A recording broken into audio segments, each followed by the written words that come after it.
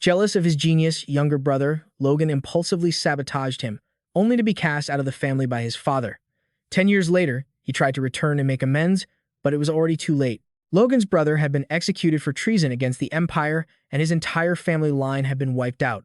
In the end, Logan strapped a bomb to himself and took out the Imperial soldiers to avenge his family. But instead of meeting his ancestors, he regressed back to the past. Lying in bed, Logan heard a familiar voice, one he hadn't heard in over a decade. The young boy standing there was his younger brother, Ronian. Logan immediately realized this was the moment right after he had been defeated by his brother in a sparring match. In his past life, Logan had thrown a pillow at his brother's face and scolded him terribly. "Get lost. You're just a kid born to a concubine." Logan's heart ached instinctively. A kind person like his brother deserved such a tragic end. Logan offered a sincere apology from the bottom of his heart and pulled Ronian into a hug, shedding tears of regret. This was the embrace Logan had been waiting for all these years. The two of them hugged and cried until their eyes were swollen before saying goodbye, promising to meet again tomorrow.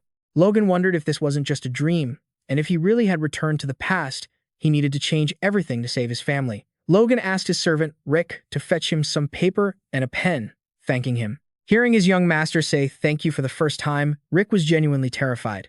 Rick kept asking if Logan's head injury had flared up again, which annoyed Logan so much he told Rick to get lost. Only then did Rick breathe a sigh of relief. My hot-headed, temperamental master is back to normal. Honestly, it's ridiculous how some servants just don't listen unless they're being yelled at. It was all because, in the past, Logan was a hot-tempered person who constantly berated his servants. The most important thing now was to write down everything that would happen in the future. The war against the Empire would break out in 10 years. This disaster wouldn't just destroy Logan's family, it would ruin the entire country. His goal was to prevent that. But before that, the territorial war would happen in just 1 year. It would erupt suddenly, destroying part of the family's lands and plunging Logan's clan into a dark age. Therefore, the most urgent task was to stop that from happening. Inside a certain room, a tall, imposing figure stood by the window. Suddenly, a servant's voice announced from outside that the eldest young master requested an audience with the family head. This man was Logan's father, the head of the Patrick family. Outside, the servants were avoiding Logan like the plague. Wherever he walked, people would panic and scramble to get away. To the servants, he seemed like a dangerous monster. A maid was walking so fast she tripped and spilled everything on the ground. Just as she was trembling in fear, a hand reached out to help, asking if she was all right. She grabbed the hand, looked up to thank him, and her eyes went wide. The person standing in front of her was none other than young Master Logan. He was trying to smile in a friendly way, but to the maid, it looked strange. Seeing this, she immediately knelt down, begging for her life. Well, it is a bit weird to wake up one day and suddenly act like a completely different person. They probably need some time to get used to it. I'll just have to show them slowly that I've changed. I mean, I'm this handsome. It can't be because my smile is just too awkward, right? Wait, is this really the handsome look, man? A while later, Logan was led by a servant to the Patriarch's office. Patriarch, the eldest young master is here to see you. In his past life, Logan had harbored resentment toward his father after being kicked out. That cold man had abandoned every expectation he once held for his son and didn't even bother to check on him when he collapsed after that match. Logan had once thought his father was a heartless man who threw his own child away. Thinking back, that was truly foolish. How much pain must a parent feel when forced to kick their own child out of the house? The door opened, and Logan saw his father again after more than 10 years of separation. "Father, it's me, Logan." The man heard his voice and slowly turned to face his son. Logan looked at his father, his eyes welling up with tears. "I'm truly sorry for what happened back then." This man was the head of the Patrick family, Patriarch Patrick. He asked why Logan had come to see him. Even though he expected it, Logan still felt his father was too cold. But that made sense. For him, it was 20 years of longing. But for his father, it was just a typical day. Logan told his father that he wanted permission to train alone in the family's training grounds. What did Logan need to do to win the territorial war? The answer was simple: increase combat strength and develop better equipment for the soldiers across the territory. To make all of that happen, Logan needed a lot of money, a massive amount of military funding to build up the army. But the Patrick family was famous throughout the kingdom for being beggars, so he had to find a way to earn funds from the outside. There was one way to get a lot of money quickly. During an event happening in 3 months, he could earn enough to cover the family's entire annual budget in one go. To prepare for that, Logan needed to hone his martial arts skills. The Patriarch asked, "Are you trying to run away because you lost to your brother?" Logan replied that it wasn't like that. He had simply realized his shortcomings and wanted to improve himself. "You say that as if a lack of effort was the only reason." I guess you aren't completely back to your senses yet. You've realized your past behavior wasn't right, have you? I'm exhausted. I've heard you say that so many times. During all this time, instead of reflecting on your own weaknesses, you've just taken your anger out on others. I was very impulsive and rash. Through this training, I want to learn to control those urges. So, please, grant my request, Father. It seems this isn't just an empty excuse this time. How long do you intend to train for? About 3 months. Do you think that much time is enough to catch up to Ronian? It's not about defeating Ronian. I just want to give it my absolute best within that limited time. I suppose you really have changed a little. Very well, I grant it. Thank you, Father. And, Logan, it's still spring, and sleeping on the grounds of the family graveyard is very cold, so make sure to keep warm. It turned out Logan's father wasn't as cold as he thought. Hidden behind that stern exterior, he still deeply cared for his son. A few days later, Logan arrived at the family training grounds. Since only direct descendants of the Mar family were allowed in, the place was completely deserted. The important thing was that this place was incredibly vast, perfect for training alone. Logan started digging through his bag. He couldn't let anyone see this training method just yet. He pulled out an old, battered book, its cover tattered at the edges. This was the ultimate sword technique. In his past life, he had memorized and burned this book so the Empire couldn't get their hands on even a shred of it. Originally, the cover featured an embroidered golden eagle. It held the secret arts of an ancient hero, the man who once slew the dragon that ruled the world. Logan had rewritten it using the Independent Army's code so no one else could decipher it. If this secret manual was the real deal, then once he mastered it, the Empire's aura masters or mages wouldn't be anything to fear. Before the regression, he was past his prime and lacked the talent. But now, he finally had a chance. Using internal energy to adjust and tune his body was the core of this sword technique. Then, he had to focus that energy toward his heart to form a core. For someone with average talent, this was incredibly difficult. Logan had failed at this exact stage before. However, after the regression, his internal energy had reached a whole new level. At first, Logan thought forming the core would take at least 3 days, but he managed it in just 3 minutes. It was much faster than he had ever imagined. As the core formed, a dense surge of energy flooded through him, feeling like a cool, refreshing rain after a long drought. If the training method in this book was legitimate, the Empire was in for a rude awakening. Logan picked up his sword, ready to see how much he had progressed. His feet slammed into the ground, cracking the earth. His gaze turned sharp, just like a blade unsheathed for the first time. Logan swung his sword instantly, releasing a blade aura that swept through everything in its path. His physique and senses had changed drastically, perfectly suited for swordsmanship. Even though he hadn't expected the core to form so quickly, at this rate, he would definitely be much stronger in 3 months. The more he thought about it, the more pumped he got, and Logan practiced relentlessly without feeling a hint of fatigue. He trained from sunrise until deep into the night before stopping to rest. Time flew by, and today was finally the last day of his 3-month training. This time, Logan wanted to test a new skill. One of the 10 sword techniques recorded in the secret manual was a move capable of cutting through space and time. It was called Space-Time Slash. Logan gripped his sword with both hands, tapping into the single core. He possessed a 1-star core, the only one he could use. The first form, Wind-Cleaving Wave. One slash unleashed a sharp blade of energy toward an ancient tree. A loud boom shook the entire forest, sending dirt and rocks flying into a cloud of dust. Logan slumped to the ground, panting, completely exhausted, but overjoyed that he had mastered the first form. Before him, the massive, century-old tree had been sliced clean in two. Logan looked up and laughed loudly. The destructive power was far beyond anything he had imagined. This wasn't a technique that a beginner just starting to use internal energy should be able to perform. He was spent after that one strike, but it would definitely serve as a solid trump card. At this point, Logan had accomplished his training goal. Next, he could go flex in front of his father and really blow the old man's mind. But first, Logan needed a bath. His clothes were starting to reek. However, as soon as Logan returned to the estate, he ran into trouble with the guards. "I apologize, but you cannot meet with the Lord. Please leave." "Young master." Logan tried to suppress his anger and asked calmly, "Why won't you let me in? Is my father sick?" The green-haired guard just kept his smug, arrogant expression. "Family rules are clear," he said. "Even direct bloodline relatives cannot request an audience without prior notice." Rick mentioned that this rule had indeed been in place for centuries. Logan was confused. "I saw him just fine 3 months ago." If that was the case, it meant the guard hadn't been doing his job properly until now. Just then, Logan heard a faint sound whispering in his ear. It was coming from inside the mansion. The guards must have been spreading rumors about him. They were gossiping about Logan, calling him a coward who ran away after losing to his younger brother. It seemed Logan's reputation had hit rock bottom while he was away training. Even a mere family knight dared to look down on him. Logan slowly reached into his pocket and asked the green-haired guard for his name. Though confused by Logan's intent, the guard replied, "My name is Dway, young master. Dway, you've blocked me from seeing my father using an archaic rule, and you've repeatedly insulted me with that arrogant attitude. To settle the humiliation you've caused me," Logan said, officially challenging him to a duel, and smacked his glove against the guard's face. "What's the matter, Dway? Are you scared? I didn't expect you to tuck tail and run from someone rumored to be a coward. You must be past your prime." "Huh?" Provoked, Dway accepted Logan's challenge. The two headed to an open area to trade a few basic blows. The other soldiers started whispering. "Is he really going to fight a knight? The young master is going to lose for sure. Did you see how badly Ronian trashed him last time? I heard he went into hiding for 3 months just to avoid Ronian. I wonder how long the coward will last. I'll bet 50 gold coins he doesn't last 10 minutes. I bet 100 he won't even last 5. Dway gritted his teeth and said to Logan, "Be careful not to get hurt." Logan just gave a scornful laugh.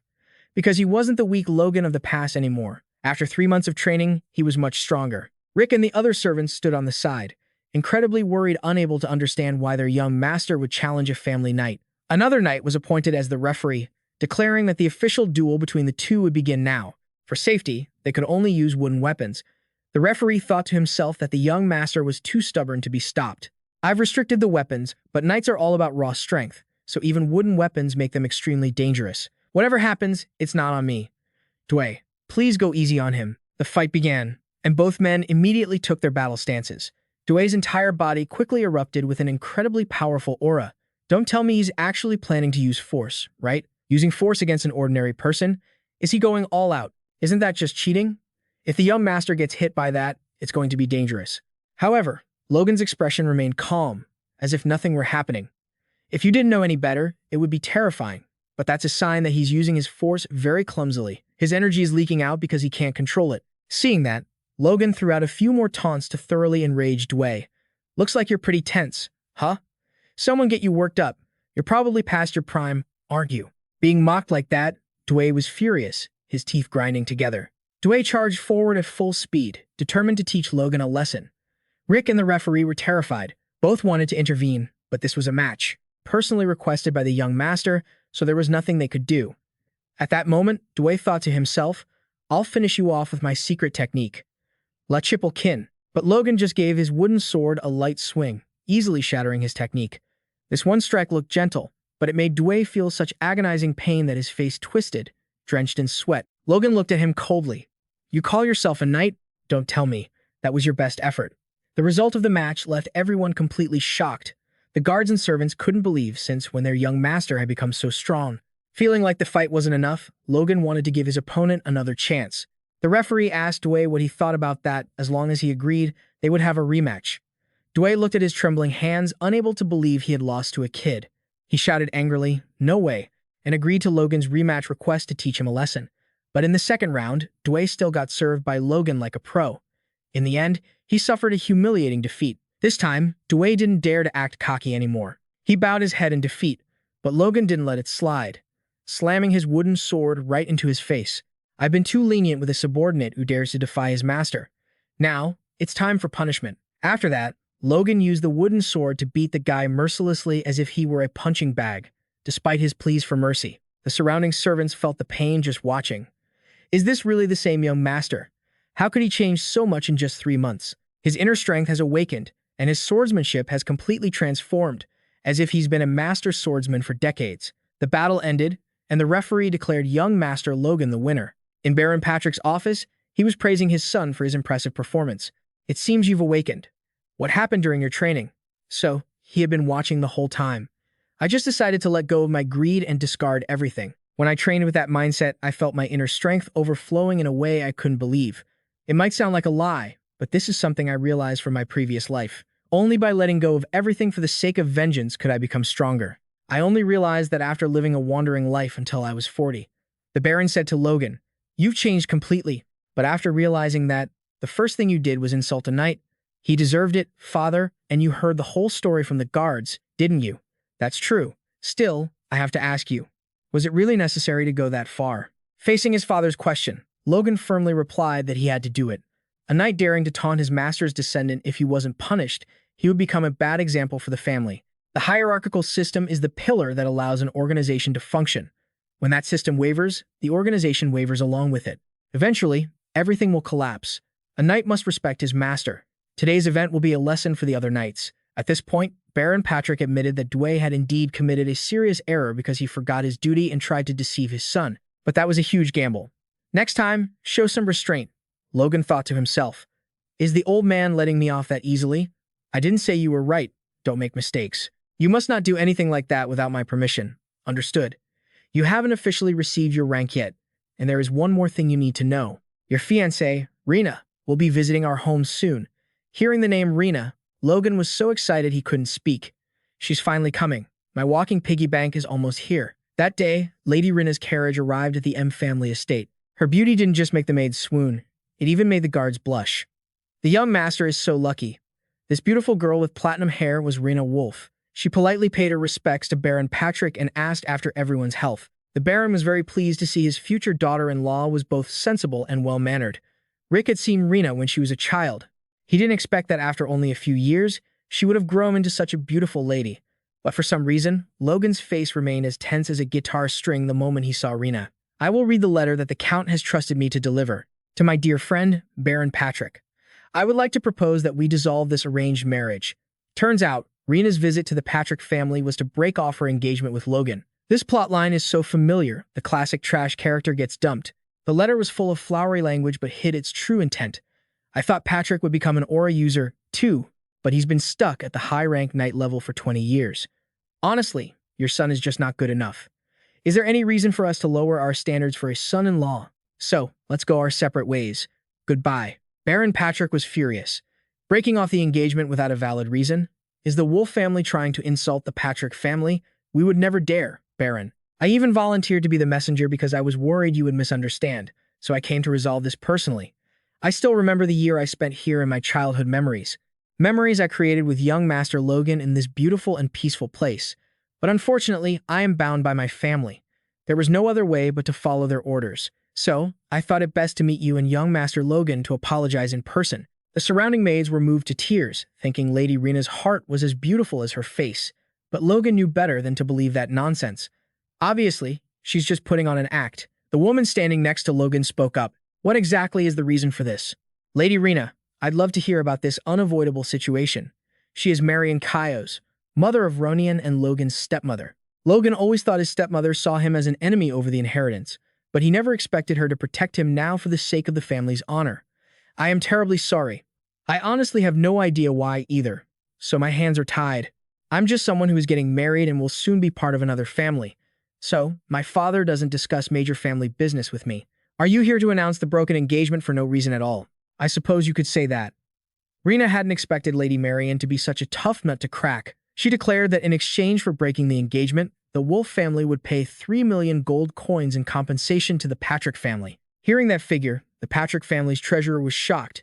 It was a massive amount of money. Logan also smiled happily. As long as he had the military funds, he didn't care how the engagement was broken. Unexpectedly, the family head, Patrick, reacted with extreme intensity.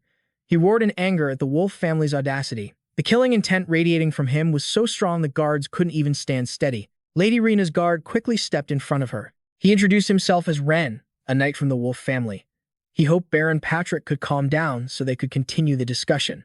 Are you a high-ranking knight like me? That's impressive for your age. I imagine the blow to the Wolf family's rising star would be a fitting price for the insult to the Patrick family's honor.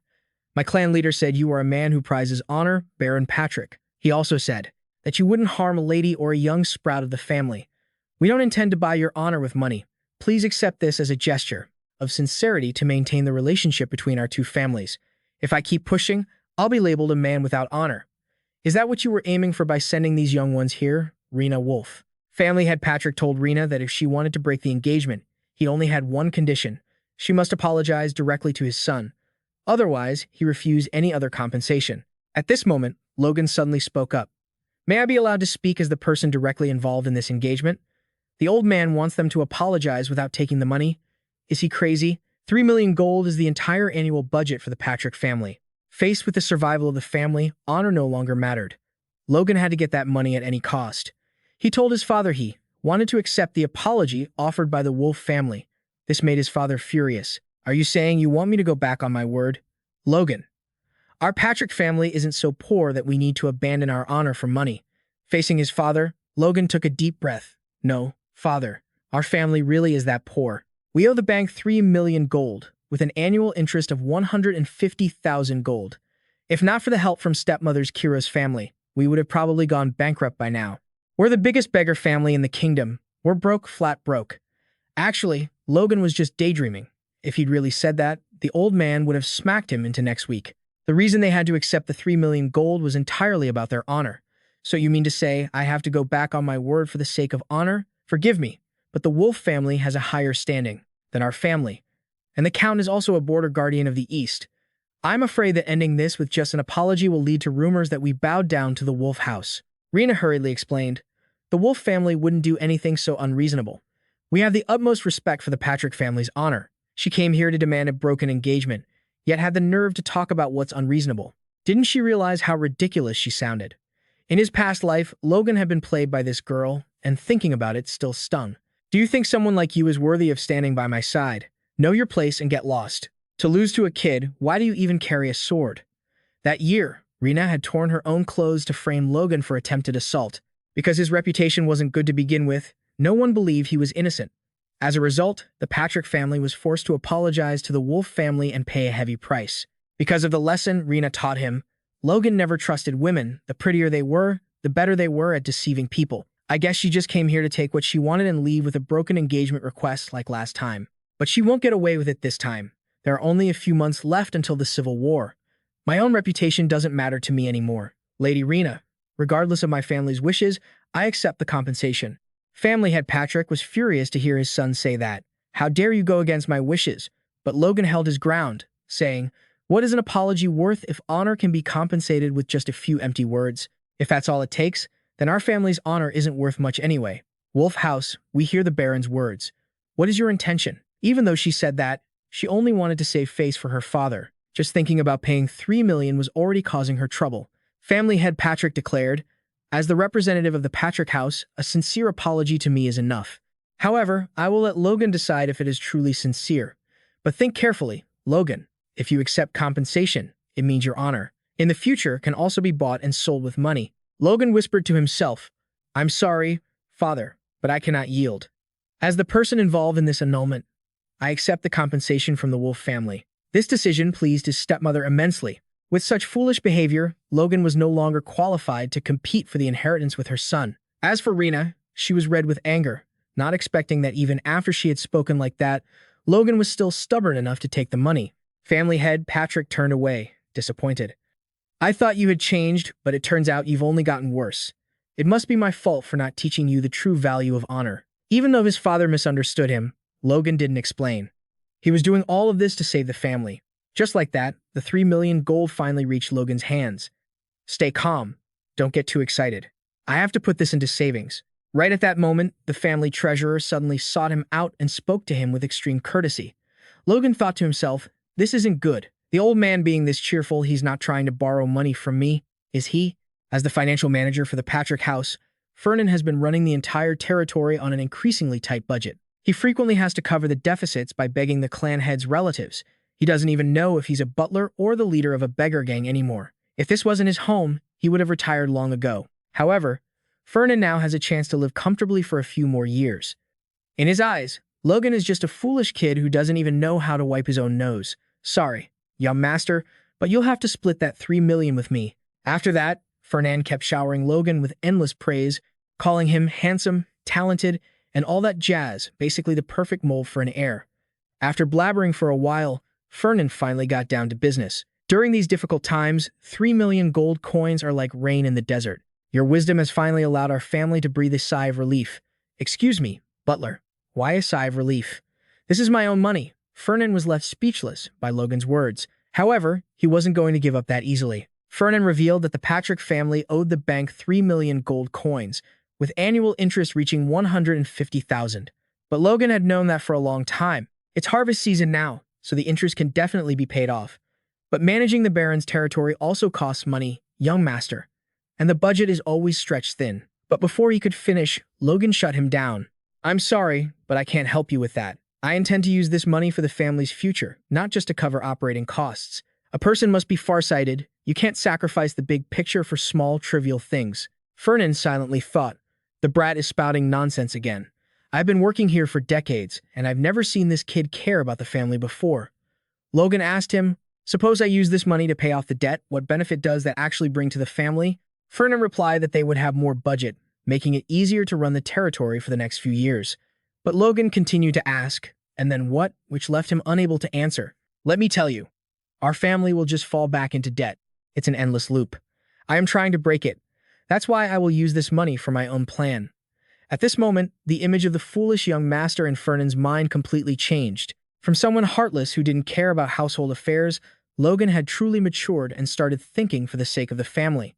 By the way, I have a favor to ask of you. If you help me, I might contribute some money to cover a few of the family's expenses. I need you to find me a few mercenaries. The next day, seeing Logan getting geared up to go somewhere, Rick couldn't help but ask, where are you going, young master? Obviously, I'm going to make some money. But don't you already have a pile of cash? I need more than that. I bet the Lord won't agree to this.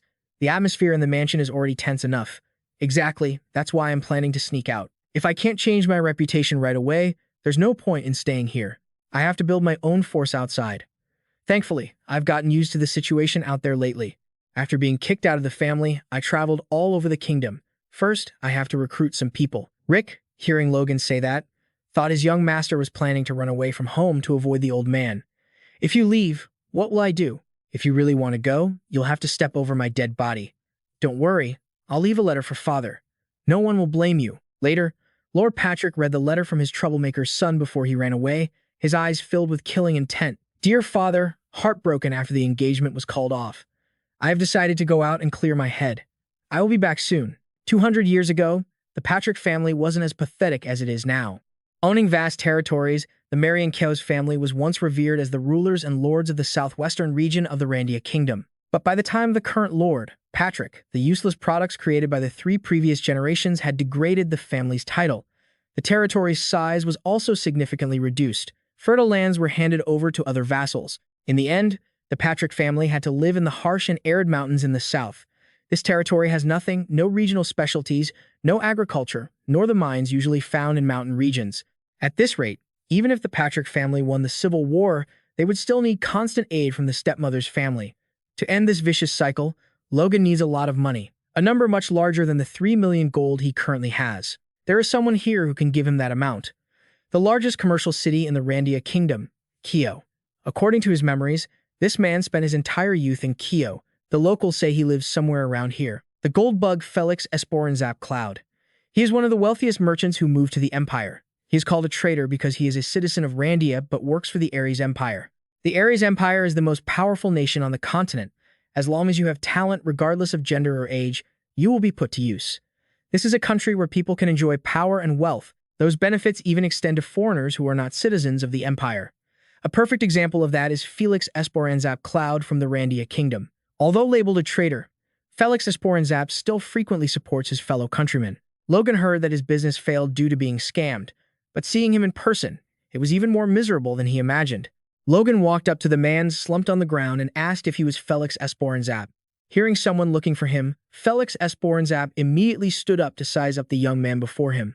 At that moment, Felix Esporanzap felt an intense emotion in Logan's eyes, an emotion that Felix, as a businessman, had encountered countless times: ambition. Before Logan could even say anything, Felix Esporanzap shouted, "My debt isn't due yet. Come back in 3 days."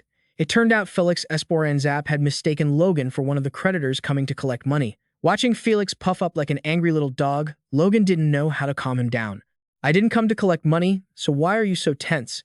Please calm down, Felix Esporanzap. I'm not here to take your money. I'm here to invest." Hearing that, Felix Esporanzap stopped yelling. But he thought Logan must be crazy, because only a madman would want to invest in someone who has gone completely bankrupt like him.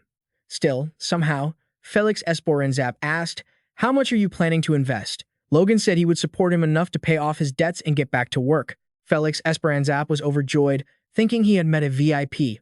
But right at that moment, he accidentally saw the Patrick family crest on Logan's armor. His face went from radiant to complete despair. You brat, how dare you try to trick me?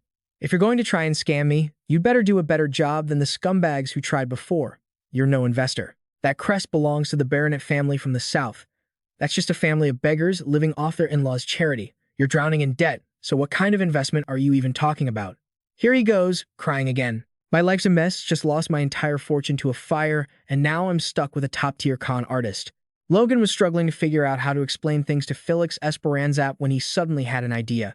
Logan immediately displayed his inner energy to Felix. He saw a guy who could awaken such inner energy at such a young age. Logan definitely wasn't ordinary. A genius like that couldn't possibly be a scammer. Felix Esperanzap perked right back up and asked Logan what he wanted from him. I want to hire you permanently. Paying off your debts is just a bonus. Felix was a bit suspicious. Does the House of Patrick really have that much money? Logan immediately dropped his gold pouch on the ground. The glow from the gold blinded Felix. Logan said he wasn't just going to pay off all his debts, but he'd also give him an extra 300,000 gold coins.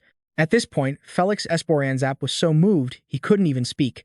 In his eyes, Logan had turned into the angel that saved his life. To be safe, the two of them drafted a magical labor contract.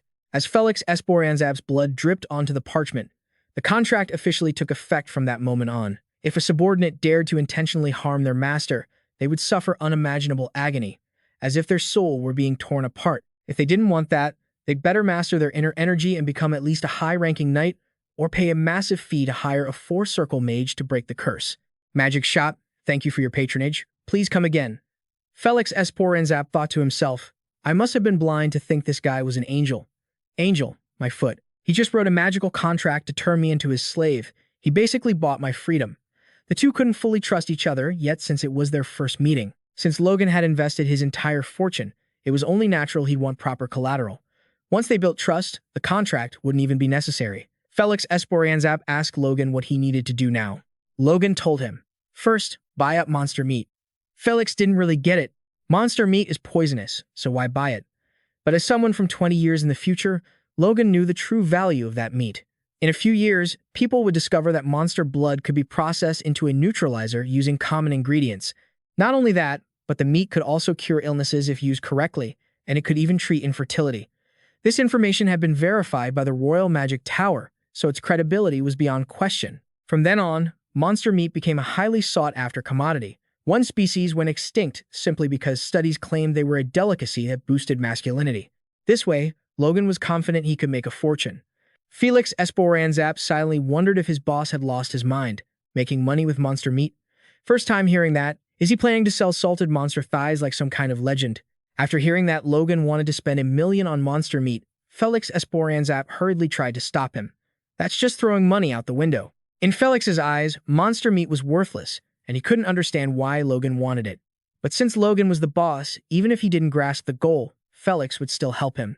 Logan kept a calm expression, insisting that despite the high costs, the returns from this investment would be astronomical. Though Felix was still full of doubt, Logan began to analyze the value of Karak meat in detail. He explained that since no one lived in that area, people just burned the monster carcasses. If they offered to ship them back, a price of 200 gold per trip was perfectly reasonable. Seeing Logan calculate everything down to shipping costs to maximize profit, Felix could only gasp in amazement. This made Logan snap back, slightly offended. Is my calculation wrong? Felix quickly denied it but insisted that a 1 to million budget was still excessive. He pointed out that Logan was going about it the wrong way. Since the meat was just being thrown away, they didn't need to buy it directly, they just needed to negotiate with the hunter guilds. To merchants who would sell their souls for money, they might even hand over all the Karak meat in the kingdom to Logan for peanuts, since it was currently worthless. Truly, a smart man takes a shortcut saving money while sounding even cooler than the original plan. Logan was stunned by this insight, thinking that his investment in Felix was already paying off. He excitedly praised him. That's a brilliant idea. Immediately after, Logan made a new request. He asked Felix Esperanzap to stay back and purchase large quantities of shell casings, springs, and wood glue, leaving Felix confused and asking if Logan planned to manufacture toys. Logan gave a confident smile, asserting that it was something far greater than that. Deep down, he knew he couldn't reveal it was a weapon, a type of equipment from his past life that could help an average soldier stand against a knight. Logan did the math. After having waifed fine mercenaries, he needed to find a craftsman who could build these weapons and a coach to train the men. The workload ahead was still massive. 2 days later, Logan was in Heron, a city famous for its mercenaries. His target was Kai Solon, an A-rank mercenary with silver hair and a long scar over his left eye. The moment they met, Kai Solan looked suspicious and asked, "You want to hire me as a trainer?" He flatly refused, saying he had no experience in serious training. Logan persisted, convincing him that the job wouldn't be hard since the trainees would only be the C-rank mercenaries he was about to hire. However, Kai Solan just scratched his head, saying he only knew a few tricks for rookies and advised Logan to look for real experts. Seeing that expression, Logan thought to himself that he understood this man well because they had worked together in his past life. He knew Kai Solan was a master of every weapon and an exceptional horseman. His value would skyrocket if he became a trainer. Logan remembered the mercenary squad that Kai Solan had trained, only for them to fail miserably after he retired due to an injury. The reason was that they were too complacent about their own abilities. Realizing the man still wasn't swayed, Logan decided to use money to solve the problem. He smiled confidently and named his price. "I'll pay you 4,000 gold per month." Hearing about money, his professional resolve began to wobble. The number left Kai Solan stunned, sweat dripping down his face because, normally, an A-rank mercenary could only earn a maximum of 2,000 gold a month. Even though Logan had doubled his salary, Kai Solan still tried to stand his ground, reasserting once again that he had never been an instructor. Logan didn't flinch, continuing to raise the price. "Not enough? How about 6,000? Kai Solan started to waver intensely. He stammered that he still preferred actual combat missions. Seeing this, Logan said with a look of disappointment, "If that's the case, then I guess there's nothing I can do," but he immediately followed up with a decisive blow. 7,000. Kai Solan, furious, punched the stone wall so hard it cracked, roaring, "Are you deaf? Do you think money is everything? Then how about 8,000? Instantly, Kai Solan's attitude did a complete 180. He broke into a radiant smile, eagerly replying, "Which idiot said, money isn't everything? Hope we have a great partnership." After Logan successfully recruited Kai Solan, he finally revealed the identity of his true employer. His boss was Baron Patrick. He switched sides so fast the wall hadn't even finished cracking yet. On the way, Logan curiously asked his new companion, "Aren't you curious why I hired a mercenary to go to M? Even though it's a godforsaken place." Kai Solan kept his indifferent attitude, responding bluntly, "As long as you pay, I won't ask any questions."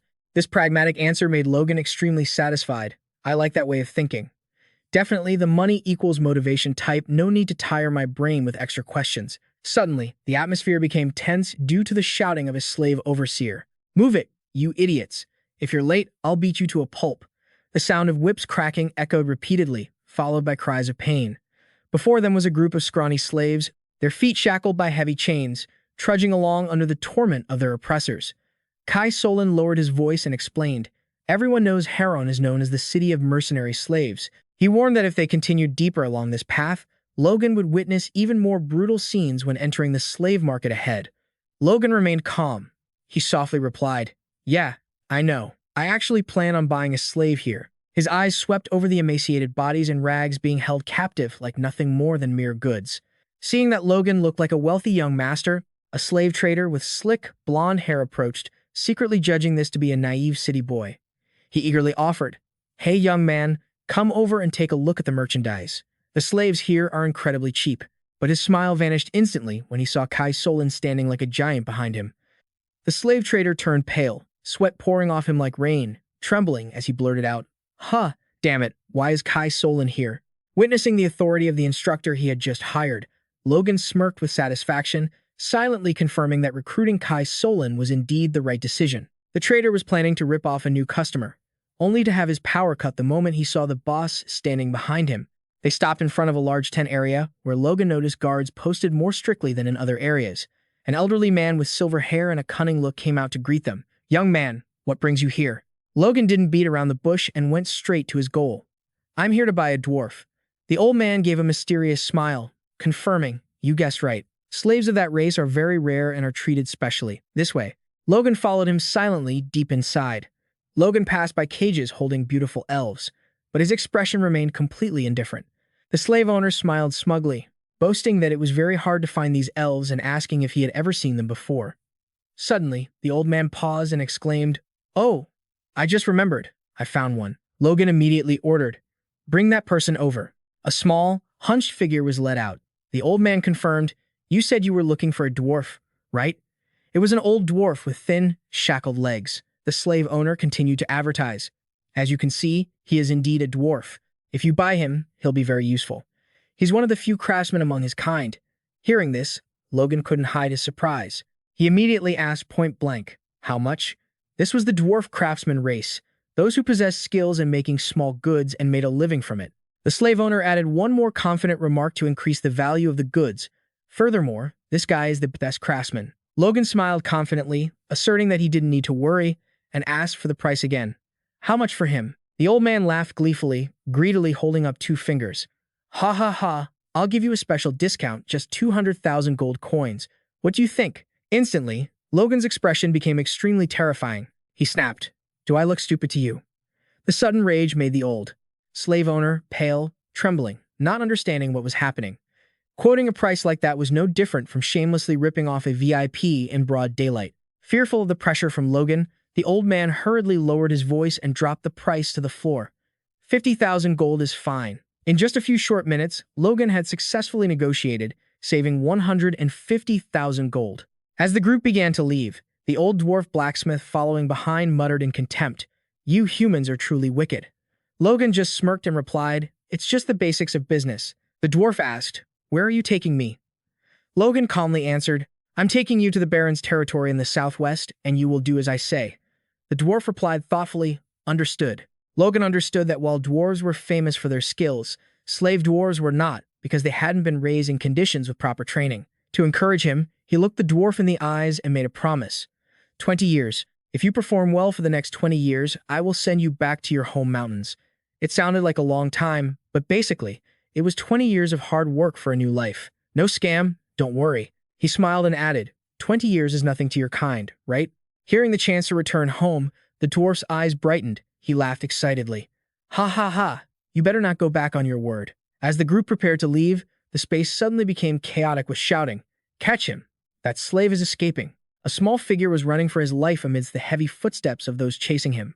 Logan turned his head in surprise, just as a young slave boy rushed past him with incredible speed. The boy braced himself as he ran, his face showing signs of exhaustion but full of determination. In the moment they brushed past each other, Logan was stunned to see unique dual-colored eyes, one side burning red like fire, and the other blue like the ocean blazing with an intense hunger for freedom. Catch him! The shrill shouting echoed throughout the market as the guards chased a small figure desperately weaving through the crowd. That slave is escaping.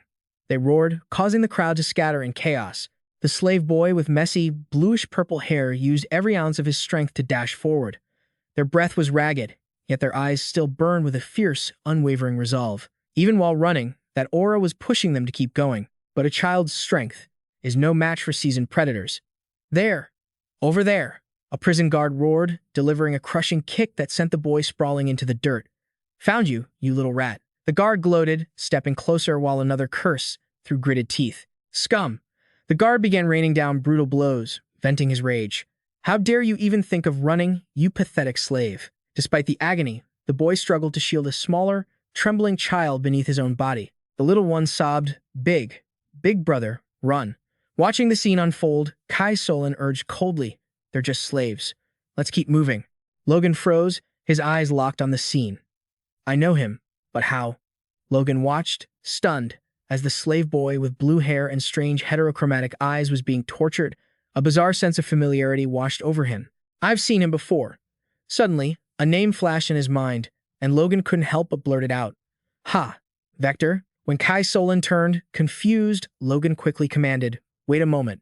Inside, he was screaming in shock he couldn't believe he'd run into. The infamous noble-slaying assassin in a place like this. From what Logan knew in his previous life, this boy was destined to become a cold-blooded killer. He was a slave who murdered his own master to escape, and then went on to take down countless soldiers and knights while on the run. Soon after, he became a high-profile fugitive for killing a high-ranking noble. About 10 years later, he resurfaced, becoming a nightmare for many, with strength far beyond any normal human. He began a slaughter, hunting down every single member of his former master's bloodline, then rampaged, killing any noble he found in Grandia. That was how the dreaded title, Noble Killer, was born. Seeing him as a weak child now, it was hard to imagine he'd eventually be a max-level final boss. Logan calculated quickly, if he remembered correctly, the escape happened, about a year after he became a mercenary. Right now, this kid was still just a child. If he could save and recruit him, he would have a formidable subordinate in the future. The problem was, this kid was a maniacal killer no one could control. A pained scream cut through his thoughts. The prison guard roared in fury. Someone handle this little brat. The slave boy was fighting for his life, biting down hard on the guard's arm. His eyes were bloodshot with hatred, even while being ruthlessly suppressed. I was thinking of recruiting him, but this is getting messy. Witnessing such tenacity, Logan mused that if he could control the noble killer and turn him into his own weapon, it wouldn't be a bad idea. The guard, face turning purple from the pain, growled. Still resisting, you little runt? Just as the guard drew back his hand to strike, Logan stepped forward, blocking his path.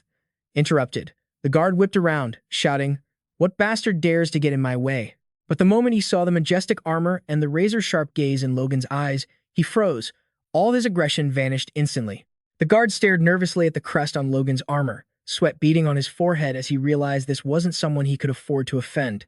The guard's attitude did a complete 180. He hurriedly bowed and scraped, putting on a fake, sycophantic smile. Ha, ha, ha. So, you're an esteemed guest. I apologize for what just happened. Rubbing his hands together subserviently, he explained he was just disciplining some stubborn slaves, then asked fawningly, "Is there something you need, sir?" Logan looked down at the two pathetic children on the ground and stated firmly, "I want to buy these two slaves." Once the VIP appeared, the guard's tune changed faster than a spinning wheel.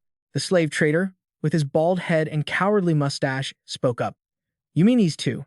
He began his sales pitch, claiming both children were extremely rare because of their unique blue and red eyes, so the price wouldn't be cheap. When Logan coldly asked, "How much?" he didn't hesitate to shout an extortionate number. "You'll have to pay at least 10,000 gold for each." Logan squinted at him, secretly despising his limitless greed. He knew full well that even the healthiest slave only went for 300 gold, yet this guy dared to demand dozens of times more for children who were nothing but skin and bones. Even though he knew the true value of the future noble killer was priceless, Logan wasn't about to let this old fox pick his pockets. He decided to turn the tables, pointing out the harsh reality. Besides, it looks like one of them is about to die, doesn't it? Caught in his own lie, it would be a miracle if the price didn't drop now. Logan gave his final offer, 500 gold each. That's more than enough for a healthy slave. The trader stammered, trying to argue that it wouldn't cover his costs and care. But as soon as Logan exerted heavy pressure, followed by a steely threat, "Do you think I don't know the market price for slaves?" the guy trembled and surrendered. Logan's hand tightened on his sword hilt, a final warning that made the slave owner bow his head obediently. "Thank you for your patronage, sir." After finishing the deal, the group quickly left the slave market. While they were walking, the boy suddenly opened his eyes, shocking Kai Solon. The one-eyed knight couldn't help but be amazed. With such heavy injuries, he never expected the kid to recover so quickly. Logan just smiled at the boy, thinking to himself that it was only natural he had been secretly channeling his inner energy into the boy the whole way there. Looking at the golden energy radiating from his palm, Logan felt confident this was even more effective than the holy magic of low-ranking priests. With buffs this strong, even the goddess of healing would want to quit, Logan thought. But he was suddenly struck with extreme surprise when he noticed the little slave girl staring intently at him.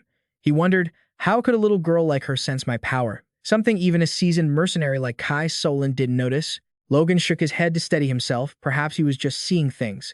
But suddenly, Vector lunged up, using his last bit of strength to attack Logan. However, the clumsy strike of a child could never get past him. Logan calmly dodged and easily locked the boy's arm. Looking at the boy, who was gasping for air from exhaustion yet still burning with hateful eyes, Logan asked coldly, "Is this bravery or just stupidity?" The little sister nearby screamed in terror. "Big brother." Even while being pinned, Vector roared in desperation. "Go, run away." Immediately, Logan exuded an overwhelming, terrifying pressure. His eyes glowed, as if trying to pierce through the boy's very soul. He growled with authority, "Listen, kid. You still don't realize the reality of your situation. Do I look like the slaver I used to be?" The overwhelming pressure left Vector completely frozen, his breath hitching in pure terror. Logan continued his warning. "A tenacious fighting spirit is a good thing, but you need to choose your targets wisely. I hope this is the final warning." Logan's voice softened slightly, yet it remained laced with menace.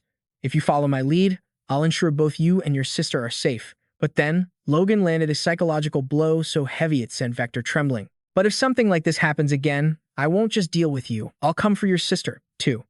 Upon hearing the life of his only family was at stake, Vector completely broke down. He bowed his head, submitting in the midst of coughing fits from his injuries. Seeing the child finally paralyzed by fear, Logan whispered to himself, that warning should be enough. Suddenly, Logan made an unthinkable offer that left the slave boy stunned. "I intend to train you to become a knight." Vector stammered, staring in disbelief. Logan smiled, explaining that a knight holds a status equal to nobility, and this was the only chance for both him and his sister to truly escape their life of slavery. From the bottom of society to the top of the ranks facing the bright future, Logan painted for him. Vector clenched his fists, his heterochromatic eyes burning with resolve as he roared, "I'll do it."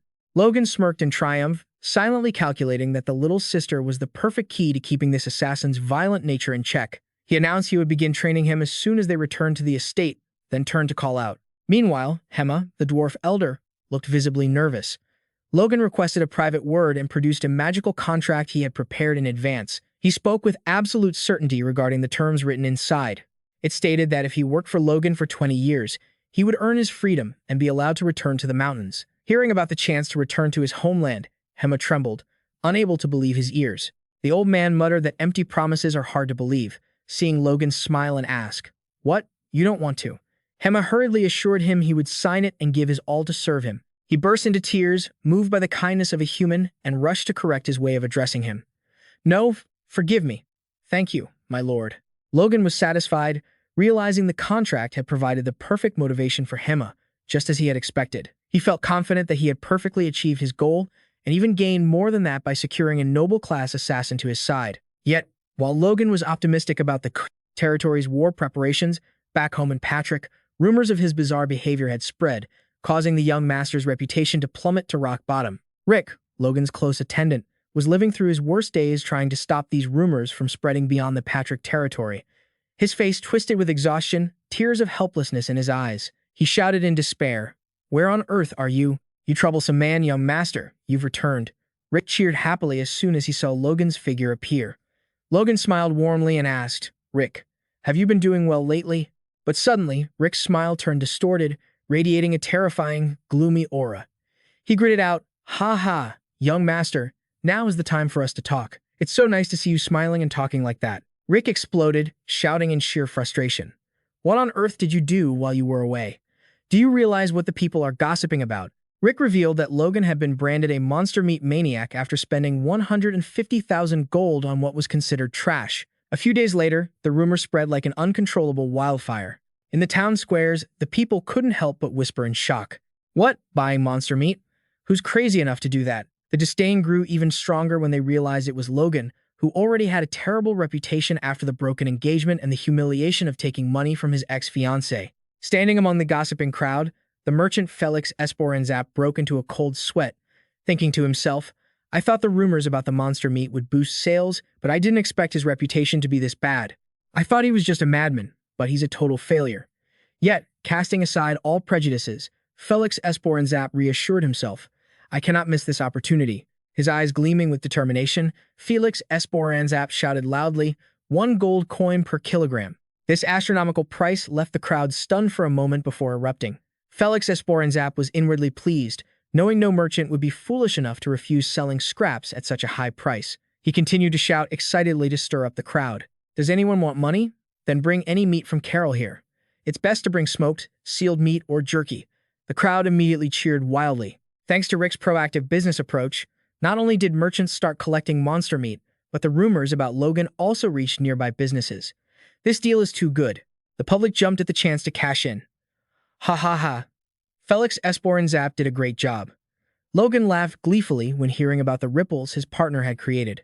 But Rick didn't find it funny at all. He snapped, "Is this a time for laughing?" Rick pointed behind him where Kai Solon, the blacksmith Hema, and the Vector brothers were standing with absolutely miserable expressions. "Look at the expressions of your companions. Try to imagine what the people around here were saying while you were visiting." Ignoring Rick's breakdown, Logan remained nonchalant. "Don't worry, everything will be resolved soon."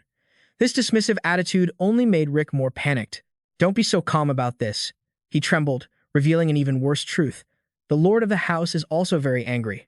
Inside the room, Lord Patrick sat deep in thought, surrounded by a red aura, his eyes burning with a rage that seemed ready to incinerate everything. As soon as he saw Logan walk in, he delivered a sarcastic remark. "So, did you enjoy your little escape?"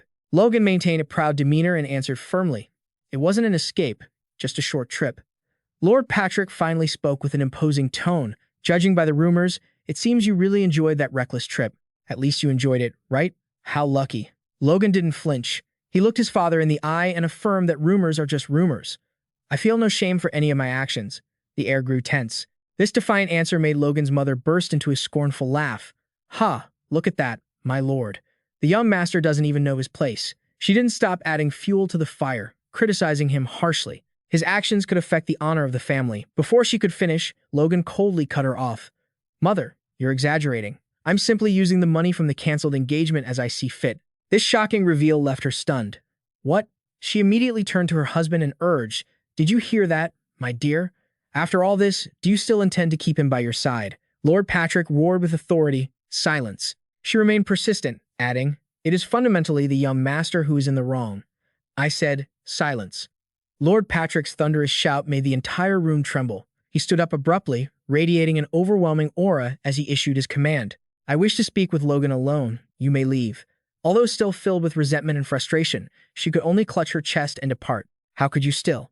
With only the two of them left, Lord Patrick looked at Logan with razor-sharp eyes and delivered his ultimatum.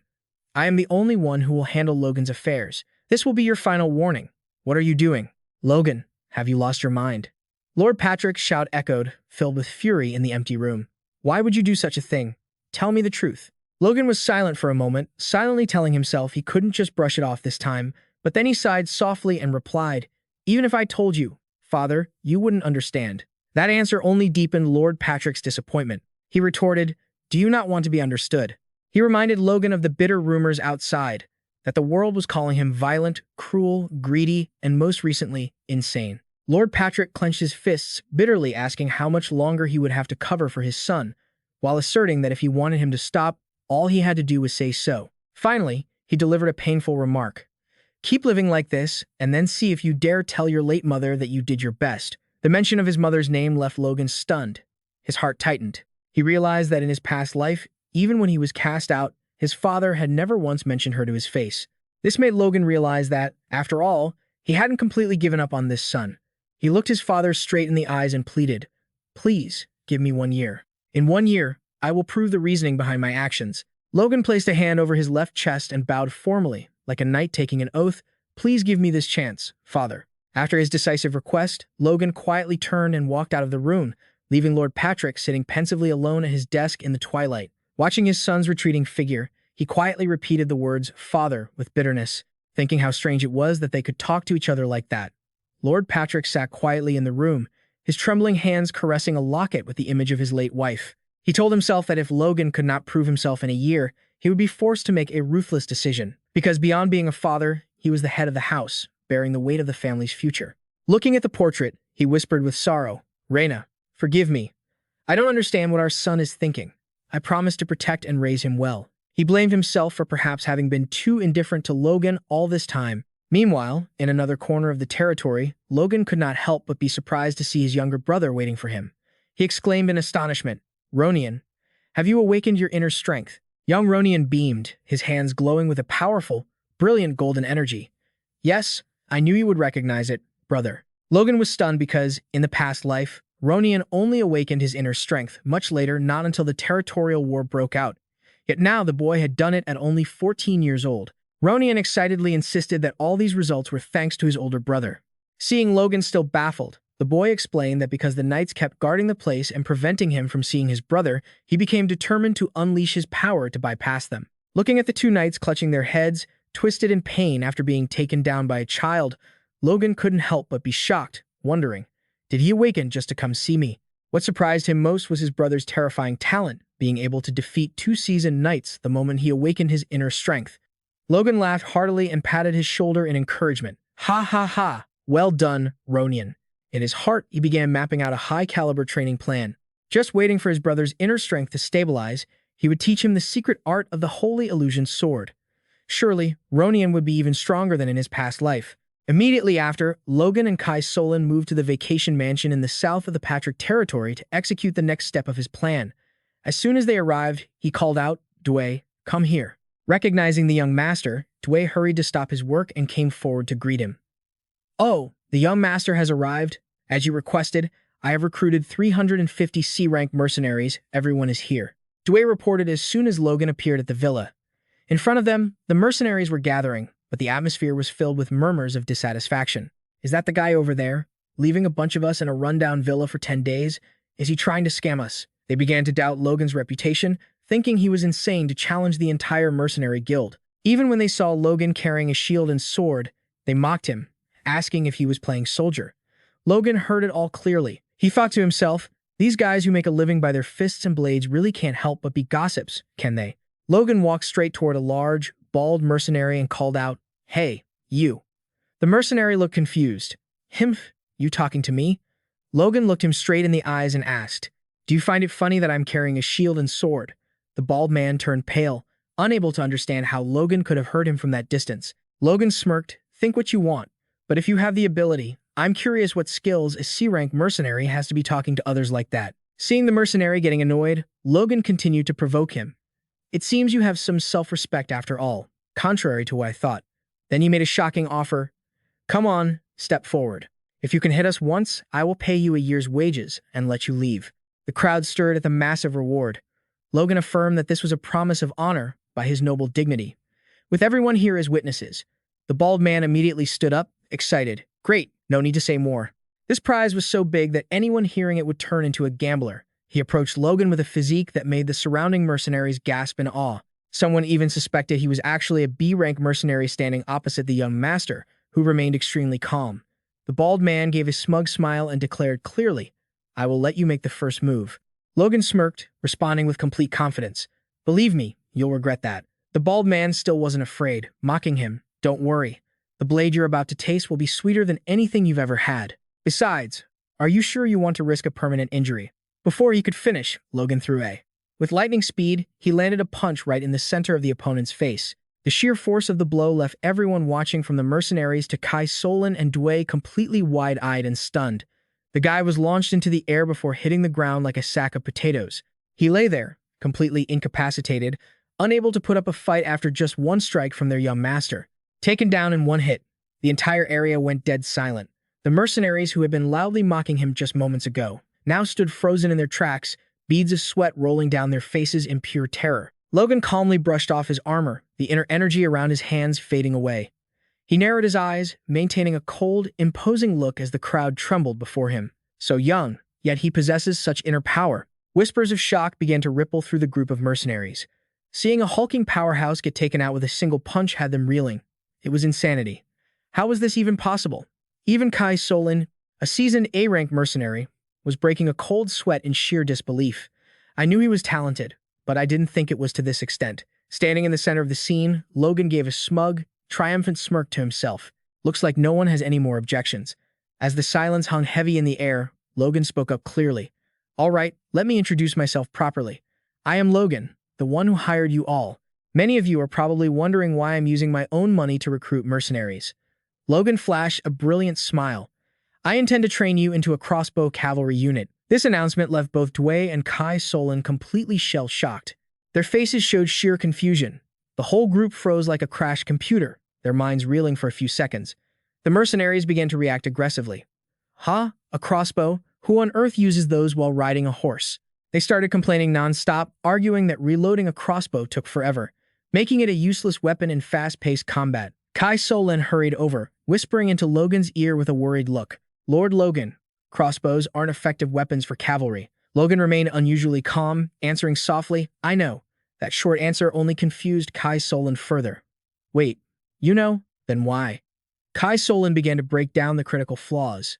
Even though crossbows have more power than bows, anyone who isn't practiced will take over a minute to reload. To draw the string, you have to use a foot stirrup to provide leverage. That's an action that's practically impossible to do effectively while sitting on horseback. Even if you carry a few extra crossbows, your firepower would be spent in under a minute, leaving the soldier as a sitting duck, easy to ambush. Hearing that, everyone basically marked this whole operation as a suicide mission. Seeing the skeptical look on his trainer's face, Logan said coldly, "So even you think I'm just burning money on some military game?" He asserted that he was completely confident in this plan and gave the order. "Train them thoroughly first. You'll understand why later." Logan was certain that this crossbow cavalry would become the backbone of the Patrick family, not just for minor skirmishes, but for the very future of the clan. Seeing the unwavering resolve in the young master's eyes, Kai Solon had no choice. He closed his eyes, bowed his head, and replied, "Understood." A few days later, Logan sat deep in thought in his study, flipping through the list of new recruits. Out of the 350 mercenaries recruited, 312 had passed the basic quality test, a number he was reasonably satisfied with, telling himself, "Not bad." Just then, the old blacksmith Hema walked in and bowed respectfully, addressing him as "my lord." Seeing the old man holding a draft, Logan asked, "What's this? The success rate is so high. It looks like we accidentally recruited a group of elite experts." Logan looked the blacksmith straight in the eye and asked, "Have you looked through it all yet?" He explained, "That's the blueprint for the crossbow I want you to build." Logan mused to himself that to an expert like Hema, the drawing probably looked a bit scribbled, but since he had used this weapon for decades in his past life, he remembered it vividly and had redrawn the entire basic structure. He was sure a top-tier dwarven craftsman like Hema could pull it off. Hema stared intently at the drawing, his voice trembling in shock. A crossbow with a quiver at the back, automatic reloading, and it has to fire 3 arrows in succession. He muttered in disbelief. Who could come up with such a crazy idea? Logan calmly replied, "I did." The drawing looked like a hurried sketch, but the concept was light years ahead of this world. Seeing Logan's attitude, Hema paused for a moment, then nodded in admission. Come to think of it, this is actually a genius idea. However, with the experience of a master blacksmith, he immediately pointed out the impracticalities. But with this mechanism, the string would snap from the force, and attaching a wooden box like this to the back would be very inconvenient for the shooter. How do you intend to solve that, my lord? Faced with the old blacksmith's tough question, Logan just shrugged, flashed a carefree smile, and replied, "How would I know? That's your job, isn't it?" Logan's passing the buck response made Hema furious. An aura of intensity flared up around the old man, as if he were about to explode. Seeing things getting tense, Logan quickly waved his hands to defuse the situation. I'm just joking. Hold on, don't get angry yet, just listen." He began to analyze it in more detail to calm the smith down. He proposed making the bolts smaller to reduce the size of the quiver, since they were intended for single use. Logan explained that they just needed a rotating sprocket for the quiver so it could reload automatically after every shot. Think of it as a convenient ammunition storage. These explanations made Hema start to ponder the feasibility of this deadly weapon. He went from ready to explode to deep into engineering, angry yet compelled to build it. "No way." The blacksmith Hema exclaimed in amazement while looking at the drawing. He insisted that even a veteran archer would struggle to fire 2 bolts from a crossbow in under a minute. Yet this design seemed to transcend all the knowledge of the current era. Logan just smiled calmly, thinking to himself, this is a weapon developed in the future. He explained that the materials needed to build it were extremely simple, just a storage box, bowstring, glue, and a few small components. Before the wonder of the design, the dwarf's competitive spirit was ignited. Hema gripped the paper and declared, "I look forward to taking on this challenge. Fine, I'll try to build it." The idea was so wild, it triggered the craftsman's professional pride. When Logan asked about the completion time, Hema looked annoyed. "You're asking for a bizarre weapon and you want to set a deadline too?" Logan calmly replied that this was still just something made by human hands.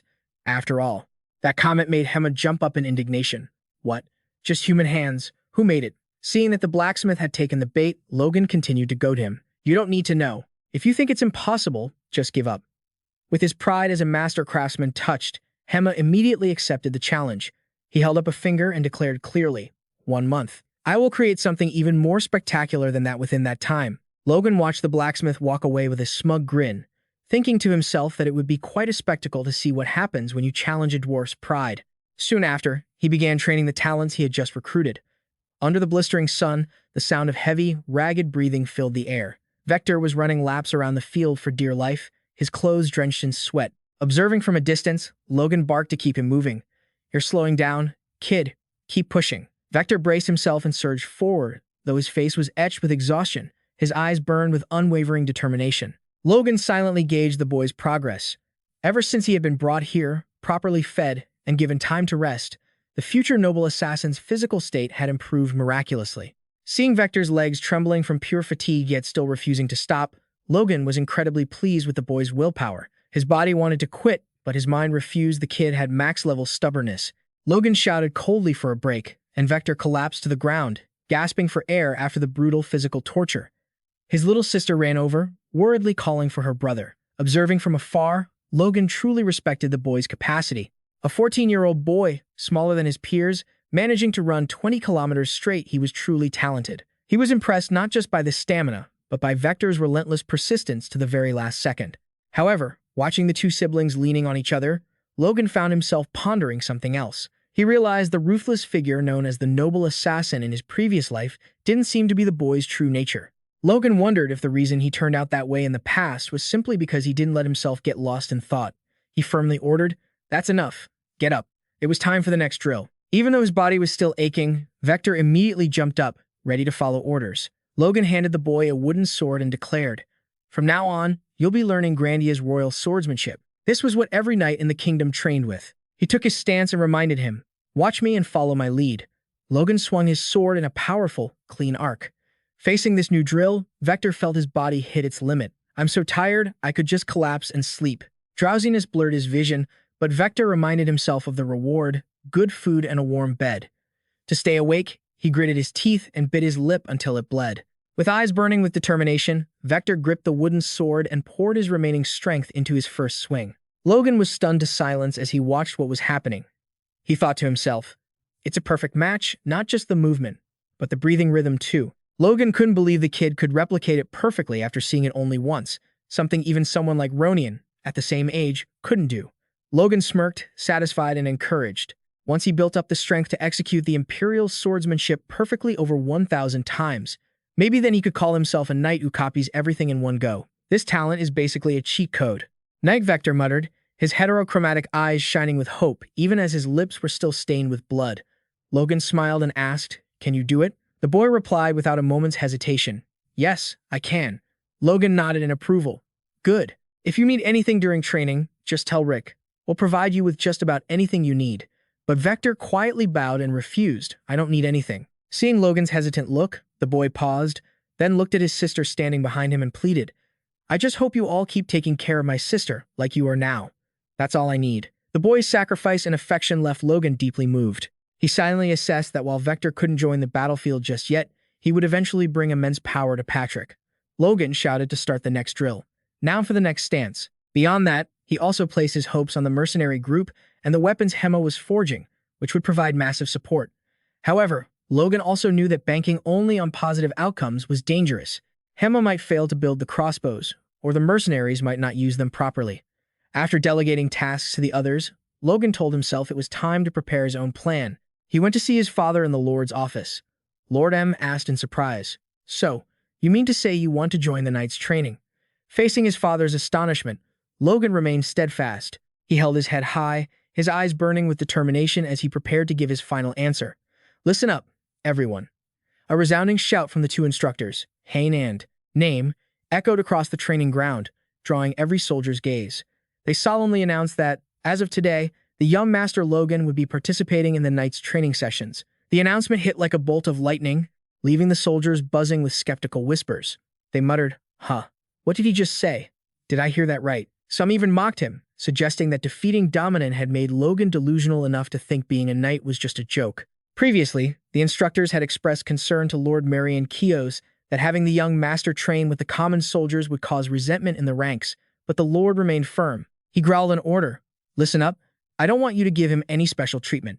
Treat him like any other recruit and train him thoroughly." This order put immense pressure on them. They thought to themselves that being easy on the Lord's son would have been much simpler than having to be strict with him. Noticing their hesitation, Logan smiled to reassure them. "Don't worry." To seal the deal, Logan gave a heavy, solemn promise.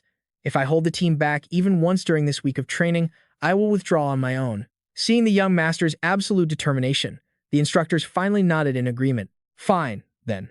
But immediately after, a sinister smirk appeared on the experienced commander's face.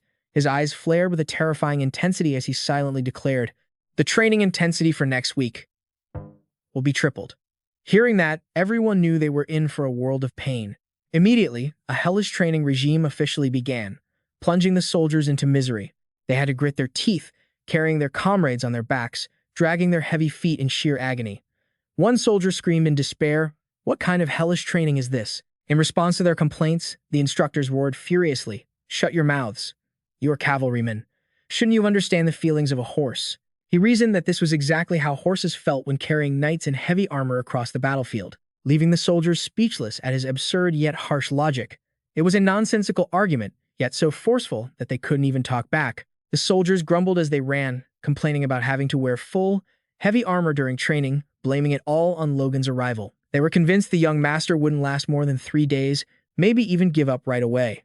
But everyone was left wide-eyed in shock when Logan shot off like a gust of wind, leaving the entire platoon behind even while carrying someone on his back. Even Commander, he couldn't believe his own eyes, stuttering, "No way, that brat is actually leading the pack?" Seeing Logan still wearing a bright smile while enduring the grueling workout, he started to worry that the regular soldiers would collapse before the young master did.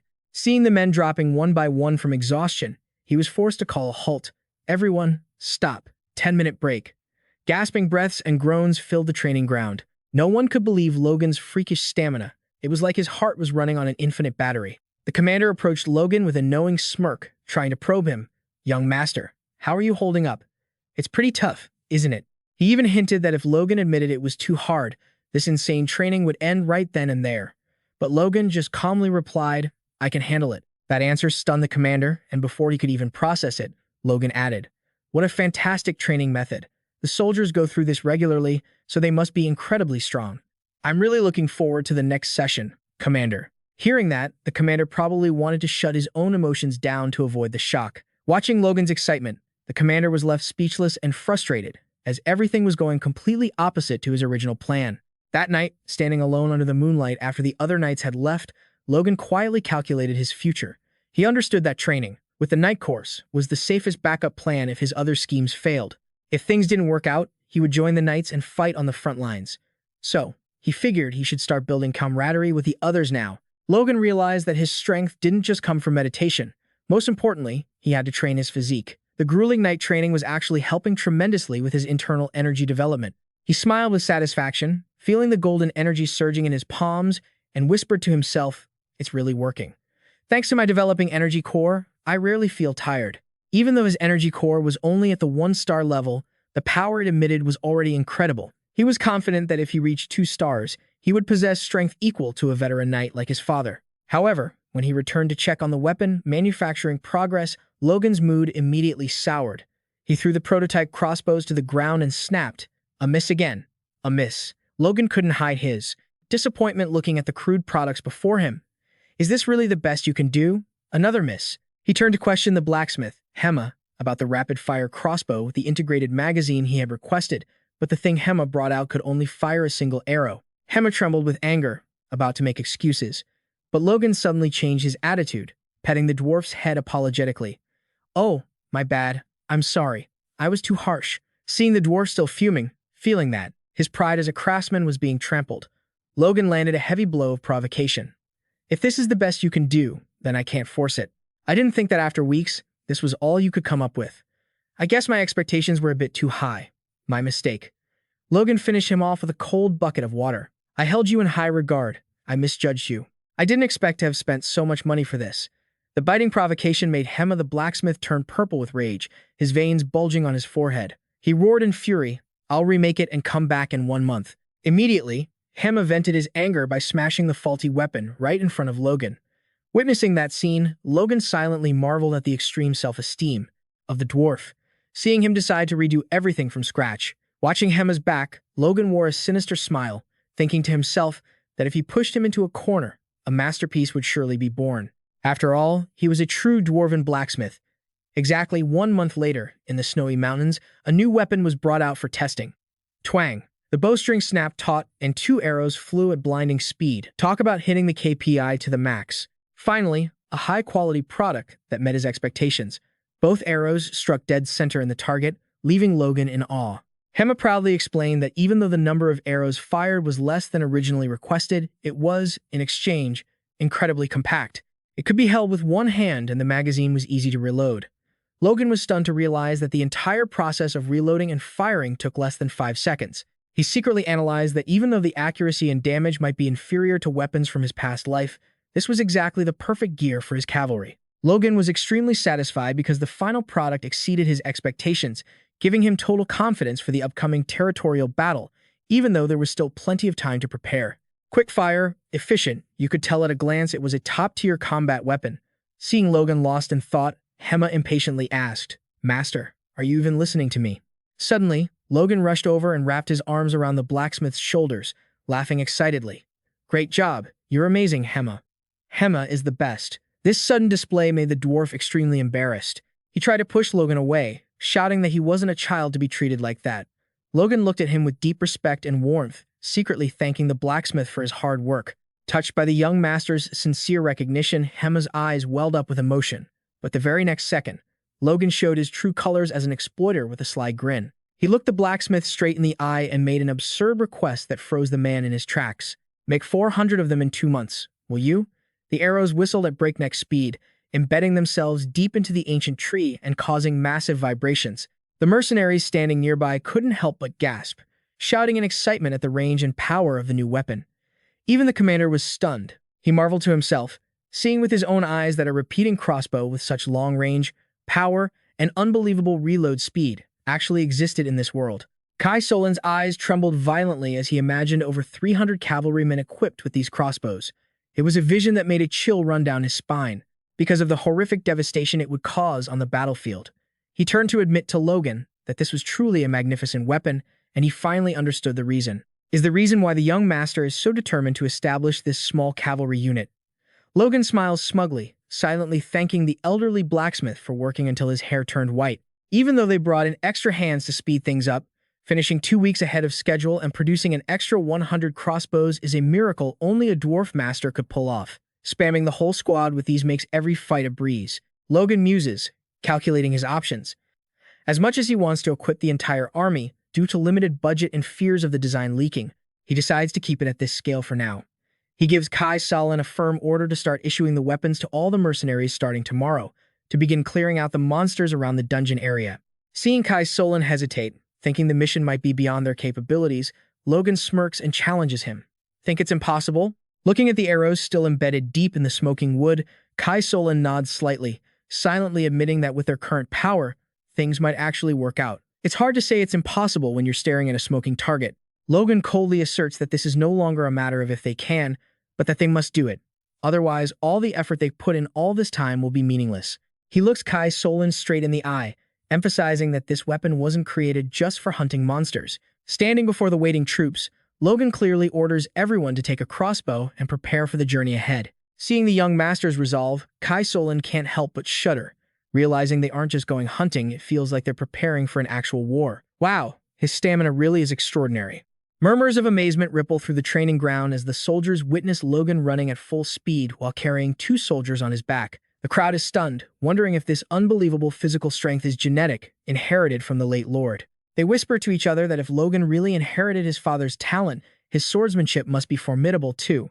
Carrying 2 people while running like the wind, he's like the reincarnation of Naruto. Still, there are skeptical voices bringing up the dominant incident, arguing that an old man's skills aren't worth comparing, especially since Logan was once considered a loser compared to his own brother, Ronin, even before the boy awakened his inner power. But after over a month of enduring training so harsh it bordered on insanity, that prejudice is starting to crumble. The training program, originally designed to drive Logan away, has now turned him into a new icon, a mental pillar for the entire Knight squad. The atmosphere on the training ground has completely changed. Even the lower-level knights, who used to be lazy, are now swept up in the enthusiastic training cycle. Even though their bodies are aching and exhausted, they have to admit that this training is far more effective than just regular running. The experience of feeling the heavy weight on their own backs has even helped the knights develop a deep sense of empathy for their horses. One knight gently strokes his steed and whispers, "Day, you must have suffered a lot carrying me around all this time. Thanks, buddy." The camaraderie among the soldiers has become tighter than ever. When one soldier shyly apologizes for being too heavy, his comrade immediately reassures him. "It's all right, man. We're teammates. You don't need to put yourself down like that." Witnessing this scene of unity, the commander can't help but smile with satisfaction. He realizes that it was the young master's unwavering persistence that created this unexpected result, turning the Knight Legion into a unified, powerful force. From a loose group to a cohesive squad, their morale has clearly leveled up. Logan takes a big gulp of water, and though he complains about his whole body aching, his eyes glint with smug satisfaction as he thinks to himself. Talk about hitting the jackpot. As night falls and the full moon shines bright above, Logan doesn't rest. Instead, he begins his meditation. He understands that after pushing his body to exhaustion through training, meditating now will stimulate his internal consciousness most effectively. This constant combination is creating a significant resonance effect, helping Logan clearly feel the flow of internal energy within him beginning to show promising signs of change. Torturing himself by day, farming internal energy by night. Logan keeps his eyes shut, whispering to himself, if everything goes as predicted and his power increases, he might even surpass terrifying entities like the superhumans aura masters, or archmages he saw in his past life. A fiery surge of energy begins to take shape, swirling fiercely right before his chest. Logan focuses intensely to compress the raging internal energy, ignoring the magical runes spinning around him. The orb of energy becomes increasingly dense and blinding right at the heart. He grits his teeth, pouring all his strength into his fist, causing the energy to burst forth violently before suddenly stabilizing. Logan lets out a sigh of relief. Done. His face shows pure satisfaction as he feels the powerful breakthrough surging through his body. A 2-star core? This advancement is the foundation for Logan to start learning the next level of his secret technique. He recalls the power of the iron-cutting strike and is certain the second technique will exceed even his highest expectations. Logan gazes out the window with determination, silently affirming that if he masters this technique before the war, high-level knights won't be a problem anymore. On the lush green field, the sound of thundering hooves shatters the silence, startling the monsters. The herd looks back in confusion, only to see a cloud of dust and the rhythmic thud of horses charging like a storm. Before they can even process what's happening, they've been completely flanked. Kai Solon narrows his eyes coldly and raises his fist to signal the troops. The cavalry unit spreads out in a line and charges straight at the chaotic, fleeing monsters. The command to prepare rings out, followed by the powerful order to fire.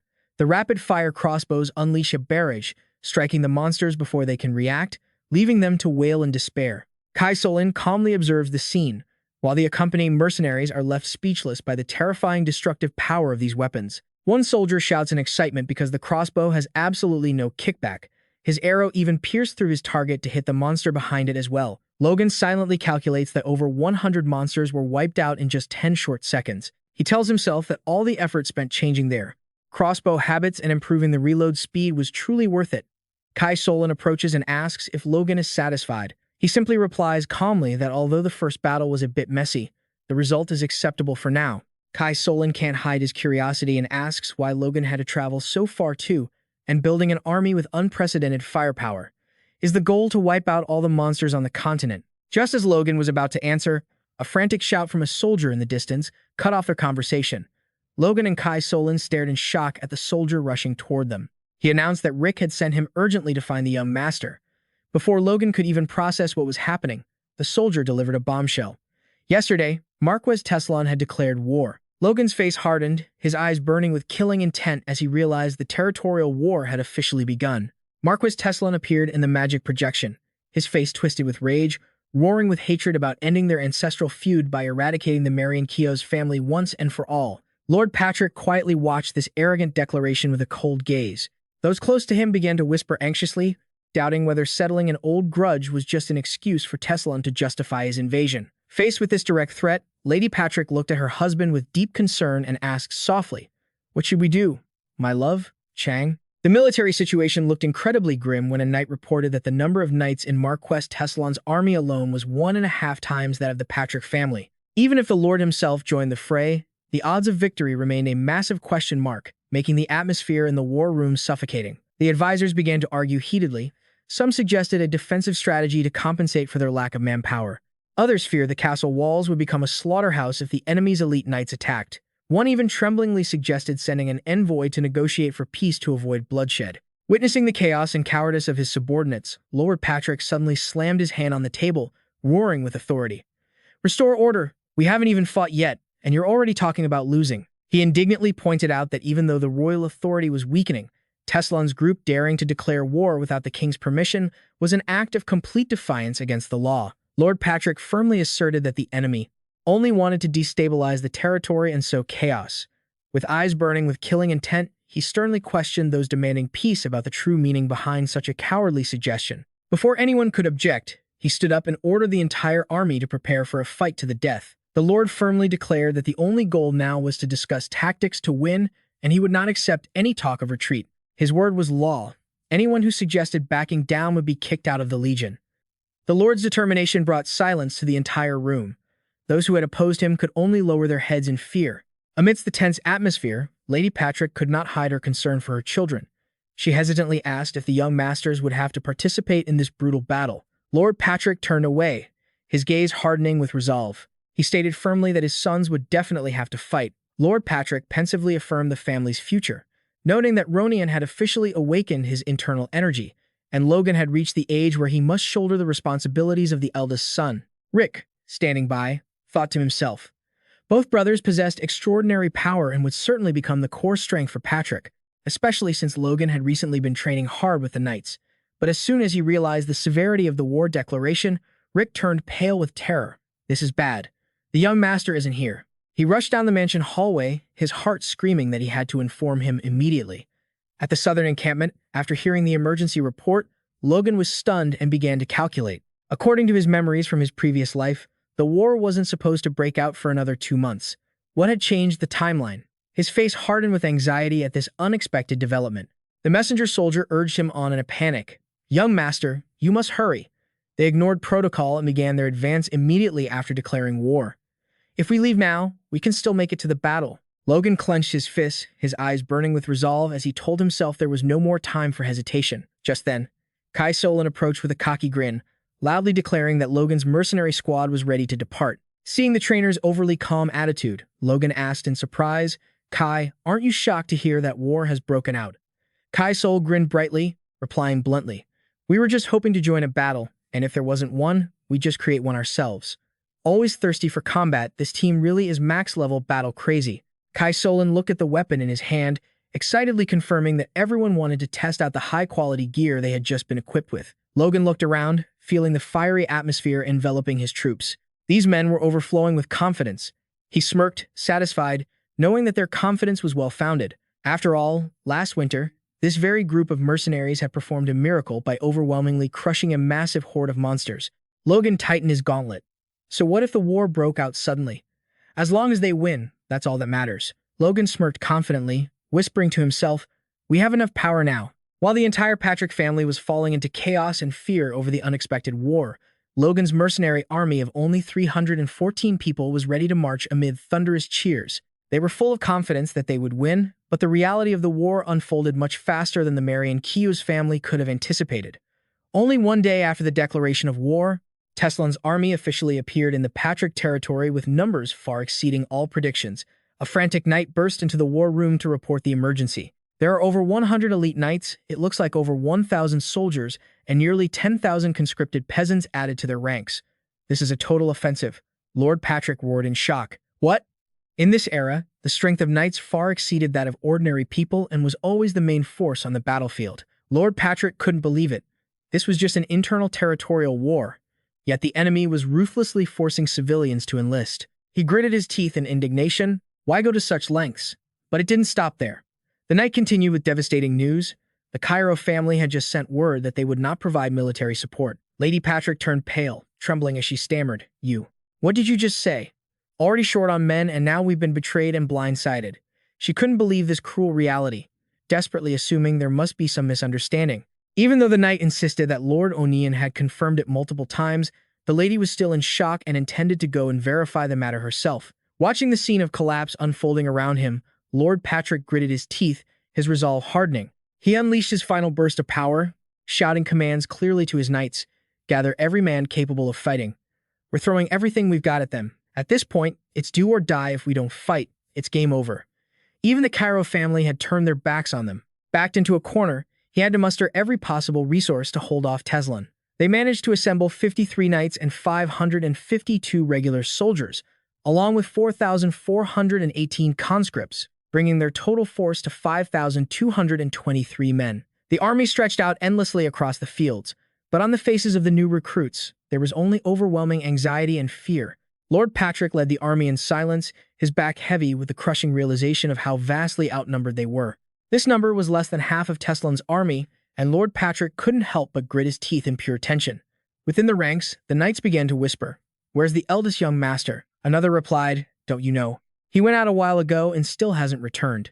Someone else whispered maliciously, "Oh, of course, right at a time like this. He's not coming back. Word is he probably tucked tail and ran." Hearing the insults directed at his brother, Ronian snapped furiously. "Stop spouting nonsense." The boy gritted his teeth, firmly declaring, "My brother would never do something like that." Ronian remembered the image of Logan smiling and promising that he would teach him the secret techniques to protect their family together, because he had already foreseen this battle. Ronian's eyes burned with faith as he declared to everyone, "He didn't run away. I'm backing him all the way." The eldest young master ran away. Is that rumor true? The Lord's son skipped town again. The soldiers' whispers made the atmosphere before the battle even more tense. Facing Logan's absence, Lord Patrick turned to look at his second son with a heavy gaze. Ronian, you'll have to take your brother's place and fulfill his duty. Even though his heart ached with the question of why he had let himself believe Logan's promises, he knew now wasn't the time to dwell on it. He roared with authority. Don't you dare falter. We must win this battle at any cost. With a shout of charge, crush that trash, he led the army straight toward the enemy. The battle cries echoed across the field as the two sides clashed. On the other side, Marcus Teslan wore a sinister smile as he saw his opponent join the fray. Patrick is finally participating, he thought, confidently brandishing his sword to unleash his trump card. These knights are my weapons. Take this. Patrick charged. The steel cavalry of both sides collided like tornadoes, dust swirling and obscuring the sky. Lord Patrick led the vanguard, a burning red aura enveloping both him and his warhorse. With his massive spear in hand, he charged at breakneck speed, whispering to himself, I have to break through their front line first. The pressure from a high-ranking knight made the very space around him seem ready to shatter with every thunderous step of his warhorse. A cataclysmic collision occurred as Patrick's spear slammed into the enemy's shields. He blocked the attack. Amidst the fiery battlefield, Rick gripped his spear, terrified, sweat pouring down his face. Screams of agony echoed everywhere, and a soldier fell, groaning, my arm. Rick trembled, realizing their situation was truly dire, thinking, this is bad. The desperate cries of comrades being trampled under the enemy's feet only pushed him further into despair. Rick could only stand frozen, watching the Patrick army crumble, silently screaming, this is it. We're being pushed back. The cruelty of the battlefield left a servant like Rick filled with resentment. What kind of war forces servants like me to fight? He understood that if he remained stuck here, death was certain. While lost in thought, Rick was suddenly knocked to the ground, crying out in pain. Right at that moment, an enemy soldier lunged at him with his spear, roaring, die. Rick barely had time to scream, ah, in pure desperation as the spear tip loomed over him. Suddenly, a figure lunged forward to block the killing blow, leaving the enemy soldier stunned. What? The enemy was taken down immediately. An allied soldier shouted, hurry, grab the spear. Rick let out a sigh of relief, tears of joy welling up. Reinforcements. I'm saved. He trembled as he thanked them. Thank you. But the joy was short-lived. The soldier who had just saved Rick collapsed with an arrow buried deep in his back. The screams of pain continued as a relentless rain of arrows poured down from the enemy. Rick realized in horror that he couldn't stay here for another second and scrambled to run away.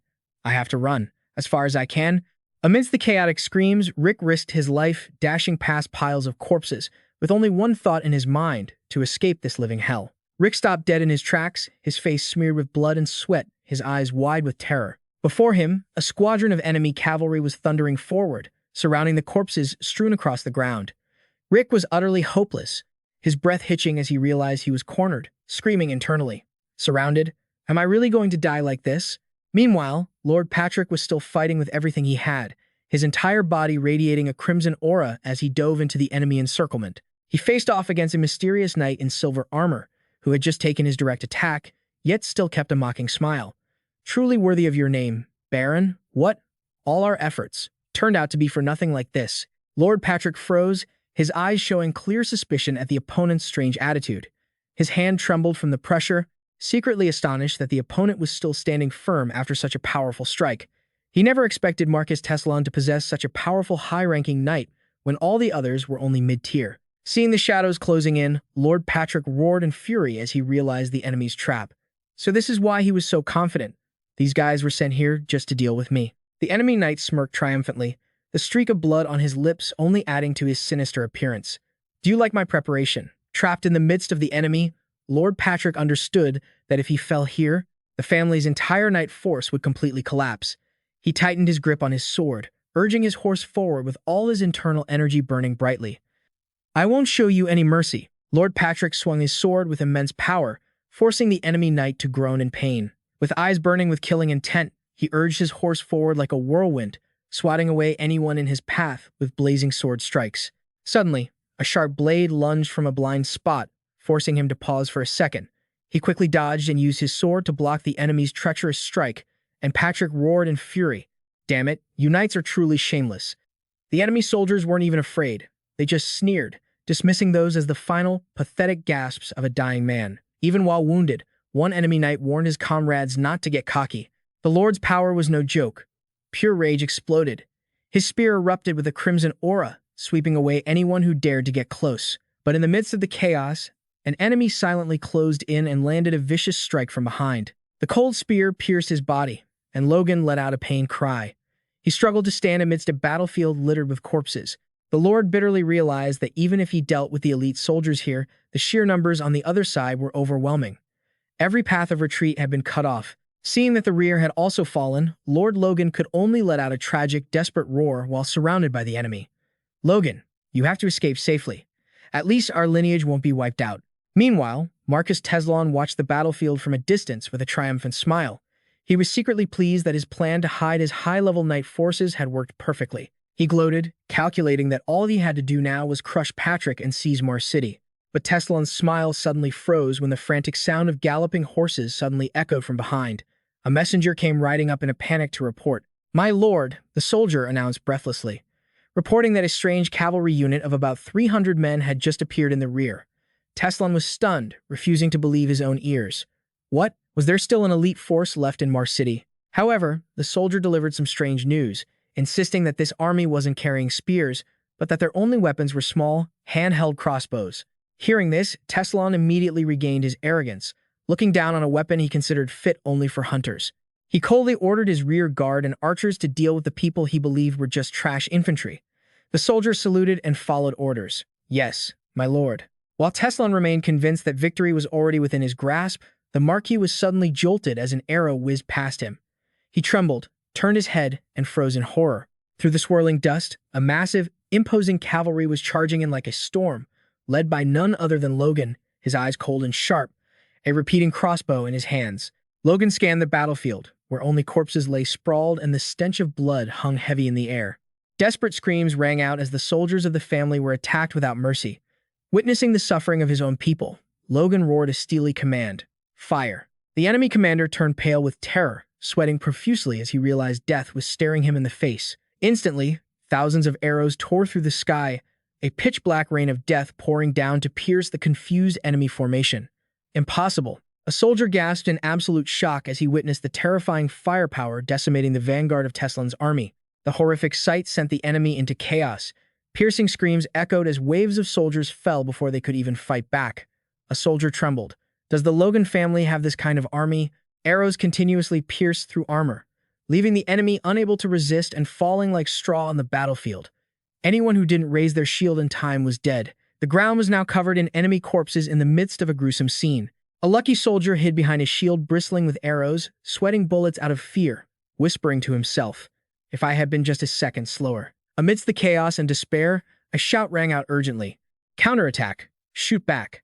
An enemy archer strained to fire back, but his weak arrow only flew halfway before dropping to the ground, completely unable to reach Logan's cavalry. He stood frozen, his face twisted in disbelief at the harsh reality.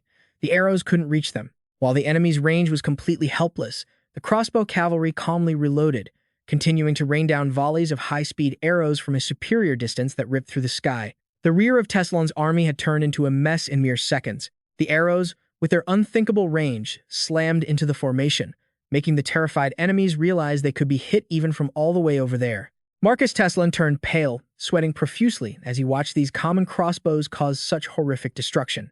He hissed through his teeth.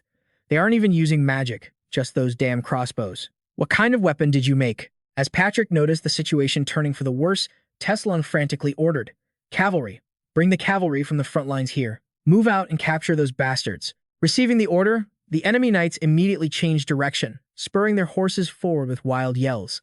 They spread out in a line, raised their weapons, and roared with killing intent. Charge and kill them all. Facing the cavalry charging at them like a storm, Logan kept an unnervingly calm demeanor. He looked straight at the enemy, his eyes flashing with defiance and a sinister smile playing on his lips. Logan smirked slightly, letting out a sarcastic remark. "They crawled here themselves?"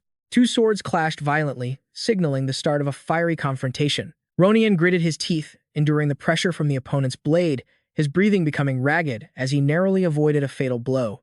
He dodged in the nick of time, making the enemy knight exclaim in surprise, "Nice dodge, kid."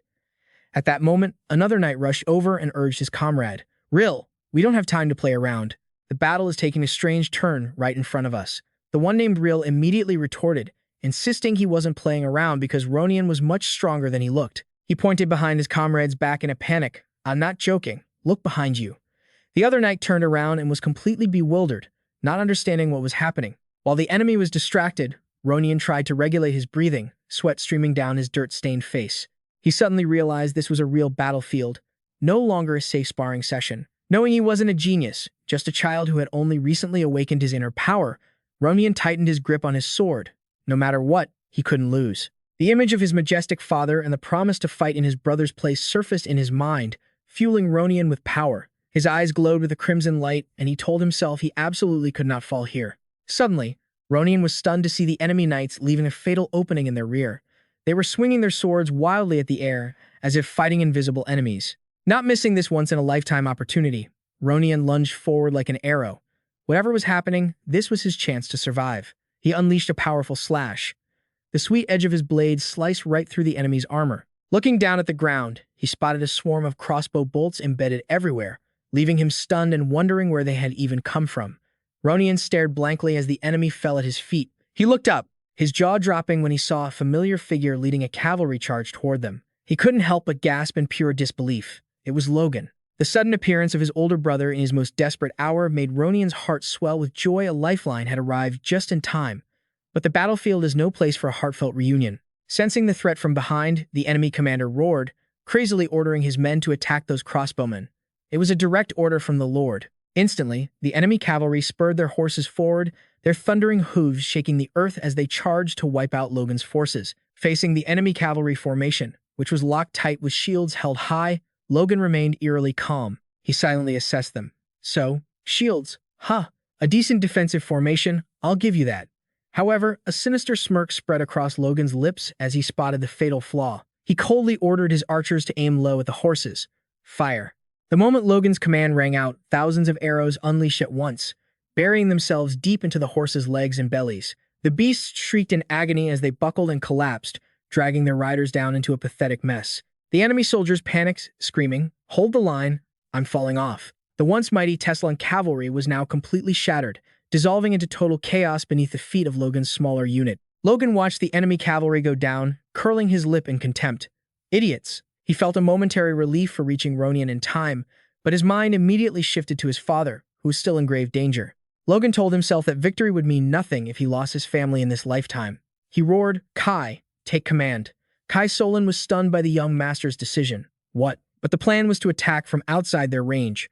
He watched as Logan spurred his horse, charging alone straight into the encirclement of the enemy's mid-tier knights. Kai Solan feared this was a suicide mission and couldn't just stand by. He shouted in desperation, "Damn it, everyone, protect Master Logan." Meanwhile, Lord McLean was being backed into a corner.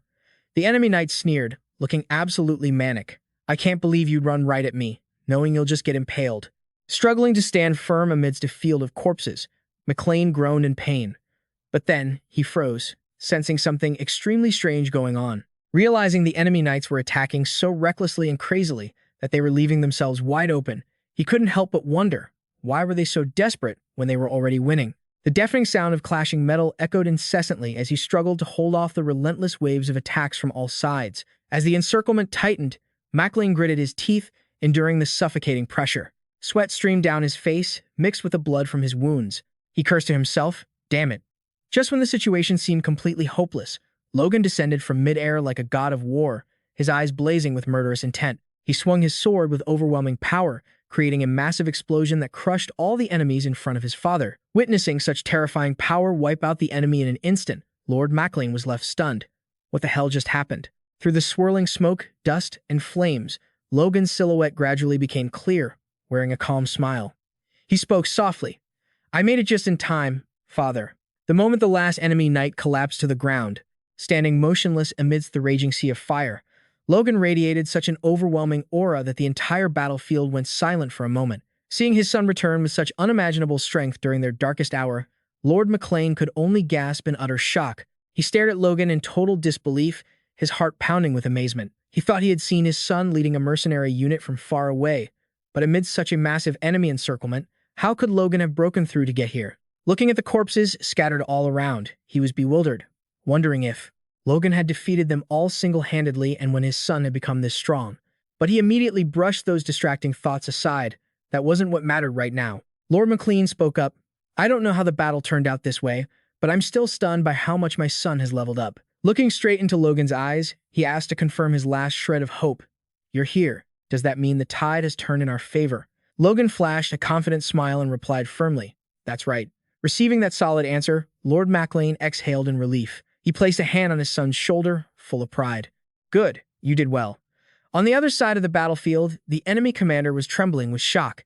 He couldn't believe a youth of only 20 years old could take out 2 mid-tier knights at once. He remembered how hard he had worked at that age just to become a knight, and he felt Logan's existence was an insult to his own efforts. He gritted his teeth, tightened his grip on his sword, his eyes burning with malice as he pushed aside his shock. No, it didn't matter, because he was going to die right here. He roared, ordering his subordinates, Rick, Trent, Ben, what are you two doing? Get into position. But the only response was the groans of pain from those who had already fallen. Witnessing his son's dominance, Lord Maclean made a quick calculation. He knew Logan was strong, but he wasn't a high-tier knight yet. He worried that fighting the mid-tier knights would be a struggle for Logan, so he intended to take them on while he handled the high-tier knight himself. Just as he reached out to instruct him, Logan looked straight ahead with a determined gaze and firmly declared, I'll take the lead. Lord Maclean anxiously tried to stop him, seeing his son intent on facing such dangerous foes. No, that's too much for you. No matter how strong you are, this will be very difficult. He coughed slightly, his wounds still severe, but Logan reached out and placed a hand on his father's shoulder, reassuring him with a steady look. Someday, I will surpass you. Trust me and leave it to me. Seeing Logan's maturity and resolve, Lord Maclean nodded in acceptance. I understand. He placed his full faith in his eldest son, relying on him completely. The two stood back to back amidst the enemy ranks. Logan said decisively, Let's finish them off quickly, father. He lunged forward with his sword, leaving the enemy knight stunned, wondering, That kid dares to attack me. The enemy knight gritted his teeth in fury and roared. How dare you, father, he said. He lunged forward with his sword, catching the enemy knight off guard. Does he really think he can take me on? The knight spat, gritting his teeth in fury. How dare you? He radiated a fierce red aura, crazily lunging forward to finish Logan off. Yet, Logan kept a cold, expressionless face. He released a brilliant golden internal energy that coated his entire body, easily dodging the lethal attacks. With astonishing speed, he glided across the battlefield like a ghost, preparing to deliver a punishing blow. Logan constantly closed the distance, executing lightning-fast sword swings that caught the enemy off guard and sent them flying back. A powerful collision erupted. Logan poured all his strength into pressing his blade down, forcing the enemy knight to grit his teeth and resist in complete helplessness and terror. Logan and the enemy knight charged at each other, creating a spark-filled clash. The enemy was stunned. What? He silently reassessed the situation. Looking at Logan's wounds earlier, he had thought he wasn't much stronger than himself. But the harsh reality was that he was slowly being completely overwhelmed by Logan. He reassured himself that Logan must have exhausted all his life force to pull off that powerful move just now. A sinister smile appeared on the sweat-covered face of the enemy knight. A fierce explosion of internal energy erupted as their swords clashed again. The enemy gritted his teeth and whispered to himself, if it weren't because Logan had pushed himself to the limit, it would be absurd that he was actually stronger. He crazily swung his sword and lunged forward, screaming, Die. Facing the incoming blade, Logan maintained his icy gaze and intense focus. Both engaged in a high-speed sword fight. The clanging sound of metal hitting metal echoed incessantly across the battlefield. Logan stomped hard on the ground, creating a major tremor, then channeled his strength into the next strike. Both fell into a suffocating deadlock. Sparks flew from the two blades locked tightly together. The enemy knight gritted his teeth in pain. Humph. Deep down, he couldn't help but be terrified. Damn it, he isn't even injured. Meanwhile, Logan's gaze remained sharp. He suddenly radiated a blazing aura and delivered a powerful blow that left his opponent struggling to defend. The massive impact made the enemy knight stagger, blood spewing from the corner of his mouth. Logan stood tall and imposing, closing all gaps to give his opponent no chance to catch their breath. With no distance left, the enemy tried to pull himself up despite his heavy injuries. He wiped the blood from his chin, silently vowing to seize this chance to counterattack. He stared intensely at Logan, bracing himself for one final desperate strike. The enemy knight sneered sinisterly, but Logan kept his cold demeanor and firmly declared, Let's end this. A golden flame-like aura began to wrap around his sword, creating a suffocating pressure that forced his opponent to be cautious. The enemy watched in shock, admitting to himself that he was completely mesmerized by that damn sword, unable to look away. Sensing an opening, the enemy knight thought to himself, Good, all right. He released his fierce red aura, stomped on the ground, and channeled his power into his hands gripping the hilt. He didn't waste a second, immediately turning and pouring all his energy into his sword to deliver a punishing blow. He roared with excitement. This is it, my chance. A dazzling sword strike descended with all the power he had. However, his blade only grazed the air. Logan had strangely vanished from his sight. The enemy gasped in shock. I only hit his robe. He hurriedly turned his head, sweat pouring down in terror, unable to understand how the opponent could move with such absurd speed. A feeling of unease washed over him. The enemy knight trembled as he realized something was wrong right behind his back. The enemy knight was stunned to realize his body was becoming sluggish due to a heavy pressure. He trembled, wondering, have I slowed down? Meanwhile, Logan remained perfectly calm. He whispered, fire sword. A blazing aura flared up violently, surrounding the blade, causing the enemy to scream in terror. Damn it, run. He didn't give his opponent a chance to escape. Logan immediately unleashed his ultimate technique. First skill, giant fire sword. A massive heavy sword made of fire descended from high above, causing the knight to cry out in despair, no way. The slash carried destructive power, creating a towering column of fire, tearing through the ground and crushing everything in its path. Witnessing this earth-shaking power, Lord Patrick, Ronian, and the surrounding soldiers all stood frozen in absolute shock. After the energy-draining attack, Logan panted slightly. His gaze never left the smoking scene. The ground was now split into a deep trench, proof of the terrifying power of that move. Logan coldly looked down at the fallen enemy general and mocked him. No matter what tricks you use, it's all the same. Logan proudly raised his flaming sword to the sky, clearly declaring to the whole army, I, Logan, have killed the enemy general. This shocking news sent the Teslan Legion into immediate chaos and terror. The enemy soldiers trembled, unable to believe the harsh truth. A high-ranking knight defeated? That's absurd. Panic spread as they realized their banner had fallen and their supreme commander had completely lost. The Teslan army had completely broken apart. They cried in desperation. Surrender and beg for mercy. I don't want to die here. Some others just hung their heads in helplessness. What else could they do? The cry of I surrender. Me too, I surrender, echoed across the battlefield as they threw down their weapons to save their lives. Conversely, the Patrick army erupted in joy. Rick cried out in tears, long live the Grand Duke. Rick's face was stained with blood but beamed with a happy smile. He shouted, hooray! The cheers of long live Logan, long live the Grand Duke, echoed through the sky as the Patrick army achieved a glorious victory. However, amidst the joyous atmosphere, a shadow was silently riding away into the night. It was Marquis Teslan, who was fleeing crazily with immense hatred. Where in the world did I go wrong? He couldn't believe the battle, prepared meticulously for 3 years with a team of 100 elite knights, had collapsed in an instant. Teslan gritted his teeth and roared, it's that red-haired bastard. Those people and that damn weapon ruined everything. The image of Logan's cold gaze appeared like a nightmare, making him even more furious as he urged his horse back to his territory. Teslan believed that as long as he returned to his fortified stronghold, he could survive. That was the only way to survive. Just as he reached the city gate, he yelled orders to the guards. Open the gate. It's me, your lord. I have returned. The guard on the wall hurriedly replied, understood, my lord. But just as he was about to breathe a sigh of relief, the guard paused, squinting toward the distant horizon where dust was rising violently. Huh? Is something coming? The guard shouted in a panic. Cavalry. Leading that troop was none other than Logan, his eyes cold enough to pierce through his enemies' very souls.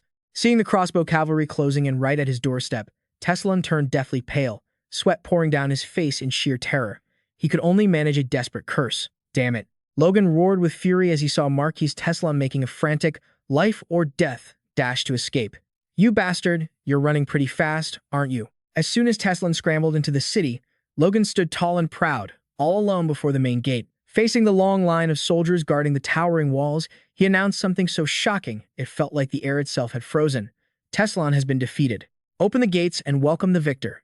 This cold, hard declaration sent the guards into an immediate panic. They trembled as they looked at one another, wondering if their army had truly fallen, forcing their Viscount to return in such a humiliating retreat. Seeing the troops' morale wavering, a commander shouted to steady their ranks. Listen up, men. Don't listen to the enemy, and don't be afraid. He tried to downplay the opponent's strength, insisting they had at most 300 men, nowhere near enough to besiege or conquer such a heavily fortified city in a single assault. Standing at the foot of the wall, Logan kept an unreadable, icy expression. His sharp gaze made the guards above nervous, and they couldn't help but wonder, what on earth is he doing? Suddenly, Logan stomped hard against the ground, channeling all his inner strength into an explosive dash. He tore through the air with blinding speed, vanishing from the enemy's sight in an instant, leaving them gasping in shock. He's gone. That's impossible. To the utter horror of the guards, Logan moved like a phantom, soaring straight into the air and clearing the height of the reinforced wall in a single leap. Logan landed on the ramparts like a god of death. Open the gates. The killing intent radiating from Logan made everyone shudder as they heard his final threat. Otherwise, don't blame me for what happens next. Inside a dark, dim room, Marcus Heman Teslan was frantically digging through drawers, drenched in sweat from fear. He was shoving jewelry and gold into a wooden box in a blind panic, muttering in despair, "I have to at least take some gold with me." But just as he was about to make his escape, a chilling voice echoed from behind, making him freeze in his tracks. "Finally caught you, haven't I?"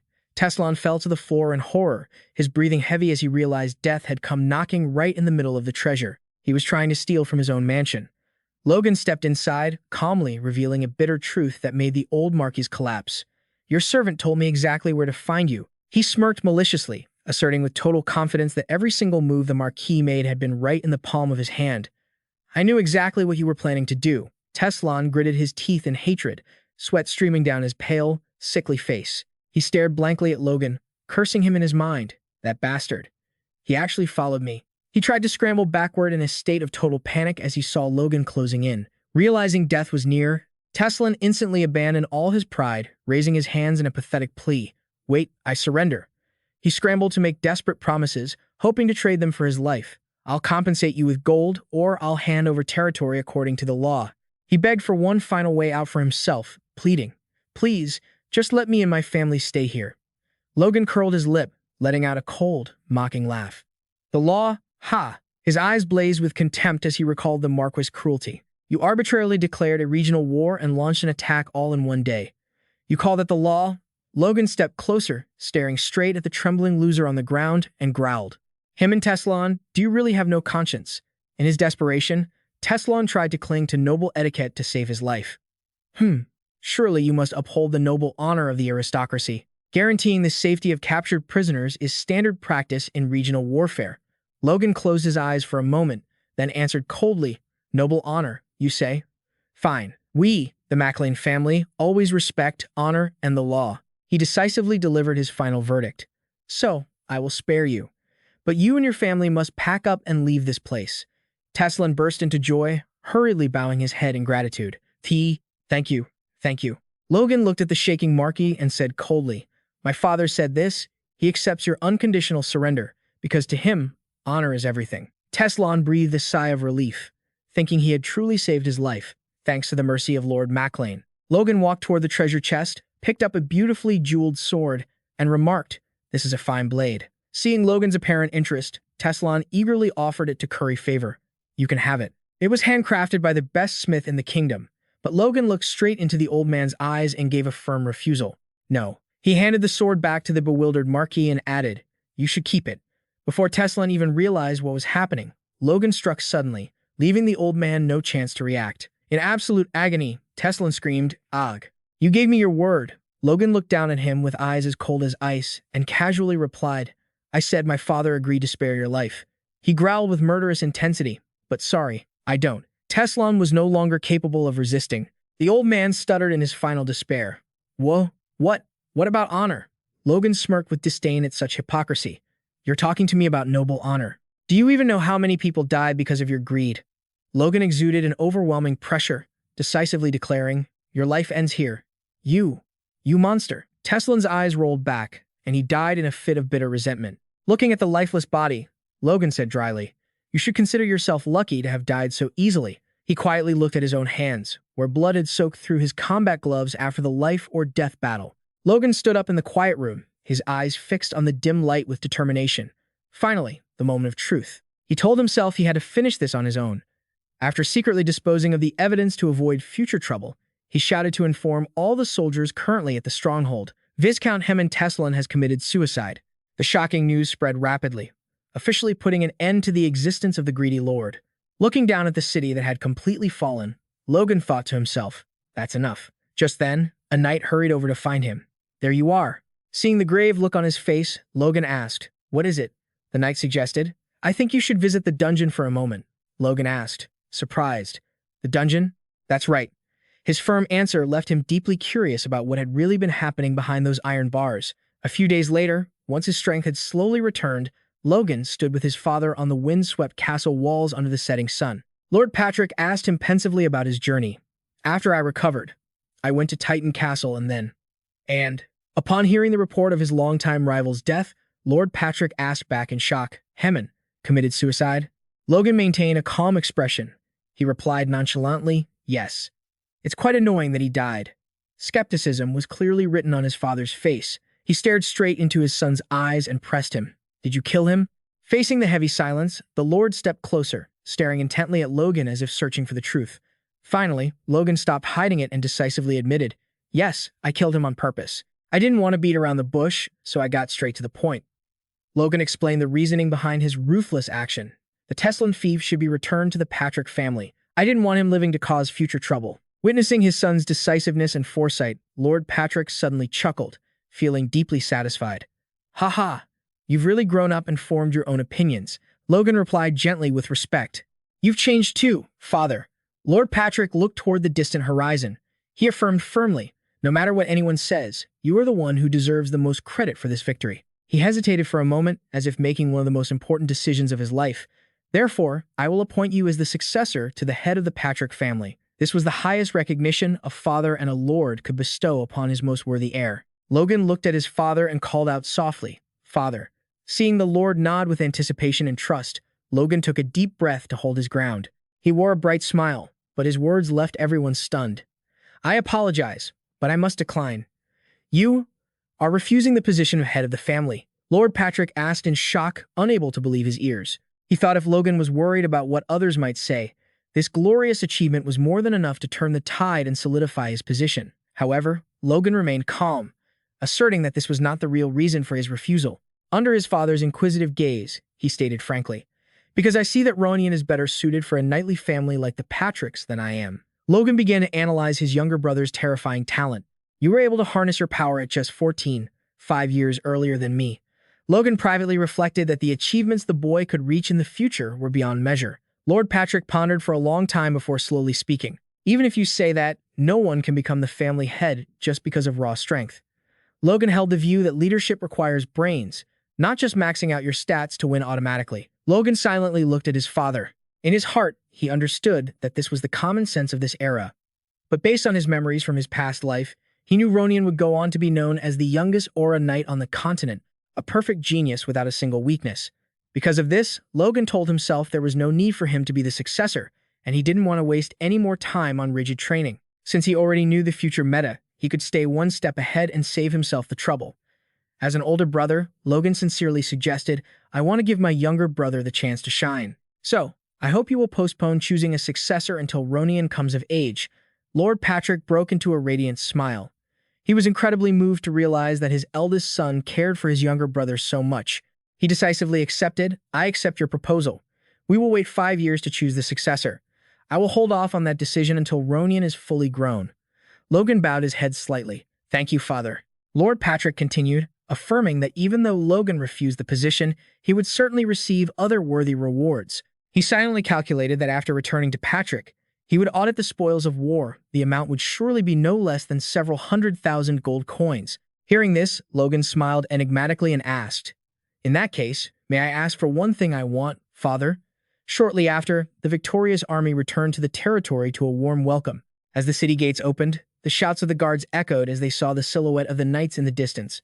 The Patrick Knights have returned. The news spread, causing the city to explode with thunderous cheers. Logan, his father, and his younger brother rode their horses proudly into the middle of the wildly cheering crowd, marking the glorious return of the Patrick family after the life-or-death battle. They actually returned from battle. Whispers rippled through the streets as they saw the victorious army enter the territory.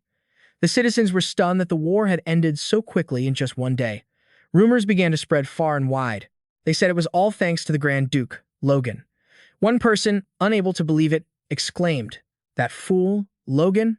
Immediately, someone else corrected him, saying that according to reports from the soldiers, it was Logan's mercenary group that turned the tide with a weapon of unprecedented power, and that he himself had personally defeated a high-level enemy knight. Awe swept through the crowd. A girl exclaimed, Is the Grand Duke really such an exceptional person? The old prejudices about a weirdo gradually vanished, replaced by admiration. The people began to piece everything together. From the infamous purchase of monster meat before, they now believed it had all been part of Logan's calculated plan. Goosebumps spread as they thought that his previous erratic behavior might have just been an act to fool the world and that Logan was truly a genius. His reputation had flipped from suspicion to legend after just one win. Hearing the endless praise, Logan felt incredibly embarrassed, his face turning bright red even though he tried to keep a stern expression. Ronian, riding beside him, didn't miss the chance to tease. "How does it feel, brother? Everyone is praising you." Even though Logan looked awkward, Ronian cheerfully insisted that everything they were saying was the truth. The boy excitedly urged him, "They're welcoming you like this, so you should smile at them." Logan asked awkwardly, "Smile?" Under the expectant gaze of the people, who were waiting for a smile from their hero, Logan tried his best to force a smile to reciprocate their affection. However, instead of a bright, warm smile, his face suddenly became so sinister and terrifying that it was off the charts. The sight made the crowd instantly fall dead silent. Their faces went pale with horror. One person trembled and muttered, "Hick, what was that smile? Is he trying to kill us?" Fear engulfed them as they frantically wondered if he intended to eat them alive.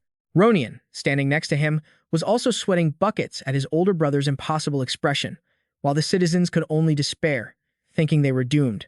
The Lord placed a hand on Logan's head, a radiant smile gracing his dignified face after their glorious victory. He announced in a booming voice, "Now, let's throw a grand victory feast to celebrate our triumph."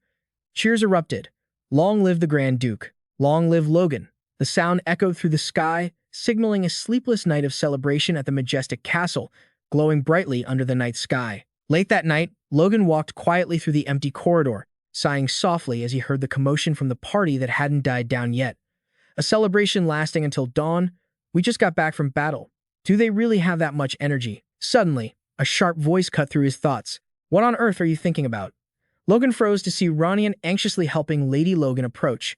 She looked at him with eyes full of hatred and suspicion, hissing, "I've heard the rumors. You rejected the position of successor, didn't you?" Fury made Lady Logan lose her composure. She shrieked, "What are you plotting? I don't know about anyone else, but don't even think about fooling me." Ronian hurried to intervene. "Mother, please, stop." He turned to Logan with an apologetic look. "Brother, I'm sorry. She's just heartbroken over everything that happened to our family." Logan maintained a calm smile and replied gently, "Roni, it's all right." Looking at the trembling woman before him, Logan quietly assessed that even though she held a grudge against him, she had lost her power after being betrayed and was no longer a threat. He wondered if she would accept a sincere apology from him now. Logan looked deep into her eyes and spoke in a low, steady voice, "Mother, I know that my actions over the past few years were wrong. I acted out of jealousy and insecurity, and I regret it deeply." His unexpected admission stunned her for a moment, but then she immediately pointed at Ronian and cried out triumphantly, "See, Ronian, he's admitting it." Ronian cried out in pain, "Mother, please, stop." He turned to Logan, anxiously explaining that their mother wasn't in her right mind. Yet, Logan looked at his younger brother with absolute seriousness and asserted, "Listen, Ronian, the person I truly owe an apology to is you." Ronian was stunned, stammering in confusion. "What? I intended to tell you when I returned, but I haven't been able to." Logan mused to himself, feeling that even if he regretted it for decades, it wouldn't defeat the cowardice within him. Seeing his brother's hesitation, Ronian asked in confusion, "Brother, what are you talking about?" Logan looked his brother straight in the eyes and said firmly, "I want you to understand this. Roni, for all these years, I have hated you so much." Ronian stood stunned, sweating from the shock of the harsh truth.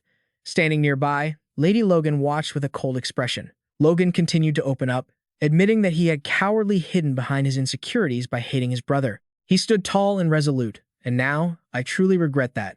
Ronian, right here, right now, I want to officially apologize to you. I am truly sorry. Ronian stood frozen in place, while Logan berated himself for being so naive as to think an apology could make up for all his past misdeeds. Suddenly, Ronian looked up and replied gently, "It's okay, brother." The boy looked at Logan with eyes full of trust, affirming that no matter what the past was like, he had done very well in the present. Ronian placed his hand on his chest and smiled brightly. "I believe that one day, you will be a great brother to me again." Witnessing his brother's forgiveness, Logan silently chided himself for hesitating over something so simple. He called out to Ronian, then turned to Lady M and spoke. "Mother," Logan stated firmly, "the feelings I have for Ronian are real." Looking into her eyes, he expressed his sincere hope that Ronian would become the most worthy successor to the family. Logan understood that asking her to trust him immediately was a big ask, so he accepted that he would have to wait and promise to prove everything through his actions. Faced with such sincerity, Lady M could only lower her head in silent contemplation. Logan smiled with relief, thinking to himself, "That's done." He walked quietly under the full moon, ending an eventful night. Dawn broke, with sunlight piercing through the forest canopy, opening up a promising new beginning. While striding through the lush forest, Hema the blacksmith asked curiously, "My lord, where do you intend to go now that the war is over?" Logan replied nonchalantly that the old man had rested enough and now it was time to get back to work. Hema muttered worriedly, fearing that his young master was about to work him to exhaustion once again. Logan smiled, reassuring him that this was something he would definitely enjoy, making Hema suspiciously ask if he really knew what he liked. Logan stopped in front of a vast valley. He gestured enthusiastically and declared loudly, "From now on, we're going to build a mine here." It was a simple statement, but it sounded like opening a new resource mining server. "You want to claim a mountain as your reward and develop it?" Lord M asked in astonishment upon hearing his son's strange request. He wondered why Logan wanted the barren mountain near the border with Teslan, which had nothing but rocky, infertile soil. Logan just smiled mysteriously and replied that perhaps that wasteland was hiding gold and silver. In truth, Logan held a shocking secret from his past life. He knew exactly why the Teslan family was willing to risk everything to start a war. It was because of the massive gold mine hidden deep within that mountain. In his previous life, after conquering this land, Teslan became wealthy rapidly, possessing power far beyond a typical baron family until they were destroyed by Ronian's wrath and hatred. Logan went deep into the dungeon of Teslan Castle, following the tip of a loyal knight. Behind the bars, an old man with silver hair and glasses clung to the gate, screaming desperately, "We are innocent." The man revealed that the Viscount Teslan had imprisoned them there to force them to extract gold from the ores he brought in. Viscount Heman Teslan. He locked up 5 master engineers here? Logan pondered, his hand covering his face, calculating the cruelty of the Viscount. Seeing the expression on their young master's face, the old engineer trembled, asking if he was angry on their behalf. Logan suddenly wore a sinister smile, his eyes glowing with intensity as he muttered to himself, "This is a massive harvest beyond my expectations." His presence left the prisoners terrified. The victory against Teslan was glorious, but to Logan, it was just a small wave before the coming catastrophe. He knew clearly that within a year, an imperial invasion would cause the entire country to collapse. Everything would begin with the sudden death of the current king. The Samuel von Grandia Empire collapsed into a brutal civil war between 3 princes. The 3-year conflict drained the nation's strength, creating a golden opportunity for outside empires to invade and destroy everything. In his past life, the Patrick family chose to remain neutral and watch from the sidelines. But this time, Logan realized this was a once-in-a-lifetime chance to reclaim his old territory and seize control of the Southwest. He even harbored ambitions to put an end to this vicious civil war once and for all. While he was lost in his calculations, Hema, the old blacksmith, approached him, puzzled. "My lord, what are you thinking, gathering everyone here like this?" Logan looked at the old man and the group of engineers he had just rescued. He thought to himself that if he told them he knew the future, they'd surely think he was insane. He calmly reassured them, "This is something even you don't know about yet, so don't worry. You don't have to stress anymore." Logan declared that he would pay for this plan out of his own pocket, turning the mountain before them into a literal mountain of gold. He looked up at the towering peak and clearly announced his true goal. "There is a gold vein on the side of this mountain, and I want to dig it up and build a mine to extract it." Looking at Hema and the stunned group of experts, Logan cut straight to the point. "How much capital do you estimate this will take?" A completely absurd idea. The old blacksmith Hema thought to himself upon hearing Logan's plan. The lead engineer, who had just been rescued, was also filled with doubt. He had only followed Logan because the pay was better than Teslan's, but he never expected this young master to be dreaming about an impossible gold mine. He hesitantly asked, "Are you sure there's gold here?" Logan responded nonchalantly, "I'm sure. Why wouldn't I be?" When challenged for proof, Logan pointed straight at his own eyes and declared, "I have seen it with my own eyes." The resolute answer left the engineer speechless, stunned. Logan immediately issued his orders. "Everyone, pay attention. This is a secret, so it must be done in silence. First, we start by drilling." The engineer shrieked in a panic. "Are you trying to kill us? How are we supposed to drill with only 6 people?" The man kept whining that no matter how many people they had, this was a suicide mission. He turned to Hema in desperation, hoping the old blacksmith would speak up and declare it impossible so Logan would give up. But contrary to his expectations, Hema pondered for a moment and then spoke firmly. "All right, nothing is impossible. If we're willing to sacrifice," the old man flashed a crazed grin, insisting that as long as they slept less and sacrificed their very lives, everything could be accomplished. The engineer just clutched his head in despair. Oh no, we're screwed. Logan looked at Hema, silently marveling that this old slave really had the heart of a true engineer, ready to face any challenge. He turned to ask about the estimated costs, and the engineer sighed as he delivered a shocking number. The initial investment could reach up to 5 million gold. He explained that to get the extraction process running steadily, it would take half a year of preparation and another half year to fully perfect it. Logan calculated silently. It was just as he had predicted. This gold mine would take a lot of time and money, but this was the very source of power that had made Teslon incredibly wealthy in his past life. He told himself that no matter what happened, he had to develop it. Logan sighed quietly, wishing he could sell the mountain of monster meat right now to get the capital, but its true effects wouldn't be widely known for another year. Suddenly, an idea flashed, making him freeze. Wait a minute. Do I really have to wait that long? Logan realized that monster meat could be turned into medicine immediately. He just needed to find a way to extract the toxins. Logan told himself that if it only required a neutralizing agent, he could easily do it himself because his experience as a mercenary in his past life had taught him how to use it countless times. I'll make the medicine myself and sell it. Logan wore a calculating smile. A week later, in the Patrick territory, Rick was drenched in sweat, reporting that the task was done. He explained that this strange medicine consisted of primrose, herbs, and crushed Ricky grass. But Logan immediately corrected him, saying it wasn't some strange medicine, but a neutralizing agent.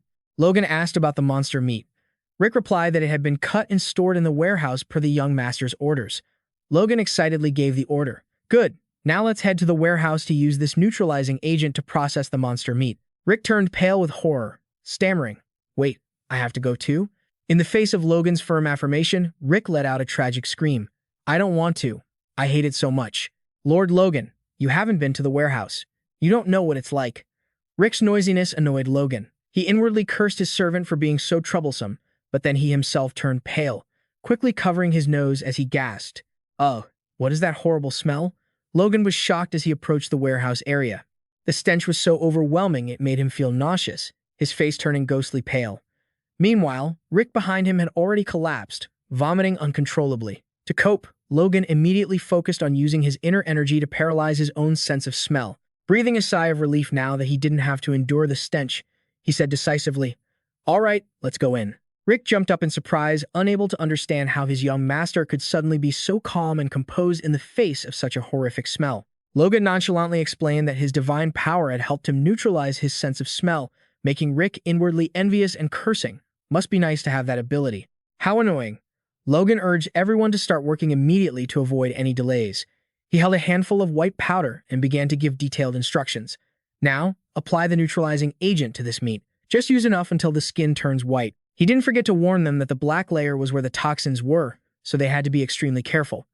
Rick replied timidly, Understood. Immediately after, they started mincing the processed monster meat and then used their hands to pack them into small, dense blocks. Logan held a small brown pill in front of Rick and asked, Well, does it look like a pill? Rick was still confused, not understanding what was going on. Logan explained that everything was finished. Now they would sell it as a medicine and told Rick to memorize the process. Immediately, Rick protested vehemently because he hated this stinking job so much. What? I don't want to. I hate this. Logan calmly offered a salary of 100 gold per week. Immediately, Rick's attitude did a complete 180. He smiled contentedly and accepted. That's more like it. Looking at his money-loving servant, Logan thought to himself that he definitely couldn't stiff him on this payment. He continued. First, we need to test the medicine's effectiveness. Rick asked out of curiosity what the effects were. Logan replied simply, It's good for men. Rick was still confused and asked, What does that mean? Logan looked annoyed and snapped. Ugh, this is so frustrating. I'm only saying this once, so listen carefully. To explain to his slow-witted servant, he used an example of a rabbit exhausted from overworking. If it just takes this pill, the little rabbit will immediately wake up, its eyes bright with energy, its strength exploding until it's pounding the medicine mortar with superhuman speed, its muscles bulging as it transforms into a powerful giant rabbit. Logan asked triumphantly, Get it now? Rick's face flushed with excitement as he nodded frantically. Hey, yeah, I get it. That's a truly amazing invention. A thought struck him, and he suggested, I know the perfect person to test this on. When Logan curiously asked who, Rick immediately named the manager, Dway. Outside, Dway was busy checking ledgers, completely unaware that he was about to become a test subject for the young master's new vitality-boosting pill. He was just minding his own business with the ledgers when he was suddenly called, feeling like something was up. Dway crept toward the door, knocked, and called out, My lord, I'm here. Hearing Logan give him permission to enter, he walked in but cautiously asked if there was something urgent. Looking around the empty room, Dway asked in confusion, "My lord, where are you?" "Right behind you." Logan appeared right at his back with a mysterious look in his eyes and whispered, "I've been waiting for this moment." This sudden appearance made Dway scream in terror. He tumbled to the ground, his heart pounding like it was going to burst out of his chest. Logan immediately shifted his attitude. He stepped forward to massage Dway's shoulders and asked kindly, "Been working hard these past few days, haven't you?" Dway stammered that he was fine and that it was the young master who had been working much harder. Logan sighed dramatically, complaining about how he was on the verge of collapsing from all the effort and expressing deep empathy for his subordinates' hardships. Logan pointed out that the family budget was getting tight after the war and that he was struggling to pay everyone's salary. Touched by Logan's thoughtfulness toward the administrative staff, Dway's eyes welled up with tears of emotion. Dway felt regretful for having misunderstood the young master before. He silently appreciated his deep, caring heart. Suddenly, Logan looked straight at Dway and asked a sensitive question about whether his nighttime performance was suffering due to overwork. Too embarrassed, Dway hurried to take his leave, but Logan quickly stopped him. "Wait, hear me out." He pulled out a small black pill and introduced it. "I'm giving this to you." Logan asserted that it was a product patented by the Felix Esperanza Trading Company and that a single dose would show miraculous results immediately. Even though Logan hadn't tested the pill himself, he enthusiastically gifted it to Dway as a special token of appreciation. Dway stared at the pill in his hand with a dazed, hesitant look. A moment later, hurried footsteps echoed down the hallway. Dway rushed in, gasping for air, drenched in sweat. Rick asked worriedly why he was running, as if his life depended on it. Dway only managed to shout in extreme excitement, "How much, young master? How much is that medicine?" Dway cried out desperately, like he had just found the light of his life. Seeing the manager's uncontrollable joy, Logan flashed a sinister smile, cheering internally. It worked. Rick, standing by, just broke out in a cold sweat, asking anxiously, "My lord, did you hear that?" Logan didn't answer, simply demanding coldly, "Dway, give me your hand." Dway immediately stood to attention. His expression suddenly turned so solemn that even Logan hesitated to call his name. After the smashing success of the first trial, Logan began seeking out other men having similar private issues to continue testing the product. He found Heiko, the captain of the Knights, and dropped a hint. "Heiko, I've heard a rumor. You've been fighting with your wife a lot lately, haven't you?" The question hit home, and Heiko jumped in surprise. Who on earth started that rumor? Not letting him defend himself, Logan made his move. "Try this." He firmly shoved the pill into Heiko's mouth, making the captain his second test subject. As soon as he swallowed it, a surge of heat suddenly exploded within Heiko, making his eyes widen in astonishment. Seeing the energy surge, Logan nonchalantly ordered, "Go to your wife immediately." He didn't forget to add with a reassuring smile, "I won't say a word to my father." Heiko brightened up, a satisfied smile spreading across his face as he bowed in gratitude. "Thank you, my lord." Immediately, the captain formally requested, "I request permission to head home early," and he turned and took off like a whirlwind. Watching his subordinate disappear, Logan started thinking about the third test subject. And that was none other than his father, Lord Patrick. Faced with the undeniable truth of the pill's effect, the dignified lord couldn't help but blush, quietly admitting an embarrassment. "It's very effective." Logan walked away, thinking, "Sorry, Ronian. Looks like I might have another younger sibling soon." Witnessing the potent effects of the medicine he created, he couldn't help but grin triumphantly. Just then, Rick ran after him. "My lord, please wait a second. Why don't you let me try it?" Seeing Logan's indifferent expression, Rick shouted in indignation, "I work hard too." Logan stopped and looked at his valet with a look of pure contempt that irritated Rick. "What's with that look?" Logan walked away casually, dropping a fatal line that twisted the knife into the guy's pain. "You don't even have anyone to use it with, do you?" Rick froze at the jab about his single status, only able to stammer, "What did you just say, young master?" Afterward, Logan contacted Felix Esperanza through the magic orb. He confidently stated, "All right, I think people who need it will come looking for it now that it's proven effective." When Felix Esperanza asked about the price, Logan didn't hesitate to set a massive figure. 100 gold per pill, 1,000 gold for 10. The exorbitant price made Felix Esperanza panic. "My lord, do you think the nobles in the capital will believe the hype and buy it at such a high price?" Logan confirmed firmly, "Yes, I believe it will sell." Relying on his past life's memories, he knew well that nobles used to fight over this drug at sky-high prices, and producing a limited supply would only make it even more expensive. Felix Esperanza agreed, but Logan added a condition. If someone famous uses it and proves its effectiveness, that would be even better. Felix Esperanza started considering finding a famous noble who needed the drug to act as a spokesperson. Logan immediately brushed the idea aside. No need for ads. Once the rumors spread quietly, they'll swarm like bees. Felix Esperanza came up with another idea. Then what about a party in the capital? Hearing this, Logan's face changed immediately, showing pure disgust. A party? You're telling me to go to a party? In his heart, Logan absolutely loathed those extravagant places, because the only party he ever attended was a mercenary victory celebration. However, Felix Esperanza persisted in convincing him that parties were the best way to network for business. Felix Esperanza suggested a bold plan. Could you sell the medicine yourself at the party? Logan was stunned, thinking to himself, sell it myself. I thought I was going to socialize, but it's turning into a live stream sales event. Felix Esperanza warned him frantically that refusing parties would leave the Patrick family completely isolated from high society. But Logan was firm. Of course not. I'm never going because I don't like it. Instead, I asked Felix Esperanza to look into a lead on someone selling information in the capital city, Grandia. Seeing Felix's curiosity, Logan flashed a mysterious smile and declared that he was heading there himself, promising to explain everything later. Felix Esperanza could only break into a cold sweat, sensing that some kind of trouble was brewing. Exactly 1 week later, Logan officially set foot in Grandia. Much to Felix Esperanza's astonishment, "You actually came?" Felix Esperanza said, nervously asking if Logan had gotten permission from his family. Logan calmly confirmed that he had already taken care of everything. Looking at the caravan hauling 2,000 crates of cargo with 0 guards in sight, Felix Esperanza couldn't help but worry that Logan would run into major trouble on the road. Logan figured that the fact he was able to travel so easily was definitely thanks to his resounding achievements in the recent war. Felix Esperanza still couldn't shake the question of whether it was really okay for a young nobleman to be traveling all by himself like this.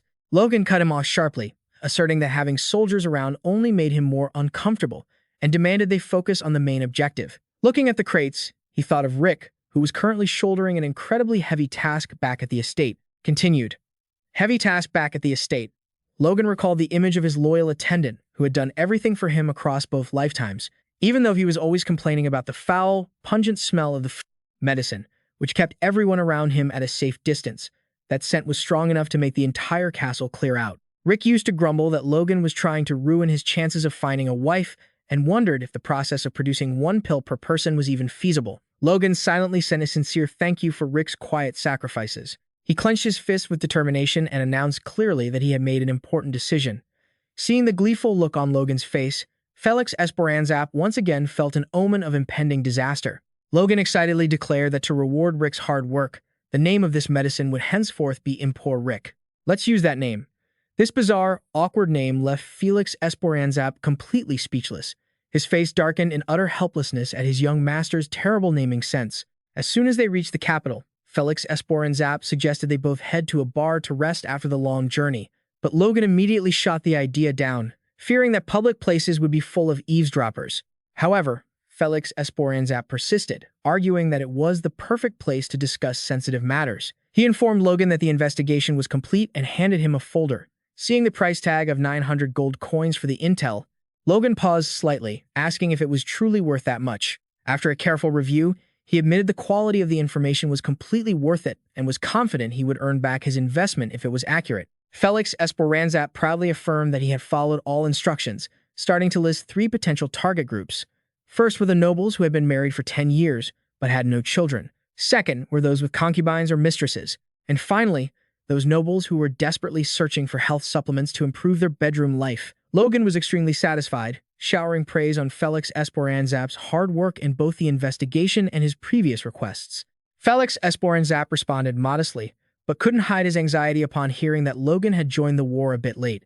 He only truly felt relieved when he heard that everything had ended smoothly that evening. Logan mused that he now had his own worries, especially when thinking about the mountain of monster meat currently in storage, and he wondered who would be willing to pay for that pile of goods. While Felix Esperanza was still grumbling under his breath, Logan suddenly smacked him on the head with a scroll, causing Felix Esperanza to yelp in pain. Logan got back to the main point, asking who would be the most suitable first client on this list.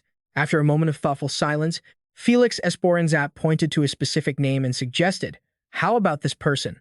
Logan looked at the list and muttered, "This guy?" Immediately after, the scene shifted to a lavish party for the elite, where nobles were raising glasses and chatting noisily under magnificent crystal chandeliers. The first target had been identified, Count David. In the middle of the grand hall, Count David was sipping his wine when he suddenly froze, stunned by the appearance of a strange guest. Logan approached in a garish, somewhat bizarre outfit, clearly introducing himself. "Greetings, Count. I am Logan, the eldest son of the Patrick family from the southwest of the continent." Looking at Logan's somewhat countrified appearance, David couldn't help but break into a cold sweat out of embarrassment, responding awkwardly, "I see. You are the new guest. Welcome to the capital." The nobles around them began whispering and gossiping, laughing at the gaudy, distinct style of dress from the southwest that he was wearing. Standing amidst the mockery, Logan kept a calm and confident expression. He was secretly pleased that Felix Esperanzap's plan was working. This outfit was the perfect shield to keep annoying people at bay, helping him focus entirely on his one and only target at this party, David. David was a high-ranking official in the Kingdom of Randia's finance department. Even though he had been married since the age of 20, he still hadn't had a single child.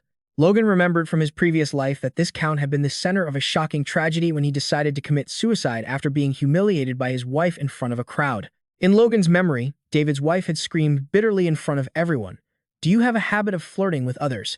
You can't even get it up, for heaven's sake." It was that exact insult, aimed straight at his manhood, that caused a nobleman who cared so much about his reputation like David to completely collapse and choose to end his own life. Looking at the man trying to maintain his dignity in front of him, Logan understood that this was the perfect client who met every condition to be his first sale. Logan began to approach with slick, polished, small talk. "I came to the capital for business. After hearing of your reputation, I wanted to get to know you." David took a sip of wine, acting superior and mocking, saying that there wasn't anything you couldn't find in Grandia.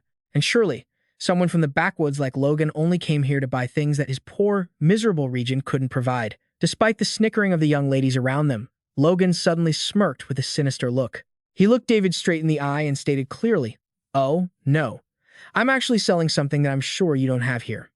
It's very good for men." Logan leaned in close to Count David's ear and whispered something shocking. It was an aphrodisiac. That statement hit David's pride like a bolt of lightning, making him freeze, his eyes wide with horror. David shouted, "Good heavens. A son of a noble family. Selling aphrodisiacs?" He screamed in anger, causing the ladies nearby to start whispering. What did he just say? What a pathetic young man. The capital nobles looked at Logan with contempt, thinking this country bumpkin was causing a scene at the party. David felt deeply humiliated, as if Logan's gaze had seen through all his secrets. While Logan tried to keep a calm face and told himself, "Hold it together," he saw David getting ready to leave and immediately added, in a submissive tone, "I've come from the outskirts, and I brought a gift to show my respect to the nobles of the capital. I hope you'll accept it, even if it isn't much." He secretly brought out a wooden box and introduced it. "I plan to sell this drug, called Emporic, for 100 gold coins a pill, but I'd like to offer you one, Count, as a special gift to try first." Logan even loudly staked his noble honor on the fact that the medicine had absolutely no side effects. David, though trembling, couldn't resist the allure of the pill. A few days later, at Logan's shop, an elegant butler showed up and announced loudly, "My master has ordered me to buy a drug called Emporic." Logan welcomed him with a radiant smile. "Oh, you must be from Count David's house, right?" In his heart, he was screaming with joy. It was a success. After finalizing the transaction, Logan happily waved goodbye to the customer. "Thank you. Please come back and buy some more next time." Looking at the money he brought in, Logan excitedly bragged to Felix Esperanzap, "One case of medicine for 1,000 gold. The first harvest is really fat. We have to earn even more gold." Felix Esperanzap reminded him that the rent for this small shop in the center of the capital reached 10,000 gold per month, so finding it was a real struggle. Felix Esperanzap asserted that, strategically speaking, opening a shop was essential to create a bandwagon effect. Logan nodded in agreement. "That's right, and now, I'm getting ready for a party." Felix Esperanzap groaned. "Again? You just got here and you're never home. Is it really necessary to attend 2 parties in one day?" Logan smirked with a calculating look. "We've got Count David as our first customer, but that's not enough yet. We have to meet everyone on the list to advertise our medicine." A week later, Count David's butler was skulking through the night again, thinking to himself that he couldn't believe the Count had told him to keep buying that drug. Even though he had already bought plenty to satisfy the demand, it still wasn't enough.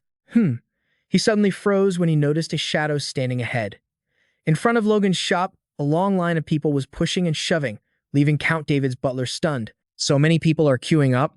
Looking closer, he recognized familiar faces, the butler of Baron Talent and the butler of Count Himail. Realizing the rumor had spread far and wide, he told himself to quickly buy the medicine and head back immediately. Suddenly, Felix Esperanzap stepped out of the door and announced loudly, "My apologies. Unfortunately, we are out of stock right now. Please come back tomorrow. This announcement was like a bolt from the blue, causing the crowd to go into an uproar. A butler panicked and questioned. Out of stock? What are you talking about? Felix Esporanzap kept his polite attitude and explained, I'm very sorry, due to the high demand for emporic, our supply is limited. Therefore, we are limiting sales to 50 boxes per day. Immediately, desperate pleas rang out. Please sell some to me. If I return empty-handed, my master will kill me. Witnessing the rowdy scene, a few nobles passing by were curious. What are they doing over there that's causing such a commotion? Let's go see what's going on. Observing from above, Logan smirked triumphantly. He was pleased with himself because the strategy of fueling consumer desire by limiting the quantity was creating an incredibly effective bandwagon effect to attract passersby. Logan told himself everything was going according to plan, while Felix Esporanzap continued to shout that they were out of stock and told customers to return tomorrow. In the following days, the situation didn't cool down at all. Felix Esperanzap still had to continuously announce they were out of stock to the despair of the customers. An angry man slammed his money bag onto the table and yelled, Increase the amount of medicine. Why is it out of stock every single day? Witnessing the sales skyrocket after just 1 month, Logan couldn't help but exclaim, Amazing. It was even selling out the moment they opened. At this rate, earning 4 to 5 million gold per month was completely feasible. Logan mocked them quietly. In Grandia, there sure were a lot of nobles who were weak in that department. Although Logan had proactively tripled the price, the trading still went incredibly smoothly. Some people were even willing to pay higher prices just to get their hands on the medicine. Looking at the pile of gold stacked high like a mountain, Logan sighed with cynical amusement. I'm really worried about the future of this country. Logan excitedly ruffled Felix Esporanzap's hair and praised him. You did well. Felix Esporanzap, this rascal is good. Felix Esporanzap, despite having his hair messed up, humbly replied, It's all thanks to the efforts of both you and me. Logan declared decisively, All right, from next month on, 1% of the sales profit will be yours. Hearing the figure of 1%, Felix Esporanzap was overjoyed. He hugged Logan and screamed in extreme excitement, Lord Logan, I swear I will do my best. Logan panicked, pushed his overexcited partner away, and shouted, Hey, you madman, don't kiss me. The sound of their shouting and laughter echoed throughout the street amidst the setting sun. 10 tons of gold per year? Logan couldn't hide his shock when hearing the earth-shattering information from the magic orb. The lead engineer on the other end confirmed that the miners had verified a high probability of a massive gold deposit deep underground. Logan quickly did the math. 10 tons of gold was equivalent to 100 million gold coins, a number that far exceeded all initial expectations. He flashed a sinister smile, his eyes sparkling because he knew he was about to hold an endless treasure in his hands. However, the old engineer was worried about the extremely expensive mining costs, estimating the initial capital would require 5 million gold. Facing his subordinates' worries, Logan remained incredibly confident. He loudly declared that he didn't need to worry because he would cover all costs and labor. Witnessing his master's insane level of generosity, the old engineer could only sigh, wishing he could have retired earlier. That night, walking on the streets of the capital, Logan secretly calculated that if Emporic continued to sell as well as it currently was, he would bring in 4.5 million gold per month. Just by selling the medicine for 2 months, Logan would have enough money to operate the gold mine. With 700 boxes of Emporic remaining, he planned to return to the countryside soon to send more goods to the capital to start the extraction work. But while deep in his calculations, Logan suddenly froze when he spotted a figure lurking right in front of his shop. Suspecting an intruder, he immediately drew his sword and lunged forward with incredible speed, cursing to himself. Is it a thief? Logan kicked the door open and rushed inside, but the room was completely empty, which left him stunned. He quickly realized something was wrong, as this room only had one entrance, so the intruder must still be hiding somewhere around here. Logan cautiously observed every corner, his hand gripping his sword hilt, ready for action. Suddenly, his eyes widened as he sensed an uncanny presence right beside him. Logan swung his sword and roared, Who are you? He scanned the empty courtyard, whispering to himself that someone was surely lurking nearby. Suddenly, a cold, sharp aura struck him from behind, making Logan shudder in terror. Logan immediately looked up and spotted him on the roof, a mysterious dark figure in a hooded cloak standing tall atop the building. Logan stomped his foot and leaped onto the roof to face the intruder head-on. Beneath the hood, a middle-aged man with a thick beard appeared, looking quite enigmatic. Logan gripped his sword hilt and demanded, Who are you? He was met only with the heavy, oppressive silence of his opponent. Just as Logan was about to act, the stranger vanished in the blink of an eye like a ghost, leaving him stunned. Logan looked around the empty roof, shocked and wondering how the person could disappear so quickly when they had been right there. Suddenly, he spotted an object left behind on the tiles. Logan picked it up, his eyes widening in astonishment as he recognized it. How? How could this be? The next morning, Felix Esperanza yelled in a panic. "You say an intruder broke in?" Logan sat at the table, lost in thought, confirming that the intruder must have been a high-level master of divine power with a very distinct energy signature. Felix Esperanza couldn't help but wonder why someone so talented, possessing power that could turn a slave into a noble, would resort to theft, and what exactly was he after? Logan replied softly, "That's just a hypothesis." Checking the inventory, they were stunned to find the thief had taken exactly 2 emporic pills. Felix Esperanza realized the thief's goal wasn't money, but to steal the medicine for personal use. Logan immediately decided to scan the list of noble clients to see if anyone capable of using aura appeared. Although Felix Esperanza noted that such information was top secret and costly, so they hadn't investigated it yet, he suddenly recalled a highly suspicious character. It was a nobleman who was among the few in the capital capable of using divine power, but the most notable thing was that he had absolutely no children. On a street corner, a small family was happily together, the child calling out for mom and dad, which left the blonde-haired noble watching from afar feeling a pang of sorrow. When his wife approached to check on him, he forced a smile to hide his feelings. "Oh, my lady, I was just enjoying the scenery for a bit." Seeing the melancholy in her husband's eyes, his wife gently asked if he was looking at those children. The nobleman quickly denied it and urged her to go inside to avoid overthinking. When his wife embraced him and expressed her happiness at having married a man like him, the nobleman's face suddenly turned heavy and filled with remorse. "I feel the same." Felix Esperanza, known as the kingdom's greatest swordsman, softly returned his wife's embrace with a heavy heart. Few knew that this legendary hero carried a deep-seated hatred for himself. In his youth, charging into battle for the country, he had unfortunately suffered a severe injury in his groin. Back then, a young knight like him didn't pay much attention to such a wound.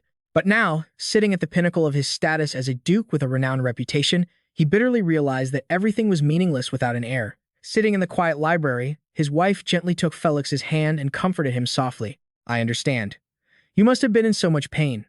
Watching the tears roll down the face of his devoted wife, Felix felt his heart tighten as he heard her plea. "If you are willing, please allow me to live with you until the end of my days." Witnessing such sacrifice and boundless love, Felix tormentedly asked himself if there was any way to make it up to her.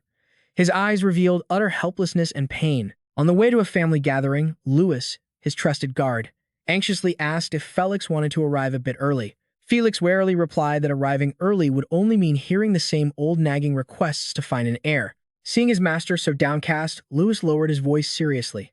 "I heard that recently there's a miraculous medicine in the capital. They say it can even heal injuries in that area." Felix glanced at him with indifference. "So?" Felix sighed in frustration as he heard Louis continue to push the rumors about the medicine's effectiveness. Deep down, the Duke told himself he had already stolen and tried it himself. It turned out that it was precisely because he couldn't bear to see his wife's tears that a great swordsman like him had to lower himself to commit the shameful act of theft. Yet, the results were not as expected. Felix coldly dismissed it, saying that even after taking the medicine, nothing happened. "Louis, you shouldn't believe in rumors so easily." Louis only bowed his head to apologize. "Forgive me, my lord." Felix Esperanza continued walking. "That's right, it's just a rumor after all. How could medicine solve a problem that even divine power couldn't fix?" He silently thought that he had to give up on this last shred of hope. Suddenly, a shouting voice rang out at the city gate. "What's this?" Arriving without an appointment. Amidst the chaos at the main gate, a red-haired young man stood proudly facing the guards and loudly gave an order. "Just report my name to him." With a confident smile on his lips, Logan stated firmly, to the astonishment of the soldiers, "He will surely see me." "You want to meet him in person?" Felix Esperanza shouted in a panic upon hearing Logan's insane plan. He nervously reminded him that the opponent was one of the most powerful people in the kingdom, and that for Logan to meet him and say things like, "You stole that from me yesterday, didn't you?" would be no different than suicide. Felix Esperanza even imagined Logan putting on airs, and to think he would put on airs with him now made him scream in despair. "You actually plan to do that?" Logan just replied calmly, "You really know what's in my mind." Despite Felix Esperanza trying to stop him, saying that place was a hornet's nest and advising him to forget about it, Logan stood by his decision. Sitting alone in his room, Logan pondered Felix Esperanza's warning. If anything goes wrong, we're done for. Even knowing the risks, he told himself that if the opponent really was a top-tier swordsman, this was an unmissable opportunity. Shortly after, Logan arrived at the majestic mansion where the elegant elderly butler opened the door and invited him in. "Please, come in." Stepping into the main hall, Logan sensed the overwhelming aura of one of the most powerful men in the country standing right before him. Logan bowed respectfully. "Greetings, I am Logan McLean, the eldest son of the McLean family." Looking at his appearance, Logan couldn't help but be amazed that even though he was 70 years old, he looked much younger, wondering if the power of an aura master could truly slow down the aging process like that. The Duke turned slightly and asked in a low voice, "McLean, is that a family from the Southwest Territory? What brings the heir of that family all the way out here?" Logan kept a calm smile. He decided not to bring up yesterday's break-in and went straight to the point. "I've been dealing in a certain item in the capital lately, so I wanted to bring you a gift." Logan placed a wooden box on the table and introduced it. "It's a medicine with remarkable benefits for men. Its effectiveness has already been verified by several other nobles." The Duke just stared at the box and replied softly, "Is that so?" His silence made it impossible for Logan to tell if this was the intruder from yesterday. He decided to push a little further. "But since you are an extraordinary being, such a gift might seem unnecessary. That's why I prepared something even more special." Immediately, Logan noticed a slight twitch from the other man. He smirked inwardly, satisfied to see a reaction. Logan was certain that because he was a master of the supernatural, the emporic he used yesterday hadn't been effective. Logan explained that the toxicity in monster meat naturally has stimulating properties and treats erectile dysfunction, and the current emporic has been refined to the point of being edible. However, since the toxicity of the standard type is too mild, it has absolutely no effect on supernatural individuals with divine energy like Felix. Because of that, Logan had extracted pure toxins from monster meat to create a limited, special edition version with medicinal properties many times stronger. To guarantee its effectiveness, Logan even tested it on himself, forcing him to endure such agonizing intestinal cramps he felt like he was going to die. He warned that if an ordinary person without divine energy used it, they might lose their life on the spot. But for a master of aura like Felix, this was the perfect medicine. Logan asked Felix to report the results to him once he was done, while promising that the Morrow family would supply enough and keep this matter strictly confidential. Felix looked quietly at the box in his hand, lost in thought at the young man's offer. The next day, the Duke's attitude had completely changed. With a radiant face, glowing with vitality, he looked at Logan and offered, "What do you need? I will help you." Just one night and the guy went from gloomy to a total life reset. Logan cheered joyfully inside his heart because he couldn't believe he had actually managed to persuade a martial arts master with such immense divine energy. Logan knew for sure the medicine would work for Felix, and if he persisted in building up the medicinal properties for about 30 doses, his condition would be completely restored. Felix clutched his chest. Feeling the long-standing sorrow and insecurity in his heart finally resolved for good, he looked at Logan with eyes full of warmth and appreciation. Felix sincerely thanked him because Logan had not only overlooked his trespassing but had also brought such an unexpectedly wonderful gift. Moreover, he was incredibly amazed by the swordsmanship of Logan that he had witnessed with his own eyes that night. He spared no praise, calling him a talented individual and a master of divine medicine. The Duke affirmed that Logan's gift had helped him restore his long-lost vigor, and to repay the favor, he flatly declared, "If you need anything, just ask me." "If that's the case, could you give me a copy of the swordsmanship book you studied?" Logan didn't miss the chance and immediately made a request that took Felix by surprise. Both of them walked into the vast royal library, which held thousands of precious secret scrolls. Felix searched silently among the towering bookshelves. Felix didn't forget to warn him, "If you follow these, you might get hurt. Just choose the parts that fit your ability to reference." Logan bowed respectfully and thanked him. However, he still didn't stop there, but continued to make a cunning request. "If possible, could you please write a line certifying that you personally gave it to me?" Faced with this clever plea, Felix happily agreed. Sure, that's not a big deal. Logan felt triumphant because he had achieved his ultimate goal, even with a slight regret that he only got a book from the legendary hero. This signature would probably be worth more than the book later on. Suddenly, Felix grew thoughtful. "But there is one thing I don't understand." While Logan was still confused, asking, "Pardon?" he continued, "I don't know why I feel like I will teach you swordsmanship." Felix's announcement made Logan freeze in shock. Deep down, he couldn't believe he would be personally taught by the strongest swordsman in the kingdom. Felix explained that because Logan was so humble, he felt uncomfortable just giving him a book. Logan quickly shook off his surprise. He understood this was a once-in-a-lifetime opportunity to be mentored by the most prestigious sword saint across both of his lifetimes. Logan responded excitedly, "Thank you, sir. That's fantastic." They immediately moved to the grand training ground. Felix drew his sword and excitedly declared that testing the talent of a young person was one of the joys for an old man like him. "Focus. I won't be teaching you in a gentle way." Felix warned loudly as he stepped into a fighting stance. Logan gripped his sword hilt, focusing all his senses to face the senior master. Suddenly, Felix's eyes turned icy.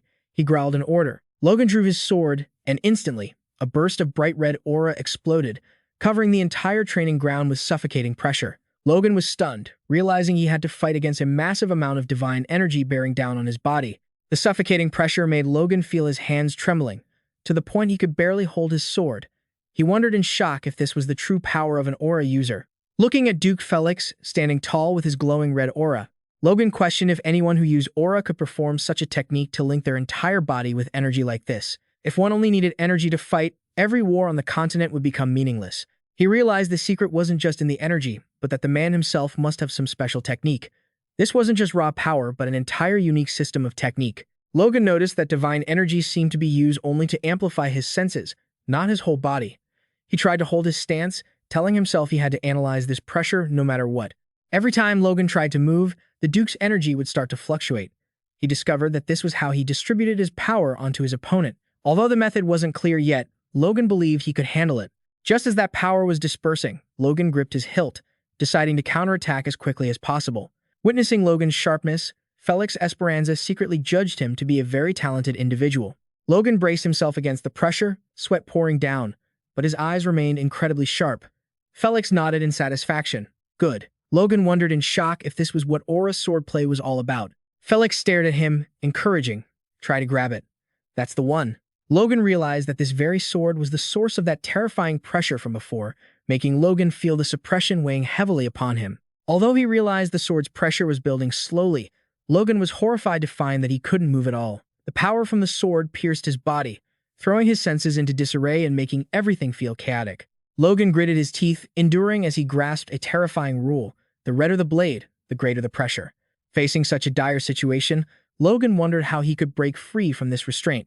Suddenly, the divine power within his body erupted, glowing right in front of his chest as a natural reflex. Logan felt this surge of energy trying to neutralize the sword's aura, and he knew his only choice was to follow his instincts. A golden radiance exploded, enveloping Logan to counter the crimson pressure from his opponent.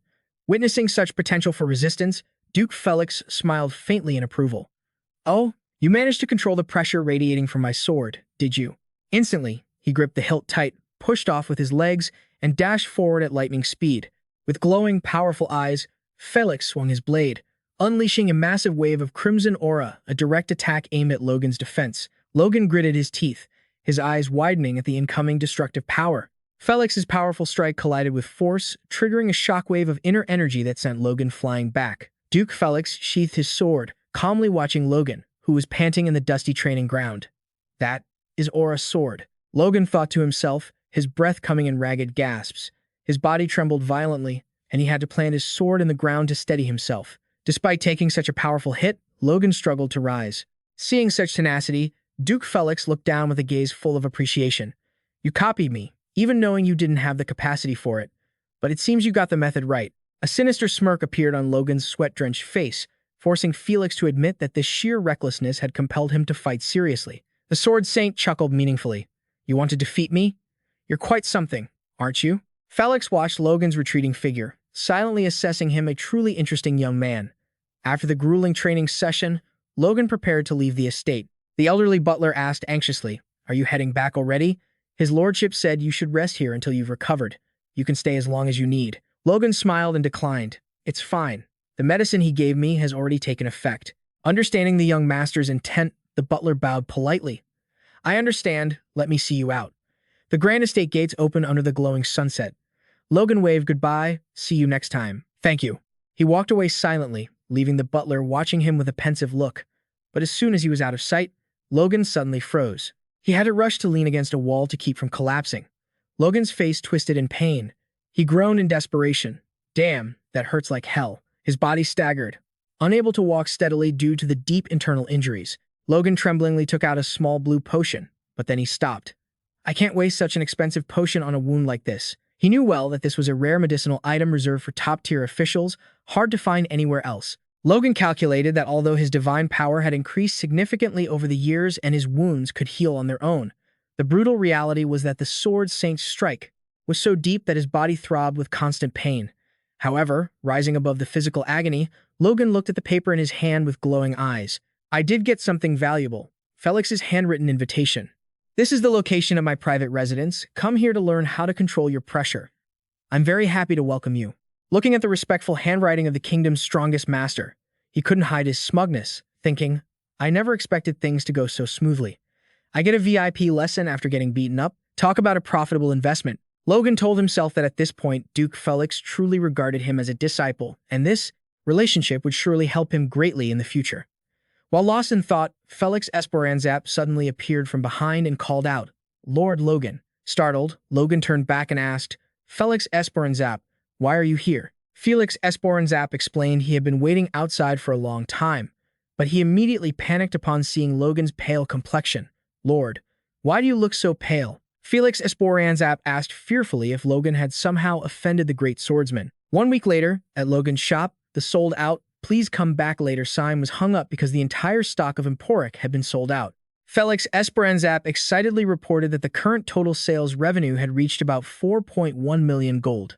He asserted that if they kept this pace, making 4.5 million gold would be a piece of cake. Logan and Felix Esperanzap looked at each other and shared a sinister laugh at their success, which had exceeded all expectations. "Ha ha ha." The laughter echoed throughout the building. Felix Esperanzap asked anxiously if they could maintain this revenue long-term, but Logan immediately dismissed it. "Don't you dare interrupt my dreams." He instructed Felix Esperanzap to bring more monster meat to keep the supply going.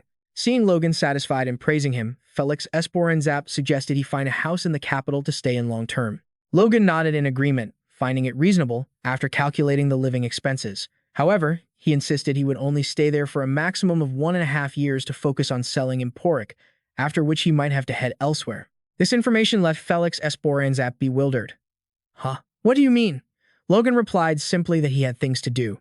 Logan reassured him that he had been in the recovery room for a week, but Felix Esperanzap remained skeptical about whether he had really been resting, as every time he visited, Logan was busy working on something at his desk. Logan just laughed and said it was because he had tasks to finish.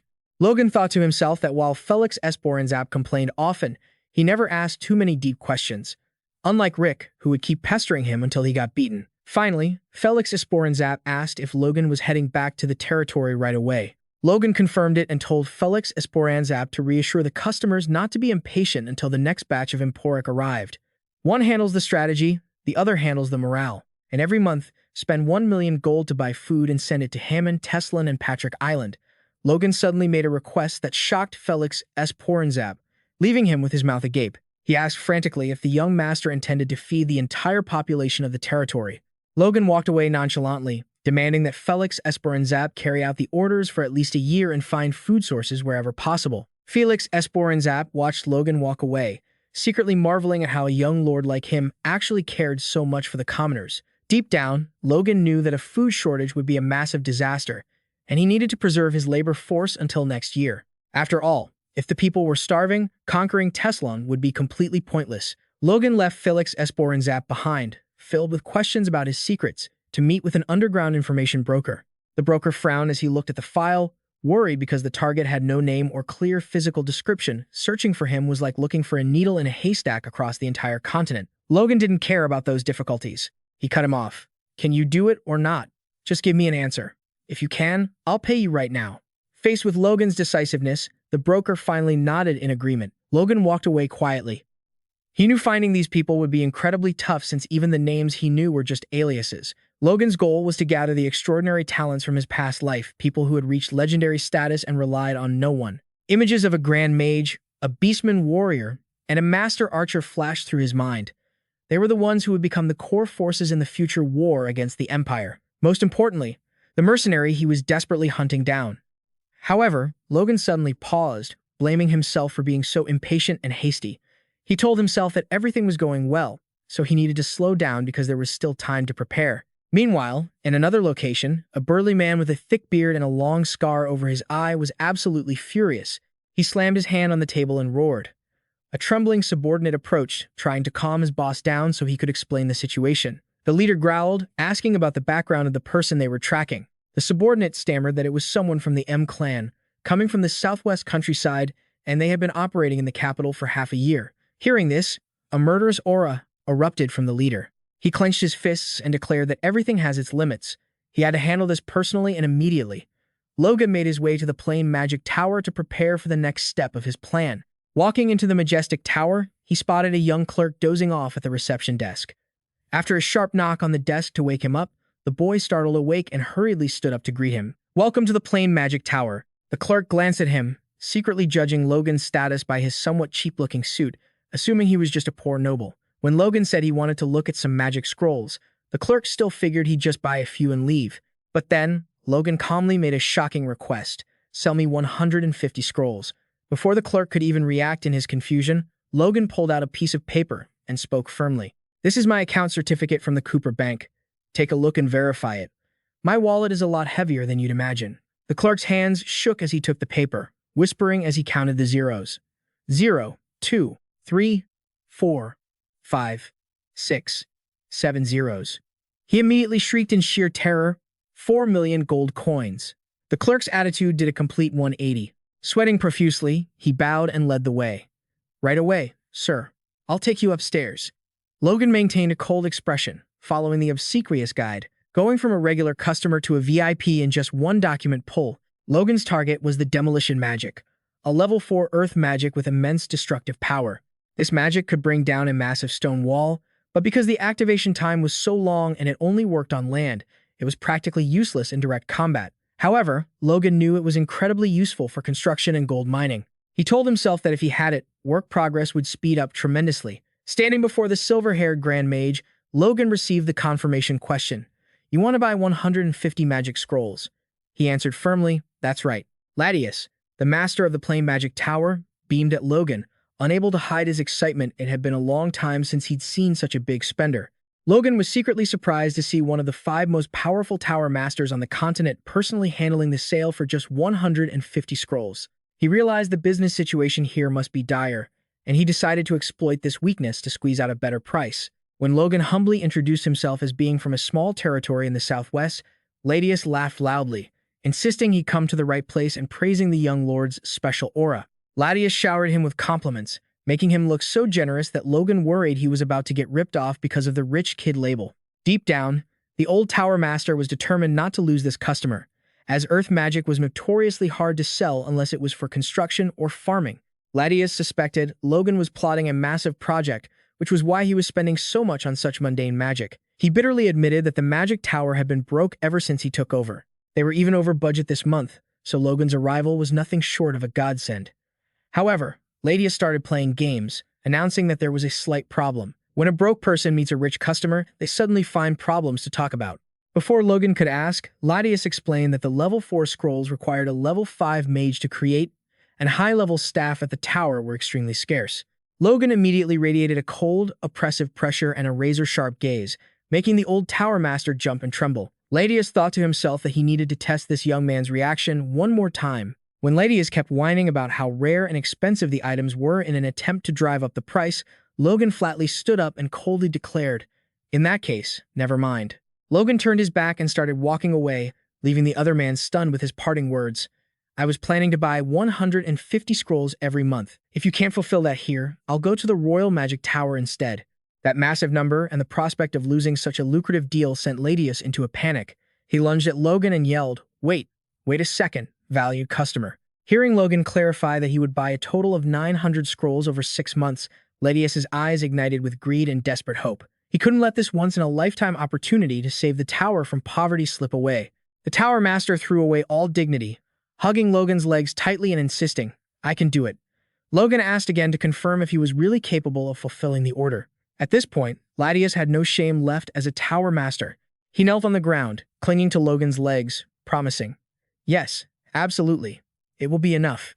The old man's head was spinning with numbers. 10,000 gold per scroll. 150 scrolls equals 1.5 million. And over 6 months, that would bring him up to 9 million gold coins.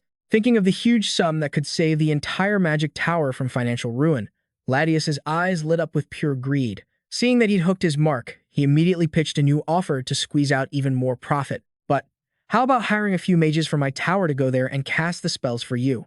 Logan blinked, confused why on earth would he need to hire extra hands. He analyzed the situation. Mages who avoided the battlefield usually ended up as scroll crafters.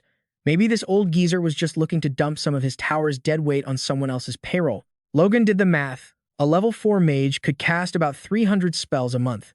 Still, he asked, full of doubt. Would anyone actually want to work at a dusty construction site? Ladius scratched his head, apologetically explaining that level 4 mages were hard to come by, but he quickly pivoted to an alternative. Instead, I'll send you 9 level 2 mages and 1 level 3 mage. They've got years of experience working on construction sites already. Hearing that, Logan wondered if this tower sold personnel bundles. He frowned, realizing that if he went with them, he'd have to downgrade the spell scroll levels to match their ability. Ladius kept pushing, insisting that for a long-term project requiring stability, this group would be far better than a single level 4 mage because they were absolute experts in construction. Logan stared at the group that had just appeared, secretly wanting to test the competence of these seemingly scrawny individuals. A mage with a weary look and dark circles under his eyes stepped forward. I am Hai Ko, a level 3 mage. A pleasure to meet you. Logan replied coldly, I'm Logan Patrick. All right, enough introductions. Watching the mages shuffle away, Logan couldn't help but feel skeptical about this choice. As soon as they were out of sight, Logan snapped, asking how on earth those kids, who looked like sticks, could handle the work. Ladius hurriedly defended them, claiming they only looked that way, but they were actually the tower's most seasoned construction experts. Using his senses, Logan realized they did indeed have real talent. With a level 3 master and a bunch of 20-somethings at level 2, the potential for growth was huge if they were pushed hard enough. However, Logan was still hesitant because lowering the spell level would definitely affect his gold mine's extraction speed. Seeing Logan's hesitation, Ladius smiled smugly, reassuring him that with 10 people, the sheer output would make up for everything. Logan smirked, a wicked grin spreading across his face. It looked like he'd found a way to squeeze every drop of labor out of this group of mages. Logan made his final offer, 120 scrolls and 10 mages for 1.2 million gold per month. He calculated that, given the actual ability of these mages, the price was an absolute steal. After all, true geniuses would never accept such low wages. But contrary to Logan's calm demeanor, the Tower Master Ladius suddenly exploded with manic excitement and signed the contract right then and there. It was hard to tell who was the businessman who had just gotten scammed. Logan was stunned by the old man's lightning-fast processing speed. He was shocked, wondering how the old guy could have written up a contract so fast the ink hadn't even dried. Just as Logan was still suspicious, a loud blast shattered the door. A large man with a fierce, bushy beard stormed in like a hurricane, roaring with rage. Tower Master, hold on. We need to talk. That was Clayan, a powerful level 5 mage.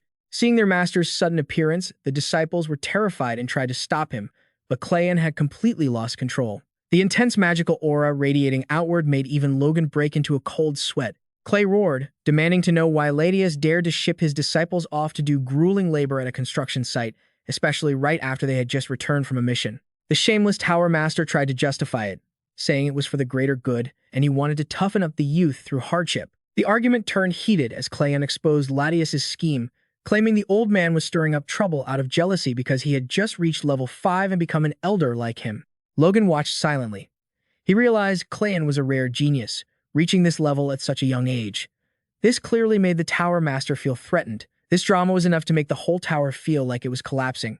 Watching the chaos, Logan wasn't worried. Instead, he wore a wicked smile. He was secretly pleased, knowing that this internal conflict was exactly why he'd managed to hire a team of mages for such an unbelievably low price. This was truly a lucrative deal beyond his wildest expectations.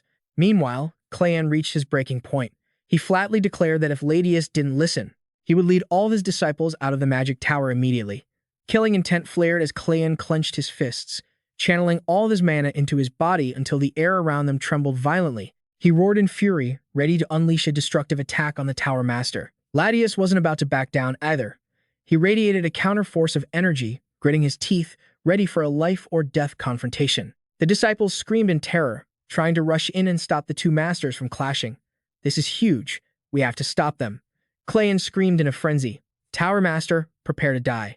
Just as the earth-shattering magical battle was about to erupt, Logan unexpectedly stepped in, blocking the exploding energy. With a look of utter calm and that signature wicked smile on his lips, he held the signed paper high in front of the two men burning with bloodlust. Logan smirked, dropping a single line that brought the entire room to a sudden, dead silence. Wait a second, both of you. I've already signed the contract.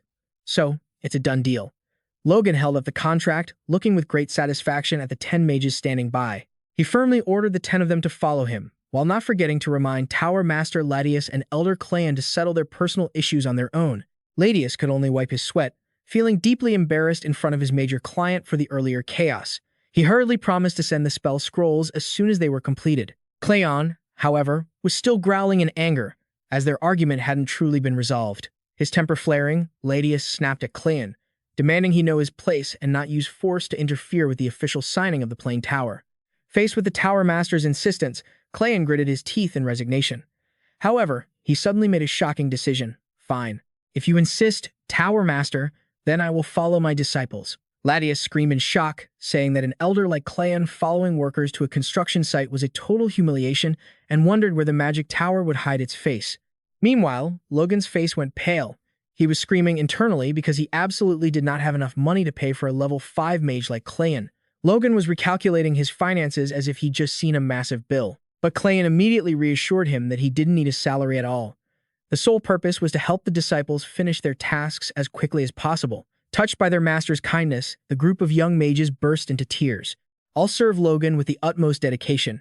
Ignoring Ladius's frantic shouts of protest in the background, Cleon suggested to Logan that they delay their departure by 1 day so the disciples could rest before the journey. Logan happily agreed and made plans to meet everyone at the East Gate tomorrow afternoon. The next day, the carriage train quietly left the fortress to begin their journey. Logan walked with a sense of immense excitement, thinking to himself that he had hit the jackpot by hiring a level 5 mage without spending a single coin on a salary. Usually, something like this would cost millions in gold, and he was itching to get back to his territory immediately to send more emporic to the shops. Lost in his calculations, a gentle voice suddenly rang out. Is that Lord Logan? Logan froze and turned back, catching sight of a beautiful girl with silver hair, hiding her face behind a red fan. He whispered, Rena. The girl smiled at him.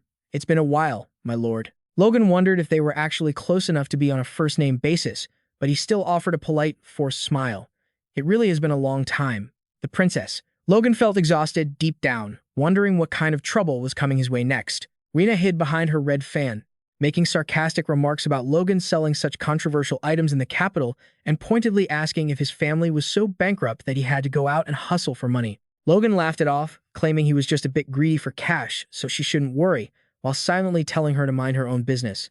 Rena didn't let up, wondering why, with all the money she had given him, Logan still had to live in such a barren territory. Logan firmly excused himself, wanting to get away from this annoying woman as soon as possible. Just as he turned away, Rena's voice drifted out from the carriage, mentioning the rumors about him using a strange type of weapon to win his recent battle. She smirked and made an offer. So would you like to sell it? Logan immediately waved her off, insisting it wasn't any kind of special item, and firmly rejected her offer to buy. He was only interested in making a profit, not in having his life's secrets bought out from under him. Logan strode away quickly, leaving Rena behind with an annoyed click of her tongue at the carriage window. He fell into deep thought. Even though selling emporic had made him famous in the capital, no noble should actually care about a small skirmish on the frontier. Logan realized Rena had picked up on this way too fast no matter who she heard it from. The rumors were spreading way too easily. He told himself that he still wanted to use that weapon again in the future, so he couldn't let the information leak out too early. While he was lost in thought, a sudden call of Lord Logan rang out from behind him. Cleon and the disciples were already waiting. He wondered why Logan was here instead of the East Gate as planned. Logan flusteredly explained he had just bumped into an acquaintance, but she was a real pain. Seeing that everyone had finally gathered, he urged the group to leave immediately to get out of the capital. 3 carriages rolled quietly along the trail through the lush green forest, heading toward his distant territory. Inside the cramped carriage, Logan sat in silence with Cleon and 2 others amidst the constant jarring jolts of the wheels on the rough road. Cleon observed the convoy of 3 large carriages and the experienced drivers, silently judging that Logan must have spent a fortune on this trip. He couldn't help but grumble. What's the point of renting carriages like this? Why waste so much money? Seeing their master being so disrespectful, the 2 disciples panicked and tried to stop him. Master. Logan secretly understood that level 5 mages were naturally arrogant, so he didn't pay it much mind. He smiled and responded with practiced courtesy. This is the least we can do to serve such noble mages. Deep down, Logan was incredibly smug about hiring a level 5 mage completely for free, so he was willing to let him say whatever he wanted. As night fell, Logan decided to stop. It's late. We'll set up camp here for the night. Beside the crackling campfire deep in the woods, Logan sat in meditation under an ancient tree to regulate his inner energy. Suddenly, a shadow silently approached from behind. A sharp blade gleamed under the moonlight. While deep in meditation, Logan suddenly felt a surge of killing intent and barely dodged the sneak attack. He shouted, "Who's there?" From the shadows, masked figures gradually revealed themselves, surrounding the young lord. One of them smirked, mocking him. You dodged that? Not bad for a young master. He began to reveal his intent to rob him, mentioning the strange medicine that was taking the capital by storm. He asserted that Logan must have made a massive fortune selling emporic. Logan calmly looked at the people surrounding him and guessed they were just highway bandits. He stood up, stretched comfortably, and told himself, "Rest time is over. Let's see what I learned last time." Seeing the opponent had no intention of leaving, Logan decisively drew his sword from its scabbard. He wore a confident smile, declaring he would use these very bandits to practice the sword techniques he had just mastered from Duke Felix. The leader hadn't even realized what Logan was saying before a lightning-fast sword strike left him severely wounded and collapsing on the spot. Witnessing Logan's lightning-quick counterattack, the bandits were terrified. One stuttered, "How? How is he this fast?" Another lunged forward frantically, gritting his teeth in a curse. You bastard, die." Logan remained completely composed. He lowered his center of gravity and suddenly unleashed a powerful horizontal slash. The overwhelming power left the remaining bandits frozen in fear, seeing their comrades lying scattered and unable to fight back. The leader trembled and ordered his subordinates, "This is insane. Everyone, fall back. Now." But immediately, he was horrified to realize he was already in Logan's crosshairs. He screamed in despair as his legs went completely numb. He couldn't move his body an inch. The sword in Logan's hand was now burning with a brilliant golden aura, emitting a suffocating pressure. His eyes were cold and sharp, and behind him, the imposing shadow of Duke Felix flickered, the man who had taught him the secrets to controlling aura pressure. Logan lunged like a bolt of lightning, pouring all his inner strength into every swing, carrying destructive power. A large bandit was sent flying by the wave of energy, accompanied by a painful scream. "Ah!" Logan paused, looking with some surprise at the sword, which was still emitting small sparks of electricity. He marveled to himself, seeing the aura still dancing persistently on the blade. So this can actually last a while? A confident smile appeared on Logan's face as he saw that his sword training had been a resounding success. Logan focused all his power into the sword. Logan could feel a new power beginning to take shape within him, something people call aura. He recalled the day his own swordsmanship was completely overwhelmed by the pressure of someone else's aura. He never imagined that even at his current level, he'd be able to tap into and wield such divine sword power so soon. A look of pure satisfaction spread across his face as he thought to himself, "Finally, I've mastered it." Suddenly, a strange rustling from the nearby bushes caught his attention. A bandit was crawling away, terrified and desperate. He was sobbing, cursing himself for having messed with a monster today. Logan analyzed the situation calmly. The secret was using the power emitted from the blade to dissipate the opponent's energy, effectively crushing them with sword pressure. Logan looked down with an icy, cold gaze. He was confident that once he possessed this kind of power, fighting from now on would no longer be a problem for him. The bandit let out a shrill cry of absolute terror before being completely subdued. Logan sheathed his sword, standing silently amidst a battlefield littered with bodies, and whispered, "That should be enough." But just as he was about to leave, a deep, gruff voice suddenly echoed from behind him. "Young master, I saw everything." Logan startled and spun around, his eyes wide with genuine shock at the unexpected presence. Emerging from the shadows of the forest was a massive, towering figure. Every heavy footstep made the ground shake violently. It was none other than Elder Clayan, the Fifth Circle mage. He stood tall, facing Logan, his solemn face hidden behind a cloak, radiating a suffocating pressure. His sharp eyes were fixed on the young heir, and Logan felt a twinge of worry, wondering why the old man looked so furious. Logan told himself that they were only bandits. After all, if Clayan changed his mind about accompanying him now, it would be a total disaster. But contrary to his fierce appearance, Clayan spoke in a low, praising tone. "That was truly an amazing technique, young master." Logan couldn't help but be stunned. The elder admitted that he didn't know much about divine sword power, but he knew full well that for someone of Logan's age to achieve such a feat was unheard of, the kind of talent that makes everyone else look like they're playing a different game entirely. Logan scratched his head, offering a sheepish smile, breathing a sigh of relief as he realized Clayan wasn't angry at all. That was just his natural resting face. As the two started walking back, Logan mused that he had intentionally lured the bandits away from their campsite because he didn't fully trust them yet. He never expected Clayan to have secretly followed him the entire way. Curious about the elder's true intentions, Logan listened as Clayan spoke with a hint of sorrow, explaining that his apprentices had suffered so much by choosing him as their master, so he wanted to use this time to teach them as many skills as possible. He suggested that even after they reached their territory and started working, Logan should allow the apprentices to train while they worked. Clayan pleaded to take on more work himself to let the kids take turns resting. Logan nodded slightly. "Oh, is that so?" Suddenly, Logan froze as he detected a flow of mana being funneled into the ground from Clayan. He watched in amazement as the energy was directed straight toward the tent where the young mages were sound asleep. Seeing Clayan drenched in sweat, exhausted from maintaining the supportive magic for his disciples, Logan felt a wave of emotion. He smiled at the elder and said, "It seems you really care for your students."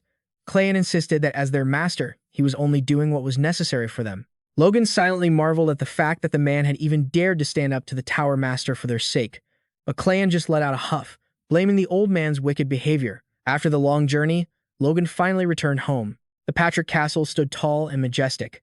Meeting his father in the study, Lord Patrick asked if Logan had managed to expand their influence in the capital. Logan confidently confirmed that everything had gone very smoothly. When asked if there was anything else, Logan hesitated briefly. It was hard to dive straight into such a sensitive topic. He took a deep breath and revealed that the business in the capital was doing exceptionally well and would bring in massive profits. Hearing the word profit, Lord Patrick was stunned and pressed him for details. Logan calmly dropped the bomb, the medicine he had given his father as a gift. "I'm selling that medicine." The Lord's face shifted, and he trembled as he pointed a finger at his son. "So, the purpose of your trip to the capital was to sell aphrodisiacs?" Logan maintained a calm expression in the face of his father's shock. Lord Patrick sighed, even though he stated he wouldn't interfere. He still reminded Logan to be mindful of the family's honor and dignity before doing anything else. Logan was silently surprised that his father took the news better than he had expected. Logan felt his reputation had increased significantly. He added that he had managed to forge a connection with a renowned swordmaster in the capital. Lord Patrick was stunned, asking, "A swordmaster? Do you mean Duke Felix Esperanza?" He couldn't believe his son would dare to sell that kind of medicine to such a legendary sword saint. Seeing Logan's beaming, confident confirmation, Lord Patrick roared, "How could you bring such disgrace upon this family's name?" Immediately, Logan produced a book and explained that because of that connection, the Duke had personally taught him techniques and gifted him an intermediate-level sword manual called the Iron Blood Sword. Holding the book in his hands, Lord Patrick was completely stunned, left speechless.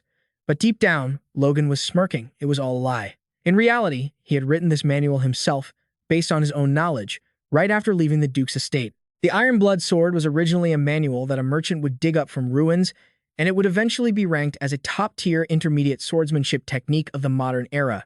At first, the merchant only copied and sold it to a few people, but eventually, someone leaked it, and it became as widely circulated as common goods that any knight could buy. But that was a story for 10 years in the future. Logan calculated that if the knights of this era read it, the family's strength would skyrocket, especially if combined with the secret techniques of the Sword Saint. His father and Ronian could use it as a secret family specialty. Even so, the Iron Blood Sword required pushing one's strength to the absolute limit, making it easy to sustain injuries during practice. Logan knew his father would never allow it if he knew the truth. To get him to accept it, Logan had used the Swordmaster's name to gift the book. Holding the manual, Lord Patrick realized with a start that this was on a completely different level compared to the family techniques he had been practicing for so long. He couldn't stop praising it. "This is truly extraordinary."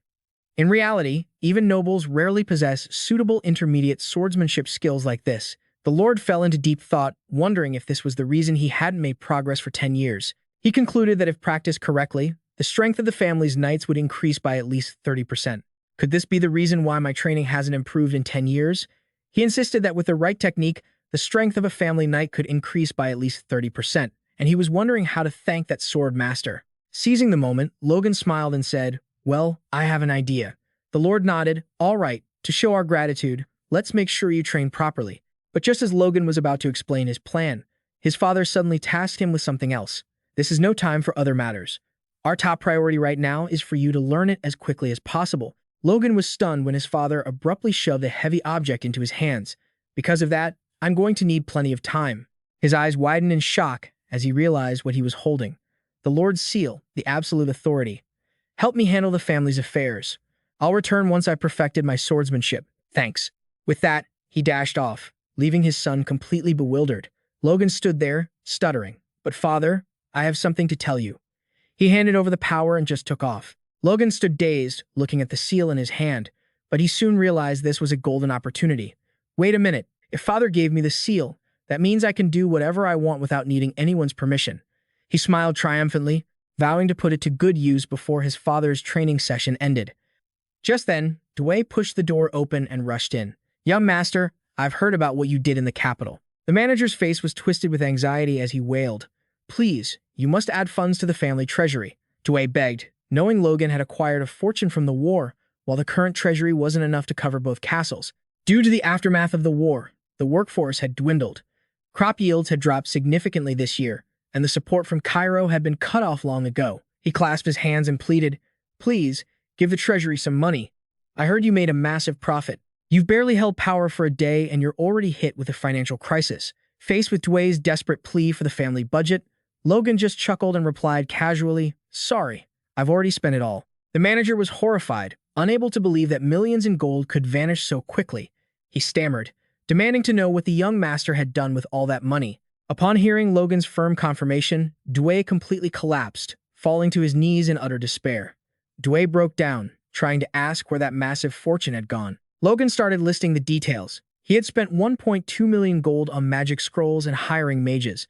The rest was used to buy construction materials and food to provide for the people. Dway was confused by these strange expenses, but he was truly shocked when Logan declared that he would continue to spend another 1 million gold every month to buy food for the citizens. Watching the manager scream in astonishment, Logan thought to himself that every reaction was exactly as he had planned.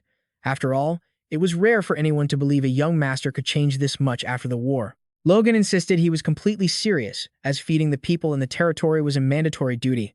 When Dway asked about the purpose of the construction materials and the magic scrolls, Logan gave a sly, knowing smirk and revealed his true goal: constructing a dam. 2 weeks later, an urgent notice was posted, summoning all workers from both the Patrick and Teslin houses to gather at the castle gates, accompanied by threats of harsh punishment for anyone who didn't comply. At Teslin Castle, the people trudged toward the assembly point, constantly grumbling about nobles who only knew how to exploit their labor. The situation at the Patrick Castle was even more tense when a man screamed in outrage, claiming that being forced to work right in the middle of the farming season would cause their families to starve. Before they could even understand what was happening, they were called in to build the dam. Resentment soared as the people felt backed into a corner, either run away, starve to death, or work themselves to death. A man gritted his teeth, his eyes burning with the fire of resentment as he realized that no matter how they died, it was still death. In desperation, they decided they couldn't just sit and wait to die anymore.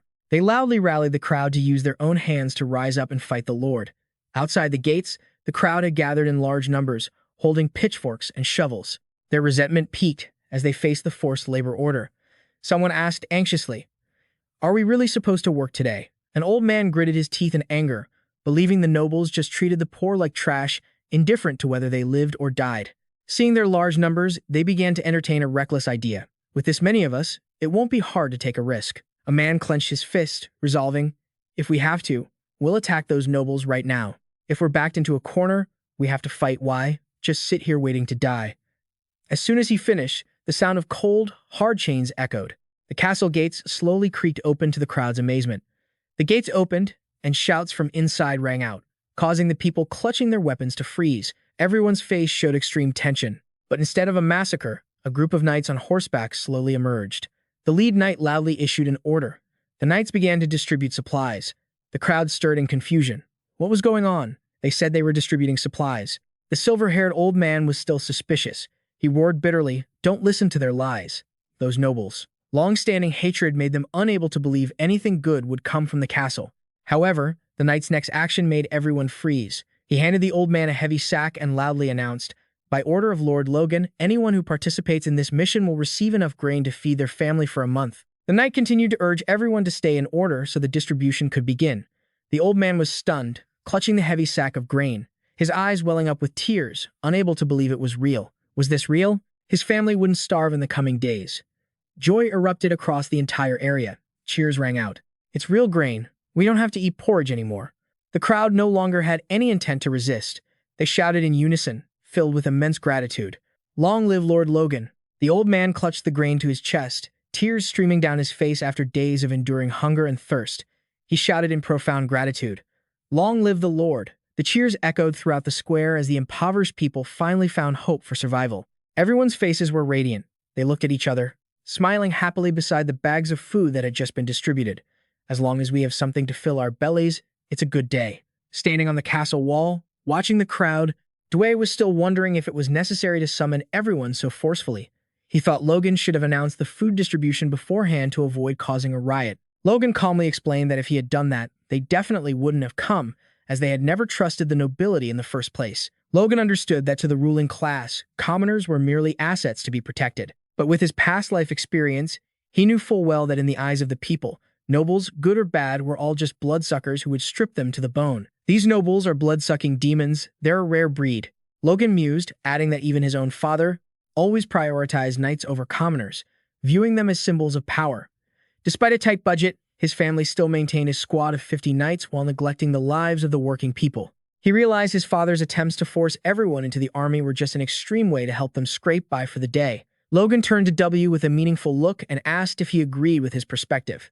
W couldn't help but be surprised, admitting that the young master had been catching him off guard lately, one surprise after another. Logan smirked confidently, asserting that if he gained the administrator's trust, he would surely make this project a success. However, W immediately waved his hands, not talking about the dam, but reeling from an insane project that would cost 2 million gold coins a month. Logan sighed, realizing this reaction was identical to the other two.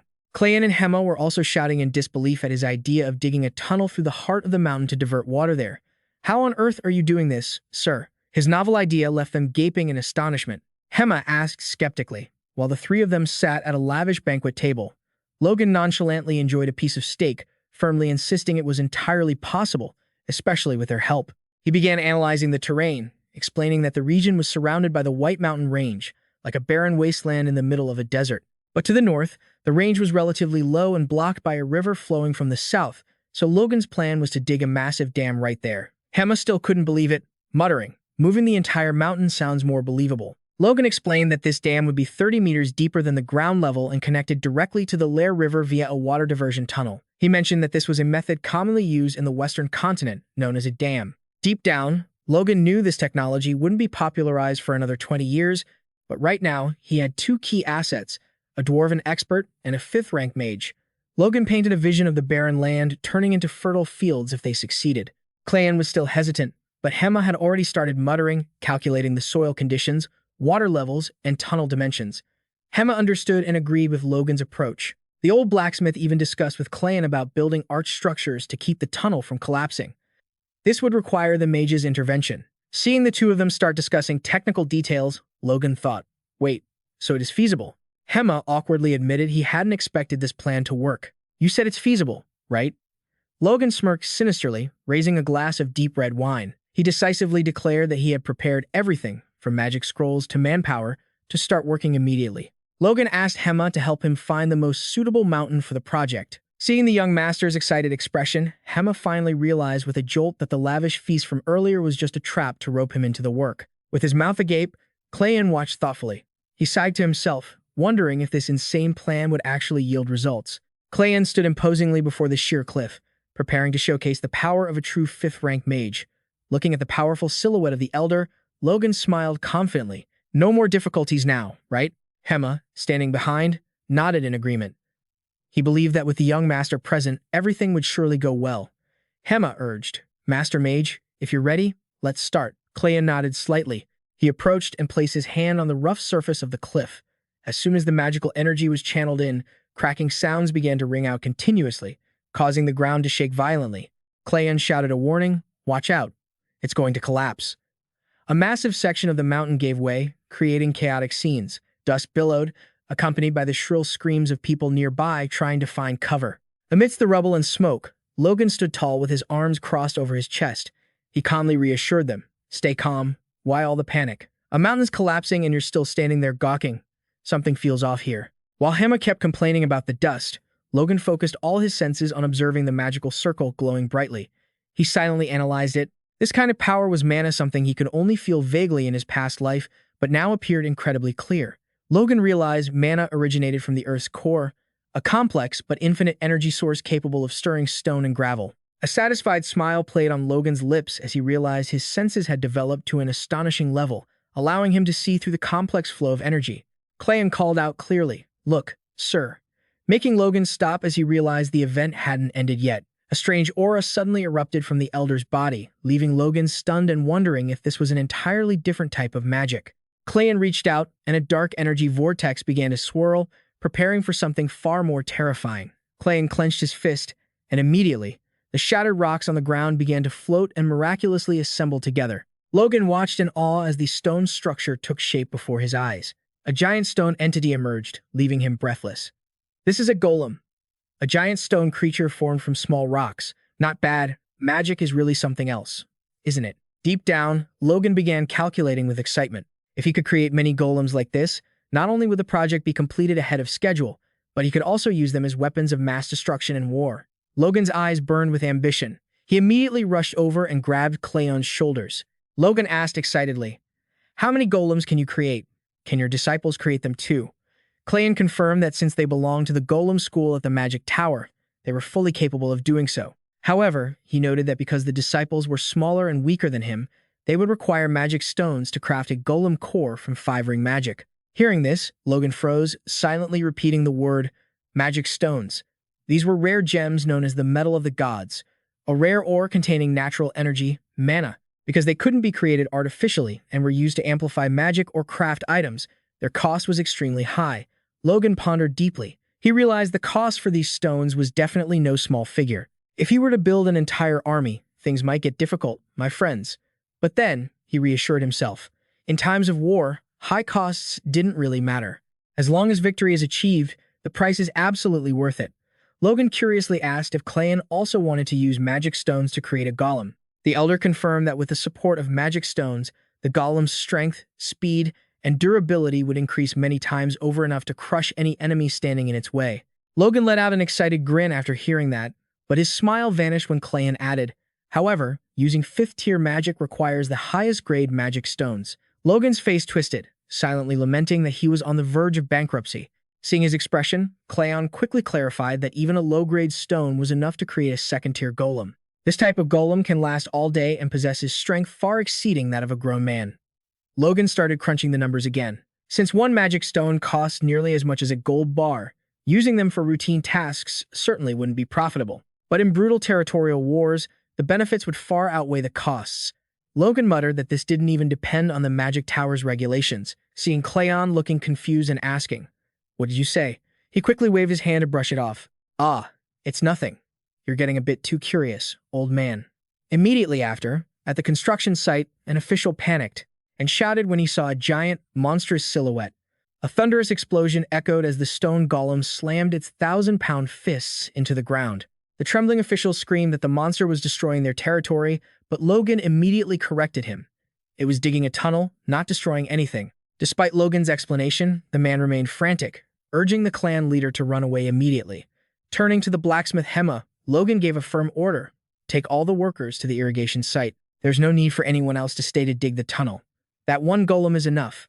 Currently, the territory was pouring resources into 3 major projects, starting with a massive tunnel and dam system. Next was the intricate network of water channels to bring river water throughout the territory, ensuring water for daily life and farming everywhere. The 3rd project was mineral mining. Even though it was still in the planning stages, Logan could already see its massive potential. While waiting, most of the workers would focus on finishing the 2 irrigation projects first. Logan quietly thought that since returning from the capital, he had been too busy with the dam to check on the mine, so he decided to head there tomorrow. The next day, at the mine, Logan found Hema looking disheveled and exhausted. As Logan approached to ask about their previous agreement, the old blacksmith immediately blew his top. What did you say? Whose order do you think made me run back and forth from the dam to the mine like this?" Reaching his boiling point, Hema roared, "I'm not doing this anymore." He jumped up, throwing a fit, complaining about not being able to rest, and claiming to be the most miserable person on earth, startling the workers around them. Oh no, Hema has lost it. Everyone. Logan saw that the old man had lost his cool and no longer cared about his work, so he quickly grabbed the blacksmith's shoulders. "Hema, that's enough. I understand you've been working very hard." He offered a goodwill smile and made a suggestion that left the other man stunned. "How about this? From now on, you have full authority here. You just need to report the results to me." Hema gasped, stunned. "Huh." He immediately smelled a trap. "Now you're telling me to manage all this mess." Logan just laughed it off, trying to coax him. "Oh, come on. I promise you." Logan vowed that once the construction was finished, he would let Hema rest as much as he wanted, but the blacksmith immediately refused point blank. Seeing the old man's stubbornness, Logan forced him to pinky promise, but he applied so much pressure that Hema screamed in pain, feeling like his hand was about to break. Logan smirked with satisfaction, thinking to himself that this was a lesson for the old man's arrogance. Looking toward the mine entrance, he felt confident that with this push, the mineral extraction progress would speed up. Now, the only thing on his mind was the progress of the dam. Logan reassured himself that everything would surely be okay. Returning to his room, he contacted Felix Esperanza via the magic orb to check on the situation. Felix Esperanza reported that the transport of materials was going smoothly thanks to their existing timber trading relationship, and they had easily locked in a price of 100,000 gold per month. A sweet deal, right? Seeing business go this well makes me happy, heh. Logan happily praised his partner's shrewdness. Felix Esperanza excitedly painted a picture of the territory completely transforming once the minerals were mined and the land reclaimed. He was even eager to go there soon to see it with his own eyes. Logan secretly thought that Felix Esperanza would be forced to come here next year anyway. Seeing his young master's confidence, Felix Esperanza curiously asked for the reason, but he also knew that even if he asked, Logan would never reveal it. Logan abruptly changed the subject, mentioning rumors of the royal family facing major trouble that he'd overheard at the swordmaster's house. He ordered Felix Esperanza to investigate this matter further while doing business. Deep down, Logan was going over his memories of how the king would suddenly pass away next year, triggering a brutal civil war. However, he feared that the timing might be off compared to his past life, just like how the recent territorial war's timeline had changed for reasons he didn't know. Logan understood that only when that incident occurred would everything truly begin. With his ambition to lead the M-clan to overthrow the kingdom, he firmly ordered Felix Esperanza to use the remaining funds after setting aside the reserve budget to purchase armor and weapons, preparing enough equipment for 1,500 people. Felix Esperanza gulped in shock, realizing Logan was completely serious about this plan. He wondered why they needed such a large quantity when the Mar clan currently only had exactly 100 knights. Logan raised a finger and coldly affirmed that the gear wasn't for the knights, but for the soldiers. Whoa, he's got quite the scheme going on. Can I even keep up with him? Logan's statement shocked Felix Esperanza so much his glasses nearly fell off. He stammered, "Are you serious?" Felix Esperanza couldn't help but yell out of concern that arming all the soldiers would consume a massive amount of funds, and he wondered if a war big enough to warrant such preparations was coming. Logan covered his ears while reflecting. He understood his partner's shock was justified, but the memories of the countless lives lost in his past life still haunted him. To minimize casualties as much as possible and limit the need to draft more troops, Logan was determined to strengthen the protection for both knights and soldiers right now. To him, full equipment was the key to helping reduce losses in the brutal wars to come. Seeing Felix Esperanza still hesitating, Logan looked him straight in the eyes and asked, "Has any move of mine ever been wrong so far?" Felix Esperanza paused for a long moment before quietly admitting, "Yeah, not yet." Logan smirked with an arrogant edge. "Then listen to me." Faced with the young master's absolute confidence, Felix Esperanza could only sigh in acceptance, promising to uncover the truth behind the rumors at the royal palace soon. Logan tightened his fist, silently calculating the three massive expenses ahead: mining extraction costs, dam construction fees, and equipping weapons for war. He told himself everything was ready for the M family to make a major leap forward. Only by preparing in advance could his family avoid total destruction. However, the chaos struck immediately after. When Logan was buried under a mountain of paperwork, Guy kept piling documents onto the desk, urging him, "Just read this one, then that one, and stamp them, and you're good to go." Looking at the towering stacks of files, Logan was so exhausted he had dark circles under his eyes, yet Guy nonchalantly placed another pile down. Seeing Logan start to stamp mechanically, Guy grumbled that he was being careless for stamping without even reading. Logan asked warily how long it had been since his father touched this mountain of paperwork, and the answer about a month from Dway made him want to scream at the sky for having such an incredibly irresponsible father. Guy just kept grinning, advising Logan not to complain since the Lord was very busy with his training. Logan stood up abruptly, shouting in frustration, "Why the hell are you dumping all of this on me?" Guy reasoned calmly that since Logan was the successor, he had to grasp everything, but he immediately retorted, "I'm not the successor." Who even recognized that? In the middle of their heated argument, the door burst open, and a one-eyed knight rushed in, his face pale with terror. He gasped out that a major incident had occurred, making Logan freeze. With a trembling, terrified voice, the knight shouted, Hema is trapped in the tunnel." Well, we're screwed, Logan thought. He stared in shock at the earth-shattering news, sweat dripping down his worried face. Hema is trapped in the mine? Logan blurted out in panic at the bad news. The one-eyed knight confirmed that one of the main tunnels had collapsed, while Guy stood nearby, completely oblivious as to when the territory had even gotten a mine. Logan grilled him about the damage and Hema's location, but Kai reported anxiously that the tunnel collapsed over 50 meters deep, so they still couldn't pinpoint the exact location. There was no time to waste. Logan immediately ordered them to head to the mine right away. He left Guy behind, who was still shouting in confusion and anger about where on earth this damn mine even was. Logan spurred his horse, charging through the forest like a gale toward the accident scene.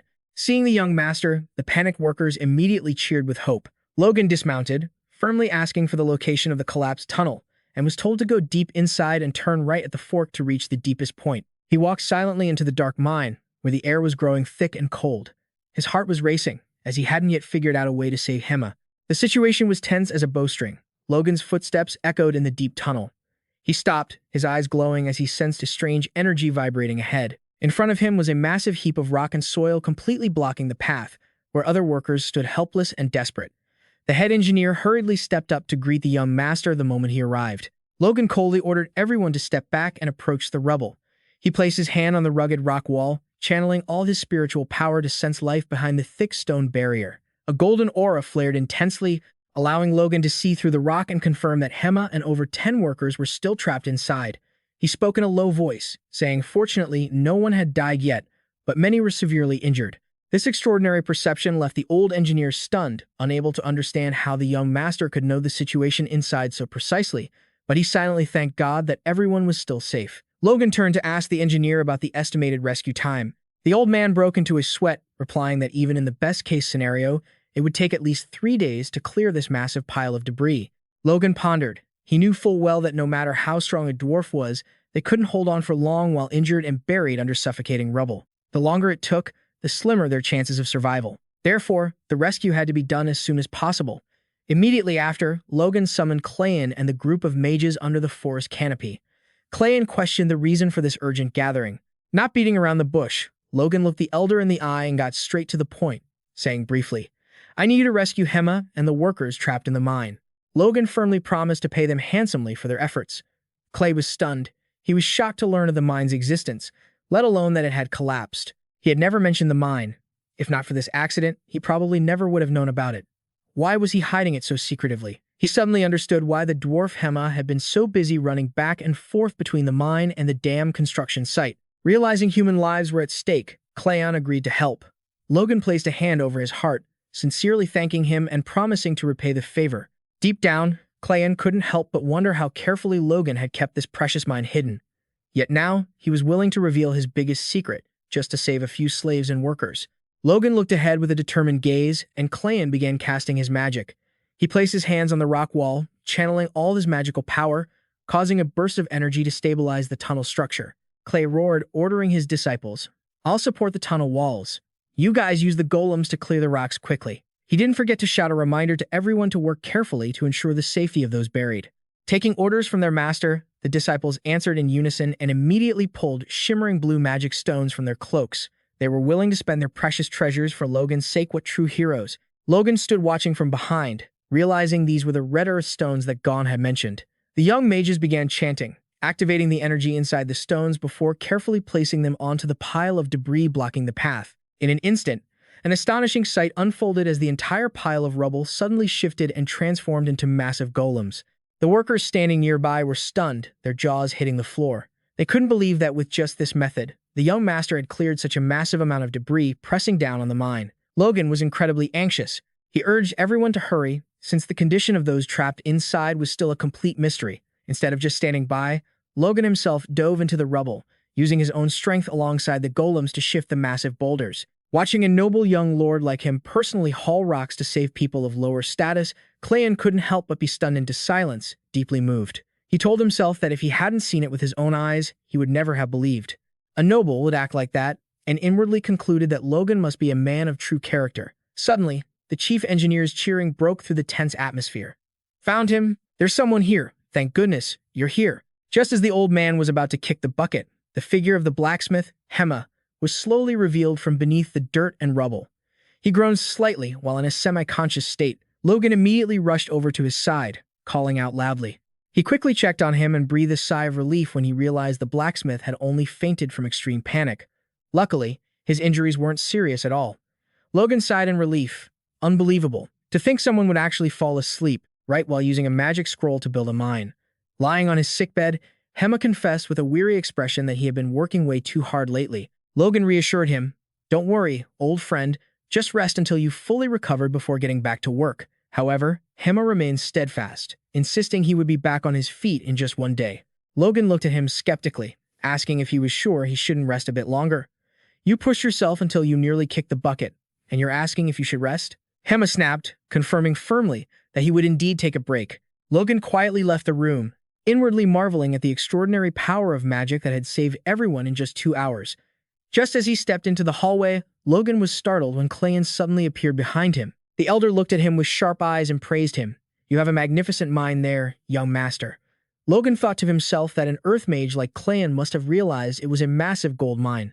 He worried that trouble would follow if this leaked out, and wondered if Clayan would keep it a secret for him. Logan asked bluntly why Clayan agreed to help, even knowing he had been hiding the mine all along just to secure his assistance.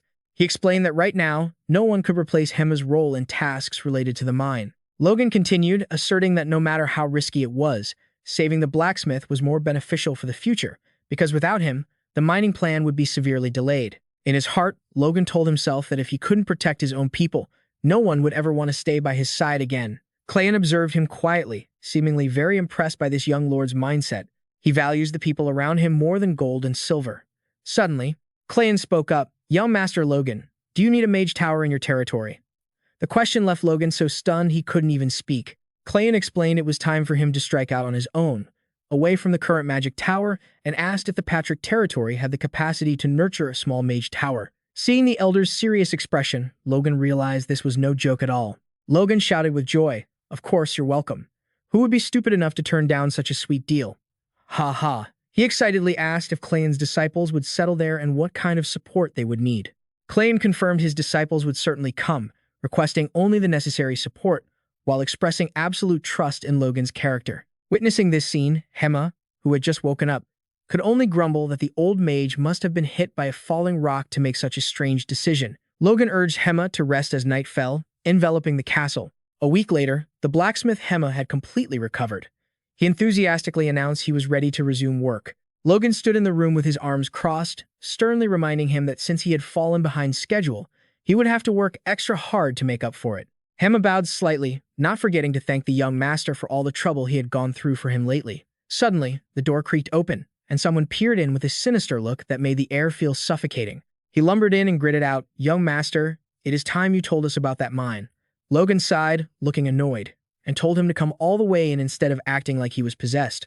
"Standing there like that, you're scarier than a cop interrogating someone." As soon as he entered, Dway exploded, shouting in frustration about why Logan had been secretly mining, without even the manager knowing. Logan just gave a sly smile, offering a half-hearted apology, saying he had just been careless and forgotten. This ridiculous excuse drove Dway absolutely mad. He relentlessly pressed for answers about what kind of mineral Logan was hiding so carefully. Was it iron, copper, or some other high-yield ore? Logan kept a calm expression. He looked straight at Dway and calmly dropped a bombshell. "It's gold." Dway froze, muttering for Logan not to joke like that. Seeing the manager still didn't believe him, Logan smirked, insisting there was nothing surprising about having a gold mine, then delivered the finishing blow by revealing that the projected profit would reach 100 million gold coins per year. Seeing the young master's serious face, Dway started to realize this wasn't a lie at all. Oh, he hit the jackpot. No wonder he kept it under wraps. He asked again, trembling, to confirm if Logan was really joking. But faced with the terrifying news about such a colossal sum of money, Dway's brain completely short-circuited. He collapsed onto the floor and fainted on the spot.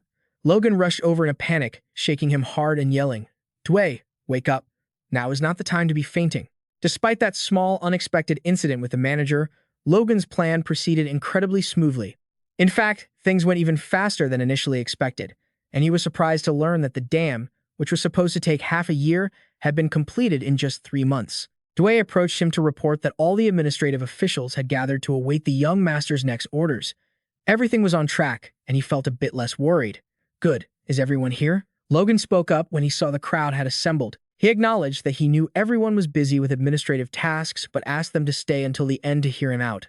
However, not everyone believed in this plan. One official, sweating profusely, secretly doubted that even if this was a project of the century, would diverting water from the Lur River actually change anything in this barren wasteland after a few tries. He muttered that using that money to reinforce the southern city wall against enemy attacks would have been more useful. The people around him also started whispering, not understanding why the young master would do such a thing. A government official turned to Dway and asked, "Do you know anything about this?" Dway remained silent for a moment, his face suddenly becoming extremely serious as he realized the true scale of the plan. Deep down, he was shocked to realize this dam wasn't just for irrigation. It was directly connected to the heart of the Lur River. Logan trembled with excitement, thinking about the prospect that if they could provide a constant water supply through this massive canal, the entire vast wasteland of the territory would surely become a fertile plain. He thought to himself that this was something he should have considered long ago. A bit slow this time, aren't we? Logan stood and watched with a very sharp gaze. The workers, mages, and administrative officials were all gathered, waiting for the crucial moment. Logan looked toward the elder and gave the command. Clay, start it up. Clayan replied firmly. Understood. Standing nearby, Hema the blacksmith kept grumbling, wondering why they had to make such a fuss when he had already built a floodgate to open. Logan wore a confident smile, asserting that the first time had to be spectacular to make a lasting impression, so that all the people of the territory could see what they had built together with their own hands. Suddenly, massive stone golems appeared right at the dam gate, terrifying the crowd of officials. They pointed, trembling, and shouted in a panic, "Gah, what is that? A monster." Meanwhile, Logan and the mages remained perfectly calm. Here we go again. Why are these guys so faint-hearted? Clay cleared his throat, trying to sound humble, saying that this golem summoning magic was actually quite common in the magical world. Right after that, he shouted the order, open the gate.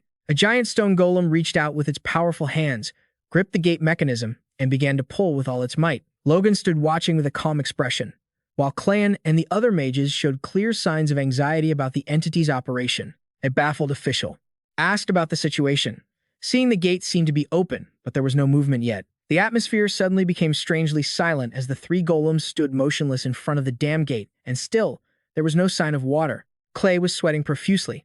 The elder turned pale, trembling, not understanding why the gate was open but the water wasn't flowing, which only made Logan grit his teeth in frustration. Oh no, is this a total failure? Everyone. In reality, the golem's display of strength earlier was just for show, because the gate was too heavy for them to lift the normal way. Clayan explained that it normally required over 100 workers pulling on pulleys to assist in opening the inner floodgate. This unexpected situation gave Logan a massive headache.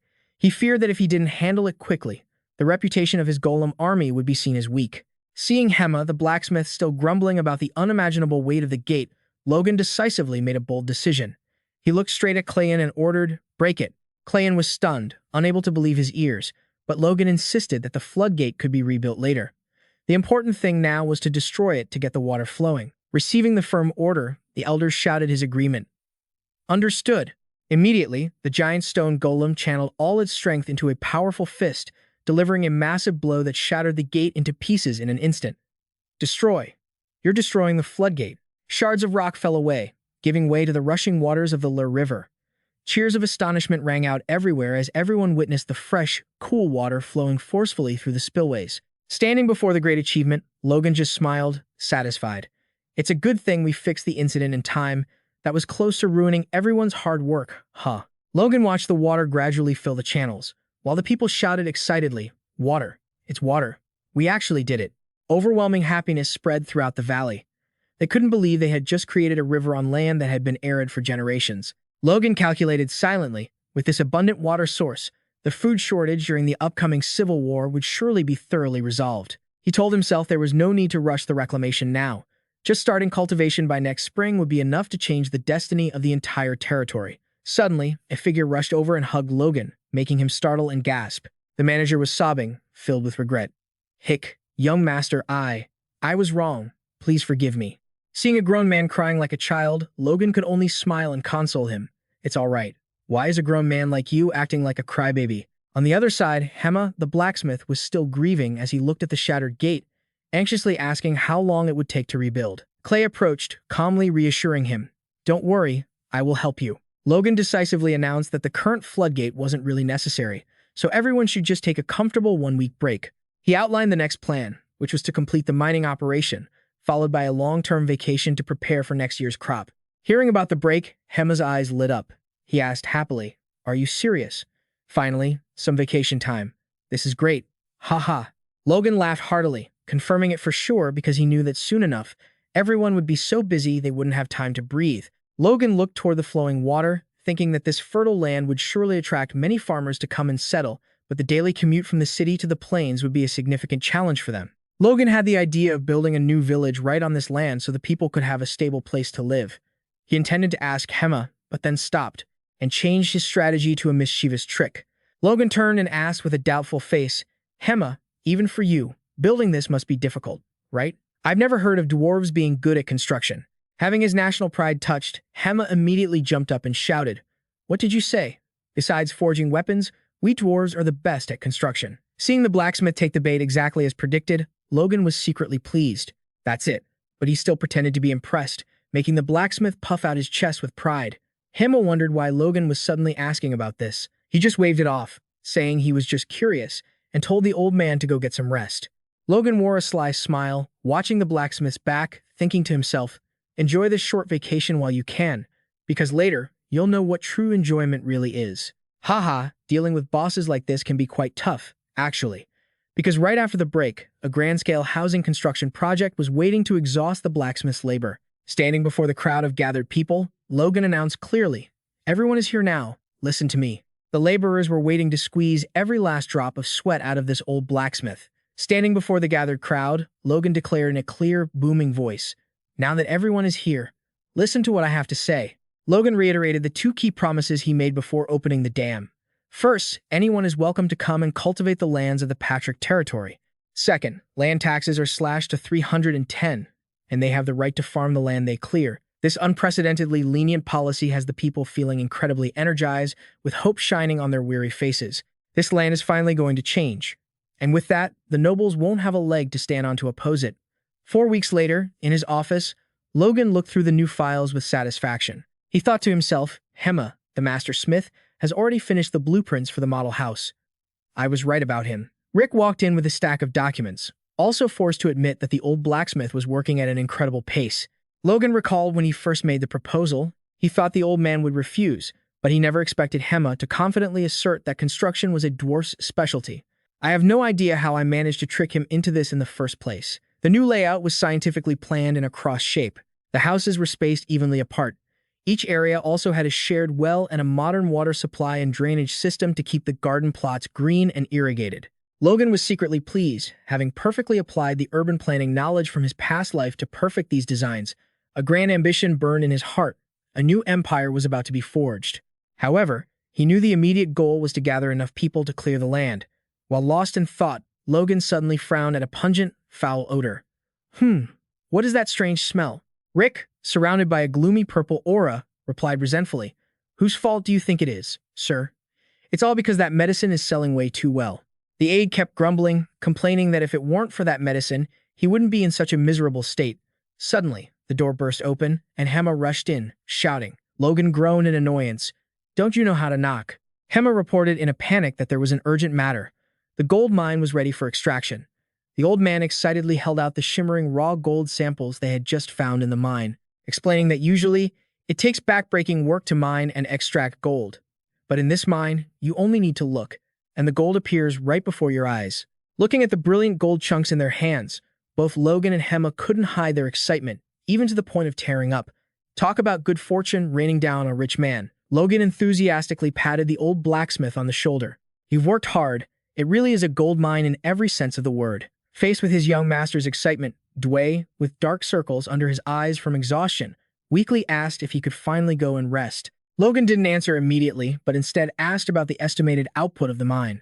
Upon hearing the shocking numbers extracting about 1 ton per month, potentially lasting for 10 years, Logan still wouldn't let him off, reminding Hema to pay attention to the village construction and to produce more archery equipment. Seeing Logan's cheerful expression when asking if it was okay to take on so much work, the old blacksmith felt a jolt of electricity go through his head from pure burnout. At this point, if I handed him a hammer, what would he even do? Master.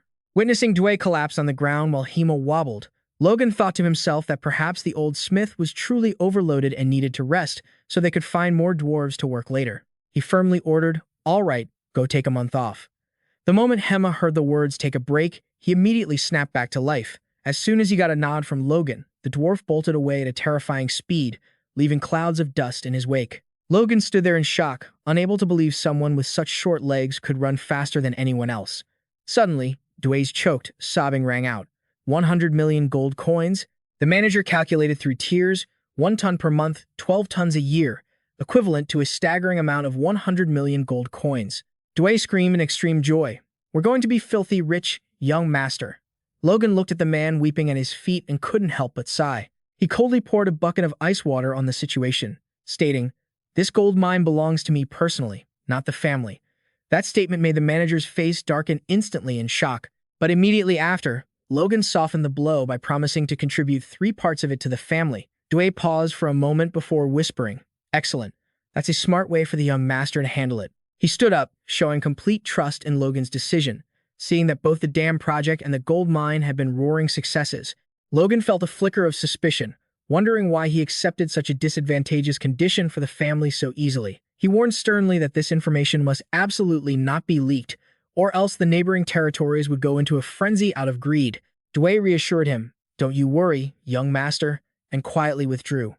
Watching the managers retreating back, Logan could feel a distinct change in him. Now, every problem in the family seemed to have been resolved smoothly, except for one person, his father. Logan pondered, telling himself he still needed to ask for his father's opinion on a few important matters. A week later, standing before the newly cleared river flowing fiercely through the territory, Logan was amazed as he observed his father. He marveled. So, father has become a sword master. Just after a few months of practicing the blood iron sword technique that he had taught him, Lord Patrick had achieved great accomplishments, overcoming every obstacle that had held him back for so many years. "You've done very well while I was away, my good son. Having a child like him is truly a source of pride for a father, isn't it?"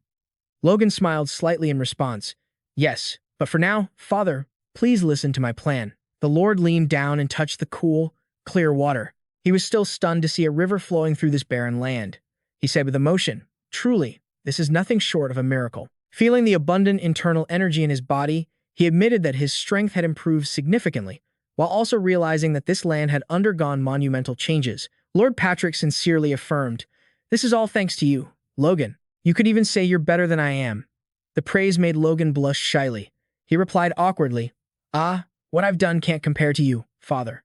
The Lord laughed brightly. He believed that what Logan had accomplished recently could equal 30 years of his own efforts. He reflected on how lucky he was to have a talented son like Logan and expressed his deep gratitude for everything he had done for the family. Deeply moved, Logan whispered, "Father." Immediately, Lord Patrick firmly declared that he could now rest easy and hand over the territory for Logan to manage. "I intend to step back to focus on my training and coaching the knights." Logan hurriedly replied, "Yes, but I don't intend to stay here as the Lord." Lord Patrick looked into the distance. He shared that this period of training had helped him realize a harsh truth. He was truly getting old. Looking at his own hands, the Lord admitted that despite his greatly increased strength, there were still many aspects of the Iron Blood sword technique that he hadn't fully mastered yet. He sighed with regret, thinking that if only he could return to his youth, having this secret manual from the moment he first awakened his internal energy, everything would have turned out differently. It was a bit greedy of him, but I like that. Everyone wants to be young again, right?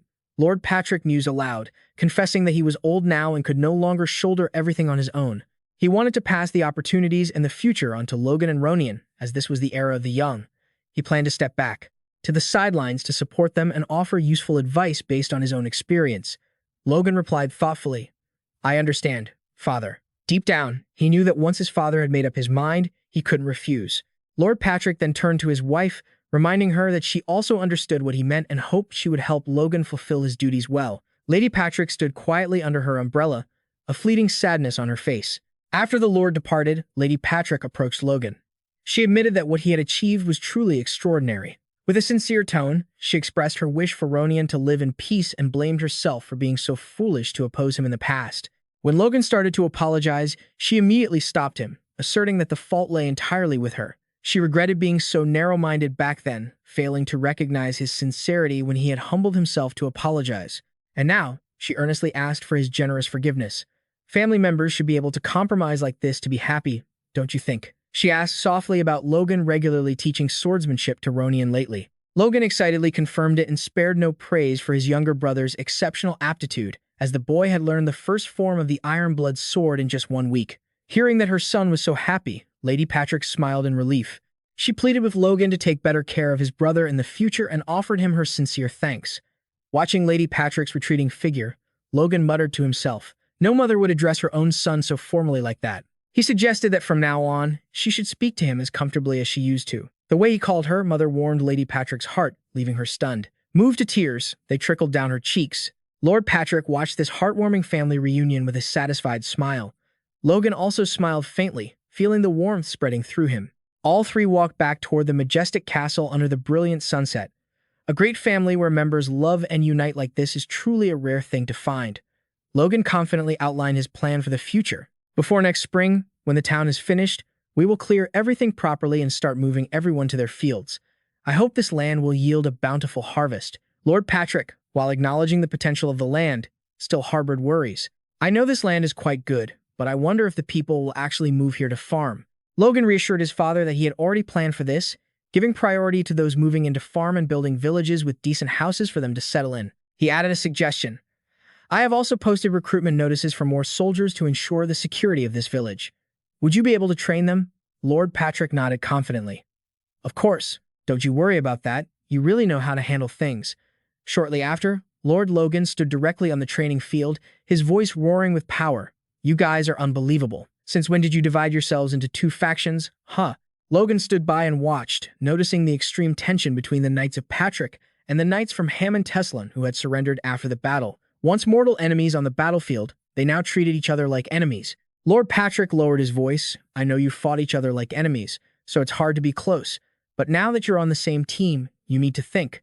But naturally, starting a conversation is awkward and hard to say. I know. He demanded the Knights unite to maintain peace in this region. Lord Patrick promised to help them train to become stronger, and from there, live a better life. What's the point of just kicking each other like this? He gritted his teeth and admitted, but this is also partly my fault. I haven't managed you strictly enough, letting you run wild like this. A knight quickly spoke up. My lord, it is not your fault. Logan curiously watched the actions of the two captains as they approached his father. They couldn't hide their surprise. That's right, your strength has increased quite a bit. I can feel it. You really have a good eye for people, kid. Lord Logan nodded in confirmation. Captain, first I need to help you reorganize the ranks here. A surge of brilliant red aura exploded from his entire body. The Lord swung his sword, unleashing a world-shaking attack. Feel this sword technique of mine. The terrifying power of the slash left the knights absolutely petrified. One soldier stared wide-eyed, screaming in despair. Ah! Lord Patrick roared with authority, declaring that once the knights underwent rigorous training, they wouldn't have time for such useless nonsense anymore. He resolved to train them into a true order of knights so that later, he could officially hand everything over to Logan to manage. Meanwhile, at the office, Dwayne was diligently working at his desk. He took pride in his years of experience as a butler, believing that worrying for everyone and signing off on documents was his greatest joy. Outside, the knights began whispering about how strange the young master had been acting lately, as he had been making almost all decisions on his own. But Dwayne told himself, he must have his own reasons. Seeing his subordinates still gossiping, he warned them sternly not to chatter away at work. He asserted that the expenses were being drawn entirely from Logan's personal funds, so no one had the right to intervene. However, as soon as he flipped to a new invoice, he suddenly froze, his eyes widening in horror. He looked at the massive number on the paper in shock, then screamed in absolute panic. Young master, what on earth are you planning to do with these 10 million gold coins? Facing the manager's hysteria, Logan calmly replied that he wanted to buy about 100 kilograms of midrin to craft weapons. The figure of 10 million gold just for raw materials left Dwayne stunned. Logan firmly pressed the paper down, asking Dwayne to sign it based on their long-standing trust. But the manager still trembled as he refused, because this amount of money was truly too large. Even Felix Esperanza couldn't help but be shocked. He couldn't believe the young master intended to use midrin to make weapons and exclaimed, how could that be? He's a genius, all right. But is he really spending money like it's nothing like this? Logan's face suddenly turned dark. Intense pressure radiated from him, making the air in the room feel suffocating. Logan slammed his hand down on the table, shot up, and barked, why the hell not? Felix Esperanza hastily explained that midrin was a legendary material infused with mana, 10 times harder than steel, but only 1/13 of the weight, so you couldn't just buy it with gold. He insisted that no matter how much money you had, this mythical material wasn't something you could get just by asking, especially a massive amount like 100 kilograms. Felix Esperanza stressed that to get your hands on it, besides money, you needed real power. Logan muttered the word power to himself, then suddenly broke into a mysterious smile and declared he had an idea. Logan smirked, calculating. He knew exactly who could help him solve this problem. At Duke Felix Mansion in the capital, the atmosphere suddenly buzzed with excitement when a magical call from the remote countryside was connected. The servants looked at each other, confused, having no clue where this backwater place called Patrickan was, even though they were certain a noble duke wouldn't care about a call from some obscure, rural hole in the wall. They went through with the transfer. full of skepticism. But just 30 minutes later, the door flew open with a loud bang. Duke Felix rushed in, breathless and demanding to know about the call from Patrichan, leaving his subordinates completely stunned. No one could understand why a tiny, remote village would make the kingdom's greatest swordsman rush over like that. As soon as he sat down in front of the magic orb, Felix spoke up. "Long time no see, huh, Logan?" Logan smiled in greeting, not forgetting to ask about the senior's health. Felix smirked slightly, confirming things were fine, but noted that this time there was something truly special. Logan replied playfully, "Why would I dare call to bother you personally without a reason? I know my place." Felix laughed at that familiar, sarcastic tone. He urged Logan to get straight to the point. However, before Logan could speak, the Duke expressed his deep gratitude for everything the young lord had done for him. Logan was momentarily taken aback, wondering what he'd accidentally done to help, or if the Duke had some other agenda. Suddenly, Felix broke into a radiant, joyful smile and dropped a bombshell. "My wife is pregnant." Logan was so shocked his eyes went wide. Then he immediately cheered in excitement. "Congratulations, sir." But wait, why is he thanking me for his wife's pregnancy? Felix emotionally insisted that this achievement was entirely thanks to Logan's help. At the sudden praise, Logan blushed, feeling awkward and flustered, claiming it was just heaven's blessing and the Duke's own effort, not his doing. Felix laughed heartily. He signaled to Logan that there was no need to be humble anymore. With eyes full of respect and gratitude, the kingdom's strongest swordsman once again affirmed his sincere thanks to Logan for this priceless gift. "When my child is born, you must come to the capital," Felix suggested excitedly. He mentioned that his wife also wanted to meet and thank Logan, and promised that when he arrived, he would personally teach him more swordsmanship. Seeing Logan hesitate, Felix grilled him, "Don't you want to?" Logan immediately jumped up and bowed deeply, looking very formal. "Yes, thank you in advance, sir." Felix Esperanza laughed with satisfaction, saying his business was done, and turned to ask what Logan's real goal was. Logan didn't beat around the bush. "Can you help me buy some midran? I need 100 kilograms to make a weapon." That huge number made the sword saint gasp. 100 kilograms, and he calls that sum? He really caught the Duke off guard. Felix squinted at Logan, realizing that beyond money, he really needed his influence to get his hands on this legendary material. He curiously asked where Logan got so much money, knowing full well how rare and expensive midran was. Felix sighed, admitting that even he didn't have enough money to outfit his knights like that. He praised Logan's high-minded determination to look out for his people. He affirmed that this young lord always brought about surprising, special things. Logan thought to himself that the Duke was flattering him too much. Finally, Felix firmly agreed to help, but on one condition. "In exchange, when my kid is born, you're coming here." He also demanded that from now on, Logan call him Master instead of Count. "Wait for me to find the material, and I'll reach out to you." The call ended, leaving Logan standing there stunned for a moment. Suddenly, he waved his arms and cheered excitedly, startling a maid in the distance. "Am I going to become a sword saint's disciple? That's awesome. That title sounds so cool." Logan secretly thought about how he'd unintentionally helped the man have a child. Now it was time to tell everyone to start preparing to craft the weapon immediately. Logan intended to tell Hema, but stopped when he remembered the old blacksmith was on vacation. He decided to let the old man rest a bit longer, because not everyone was as much of a workaholic as he was. It wouldn't be too late to deal with it when he got back. Logan smiled smugly, thinking he was such a kind master and that Hema was lucky to have someone like him. Yet, contrary to that optimism, Hema was currently curled up, sweating in a nightmare, seeing Logan's sinister smile surrounding him. Hema was having a nightmare. Working for a boss like this was enough to haunt his sleep, poor guy. Sob, sob. At the outskirts of Patrichan, a crowd of youths under 20 were gathered after a recruitment announcement, but only one of them passed the standard test. Dew asked, Logan anxiously, "But sir, are you planning to recruit that many?" "Usually only a fraction of them get picked," Logan replied coldly. "Didn't I say I'd handle it? Even though I know expanding the 10 army too aggressively can have negative side effects. I told myself this is a necessary issue, and I have to select them very carefully myself. For a territory, knights are symbols of power, and supporting them is an elite force of soldiers or knight squires. Usually, territories test children's strength early, and only those who meet the basic physical standards are selected for training. The most talented soldiers would have to undergo rigorous training to reach their limits, thereby awakening their inner energy and officially becoming true knights. But Logan knew the Empire had established a completely new theory and standard. Physical strength and awakening inner energy were two completely different issues. The most important thing wasn't muscle, but the ability to sense.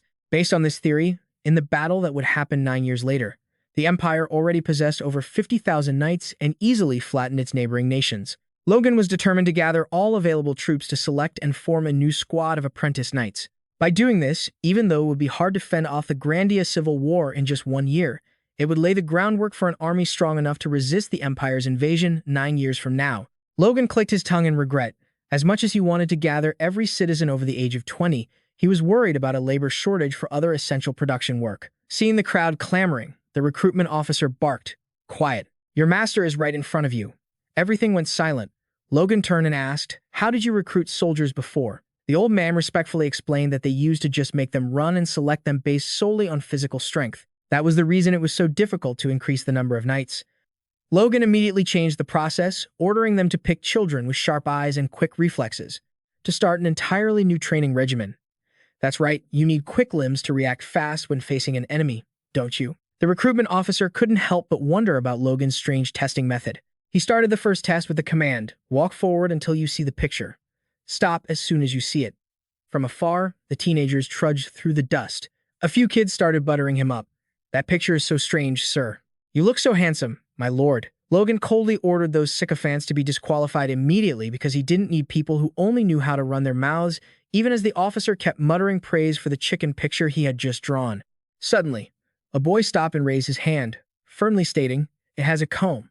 I think it's a chicken, right?" Logan was stunned, unable to believe the kid could see the details of the drawing from such a distance. Right after that, he continued with a second test to challenge their hearing. The officer shouted, repeating the command to stop the moment they heard the description of the next drawing. The teenagers buzzed, not having heard anything clearly. One kid even wondered why the officer's voice sounded so strange. In the midst of that, a boy with sharp eyes spoke up clearly. "The answer is a sparrow, but that man just called my lord a bastard disrespectfully." The officer turned pale and hurriedly covered his mouth, shocked that his whispered malice had been caught by a child from such a distance. Logan smiled with satisfaction, patted the officer on the shoulder, and ordered him to pick that sharp-eared boy immediately. Logan flipped through the list, realizing that just by testing vision and hearing, 250 kids had already passed the test with ease. He silently calculated that he needed to choose at least 500 people, with a total target of about 1,000 including the Teslan territory.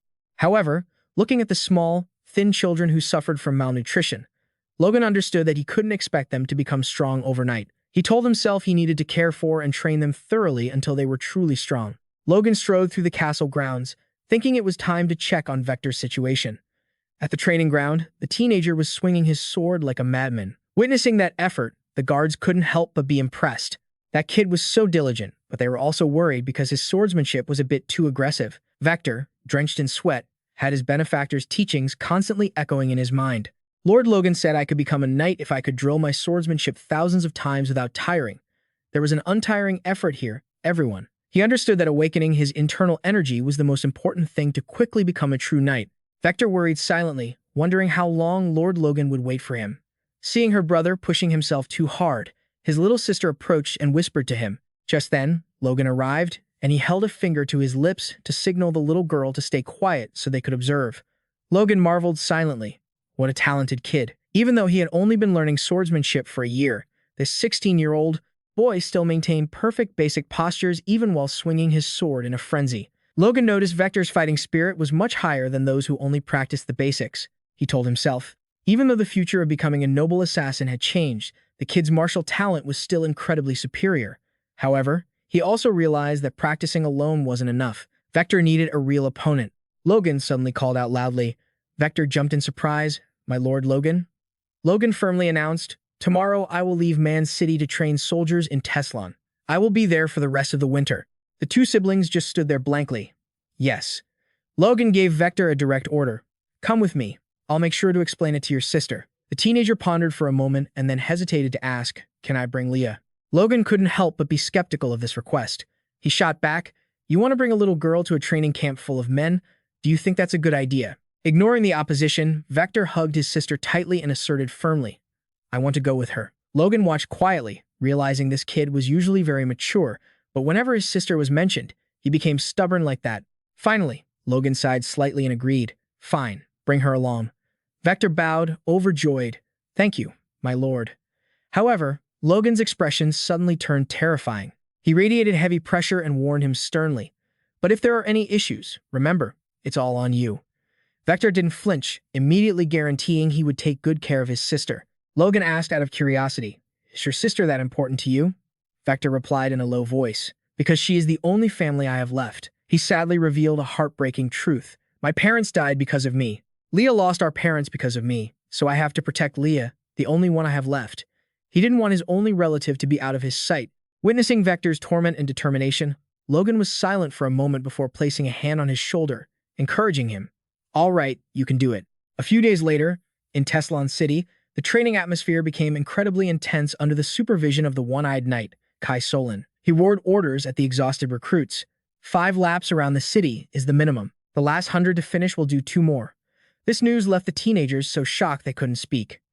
Kai Solon immediately exploded in rage, shouting ferociously, "Did you come here for a vacation? Why aren't you running yet?" "Yes, sir." The shouts of the recruits echoed across the training field as they struggled to perform the brutal training exercises. Kai Solon stood by, watching with a slight smile, and turned to praise Logan. "You've got some good experience, don't you? Looks like this instructor is a perfect match for you." He admitted that he had accepted the contract term because of the promise to be treated as a knight. But in reality, this job was perfectly suited to his abilities. However, Kai Solon still couldn't help but wonder. "I'm surprised you're ending contracts with the other mercenaries, Lord Logan." Logan just replied calmly, saying it was because the information had already leaked. Kai Solon stepped closer, lowering his voice to ask, "You're not planning to go to war in the next 2 years, are you?" He was clearly curious. "Just because I'm recruiting a lot of soldiers doesn't mean I'm about to start a war, does it?" Logan smirked, answering with perfect composure. "I'm not a warmonger." Yet, his eyes suddenly turned cold, and his hand tightened on his clothes, an unspoken confirmation that, eventually, there would be no choice but to fight. Suddenly, a beastly roar echoed, making both of them jump and turn around. Before their eyes, a shadow was tearing through the air, leaving everyone else far behind. "Who the hell is that guy? He's fast." The recruits stared, stunned, as Vector shot past them like an arrow. When they heard that he was just the young master's slave, they couldn't help but be shocked. What? A slave? Vector's appearance dealt a massive blow to the soldier's pride. A young recruit gritted his teeth, dripping with sweat, and told himself, if a slave can do it, why can't I? A fire of rivalry ignited. He screamed in his mind, I can't lose to him. Watching the scene, Kai Solon marveled. Vector's effect. You were right, Lord Logan. Logan smiled, feeling smug. He insisted he wasn't expecting overwhelming strength from the recruits just yet. What he needed most was their refusal to give up. Looking toward Vector, Logan noticed the internal energy slowly taking shape within the boy and calculated that his awakening wouldn't be long now. Logan was certain that if Vector could awaken his internal energy, he would become a huge driving force, pushing all the soldiers forward. But contrary to those high hopes, a dark vision was slowly taking form. Vector would soon tread down a path of no return. His hand clenched with cold-killing intent, eyes burning with hatred. Vector stood silently amidst the carnage, having officially committed an unforgivable crime. At the Teslon Castle barracks, the atmosphere was lively during mealtime. The steaming bowls of soup and fragrant bread made the recruits beam with delight. This looked so good. Even though they were still grumbling about the brutal training, everyone was eagerly devouring their food. Some joked that they gained weight because the food was so good this week, secretly wishing they could be treated this well for the rest of their lives. Just then, Leah, Vector's little sister, appeared to distribute more food to everyone. With her gentle appearance and soft reminder, please, eat plenty, the recruits responded in unison, happily agreeing. Her cuteness left the young soldiers smitten. They silently praised her like an angel, and some even started thinking about approaching her to make conversation. The soldiers were looking at her with eyes wide as headlights, having absolutely no shame. But that intention was immediately crushed by a terrifying murderous aura radiating from nearby. Vector slammed his hand onto the table, his eyes glowing with a threatening glare as if to say, I'll gouge your eyes out before you even get close. The ferocity of the future noble assassin made the soldiers shrink back in fear, only able to stammer, Yes, sir, and quickly bow their heads. Leah worriedly carried the tray of food and left quickly, while Vector kept his cold, sharp gaze fixed on those who dared to eye his sister. However, life at the training camp wasn't just about eating and working. From a dark corner, a stranger was silently watching every move the recruits made with calculated eyes.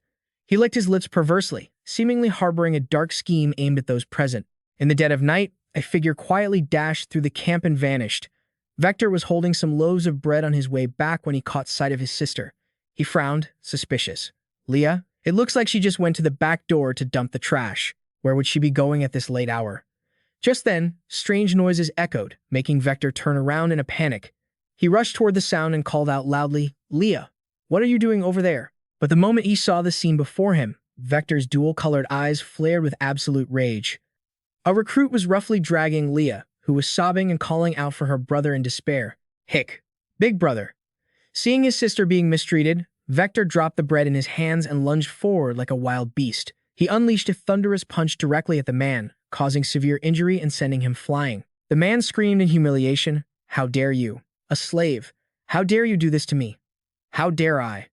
He was getting beaten to a pulp, yet still cursing. Standing before the insults, Vector maintained a terrifyingly cold expression, his killing intent making the air suffocating. The man stubbornly threatened him, "You touch me like this. Do you think you and your little sister can stay safe?" Not letting him finish, Vector frantically lunged, raining brutal punches onto the man's face. Agonizing screams rang out as the recruit was beaten to the point of being unable to resist, collapsing onto the ground unconscious. Vector stood still in the middle of the scene, his breathing heavy, accompanied by a growl of hatred, while Leah could only stand and watch her brother in total shock. Vector gritted his teeth, grabbing the hair of the recruit, who was in pain, whimpering for mercy. "Please, spare me." The attacker didn't move an inch. Instead, he became even more frantic, his eyes burning with hatred. Vector screamed, "Die!" and continued to rain brutal punches down on his opponent. This horrific scene was caught by a young recruit hiding behind a wall who was paralyzed with terror. His hands were shaking. He didn't know how to break them up. Too scared, the boy scrambled away to find help, his mind screaming because the situation had turned for the worse. Meanwhile, Vector's mind was completely swallowed by painful memories from the past. The screams, "Vector, Leah, run. Hurry, run," from his parents on that fateful night echoed in his ears. The pain of losing his loved ones and the final words from his parents about protecting his sister pushed Vector's rage to the breaking point, making him keep striking the person beneath him. The plea, "Take care of Leah," echoed in his consciousness like a curse, making Vector completely lose his reason. Just as he was about to deliver the final blow, an authoritative voice rang out. "Vector, wake up." The boy was stunned and looked up. Vector stammered in bewilderment, "Lord Logan?" Logan looked at him with a stern gaze and demanded, "Calm down and take a look." Vector jolted out of his delirious state, hurriedly turning to look at his sister Leah, who was trembling in a woman's arms under Kai Solan's supervision. The girl seemed completely broken by what she had just witnessed. Seeing how pitiful she looked, Logan ordered for Leah to be taken away to rest immediately, as she was in deep shock. Leah murmured a soft "okay" and stumbled away, following the servant. Logan turned to look at Vector and coldly ordered him to handle the crime scene and the body of the man who could no longer fight back on his own. Vector bowed his head in obedience, leaving the loaves of bread scattered on the cold ground. Under the silent night sky, Vector stood with his head bowed before Logan, his face still splattered with the blood of the man who had just fallen. The boy spoke up in a voice filled with remorse. "I am truly sorry, Lord Logan." Logan stared intently at the teenager and coldly asked, "Do you regret it?" Immediately, Vector's heterochromatic eyes lit up with fierce determination. He declared clearly, "Of course not." Logan narrowed his eyes and questioned, "Then why are you apologizing?" Vector hesitated and replied that it was because he had killed one of his young master's own soldiers. Logan sighed softly. He didn't think the boy was wrong for it, but he was truly hoping for a different kind of remorse. Logan lowered his voice and mentioned his younger sister. "Bringing your sister all the way here was truly unnecessary. I told you not to, and now she's traumatized." He bluntly criticized that it was Vector's stubbornness that had almost caused harm to Leah. The image of Vector risking everything to protect his sister flashed through their minds, but Logan poured cold water on that, asserting that blind protection isn't always the best approach. Logan looked straight into Vector's eyes and probed, "Are you still hell-bent on bringing Leah to the battlefield?" The boy gasped. "That." Logan continued his analysis. Clearly, instead of bringing her into a place filled with danger and then trying to protect her, not bringing her along in the first place would have been the safest plan. Logan revealed that the real reason he agreed to let Vector bring Leah was so that he could realize this bitter truth for himself. However, deep down, Logan couldn't help but feel conflicted, admitting he hadn't foreseen the situation becoming this extreme, and he felt truly sorry for poor little Leah. He looked at Vector and asked, "Do you understand what I'm saying?" The teenager could only remain silent, head bowed, his hands clenching in pain.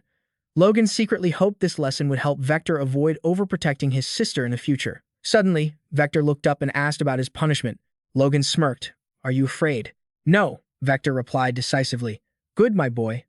He affirmed that he was ready to accept any punishment, but he only begged Logan to go easy on Leah because she was completely an innocent victim. Logan looked at the teenager and suddenly smiled kindly.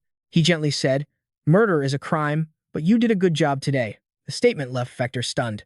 Logan told him that next time, he should remember to ask for permission before taking action. Seeing Vector still looking confused and asking, huh? Logan laughed brightly and explained that this was just a warning so he wouldn't let his life get bogged down because of some scum who wasn't even worthy of being his knight.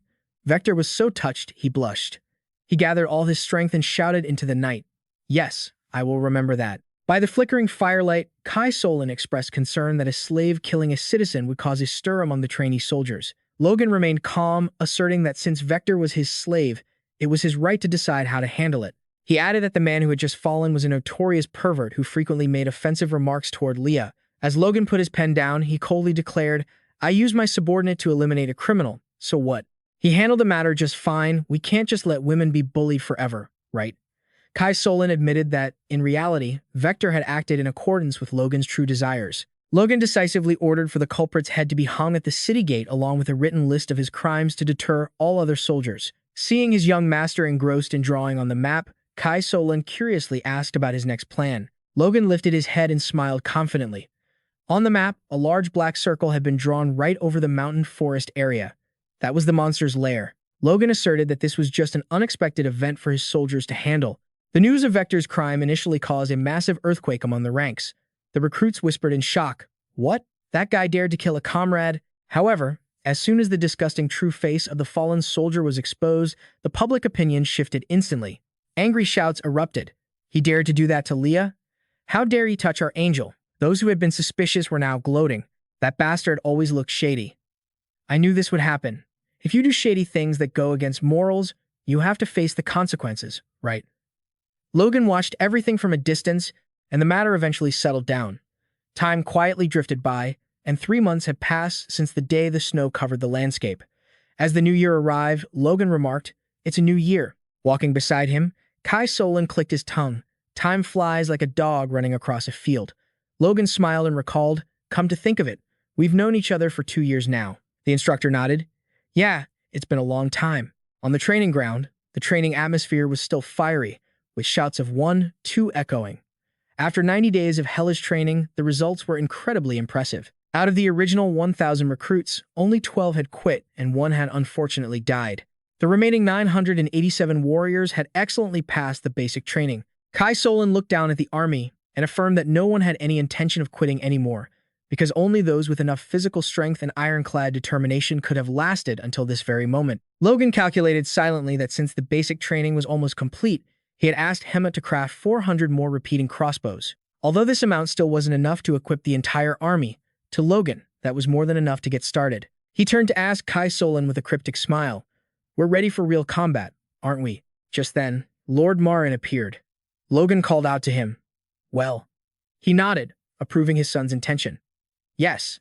The forest below the mountain seems like a suitable location. You've been raising an army for so long.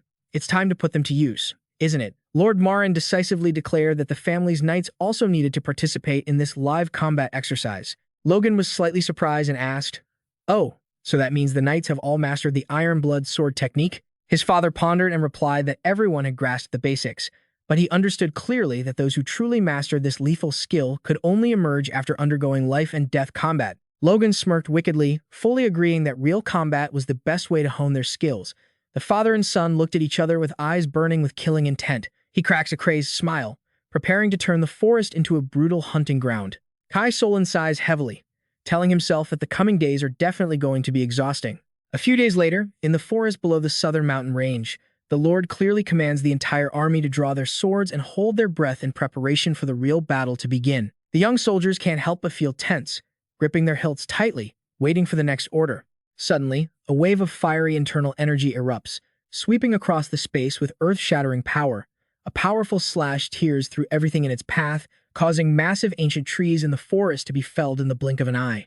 With top-tier power like this, fighting will be a lot easier. Witnessing the sight of giant tree trunks being sliced in half so easily, the soldiers are stunned in amazement, unable to believe they could possess such terrifying power with just a single strike. The Lord clearly announces that the days of grueling training have finally been rewarded. Logan thoughtfully observes the scene, secretly wondering if this is the true power of the Iron Blood sword technique when unleashed on the battlefield. While the recruits are still busy marveling at cutting down a huge tree in one blow, the MC Lord immediately warns the entire army not to lose their guard for even a second. Logan narrows his eyes, peering into the hazy mist ahead. He realizes this is no ordinary forest when a monstrous shadow is silently lurking right in the corner. This is a monster forest where ferocious goblins are simultaneously rushing out to attack. The monsters charge in like a storm, wielding axes and shields amidst the soldiers' alarm cries. However, instead of being afraid, the soldiers flash a confident smile, ready to face the first targets of this live combat exercise. Flaming sword strikes are immediately unleashed. Everyone wants to achieve the highest score. Sharp sword arcs swing out, easily tearing through the enemy ranks. Realizing their comrades are falling too quickly, the goblins panic and scatter in two directions to escape. Logan immediately observes and orders the second backup force to kill every one of those fleeing. Right after the steel-cold command, the archers fire in unison, a rain of arrows tearing through the space, aimed straight at the backs of the escaping monsters. One goblin turns its head, eyes wide with terror at the death closing in. The rain of arrows finds its mark, causing the forest to echo with the tragic screams of the monsters as they fall one by one. Witnessing the absolute dominance, a soldier laughs loudly with excitement. Wah-ha-ha-ha, see that? I took down 2 of them. The other soldiers also begin to get overconfident. They casually ride their horses forward, mocking the weakness of their opponents and wondering why they were ever afraid of these pathetic creatures. But the complacency is quickly extinguished by a threatening growl echoing from the bushes. Heavy footsteps shake the ground, causing the recruits' expressions to change instantly. Sweat pours down like rain as they realize a terrifying presence is approaching. The pack leader has appeared. Everyone, focus on the fight. A massive figure lunges out from the mist. It is the ferocious, single-horned wolf with glowing, bloodthirsty eyes. Faced with the appearance of the dangerous predator, a loud, commanding shout rings out, "Single-horned wolf, form up." The MC soldiers immediately halt, hurriedly lining up to withstand the sudden attack from the beasts. A soldier grits his teeth, Gongmin using his sword to block a lightning-fast pounce from the lead wolf. His eyes widen in shock at its immense power. The chaotic battle explodes violently. The knights and soldiers struggle to fend off vicious bites from the wolf pack. Realizing the situation is becoming tense, Kai Solan immediately waves his hand and shouts for the crossbow unit to deploy.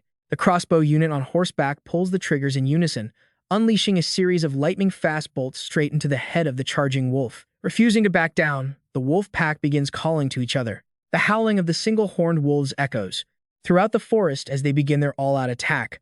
A volley of crossbow bolts is immediately released, but the thick hides of the monsters leave the recruits feeling panicked. A soldier screams tremblingly upon realizing the arrows seem to have no effect on the enemy's defenses. Logan immediately roars, ordering the infantry into position, firmly insisting that not a single monster be allowed to break through the encirclement. Vector and the most elite teenagers immediately rush forward with eyes burning with determination. The melee combat becomes incredibly fierce, smoke and dust filling the area. Vector moves with incredible speed. Precise sword strikes are unleashed one after another, causing the monsters to fall at the feet of the young warriors. Even though they are just trainees, the power they display has started to show the results of their grueling training. However, real combat is always more brutal than they imagined. Screams of agony erupt as a soldier is grabbed by a ferocious wolf and his leg is bitten through. He wails in despair, no longer able to resist. Witnessing that tragic sight, another recruit standing nearby completely breaks down. He stands frozen in place, his whole body trembling with terror. How can I escape? The opponent is too strong. Boo-hoo. Just as the monster is about to finish off its prey, a streak of fire-bladed light suddenly sweeps across, slicing the wolf in half in the blink of an eye. Logan appears just in time, coldly shouting, demanding that the panicked soldier pull himself together immediately. He snaps, questioning his subordinates' lack of focus and ordering them to quickly take the injured person to the rear for treatment. Logan thoughtfully observes the battlefield, silently noting that most of the recruits still haven't adapted to the pressure of a life-and-death battle. However, his gaze changes slightly when he looks toward the teenagers ranked 100 and above, seeing them fighting with a completely different, highly professional demeanor. Among the teenagers participating in the battle, the most outstanding is still Vector, a recruit who is trembling while facing 2 wolves at once. Sweat is pouring off him from the suffocating pressure. But in that hair-raising moment, a black shadow flashes by with terrifying speed. Vector lunges like a cyclone. With a decisive and powerful sword stroke, he performs a lightning strike, taking down the monster in an instant to the astonishment of his comrades. The battle gradually comes to an end. The white snowy forest is now left with only monster carcasses lying scattered about. Vector stands in the middle of the scene, breathing heavily, but a smile of pure excitement spreads across his face. Even though he is covered in filth, the other recruits look at him with a mix of awe and trepidation, unable to believe that someone their own age could possess such terrifying power. Watching from a distance, Logan smirked with satisfaction, silently noting that Vector had truly transformed and that the day of his full awakening was not far off. Just then, a brilliant red surge of energy suddenly erupted and swirled right in front of Vector's chest. A powerful aura radiated outward, enveloping his body amidst the white snow, marking the first step of a future aura master taking shape. Lord Macklin breathed a sigh of relief after taking down the final monster. The two ladies had also finished their work on the other side and came over to report the situation. A month and a half had passed since the field training began, and they had successfully cleared 3 areas that had been swarming with thousands of monsters. Lord Men couldn't help but shudder at the thought of those creatures flooding the castle if they hadn't been stopped in time. He pondered whether Logan had foreseen everything to plan such a precise, preemptive strike. Over at the construction site, Logan was still enthusiastically pushing his soldiers. "Come on, everyone, just a little more effort. Once we chop down these last trees, we can call it a day." He kept reminding them to be careful while transporting the timber to avoid any damage. However, the soldiers began to mutter with frustration, having to use their iron-blood swords to chop wood after more than a month of grueling combat against the monsters. Logan was secretly pleased with his killing 2 birds with 1 stone plan. He was both training his troops and gathering building materials for the town from a precious, near-abandoned forest. Seeing this, the accompanying knight could only click his tongue, thinking that gathering wood was clearly the young master's true priority. This guy really speaks the truth, doesn't he? We only fought monsters for a few days, but we've been logging for a whole month. Haha. Although it took a long time due to the higher-than-expected number of monsters, Logan gained a wealth of valuable information regarding the soldier's potential. He realized that even those of lower rank had the ability to absorb divine power and possessed incredible survival instincts. A sinister smile appeared on Logan's lips as he thought about the formidable knight force that would be ready to take on the Empire once the Grandia Winter Civil War ended. That terrifying expression made the blacksmith, Hema, tremble as he asked, "What is the meaning of that smile, my lord?" Logan immediately wiped the smile off his face, urging everyone to focus on completing the Macklin Tower since spring was only a month away. He was worried about the progress of the upcoming large-scale land reclamation, but Hema reassured him that everything was going very smoothly. The blacksmith affirmed that thanks to the support of the mages, the workers' morale was high. Following the success of the dam project and the residential designs in Don Nat, construction efficiency would surely keep rising. Logan couldn't help but be amazed by the lightning-fast construction pace. He wondered to himself, since when did old Hema become so reliable? Hasn't he always been reliable, young master? He even makes sure we get our rest and meals on time. Witnessing the blacksmith's enthusiasm, Logan silently marveled that rest really is the magical tonic that helps people completely transform. He turned and asked if Clayan had finished building the magic tower in the town center. The elder immediately poured all his mana into his palms, clearly casting the grand earth manipulation spell. A seismic wave of energy erupted, causing the ground to shake violently and erecting solid defensive walls. The workers nearby were so stunned they stood there with their mouths hanging open at the power of a 5th-grade mage. "Don't just stand there," he roared, commanding those who were staring blankly. "What are you waiting for? Get back to tamping the earth so it's solid." Seeing everyone's effort, Clayan sincerely thanked Logan for approving their somewhat demanding request. Logan pondered, noting that building a magic tower in a reclamation village instead of a fortified castle was certainly no simple matter. Clayan smiled in response. "Logan, you are too kind." The elder continued to express his gratitude for Logan's generous support of 10 million gold coins annually. He affirmed that with such massive funding, building anywhere was no longer an issue.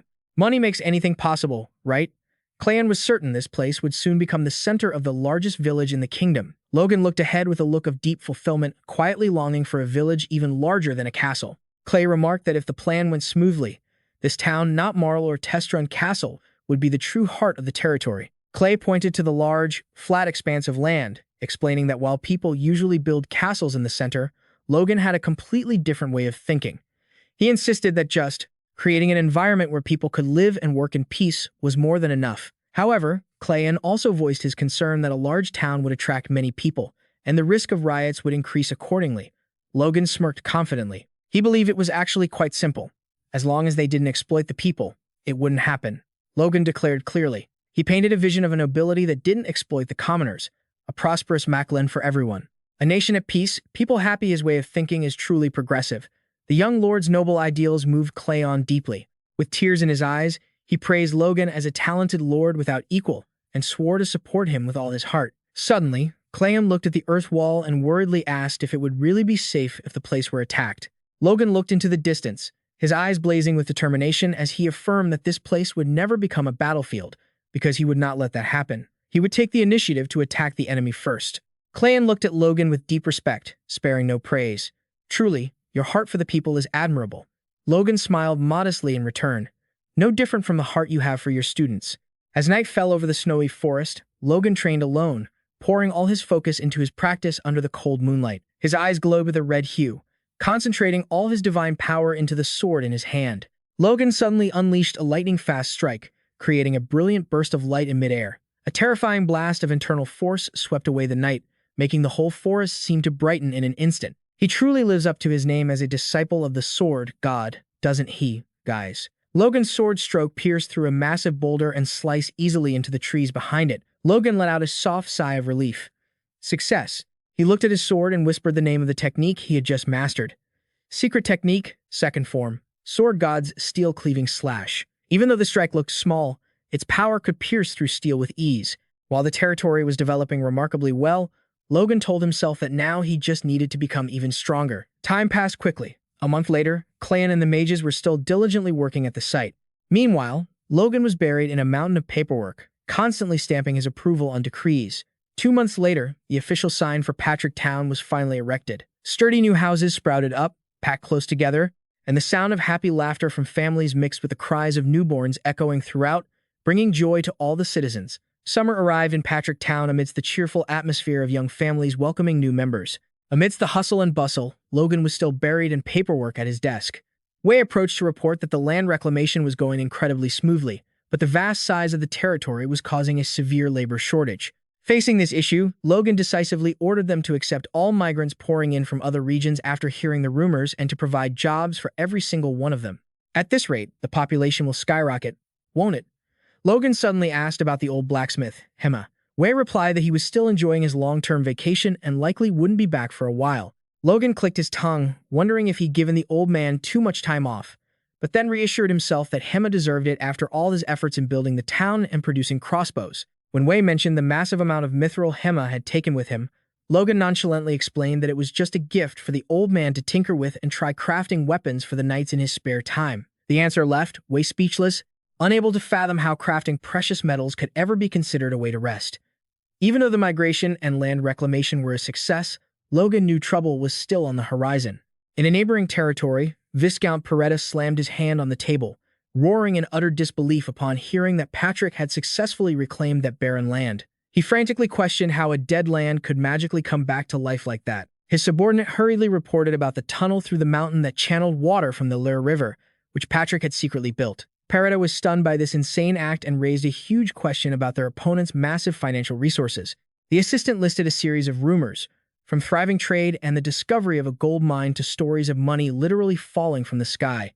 Peretta brushed off the nonsense. He only cared about the harsh truth that Patrick's harvest yield would certainly be double that of his own territory.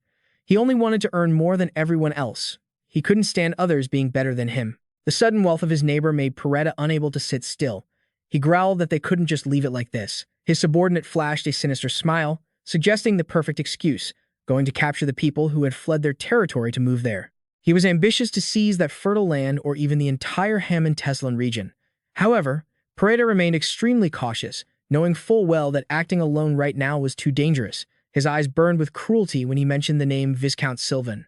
Peretta ordered them to contact Viscount Sylvan immediately, who was also suffering from a headache due to people fleeing his lands because of his crushing taxes. He believed that if the two territories joined forces, they could easily crush and take over all of Patrick. The subordinate bowed, praising his master's wisdom, while Peretta revealed his true nature as an old fox preparing for a bloody invasion, a greedy predator wanting to swallow up what others had worked hard to build. In the private meeting room, Logan clearly presented his new military plan. I have handpicked 300 elite young men and granted them exemption from all other duties to join a special training program. Lord Patrick asked in shock to confirm. Are you saying 300 of them have the potential to become knights? Facing his son's nod of affirmation, the Lord broke out in a cold sweat from the surprise. He insisted that this number went far beyond any normal logic. The commander explained that even with 10 years of harsh training, the awakening rate for divine power was only 1 in 1,000. That meant out of 1,000 people, only 10 would succeed.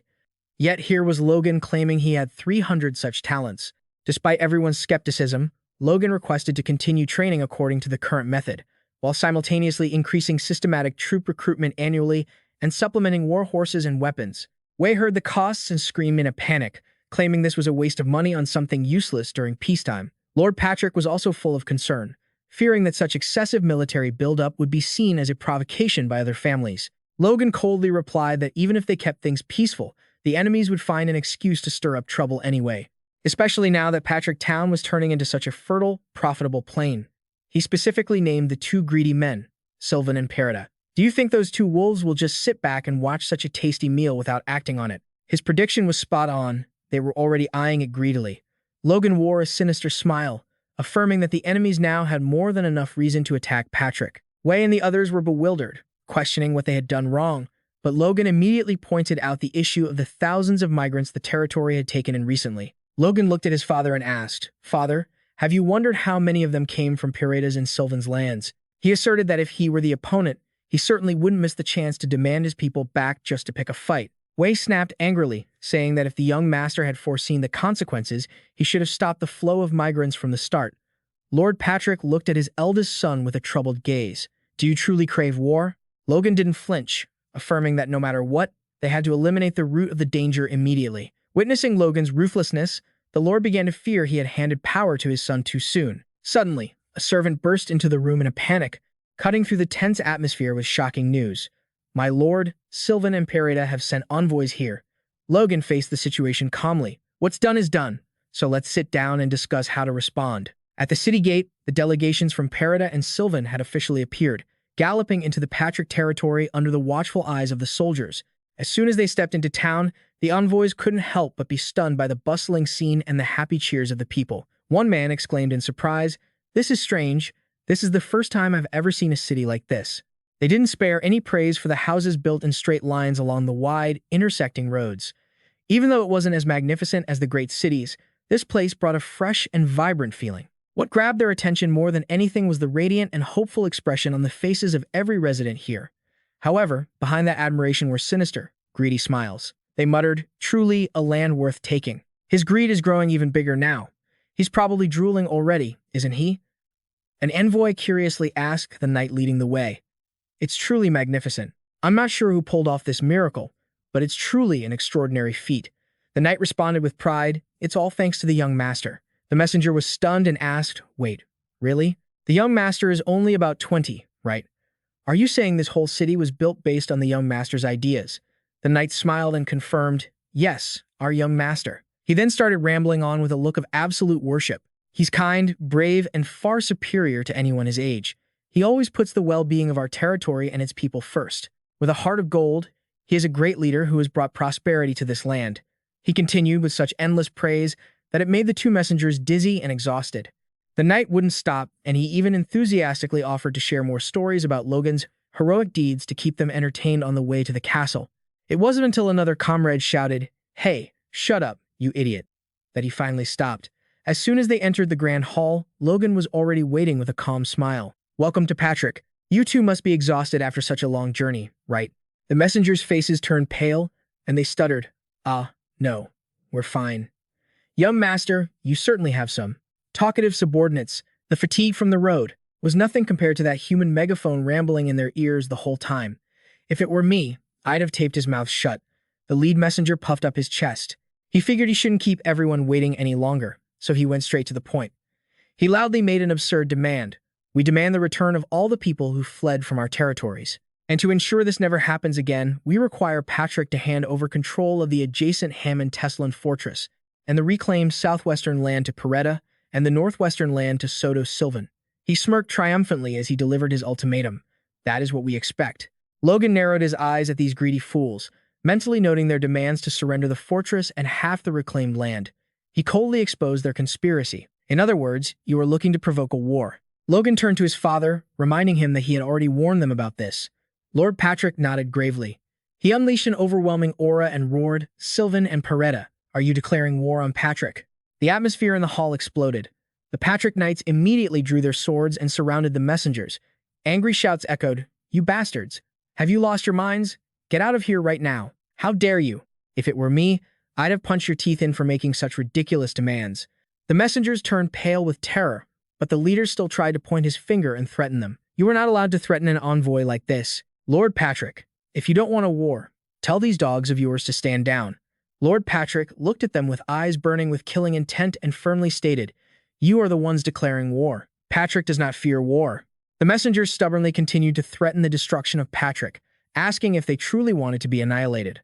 Logan looked at them coldly. He was furious that these people, who had fled from brutal oppression, were now being treated as bargaining chips. Logan turned to his father and asserted, "Father, they have forgotten the duties of the noble bloodline. There is no need to negotiate with them." Faced with the approaching knights, the messengers shrieked in absolute panic. Do you really want to start a war? Are you crazy? Do you all want to die?" Logan stepped forward, his voice low and menacing as he declared that their ridiculous demands were a literal declaration of war. Looking straight at the arrogant fools, he retorted coldly, "Crazy? You've got some nerve." Logan advanced with an intimidating presence, questioning the trembling group. "Do you dare point your finger at me and insult the lord of this land? So, you've decided you want to die, is that it?"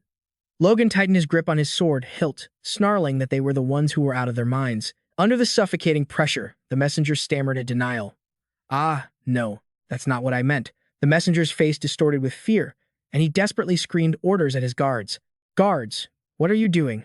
Stop him." But Logan's eyes were already glowing with deep crimson killing intent. He drew his sword in a flash and lunged into the guards, leaving them scattered and unable to fight back. Logan stood tall and proud amidst the fallen men. He coldly declared a firm truth. "Once you draw your sword on someone else's land, you'd better be prepared to spill blood." The messengers backed away in terror, trembling and begging, Don't come any closer." The lead messenger tried to cling to one final threat, claiming Logan would face consequences if he touched him. Logan looked at him with nothing but contempt. Even as he screamed about being an envoy, Logan swung his sword, taking him down. "Your big mouth is your own downfall. Coming into someone's home and acting so high and mighty, that'll teach you." Logan looked down at the defeated man with ice-cold eyes. The remaining messenger completely collapsed, kneeling on the floor, frantically apologizing for their rudeness and promising to relay Patrick's resolve back to his lord. Logan smirked, dropping a sarcastic remark, "Smart move." Lord Patrick stood behind, witnessing the whole scene. He nodded, satisfied with his son's decisiveness. Lord Patrick then addressed his entire army loudly. "Knights of Patrick, prepare for war." Thunderous cheers echoed throughout the hall as the knights raised their swords in unison, ready for the life or death battle ahead. The very day the Soto Sylvan envoy was killed, Logan decisively sent a magical message full of defiance to the two viscounts. At his estate, Viscount Soto Sylvan was shocked when he received the terrible news. He slammed his hand down on the table and roared in disbelief. "They killed the envoy? Have the Patrick people lost their minds?" Standing nearby, a subordinate nervously reported that Patrick was also demanding they pay a heavy price for the messenger's previous insolence. "Greedy fools who can't stay put, I'll just wipe them out." Sipping his wine, Soto Sylvan smirked with disdain. "Insolent? Those beggars have lived in peace for a while, and now they've become arrogant." He confidently believed Patrick didn't have enough troops for a direct confrontation and decided to give them one last chance, though with extremely harsh conditions. At the Hammond-Teslan Castle Army Camp, Logan and his father were focused on observing the magic orb. Lord Patrick summarized Soto Sylvan's demands in a low voice: return the runaway citizens, pay 10 million gold coins, and surrender the Hammond-Teslan territory. Logan murmured, "Is that so?" He then wondered why, after 2 days of waiting, the enemy had only sent back such a short reply. Lord Marion Patrick stated that as soon as the message was sent, the enemy forces began moving toward Teston. He confidently asserted that Patrick's current forces were more than enough to crush a pathetic viscount like Sylvan without needing to rush into drafting conscripts. Logan looked his father straight in the eye and decisively declared that their goal was to take Sylvan as quickly as possible to deter others. He insisted that by using their regular army to swiftly subdue the enemy, Peretta would surely not dare to act rashly. "Kill the chicken to scare the monkey, let them know what happens when they dare to threaten us." Logan emphasized that the key to victory lay in the speed of their actions, and Lord Patrick completely agreed. Just then, a knock sounded at the door. The one-eyed knight, Kai Solon, entered to report on the military situation. He announced the figures clearly in front of the father and son. Excluding the 100 soldiers stationed at Patrick Castle, 1,389 regular soldiers and 313 mercenaries were ready and awaiting his command. Logan nodded in satisfaction at the report and asked about their equipment status. Kai Solon confidently affirmed that everyone was fully equipped with armor, spears, repeating crossbows, and war horses. "I am confident we are second to none compared to any other army." In his heart, Logan calculated that his cavalry crossbow unit was now 5 times larger than in the previous timeline. Furthermore, his father and the knights had all reached a higher realm after grueling training in the blood iron sword style. Looking at the territory map, Logan knew that even if they had to face both Sylvan and Peretta at the same time, they were unlikely to lose. But for now, he couldn't let that happen, because if he annexed both territories, the Patrick family would possess 5 castles, equal in scale to a powerful border lord. That would be too fast and too dangerous, he thought. Such rapid expansion would definitely make the factions of the first and second princes who were desperately fighting for the throne find every way to pull the Patricks into their side. Logan told himself that they couldn't afford to catch their eye right now. The true target he wanted to place on the throne was the third prince. Logan recalled that in his past life, the first prince took the throne, but he only saw the Patricks as tools to be used and discarded without mercy.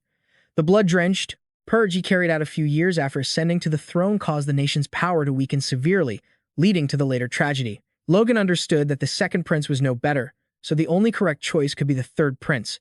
Even though he was the third son, he was the queen's son, young but incredibly talented, and originally the one the king intended to make the crown prince. However, tragedy struck when the king suddenly passed away before the prince could establish a solid foundation. Helping the third prince avoid the tragedy of the past life was the only path forward. Therefore, Logan was determined to win this civil war and put him on the throne.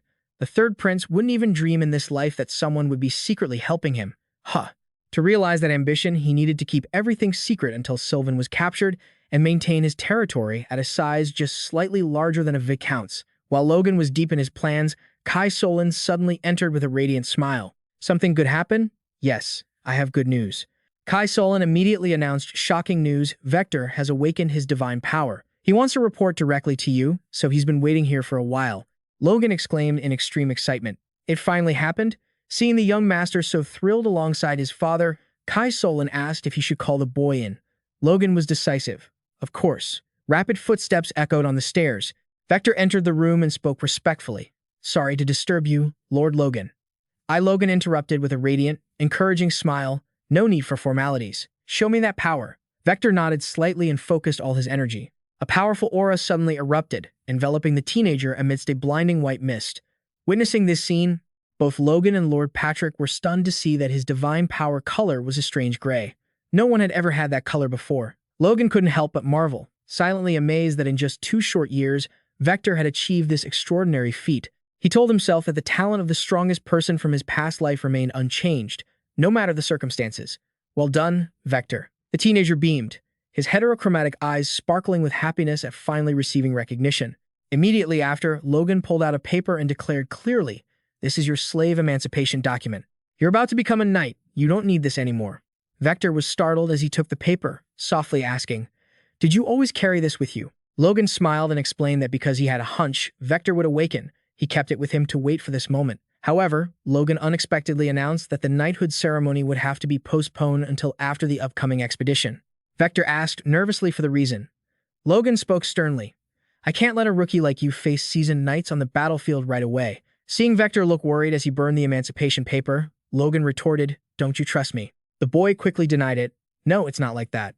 He clearly wanted to show off his talent, so being held back like that was surely frustrating, wasn't it? He knew full well that Vector's true desire was to fight immediately to test his swordsmanship against other strong opponents. Logan affirmed that for someone with his skill, that wish was well-deserved.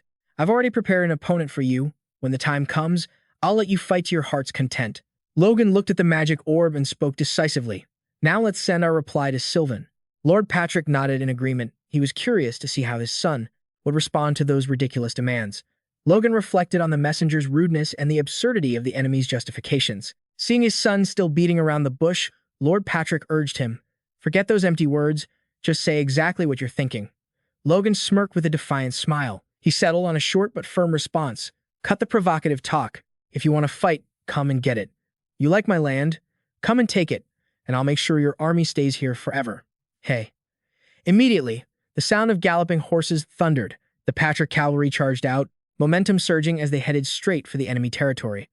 The Patrick army moved like a storm, dust obscuring the sky as they approached the enemy's walls. A thunderous shout echoed through the space. "Soto Sylvan, come out here and meet my blade."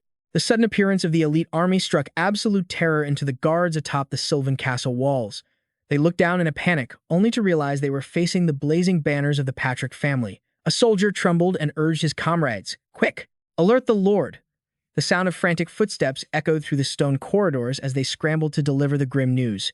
Viscount Sylvan bolted upright, refusing to believe his ears. Logan is actually attacking? He gritted his teeth in fury as he looked down at the massive army surrounding his castle, feeling insulted by his opponent's blatant disregard. At that moment, Callian, a knight with distinctive purple hair and a signature mustache, stepped forward confidently and requested to lead the vanguard to stop Patrick. With 120 knights and over 2,500 soldiers ready for battle, Sylvan slowly regained his confidence. He wore a sinister smirk, smugly thinking that even if the Patrick forces were larger than expected, his side still possessed superior combat prowess. Especially now that Callian had become a true high-ranking knight. With such potential, his confidence was natural, wasn't it? Callian gripped his sword tight, his eyes blazing with the will to fight as he declared that Patrick was no longer the only high-ranking knight in these lands. However, the atmosphere of confidence was suddenly extinguished by a worried question from a soldier regarding the lack of a reply from Piretta. Callian snapped at them to stay silent, assuming the enemy internal command hadn't reached a consensus yet, even though his subordinate argued they shouldn't wait. Knowing Piretta's reinforcements would take half a day to arrive, Viscount Sylvan suddenly froze, breaking into a cold sweat over a new, terrifying realization. He tremblingly saw a grim scenario. If they poured all their strength into defeating the Patricks, it was highly likely that Piretta would seize that very opportunity to stab them in the back and swallow the Sylvan territory whole. Sylvan narrowed his eyes suspiciously, feeling that everything unfolding was incredibly strange. The declaration of war from the Patricks was sent immediately after his own letter of protest was released, a coincidence that couldn't possibly be random. He realized that the Patricks were acting with lightning speed, while Piretta remained suspiciously silent. When Callian confirmed that this was highly abnormal, Sylvan gritted his teeth and concluded that those bastards had surely colluded to stab him in the back. He clenched his fists, roaring with indignation. Those wretched scoundrels. Logan wanted him and his faction to fight amongst themselves. He had successfully driven a wedge between them. Just then, the Patrick Lord's challenge boomed from outside the castle. "Are you scared?" Soto Sylvan. The Lord of Patrick stood proudly on horseback, loudly insulting Sylvan, telling him to keep hiding in his hole like a cowardly fox. He firmly declared that he would take the Viscount's head himself to end it all. Sylvan was shaken by the provocation and immediately ordered his men to contact Roger Bifrost to seek support. He was willing to sacrifice half of the loot seized after destroying the Patricks in exchange for this help. Sylvan shrieked frantically, demanding they do whatever it takes to prevent Piretta from intervening before crushing the Patricks. He urged his troops to act fast to finish the battle before those bastards from Piretta could arrive. The entire Sylvan army shouted in unison, preparing for a fight to the death. Deep down, the old Viscount burned with the desire to avenge those who dared to betray him. Sylvan swore to himself that after swallowing the Patricks, the next target to be wiped out would definitely be the scum of Piretta. On the march, Logan observed the situation and made a suggestion. "Wouldn't it be better to attack with artillery first and then send the troops in, if our troops have the skill?" However, the Lord of Patrick immediately dismissed it, arguing that if they didn't act now and let the enemy escape, it would be a huge headache. Logan quickly realized his father was right. He secretly predicted that the enemy would show themselves soon because they always believed they could hold out against the Patrick Legion. Logan smirked with confidence because he knew Soto's personality too well. A man who could never tolerate being humiliated would surely emerge to face them if they just showed a little patience. Just as predicted, the dry sound of iron chains echoed as the massive Sylvan castle gates slowly creaked open. Right after, there were the rapid sounds of hooves as the entire army of Soto Sylvan charged madly out of the fortress. The war horses neighed, and dust clouds obscured the entire sky as the enemy cavalry lined up, preparing for a bloody struggle right in front of the gate. About 3,000 soldiers, a strong force. No wonder they looked down on the Patricks. The Lord of Patrick hardened his expression, realizing the enemy force was 1.5 times larger than theirs. From the other side, Soto Sylvan revealed a sinister look. He roared with fury, "Patrick, you have no shame. Advance." Facing that arrogance, the Lord of Patrick did not flinch. He gritted his teeth and cursed. "You shameless bastards, don't you know your own limits?"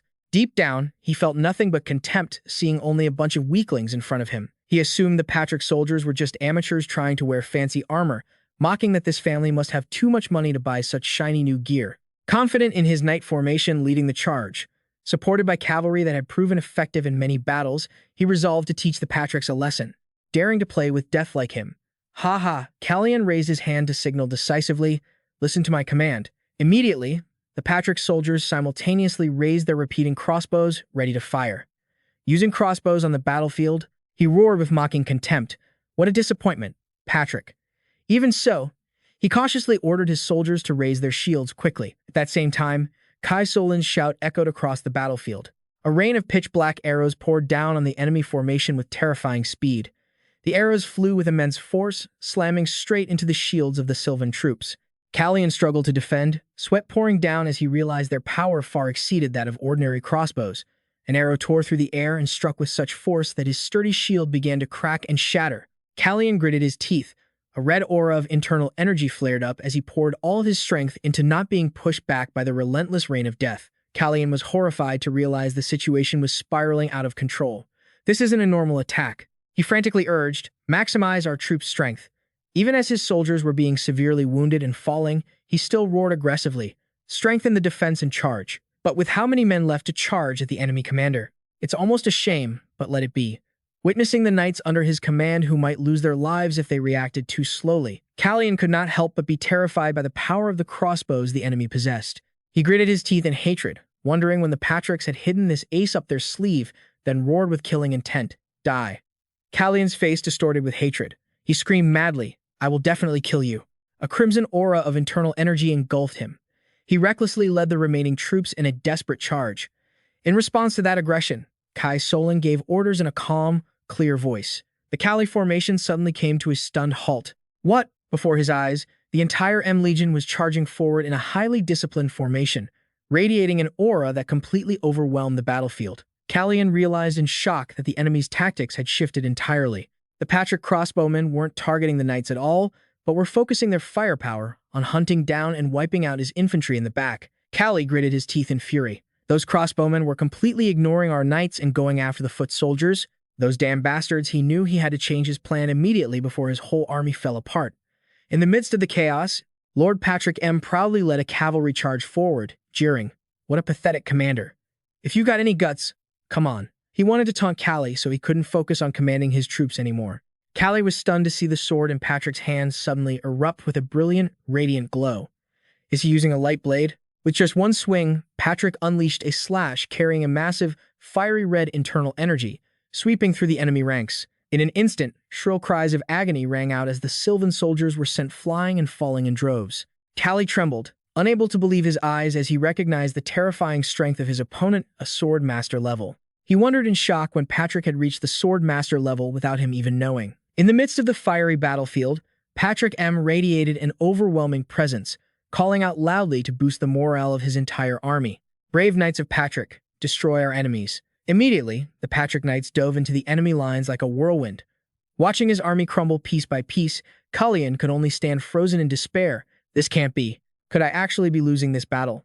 He felt helpless in the face of such a massive shift from the enemy, everyone. The gap in power was now crystal clear.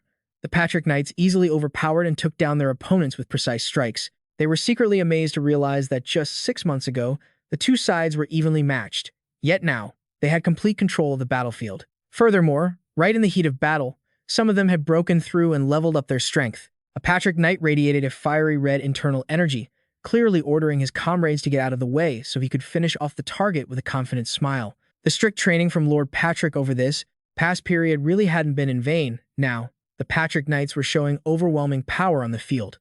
With decisive and powerful sword strikes, they made the enemy tremble in fear. A knight loudly declared, let's see how long you can keep smiling. The speed of the Patrick Legion was so fast that it left behind fiery red afterimages, leaving the Sylvan soldiers unable to react, only able to stand and watch in astonishment. The Sylvan soldiers realized in shock that even their own commanders couldn't reach such terrifying speed. Their hands were shaking so much they couldn't even hold their weapons steady.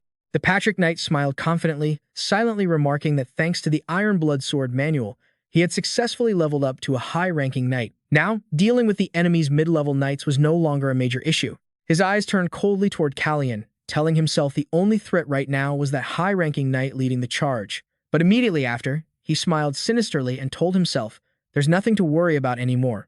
Because at that very moment, Logan, with a brilliant golden aura surrounding his body, had begun to move. He dashed forward like a bolt of lightning, tearing through the enemy ranks to head straight for the enemy general. Witnessing the terrifying pressure rushing toward him like a storm, Callian turned pale with horror, sweat pouring down as he only managed to utter a desperate sentence. Damn it, He's too fast, too dangerous. Looks like this commander isn't coming back, huh? After completing the second form of the secret sword technique, Logan realized he had finally reached the threshold of a high-ranking knight. Looking back at the difficult time before when he couldn't feel any progress, he understood that the walls separating him had seemingly been easily overcome. Logan told himself, if he weren't facing those who had mastered the iron blood sword like his father or the others, but instead a high-ranking knight from another territory, this very battle would help him break his own limits. Callian was stunned by his opponent's sudden surge in power. Clashing sounds rang out incessantly. The high-ranking knight realized in terror that Logan wasn't using technique or finesse, but was purely using raw power to overwhelm him. A thunderous strike came down with such terrifying force that Callian had to grit his teeth to defend himself in pain. Pushed back miserably, Callian couldn't believe he was being made to struggle this much by a mediocre mid-level knight. He hauled himself up amidst the smoke and dust, trying to hide his panic with the excuse that he had just been a bit careless. Now that he was preparing to unleash his move, Callian roared that he wouldn't hold back anymore, making Logan narrow his eyes to observe the strange changes taking place. A bizarre technique appeared when three illusory swords suddenly formed around Callian. Logan recognized it as the triple sword, but he quickly saw through it that those floating swords weren't important because the real sword was surely underneath. However, right as he lunged with a desperate attack, Logan suddenly hesitated, realizing this move seemed too simple for the reputation of a high-ranking knight. Callian rushed forward with a desperate attack, making Logan panic as he realized both of the opponent's sword auras were real, not illusions. Callian smirked as he aimed for Logan's throat, but he managed to dodge just in the nick of time. Logan silently marveled at this strange technique as he faced two real blades at once. Callian roared, demanding that Logan enjoy this bizarre technique until he died. Another sword aura suddenly appeared, leaving Logan nothing short of astonished. However, he immediately regained his confidence and declared that he had a few moves to return the favor. Logan radiated a powerful, golden aura that left Callian stunned, wondering what kind of power this was. The high-ranking knight realized a terrifying truth. The closer he got to Logan, the more his sword was deflected. It was as if the aura from his opponent was binding his weapon tightly. Callian gritted his teeth in anger, shouting for Logan not to make him laugh. Even while suffering heavy pressure from Logan's aura, he still insanely poured his strength into creating even more sword auras. Logan softly muttered, looking intrigued as, seeing his opponent still able to maintain and develop his techniques under the immense pressure of his sword, they both dove into a fierce duel. Their clashes sent dazzling sparks flying everywhere. Callian felt triumphant as he sensed Logan's aura beginning to fade. Ha! This time, victory is mine. His son seemed a bit too confident too soon. The rapid, high-intensity collisions made Logan feel like he was fending off 5 attackers at once. Even with scratches appearing on his face, Logan kept telling himself to stay calm to spot an opening. He calculated silently that if he could use the pressure of his blade to pin down 1 or 2 of his opponent's swords, the chance to turn the tables would surely arise. Despite being pushed back slightly, Logan remained perfectly calm. He looked his opponent straight in the eye, flashed an arrogant smirk, and let out a scoff of pure disdain. "Is that really all you've got? How pathetic, honestly boring." The words hit Callian like a splash of cold water to his pride, making the old man snap. His eyes bulged as he roared, "Die." He lunged with all his might, his crimson sword chi shrieking through the air. In that life-or-death moment, Logan's heart hammered rhythmically. His eyes flared with a powerful, golden aura. Logan moved like a phantom, easily slipping past his opponent's lethal strikes by a hair's breadth. A terrifying explosion of inner energy erupted as Logan focused all his power into a single point, launching a lightning-fast counterattack that tore through the enemy's defenses. Finally, that taunting trick worked, everyone. Callian screamed in agony as he took the critical hit. The man staggered in shock, unable to believe his eyes. Even though he had seen the strike coming, Logan was simply way too fast. While Callian was reeling in panic, Logan spoke coldly. "Since you helped me get stronger, I'll give you one last gift." A massive pillar of golden light erupted from Logan's blade, piercing straight into the sky with suffocating pressure. Callian realized in horror that his opponent was using an ultimate enhancement technique. Logan told himself he had to make it look grand to boost the morale of his soldiers. Behind him, the cheers of the Maclean Legion rang out. The sheer power of Logan's attack left the enemy paralyzed with terror. Amidst the fiery battlefield, Logan focused his spirit and unleashed the Holy Sword's secret art. First form. A huge golden aura exploded. Logan roared as he charged, unleashing a slash with destructive power, wiping out all resistance in an earth-shattering explosion. The collapse of their command structure sent the Sylvan soldiers into total chaos. They screamed in despair, The commander has been defeated." Through the dust and smoke, Logan calmly sheathed his sword. his towering presence dominating the entire battlefield. He loudly declared his victory. "I have captured the enemy commander." Immediately, Lord McLean appeared with a look of stern authority. "I have captured Baron Soto Sylvan." He roared his orders to the remnants of the enemy army. "Those who kneel and drop their weapons will be spared. Surrender now." Watching thousands of enemies drop their weapons simultaneously, Logan scratched his head in confusion, wondering how they had managed that. The post-battle statistics showed a horrifying gap. The Soto Sylvan side lost 42 knights and 1,223 soldiers, while the McLean side only lost 5 knights and not a single soldier died. The war broke out just half a day after the declaration and ended swiftly in a few hours, with a total victory for the McLean family. However, this shocking victory immediately sparked new controversies among the elite. In a majestic palace, a mysterious high noble narrowed his eyes in suspicion as he heard the report, demanding confirmation of this impossible news. Soto Sylvan lost to McLean. The demon knight below could only bow his head in confirmation. That is correct. Lord McLean stood tall before Soto Sylvan, who was kneeling on the ground. He pointed his cold blade at him and offered one last mercy. "Soto Sylvan, I'll give you a chance. Apologize for your crimes, then pack your bags and get your family out of this territory." However, instead of gratitude, Soto Sylvan shook and roared defiantly, claiming that this illegal occupation would not be forgiven by the royal family, and especially Count Roger Bifrost. He certainly won't let House McLean run wild. He was still digging his own grave. Witnessing that stubbornness, Logan sighed in annoyance as he saw the defeated man trying to use his backer's name to threaten them right in front of his father. In Logan's memories, Roger Bifrost was one of the biggest reasons for House McLean's downfall in his past life, as this vassal took the chance to rebel when the family lacked a clear heir. He had seized the fertile lands of McLean to become the Lord of the Southwest. Even though royal mediation later prevented him from swallowing everything, what was left for McLean then were just worthless, barren lands. Rage flared up. Lord McLean gripped his sword hilt so hard his veins popped. He gritted his teeth and asked, "You refuse a chance to live and choose death instead." A single, decisive swing of his sword completely ended the life of the stubborn fool. Now his neck couldn't talk back anymore. He kicked the bucket. Logan walked over and calmly stated that they should respect the Viscount's decision. He preferred an honorable death over living in humiliation. Lord McLean nodded, looking at his son with satisfaction and praise. "You did well." Logan silently calculated that offering a choice before striking would help the family avoid gossip from other nobles, especially to guard against the prying eyes of Roger Bifrost, as they weren't strong enough yet for a direct confrontation. A week later, in Soto Sylvan City, the atmosphere had finally stabilized. Inside the office, the knight reported to Lord McLean that despite close surveillance, the Furretta side remained completely still. It seemed there would be no further trouble for now. Logan pondered that while there would likely be more fluctuations in Teslan City, the presence of Mr. Cleon there was a solid guarantee. He inwardly concluded that the victory over the Sinan family wasn't just based on brute force. It was the arrogance of the Viscount Soto Sylvan that gave McLean the opportunity to use all their strategy and strength to land the decisive blow. It was exactly like the saying, "Know yourself, know your enemy, and you will never be defeated." He had calculated every step. Furthermore, Logan still had one hidden trump card stationed in Teslan, the mage Cleon and his powerful golem entity. Even though they had won, Logan remained anxious about the task of managing and overseeing 3 cities at once, which was an incredibly difficult mission. He proposed to his father, "Father, what about moving the central administrative hub?" Logan reasoned that establishing a town in the center would make managing the 3 castles significantly easier and more efficient. Lord McLean immediately agreed, visibly excited, noting that once the monsters in the forest were cleared out, they could leave a small garrison at McLean Castle and relocate their entire elite knight force to the new central area. Shifting to the topic of prisoners, Logan confirmed to his father that all 8 of the enemy's intermediate knights had been captured.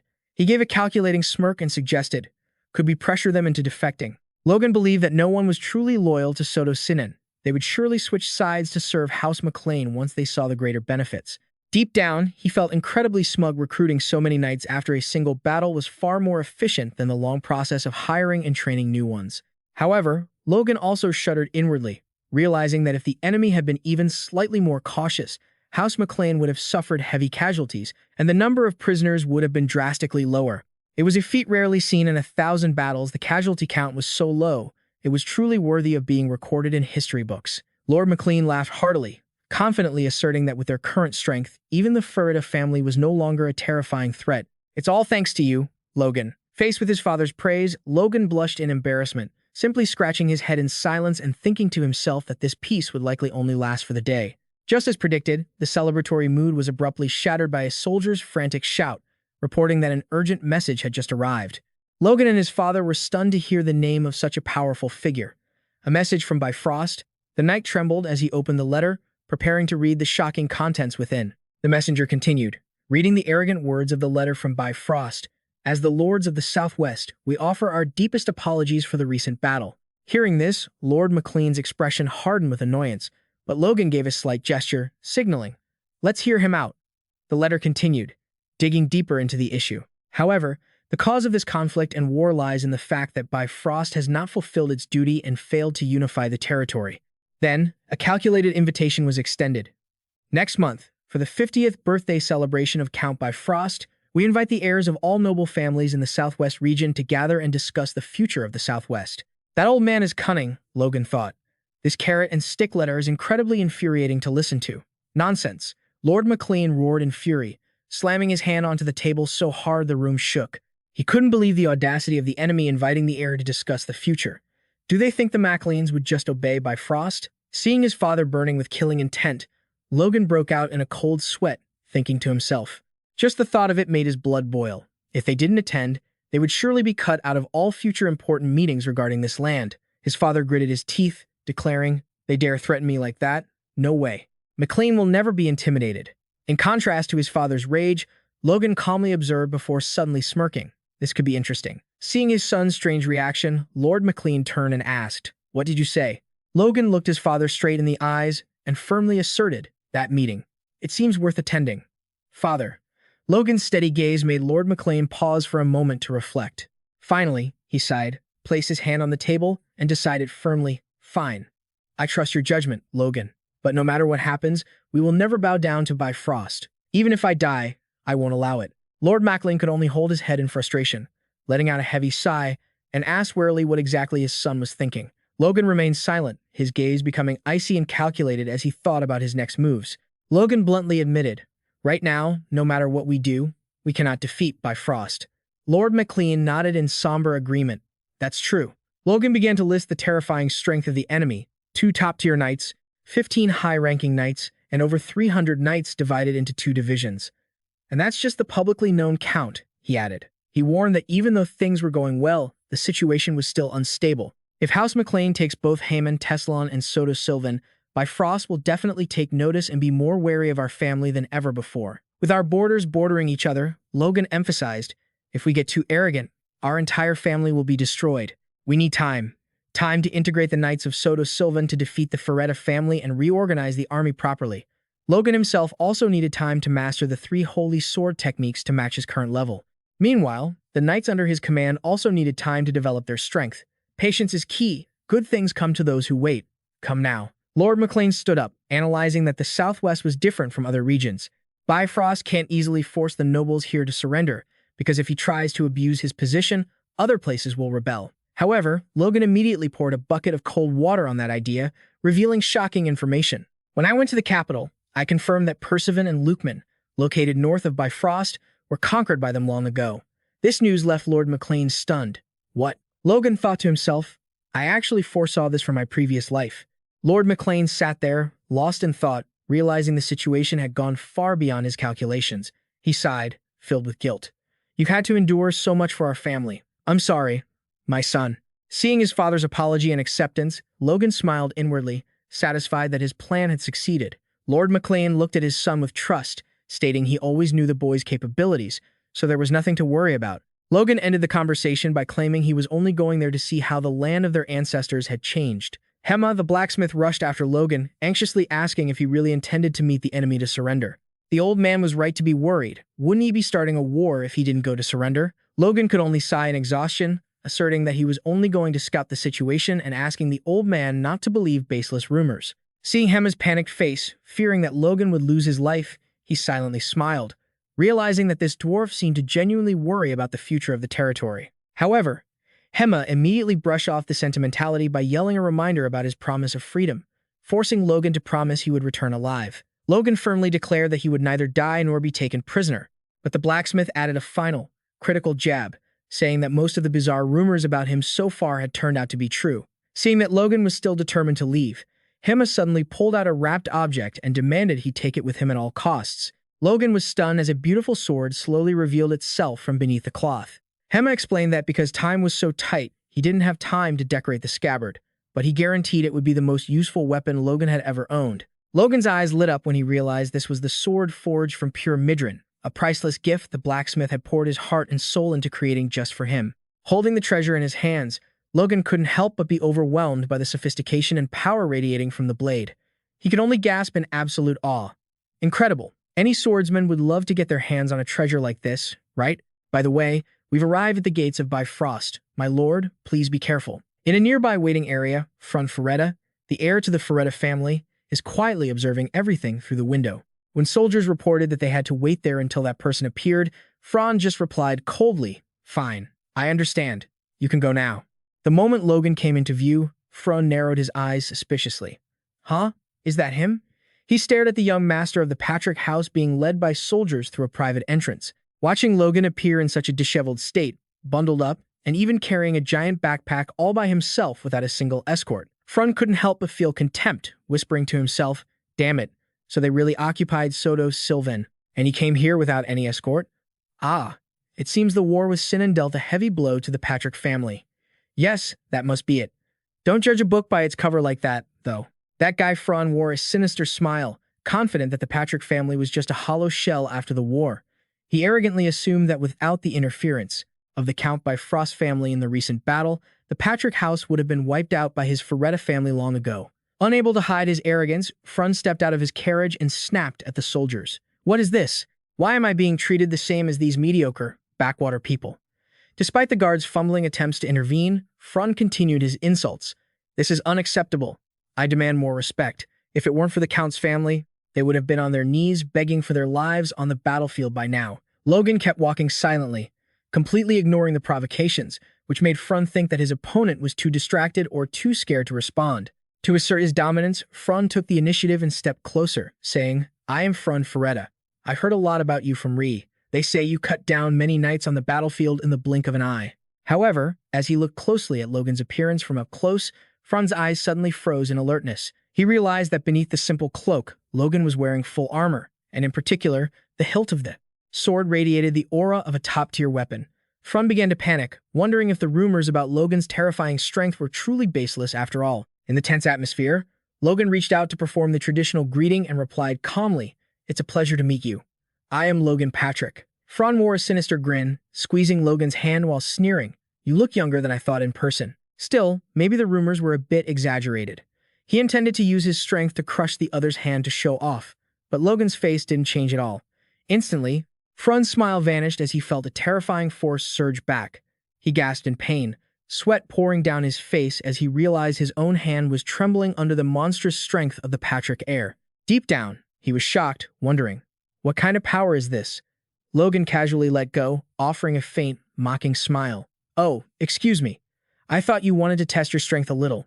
The humiliation in front of the soldiers made Fron furious, his face twisted in resentment. That bastard. Why can't he control his anger? Fron immediately drew his sword from its sheath, roaring like a madman. "You arrogant brat." He pointed his blade at Logan, declaring loudly, "I'll teach you some manners." Facing the threat, Logan remained incredibly calm, adjusting the luggage on his shoulder and reminding him, "In the territory of Bifrost, personal conflict is forbidden, my lord." Logan's composure only made Fron more enraged. Logan continued with sharp, stinging words. "Wow, you only dare to spout empty threats without taking responsibility for your actions, and you're supposed to be the heir to a territory. What a joke." Offended to his core, Fron screamed out of control, "How dare you? Take care of him for me." Immediately, the surrounding guards charged at Logan all at once. Logan sighed warily. This is really not okay. As the enemies closed in, he drew his midran sword from the sheath faster than lightning. A massive golden aura exploded outward. The powerful clash created a blinding streak of light, sending all the guards flying away with just a single strike. The guards' swords shattered and fell to the ground in pieces after Logan's single move. Fron Ferretta stood frozen, his face pale with shock at the unbelievable scene unfolding right before his eyes. He trembled, asking himself how a young master from the countryside could so easily slice through a row of the guards' weapons like that. Fron stared intensely at Logan, his heart filled with absolute terror as he realized he couldn't sense any magical or divine power radiating from his opponent. He was horrified to realize that Logan had accomplished this extraordinary feat purely through the absolute mastery of sword technique combined with a terrifying explosion of internal energy. Seeing that he had no chance against Logan, he backed down, no longer daring to boast. Facing the stunned opponent, Logan maintained a cold, calm expression. Fran narrowed his eyes to observe the sword in Logan's hand, silently judging that it had no traces of magic, so it definitely wasn't a magical artifact. Logan quietly sheathed his sword and glided past Fran like a ghost, causing the ferret air to flinch backward due to the sheer pressure. Watching Logan's retreating figure, Fran couldn't help but admire the sophistication of the sword. He even thought about asking where Logan bought it, but immediately cursed himself for such a rude impulse. He could only stand there, reassuring himself that Logan must have just gotten lucky finding a good sword somewhere. The rapid footsteps of armored cavalry echoed through the city corridor. Logan glanced back, sensing an extremely powerful aura approaching. Right at that moment, a loud announcement rang out, breaking the tense atmosphere. The moonlit knight, Sir Felix Esperanza from the south, has arrived. A middle-aged man with silver hair and a majestic mustache appeared, radiating the overwhelming aura of a battle-hardened warrior. He sure knows how to make an entrance, doesn't he? The crowd went into a frenzy as Sir Prin appeared. Whispers of admiration echoed everywhere regarding the reputation of the illustrious Moonlight Knight. Logan narrowed his eyes, silently assessing that this man was one of the two strongest high-ranking knights of the Bifrost territory. Just as the rumors suggested, his appearance, with his silver hair and glowing eyes, truly stood out in the crowd. Logan started to feel that something wasn't right. He wondered why a nobody like himself would be personally greeted by such a high-ranking knight. He silently gripped his luggage, realizing that Bifrost sending a figure of this caliber meant they were keeping a close, wary eye on his House McLean. Fran Ferretta hurried forward, bowing subserviently. "It's a pleasure to meet you, Sir B. I am the successor of House Ferretta, Fran." The Moonlight Knight nodded in acknowledgement, then instantly shifted his attention to the red-haired boy standing quietly behind. "If you are with Ferretta, then that makes you McLean, right?" "That's exactly right. The real deal, 100%. Suddenly, an invisible yet heavy pressure radiated from B, engulfing the surrounding space.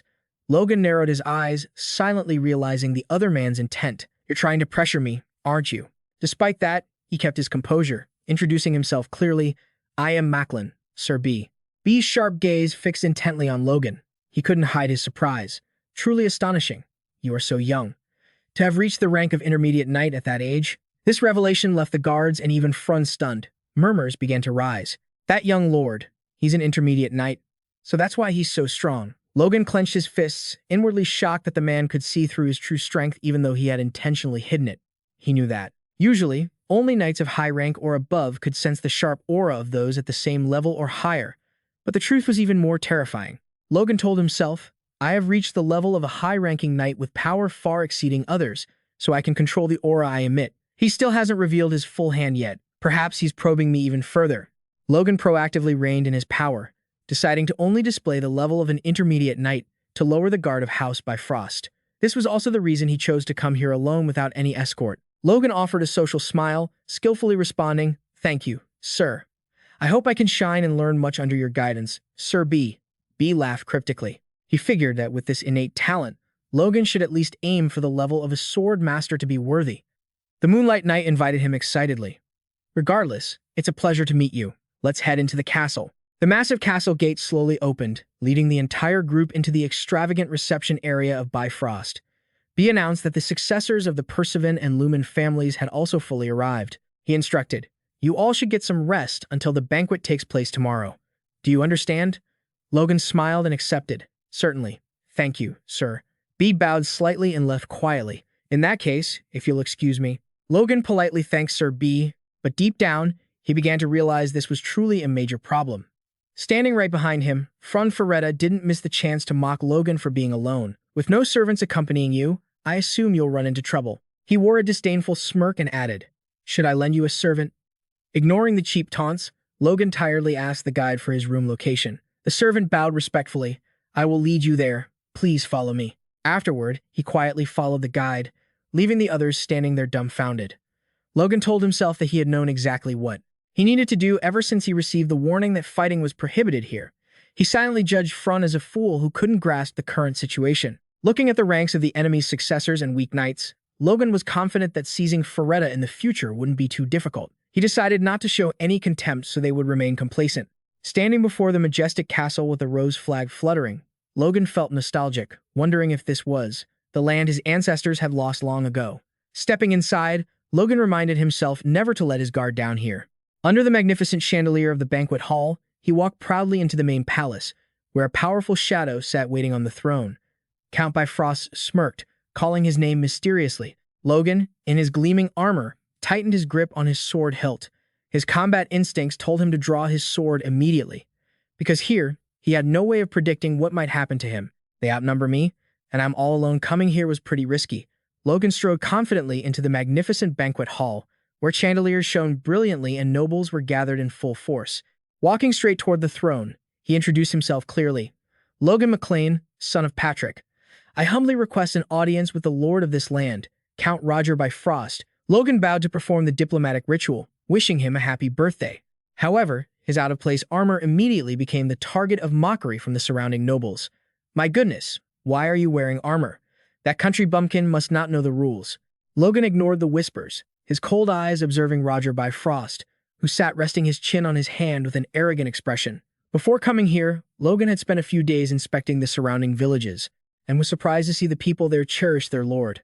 A farmer had happily shared, "Our lord, he's a kind man, at least the taxes here are low." Ha ha. Logan silently realized a formidable truth. Bifrost didn't need to exploit the people simply because he was already too wealthy. Where does he get his money to be so rich? Interrupting his train of thought, Bifrost spoke up. Good, you arrived just in time. Count Bifrost smirked sinisterly, casting a probing, high-pressure remark. Does your arrival here mean MacLean accepts submission to me? Logan didn't flinch, skillfully replying, if your desire is peace, then MacLean is always ready to lead the way. This compliant answer made Bifrost laugh loudly, satisfied. He praised Logan as a young hero who thought of national peace, then invited him to enjoy the banquet. Yet, Logan was horrified to realize the powerful mana fluctuations around his opponent. He silently confirmed with dread that the man was truly a five-circle mage. Logan immediately recalled the rumors about Bifrost's extraordinary power during the Civil War in his previous life, something he had overlooked because at that time, the man had sided with the Second Prince. Now, he finally understood that those rumors were certainly the truth. A five-circle mage has individual power equivalent to a high-ranking knight. Logan realized that, especially in large-scale warfare, the destructive power of mages like him was far more terrifying than that. So naive. How could you overlook such a crucial detail after being reborn?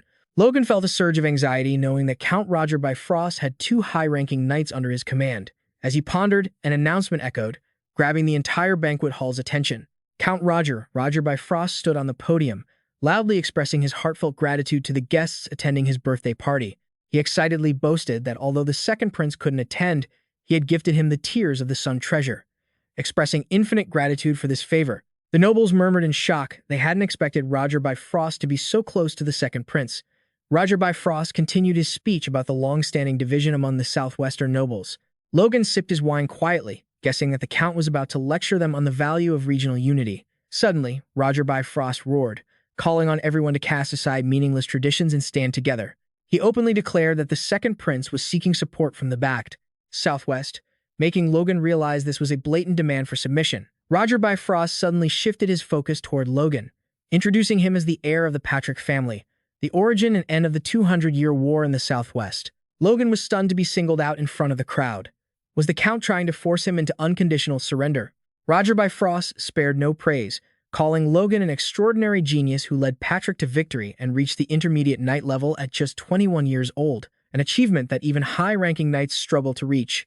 Logan tried to keep his composure, sweat breaking out as he wondered why the Count was praising him and what scheme he was plotting.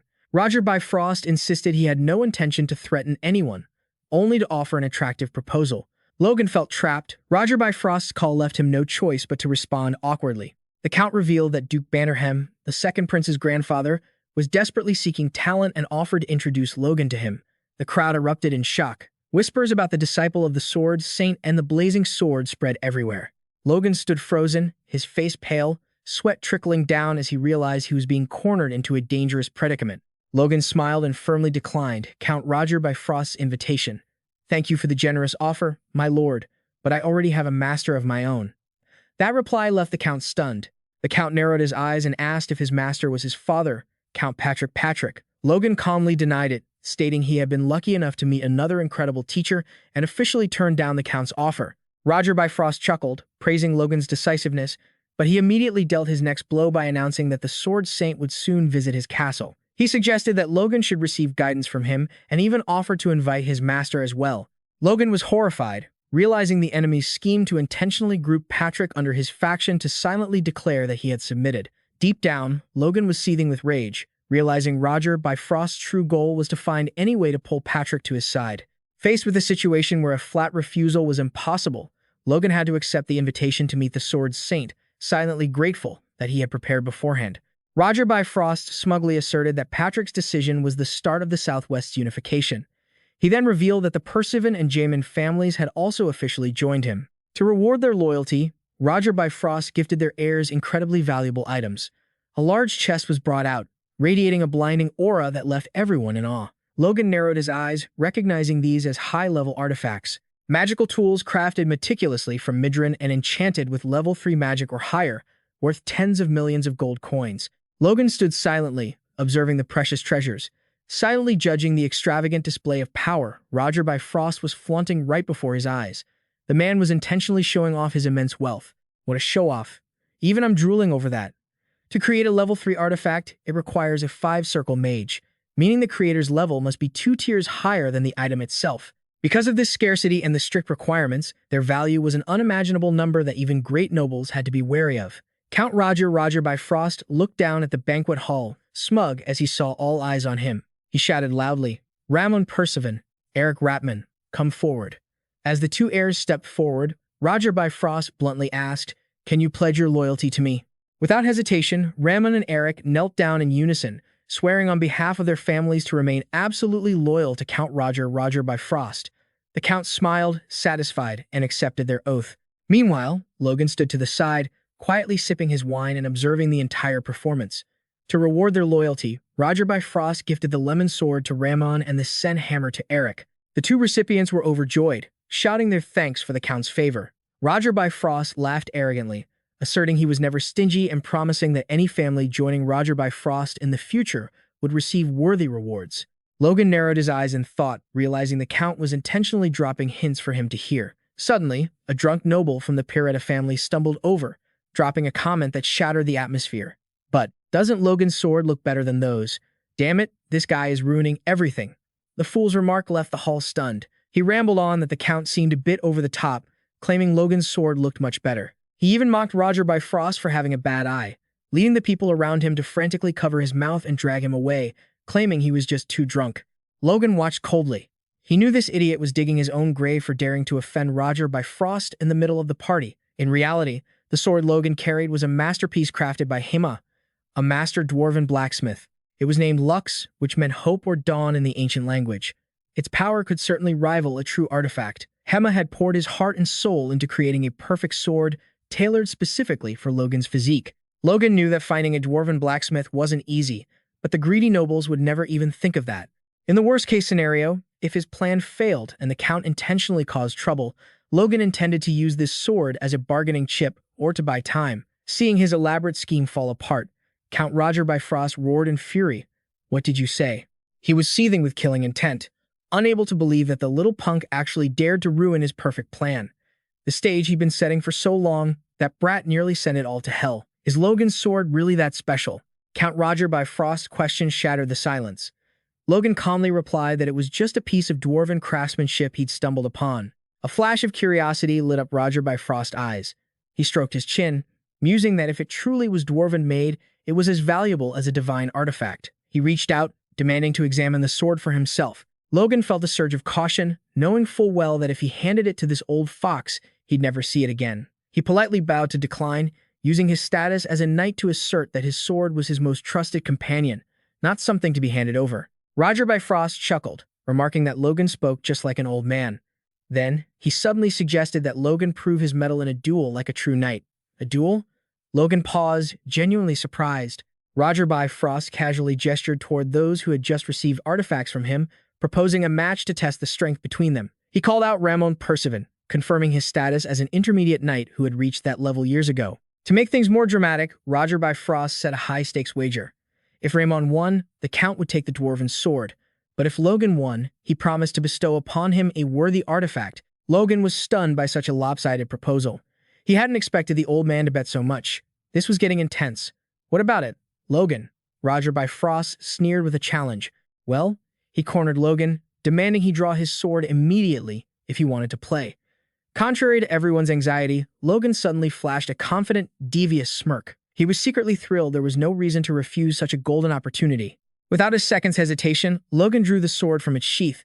A brilliant golden aura erupted with overwhelming power as he clearly declared, "Fine, I accept." Standing in the middle of the luxurious banquet hall, Logan and Ramon Percival faced each other before the crowd of nobles. Ramon, dressed in an elegant suit, smirked with condescension and announced, "Since I'm the elder, I'll give you the first move." However, Logan didn't appreciate the gesture at all and coldly retorted, "No thanks, I don't want it," said that I only won because I was given a head start. Logan's eyes sharpened as he firmly added, "Even if you don't hold back, I'll still win." If Logan wants to win, he wants to do it in style, right? Logan's arrogant attitude made the Count's face change in anger. He roared, "Being called a genius must have made you reckless. Huh. Let me teach you that there is always someone greater than yourself." Immediately, Ramon drew his long sword, and a brilliant blue aura from the artifact exploded, enveloping his entire body. The ladies and nobles nearby couldn't help but gasp in awe. Oh my, how impressive. Do artifacts usually have such beautiful effects? Logan watched quietly, secretly realizing this wasn't a normal display of presence. Logan looked at the flashy light and wondered if the opponent had intentionally given Ramon a showy trinket instead of something truly practical. He glanced at his own sword, evaluating it silently. Compared to this, Logan's sword was simpler, yet perfectly balanced, sharp, and incredibly sturdy. A good sword only needs to fulfill its purpose. Seeing Logan standing still, Ramon sneered, "With that cute little sword, do you really think you can handle an artifact like this?" Logan smirked, inwardly despising the man for having no eye for quality. He was even worse than that fool from the Farida family. Suddenly, Ramon stomped his foot. Logan noticed that among the onlookers was the Moonlight Knight. He reminded himself to hold back his movements so as not to reveal his true power to him. Against an opponent like Ramon, Logan decided to only fight at a moderate level. The two swords clashed violently, throwing off blinding sparks. Logan deliberately pretended to struggle for a while to fool the crowd. He gritted his teeth while parrying the opponent's strike and let out a pained grunt. Logan intentionally allowed himself to get a few scratches, occasionally launching powerful counterattacks just to put on a show of stubborn fighting spirit. After a dramatic struggle, he suddenly landed a finishing blow to take him down in an instant. Ending the match with a decisive strike, Logan feigned heavy breathing, wiped away his sweat, and flashed a pained smile. Whew, that was lucky. He probably wasn't tired from the fighting, but acting was exhausting work. He really had to sell it. Deep down, Logan was proud. The performance of switching between offensive and defensive stances and making his body sweat was the perfect ruse to hoodwink the crowd. Cornered and humiliated, Ramon turned pale and stammered, It's a misunderstanding. It's just that I wasn't used to this sword yet." Witnessing the pathetic state of his subordinate, Count Roger Bifrost roared in fury. "Enough. Ramon, you disappoint me. Are you trying to say you lost because of the gift I bestowed upon you?" Ramon fell to his knees in a panic, begging for mercy. "No, my lord, please forgive me." Roger Bifrost turned to Logan with a fake expression, apologizing for having him witness such an embarrassing scene and admitting that his men had underestimated his talent. To compensate, he generously declared, "I will personally open my vault and let you choose an artifact yourself." The crowd of nobles couldn't stop marveling at such generosity, but Logan kept his sharp, wary gaze. He calculated silently no matter what treasure Roger Bifrost offered, he would certainly find a way to take it back. The true goal was just to keep him there at all costs. Logan told himself, "I won't let things go your way." Just then, a servant rushed in with shocking news. "My lord, the Sword Saint Duke has sent a message to congratulate you on your birthday." Roger Bifrost was stunned. "What? Why would such a high and mighty person pay attention to me today?" The image of Duke Felix Esperanza appeared majestically in the magic orb, sending warm birthday wishes to Roger Bifrost, whom he called a sturdy pillar of the empire. The Sword Saint expressed his regret at not being able to attend, but didn't forget to mention that everyone was currently witnessing the Count's great generosity. Seeing the powerful figure appear, Roger Bifrost immediately changed his attitude. He cowered, stepped down from his throne, and responded with a sycophantic grin. "Ha ha ha. Thank you, your grace." Logan stood by, observing the whole farce, secretly surprised that his master would personally send a message at this moment. He smirked as he watched the previously arrogant Count now acting so spineless, even stepping down from his seat before Duke Felix. In the magic orb, Duke Felix suddenly exclaimed when he spotted a familiar figure in the crowd. "Oh, isn't that Logan over there?" Logan smirked, quietly feeling smug that the elaborate play he and his master had prepared was finally underway. Before the stunned Count Roger, by Frost, Logan calmly approached the magic orb and clearly greeted him. "Long time no see, Master." The shocking declaration sent a ripple of terror through the banquet hall. "Master?" The nobles couldn't believe their ears. They started whispering about how a country bumpkin could possibly be a disciple of the kingdom's most legendary sword master. Duke Felix laughed heartily, playing along with the ruse as he called Logan a reckless student and acted surprised to run into him in such a peculiar way. Felix curiously asked when Logan planned to return to the capital for the banquet he had prepared. Logan skillfully placed a hand on his chest, feigning regret, making the excuse that he was tied up with family matters and had to stay at the Bifrost estate due to the Count's irresistible request. Hearing this, Count Roger Bifrost turned pale with fear, waving his hands in a frantic denial, insisting that his own matters could wait so as not to offend the sword master. Logan smirked to himself, realizing that relying on his master had been the perfect move. Because with a neutral and high-ranking figure who supports the royal family like Felix, even a count wouldn't dare to offend him, not even in his wildest dreams. Felix winked, saying goodbye and telling Logan he'd see him at the capital. Logan smiled brightly in return. "Understood. Thank you, Master." While Logan secretly felt lucky that his plan had succeeded brilliantly, Count Roger Bifrost could only stand there, grinding his teeth in utter, helpless fury. The next day began with Logan's steady footsteps as he headed toward new developments. Logan stepped into the Count's dazzling treasure vault, unable to help but gasp at the sheer extravagance of the place. The guard informed him that he had exactly 1 hour to inspect the items and was permitted to choose one treasure as commanded by the Lord. Scanning the 30 or so items on display, Logan inwardly mocked the pettiness of Count Roger Bifrost, certain that the old man had hidden away all the truly important pieces. However, he told himself that no matter what he chose, it would be worth at least 10 million gold, so he was determined to find something of real value. That's right, it's all gold, it would be stupid not to take it. Logan began to focus, amplifying his senses to feel the most subtle magical differences between the artifacts to accurately assess each item's utility. Glancing over the row of weapons, he quickly passed them by, confident that his own blade was more than enough and that this lot couldn't compare to the sword from yesterday's banquet. Logan stopped before a suit of armor integrated with lightning and fire magic, but then he clicked his tongue in disdain. That thing looked like it would just roast the wearer alive. Looking around, everything seemed fairly normal until he suddenly froze, feeling something strange. Logan's mana seemed to be drawn in a specific direction. He walked over curiously and stopped in front of a pair of combat boots that looked incredibly simple, with nothing noteworthy about them. Logan skeptically wondered if this was actually an artifact because he could barely feel any trace of magic radiating from them. He crouched down to observe closely, curious about the mysterious item capturing his attention. He's focusing on such simple things, isn't he? The moment Logan touched them, the boots began to ravenously absorb his mana. He tried pouring more energy into them to test them, but suddenly, the mana was sucked away like a receding tide, forcing an agonizing grunt from Logan's throat. He realized with shock that if he let it drain his energy like this, he would definitely suffer serious internal injuries. Logan gritted his teeth, enduring, trying to control the situation, while the surge of mana continued to explode violently into the boots. Logan clenched his jaw, sweat pouring down like rain as a golden aura engulfed his entire body. He roared with determination to see who would be the one to win. The mysterious boots continuously emitted wild magical lightning while ferociously draining his godlike power, forcing Logan to brace himself until his face distorted in pain. Suddenly, the energy flow calmed down, and Logan realized in shock, the mana is coming back. He stood stunned, feeling the strange shift inside the artifact he had just tamed. Under the full moon, news of Logan's sudden disappearance left Count Bifrost reeling. "Logan's gone." The Count stood by the window with a sinister smirk, realizing Logan had snatched the treasure and bolted before the main banquet even took place. The banquet is in 3 days, and he's grabbed the artifact and left. Did he really plan this all just to toy with me? By the time he realized it, the boy had already finished his business. A wave of fury erupted, and Bifrost clenched his fist until his veins bulged. He growled an order to his men, "Follow him and bring back the sword and that artifact." His eyes blazed with malice as he delivered his final verdict. "Do whatever it takes, as long as you keep him alive." Far away in the night, Logan walked quietly with his luggage, completely unaware that he had become the target of a manhunt.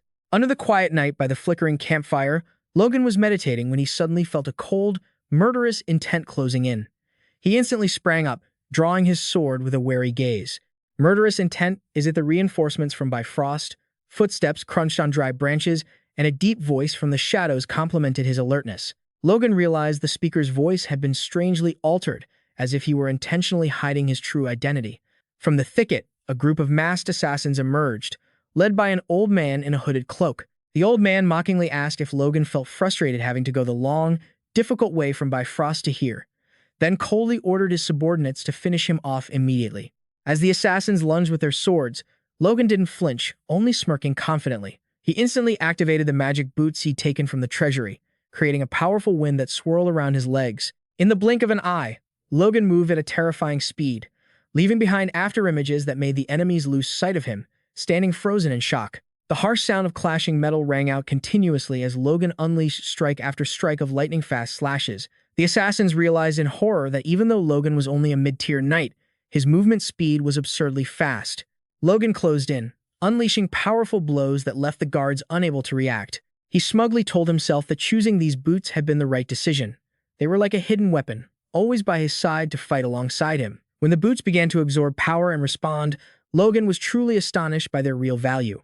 Not only did they significantly boost his reaction time, but this artifact also allowed him to perform triple jumps in midair and climb with ease. With its ability to self-adjust, based on the size and recovery, Logan estimated it was at least level 4 or higher and decided to call it the Wind God's first boots. The assassins were terrified by his speed, and they frantically realized they couldn't handle him alone, begging to use their final trump cards to turn the tide. From the shadows, a mysterious cloaked figure watched the pathetic display of his underlings and scoffed. How embarrassing. Immediately, he lunged out with a powerful, glowing silver sword stroke. Logan was startled to recognize the familiar aura of the Silver Moon magic sword as a massive wave of energy came crashing down. The violent collision forced Logan to step back. He gritted his teeth, resisting the suffocating pressure. Ugh! The sheer power of the surprise attack immediately reminded him of the Moonlight Knight's reputation.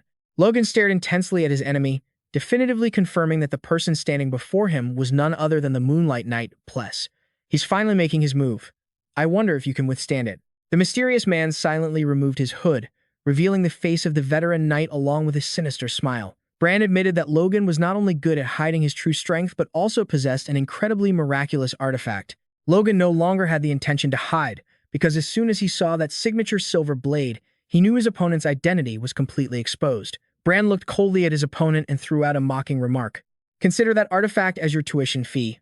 Logan asked, confused. Huh? Tuition? The Moonlight Knight continued with a proud tone, asking if his title made Logan feel ashamed. He then firmly declared that, regardless, he would train him as strictly as possible. Bran slowly drew his sword, but his stance was incredibly strange, making Logan narrow his eyes in caution. His posture was very peculiar, almost as if he were holding a whip. Immediately, the old man unleashed a magical attack that tore through the night. Logan was shocked to see the sword strikes curving like a physical whip. Can sword techniques really move like a whip? This is bad. Alone, will he even have a life left to make it home? The successive slashes rained down like a storm, leaving him no choice but to grit his teeth and defend. It kept coming down relentlessly. Logan realized that even with his heavy-pressure sword, it was completely useless against this bizarre technique. Understanding that his passive defense had reached its limit, Logan resolved to use every ounce of his power to break the current deadlock. The assassins watching from the sidelines were horrified by Logan's power, but they realized that Sir Bran was still fighting very steadily. Logan gritted his teeth in frustration. Damn it, it's not doing anything. Even though he had unleashed his first and second skills in succession, his breathing became heavy from exhaustion. Suddenly, Logan sensed danger and, quick as a flash, rolled to dodge a thunderous attack by a hair's breadth. A cataclysmic explosion erupted right where he had been standing, leaving behind a cloud of smoke and dust. Logan struggled to his feet, sweat pouring down his face after narrowly escaping death. That was dangerous. If I had let my guard down for even a second, I could have died. Witnessing such an incredible dodge, Bran curiously wondered how on earth Logan managed it. Did that power come from an artifact or some famous sword technique? Logan looked at his opponent with a worried gaze, seeing that the old man was completely unharmed. I'm in such a pathetic state, guys, he whispered to himself, realizing his previous attack had really done nothing. And if it weren't for the power amplified by the Wind God's first boots, he might have been hit by that devastating attack. Logan realized that facing a high-ranking knight like Pless was out of his league, but achieving even this much wasn't too bad. Seeing the opponent still in a state of shock, Logan asked coldly, "What did you say?" He flatly declared he would show him one more sword technique and warned, Bran not to be overconfident, even if his own experience was still lacking. Bran gave a challenging smile and replied clearly, "Oh, all right, I'll be waiting. Go ahead and show me." Looking at the excited expression of the arrogant man before him, Logan thought to himself, "This is the final hope I'm holding onto." He poured all his focus into his legs and his sword, remembering the difficult time over the last month it took to grasp even a fraction of this secret technique's essence. Logan calmed himself, staying sharp, because he knew clearly that if he lost here, all his gear and the treasure boots would be stolen, leaving him as good as nothing. A brilliant golden aura began to flare violently, covering Logan's entire body, but Bran quickly launched a counterattack with a powerful silver light. The old man laughed triumphantly. "You were too naive to trust your enemy." A terrifying explosion of internal energy occurred immediately, causing smoke and dust to shroud the entire battlefield. Bran stood firm among the rubble, thinking that with that level of impact, Logan could hardly be safe and sound. Yet, just as the smoke cleared, a massive golden beam of light suddenly erupted right before his eyes, causing Bran to gasp in absolute astonishment. Logan appeared amidst the brilliant glow with a sinister smile clearly on his lips. He had officially unleashed his ultimate technique, the third form of the green leaf sword. A massive vortex of energy swirled powerfully around Logan, creating a suffocating pressure that made Bran's eyes bulge in terror. Just before a ground-shaking collision descended, Logan had successfully gambled. He broke through and unleashed another skill. The golden aura from the third form exploded, creating a giant energy cyclone that swallowed up the Moonlight Knight. The high-ranking knight was completely caught off guard, his face distorted in terror as he had to withstand such destructive power at close range. Deafening explosions rang out repeatedly, sweeping away everything in the surrounding area. The accompanying assassins screamed in terror. Surplus. They panicked and urged each other, "Find the captain first." Amidst the smoke and dust, Bran's sword lay fallen on the ground. He had collapsed, blood spilling from his mouth after a violent coughing fit. Bran looked up at the sky, silently admitting he had just narrowly escaped death. I actually dodged it." He realized in pain that the power of that last blow was so terrifying that he uttered in despair, "Better to die together than face this." Meanwhile, Logan had quickly spurred his horse away from the battlefield with shocking speed. Logan left him to die with whoever he wanted. He had to survive first. On horseback, Logan blamed himself. "I was too reckless." He began to analyze the battle, recalling the moment when he attacked Pless. He had seen a small coin-sized hole on the old man's right chest. Logan confirmed that it was definitely the wound caused by the heart-piercing form. He realized the strange, excited expression and the boastful words from Bran were actually all a lie. But because his vision was limited during the fight, he hadn't realized that fatal flaw in time. Logan, however, remained incredibly confident in his growth. "But one thing is certain. With the secret techniques and treasures I possess, I can defeat a high-ranking knight, even while only at the intermediate knight level." Glancing down at his Aeolus boots, Logan breathed a sigh of relief. "For now, that's enough. But the price for fighting above my weight class is far too high." Exhausted, Logan's vision blurred, and he suddenly collapsed in his saddle. "Young master!" Rick's frantic shout echoed through the castle as he saw Logan return in such a battered state, his armor covered in dust and his face gaunt. Rick asked in a panic, "What on earth happened to you?" Logan just offered a strange smile, scratching his head to hide his wounds, and nonchalantly made up an excuse. "I fell asleep and fell off my horse."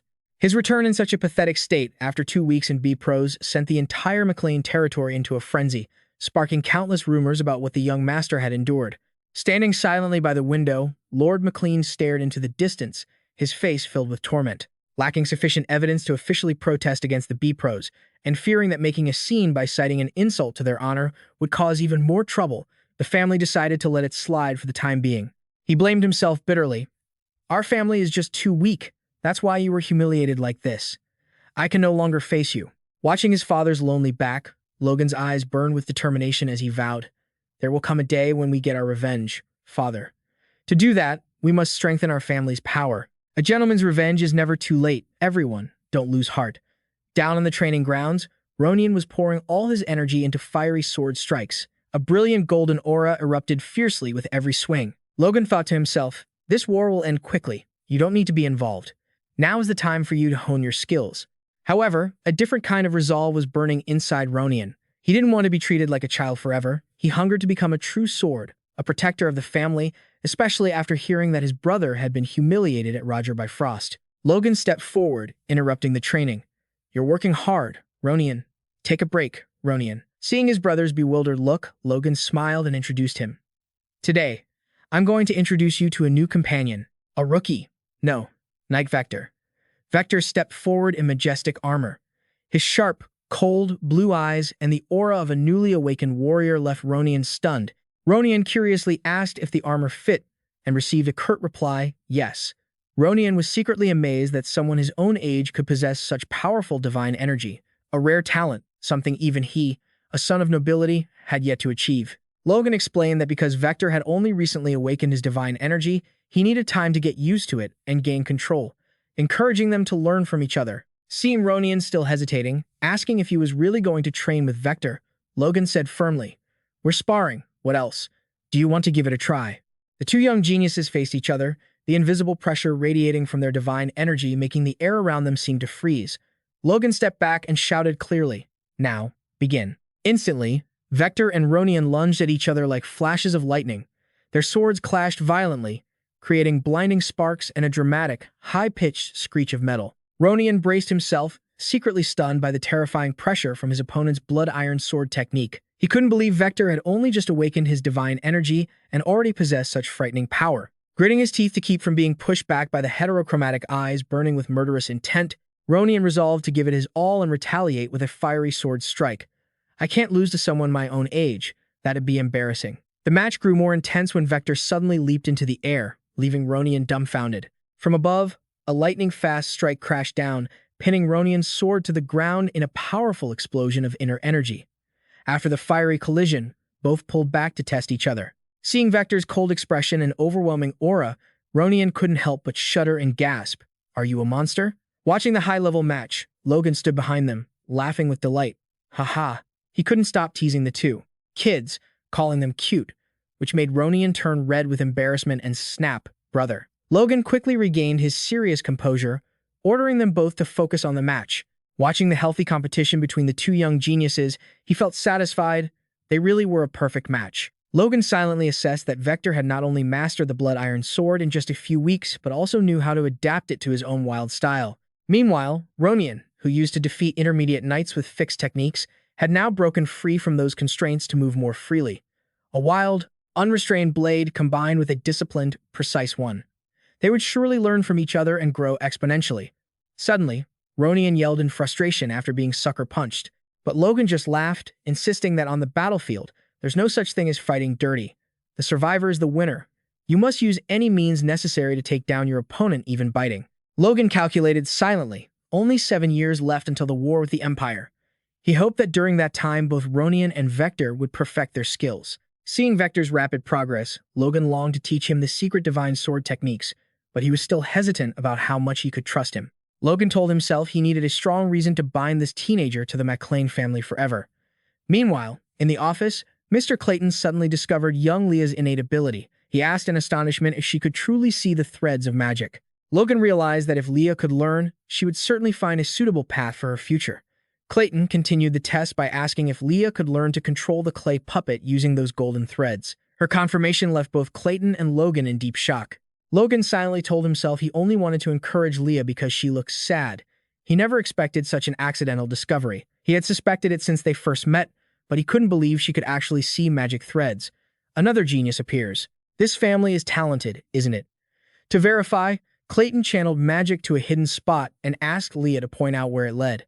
Without hesitation, Leah pointed and confirmed, "That man, sir." To be sure, he continued to do it again with various other objects. Leah still answered accurately, without a single mistake. "That water pitcher and that man, sir." Witnessing this exceptional talent, Clayton couldn't help but shout in amazement that this child was a true prodigy. Logan thought to himself, even the legendary archmages can't see mana with the naked eye. If people knew you had this ability, they'd definitely lose their minds.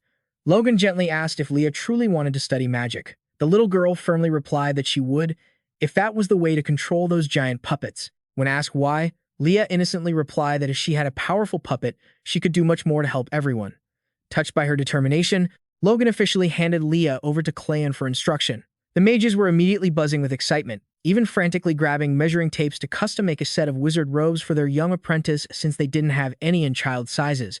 Having stumbled upon such a treasure, who wouldn't be scrambling? Clayton looked at Leah, secretly wondering who the parents of these two genius siblings were to have produced such extraordinary kids. Meanwhile, Logan noticed the family's strength was growing remarkably well, and he decided it was time to return and fulfill his promise to Master Felix. Logan planned to go alone, thinking that bringing servants would only be a hassle. However, a few days later, an unexpected event happened right in the castle courtyard. A squad of knights in full armor was standing by, waiting, led by a commander who was shouting with great enthusiasm, "It is my honor to accompany you, young master. I will serve you with all my heart." Standing amidst the overly eager and disciplined crowd, Logan's face suddenly darkened with annoyance. He could only stand frozen in place with a look of helplessness, silently screaming on the inside, "Just leave me alone, for heaven's sake. I wanted to travel freely. Is it crazy to bring this whole bunch along?" Henderson, the captain of the Mar clan's knight squad, stood tall and shouted excitedly, affirming how honored he was to serve such a brilliant young master. Deep down, the knight was thrilled to be heading to the capital with Logan, convinced he was serving a legendary figure and daydreaming about becoming his right-hand man in the future. However, Logan immediately doused that delusion with the most mundane command, "Hey, go pick up some firewood to start a fire." Watching the captain trudge off to gather wood, Logan could only stare with a blank, helpless expression. In reality, Logan had intended to go alone, but Lord Patrick had firmly objected, insisting he at least take a few servants to save face. After much arguing, Logan had to concede and bring a few knights, but he couldn't help but wonder why Rick also appeared in the group. When questioned, Rick panicked, feeding the horses while justifying that if the young master left without servants, the world would look down on their family. Logan narrowed his eyes suspiciously, asking straight out if Rick was just using this as an excuse to get to Gran. Struck right where it hurt, Rick frantically admitted the heartbreaking truth. There wasn't a single girl in their current territory who wanted to talk to him, so he had to go to the capital to find a chance at marriage. This kid was clever. He didn't want a country girl. He only had eyes for city girls. The noise of his associates made Logan's head hurt so much he had to cover his ears. He silently lamented that these people were truly too troublesome. Logan calmed himself down, reminding himself that this trip to Gran wasn't just to visit Master Felix. His main goal consisted of two important tasks. One was to re-verify potential changes in the future, and two was to find a way to approach and build a good relationship with the third prince. Logan recalled the history. The current emperor, Samuel von Grandia, had no heir until he was 40, so he married several concubines and had his first two sons. However, nearly 10 years later, the empress unexpectedly gave birth to the third prince when she was already over 40. This youngest prince possessed innate swordsmanship talent and an incredibly silver tongue, soon far surpassing the other two, who only knew how to cause trouble, making him the most potential successor. Although highly favored by the emperor, the families of the other two princes were not satisfied. They constantly used sinister schemes to smear the third prince's image in the eyes of the common people. Logan understood that if nothing changed, in the winter right before the third prince reached the age of succession, the emperor would die suddenly, and a bloody civil war would officially break out. Royal brothers were usually each other's enemies, stopping at nothing for the sake of power. The first prince, Blaz, was a sixth circle mage, receiving solid backing from his grandfather. He had formed an alliance with the second prince, Roman von Grandia, a man known for having invincible strength. With these two massive forces, the third prince had absolutely no chance of winning and would soon fall into a desperate situation. At that very moment, hanging by a thread, the most powerful neutral noble in the kingdom stepped forward to make a deal with the emperor. "This is the emperor's command. If you spare the third prince's life, I will become the most loyal sword of the new emperor." It was thanks to that pledge from the duke that the third prince was lucky enough to keep his life. In the end, the first prince defeated the second prince to ascend to the highest throne. However, his reign only brought misery and starvation to the people until the neighboring empire invaded. Bitterly, he even cowardly used their land as bait for defense. Looking back at the painful memories, Logan gripped his sword hilt, his eyes burning with even more fire. I will never let him take the throne again. He would rewrite history, so it wouldn't end up like his past life. Logan told himself that the second prince's nature wasn't any better, so he decided he had to meet the third prince in person to see if he was truly worthy of succession. Just as they reached the mansion gates, the guards clearly announced that his identity had been confirmed and he could enter. Stepping into the grounds, Logan couldn't help but be overwhelmed by the majesty of the place. Is this the Sword Saint's mansion? Rick, walking beside him, also had his jaw drop in amazement. Wow, it's beautiful. Lost in the view, Rick jumped in fright when he suddenly bumped into a beautiful maid of the Duke's household. Rick immediately leaned toward Logan and whispered calculatingly, "Young master, if I could marry a maid from the Duke's house, wouldn't our family be supported by them? Help me approach her." Before he could even finish his sentence, Rick was gifted a painful blow by Logan that sent him sprawling to the floor. "Dreaming a bit too big, aren't you? Go to sleep and dream there." Just then, an elegant blonde man approached. "Ah, you must be Logan. Please, follow me." He signaled for the rest of them to follow. Logan paused, sensing an extraordinary aura radiating from the person. This person. Seeing Logan silent, the man smiled politely. May I ask for your name? I almost forgot to introduce myself. I am Han, the butler of the Felix ducal family. The blond man's introduction left Logan stunned. Sweat beaded on his forehead in pure astonishment. Deep down, he was struck by the realization that the man standing before him was indeed him, the captain of the Grandia Liberation Front from his past life. Unlike Logan, a man who had once lived only for revenge, Lice Han was a great man in his memories, one who lived and fought for the highest ideals. Logan still remembered the first time they met in his previous life. Back then, Lace, in armor covered in the scars of battle, had looked him straight in the eye and pleaded, I need your help. You are the only one who can do this. He handed Logan a crucial document and gave him careful instructions. Remember everything in this book. Memorize it all, and then burn it if you must, and pass on the contents to those who are worthy. So, they had been destined to meet like this in their past lives as well. Logan tried to rummage through his mind, wondering what else was in the final messages that Lise had passed on to him all those years ago. The image of the captain with the long scar on his face flickered in his memory. He seemed to have said something, even when he couldn't finish his words. Suddenly, a splitting headache hit him, forcing Logan to clutch his head and groan. He was struck by a panicked sense of bewilderment. Why couldn't he remember such an important memory at a time like this? Noticing his young guest's distress, Lise asked him with concern, Are you all right? Logan quickly reassured him, I'm fine.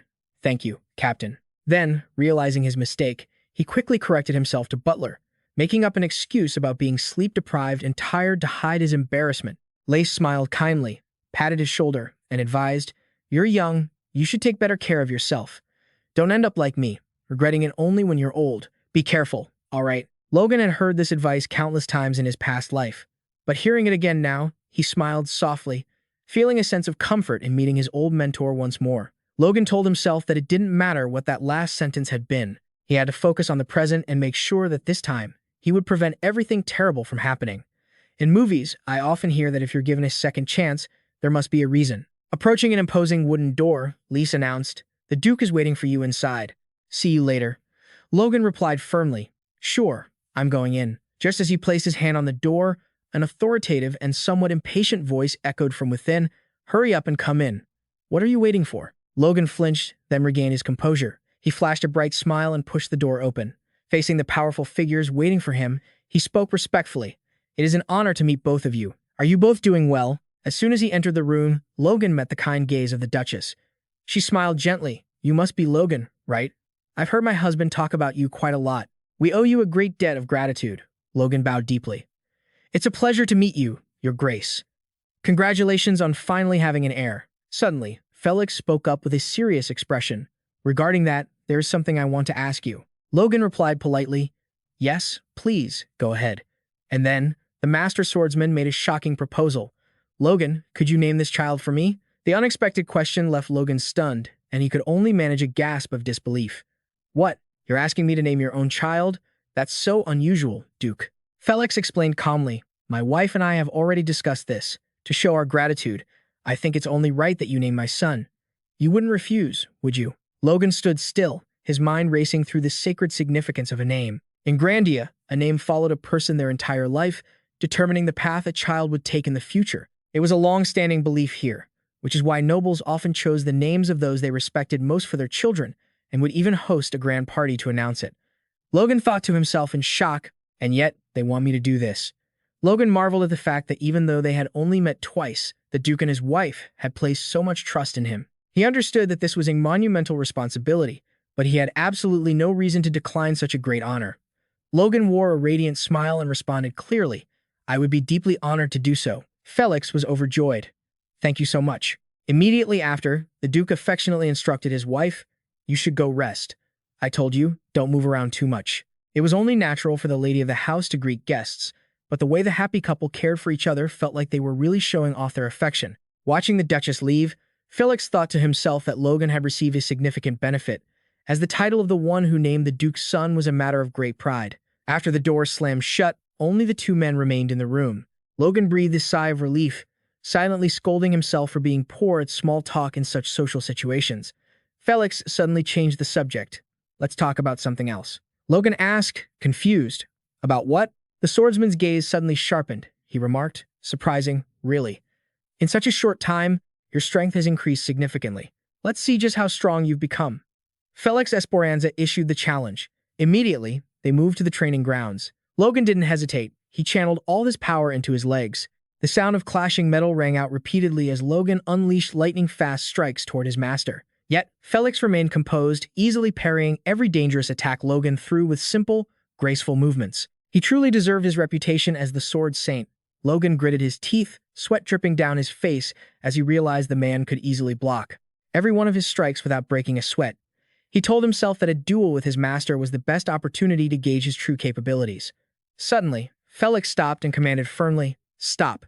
Logan pulled back his sword in confusion, but then froze when he heard the master swordsman's cryptic question. "Do you know what you are doing?" Logan was struck with a sudden wave of self-doubt. Felix stood tall, looking at Logan with disappointment, and questioned, "What are you doing? Don't tell me this is all you've got." Logan gritted his teeth, sweat streaming down his face, but replied firmly, "No." Felix smirked slightly. He challenged Logan to give it his all. Logan told himself this was the first training session since they had officially become master and disciple. He absolutely could not let the sword saint down from the very first moment. Logan pooled all his inner energy, creating a massive explosion of force.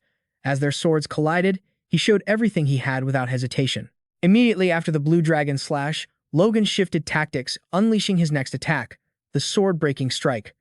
A brilliant, blinding light erupted, obliterating everything in its wake with a massive surge of energy. Yet, through the swirling dust, Felix's voice rang out with a mocking laugh.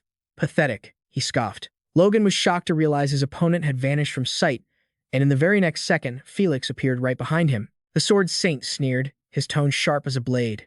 "Down already?" And that was only 2 moves. The impact was so crushing that Logan gasped in pain. Felix stood over him, cold and detached, barking an order, "Get up." Mindlessly relying on raw power is no way to fight. Logan was stunned to realize the very technique he had used to land a critical hit on the Moonlight Knight was being treated by Felix as nothing more than a joke. He gripped his sword hilt until his hands trembled, feeling the heat of humiliation burning in his chest. Felix stared straight at Logan with piercing eyes, clearly demanding, "Show me. Show me your true skill." He's already shown everything he's got. What else is there to see? He added coldly, "Don't disappoint me again, kid, Logan." Felix's warning hit him like a bucket of ice water to his pride. Logan knelt on the ground, gritting his teeth against the suffocating pressure weighing down on his shoulders. He roared in his mind, "This time, I'm getting serious." Logan stomped his foot, dashed forward with incredible speed, and unleashed his ultimate royal sword slash. But as the dust settled, Felix stood there, completely unfazed, not a single scratch on him. He sighed in disappointment. "Do you still not get what I'm telling you?" In a blink, Felix moved with speed that defied human limits, closing the distance instantly. Logan could only widen his eyes in sheer terror. Logan was shocked to find his opponent had vanished. He hadn't even heard a single footstep. Before he could react, the hilt of a sword slammed hard into his face. How much more humiliating can this get? How are you supposed to keep fighting like this? He gritted his teeth through the throbbing pain, trying to pull himself up between ragged, gasping breaths. Logan felt his chest tighten. Every breath became agonizingly difficult under the suffocating pressure exerted by his master. He collapsed to the floor, clutching his chest, coughing helplessly. Felix looked down with icy indifference and mocked him. "You call this swordsmanship? Are you sure you've even been studying properly?" Logan grit his teeth in frustration, screaming in desperation.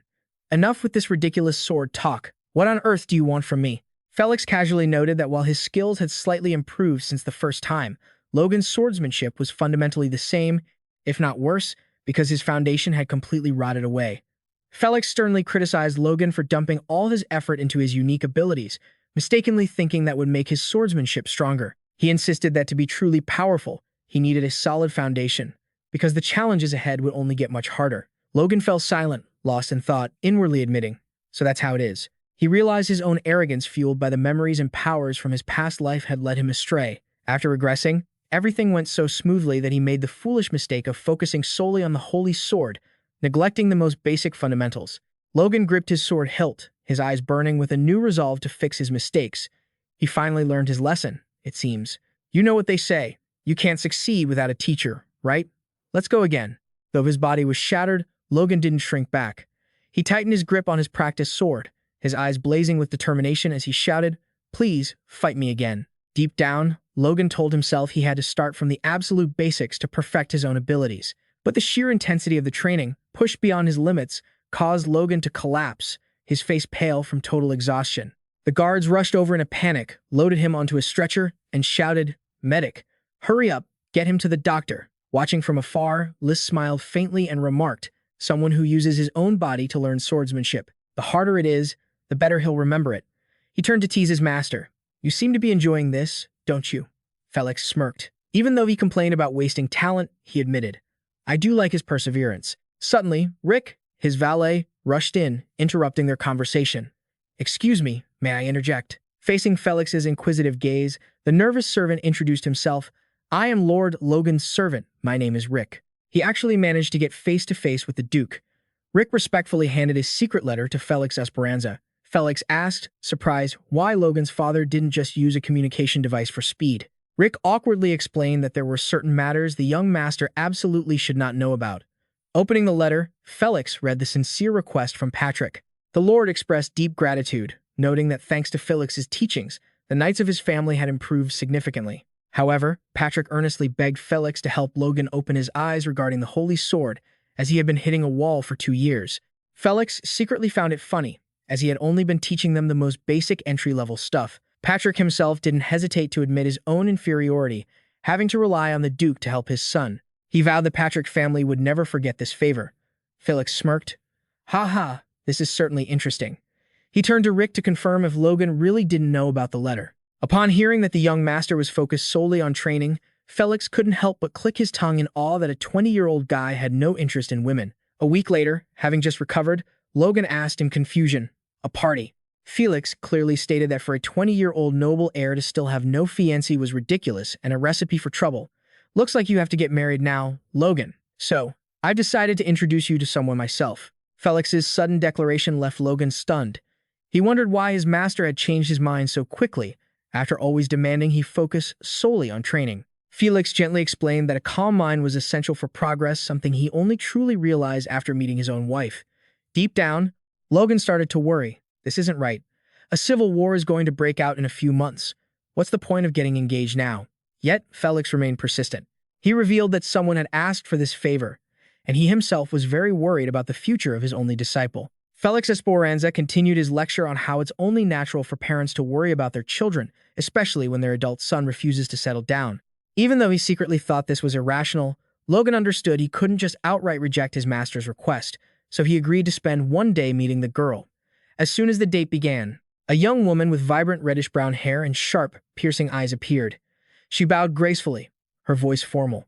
"A pleasure to meet you, young master Logan Miller.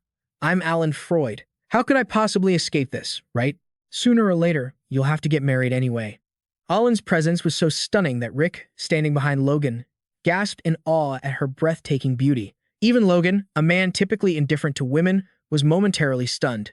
But what shocked him even more was not her looks, but the powerful aura radiating from her. Logan realized this arranged fiancé was actually a powerhouse, possessing strength at the peak of the low tier, nearly reaching the level of a mid-tier knight.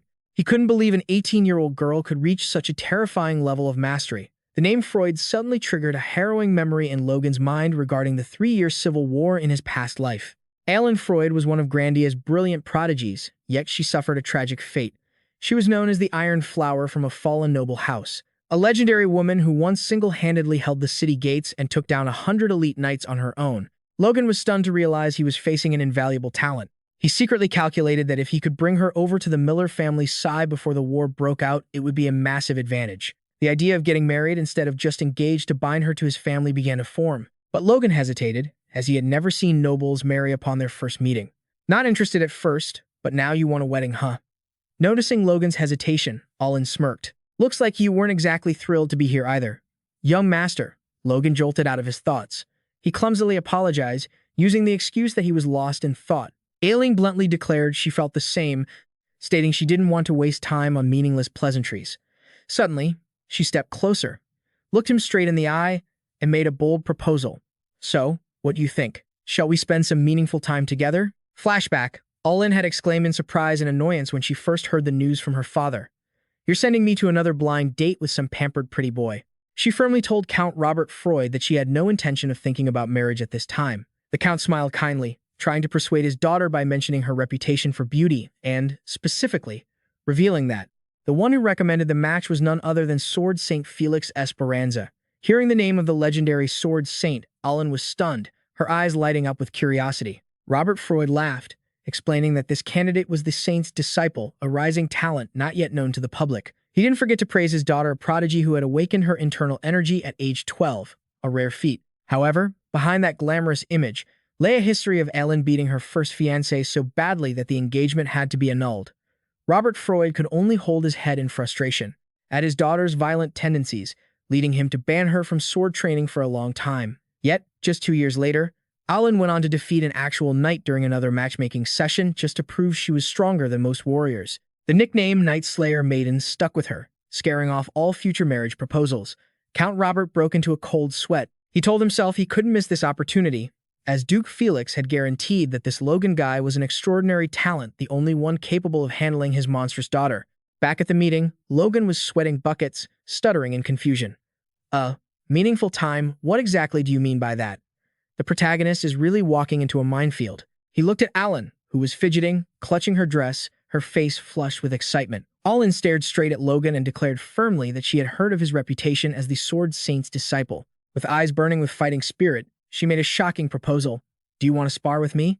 Seeing this, both the maid and Rick screamed in despair. "My lady, my master." The maid rushed over to stop her. She scolded Alan for trying to beat up another potential fiancé despite the Count's orders. Alan looked annoyed at being interrupted but insisted that this time was different. She remembered the previous fiancé's men who looked down on her and made rude comments about how she would birth strong children because of her internal energy, or even arrogantly claiming they could handle her with their bare hands. Alan gritted her teeth in resentment, admitting she still regretted not beating them even harder. She walked away decisively, her gaze sharp as she looked at Logan, confident that this time wouldn't be like the others.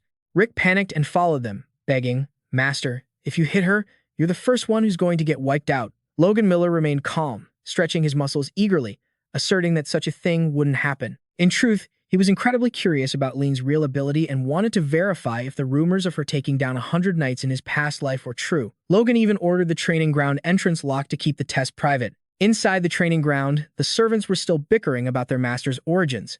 Alan Freud quietly drew her sword, declaring she had been self-taught for the past 10 years. Logan was slightly surprised to hear she was self-taught, but Alan immediately added a sharp warning that she had already defeated actual knights, so she warned him not to underestimate her. Logan smiled faintly, explaining he was just surprised, not dismissive.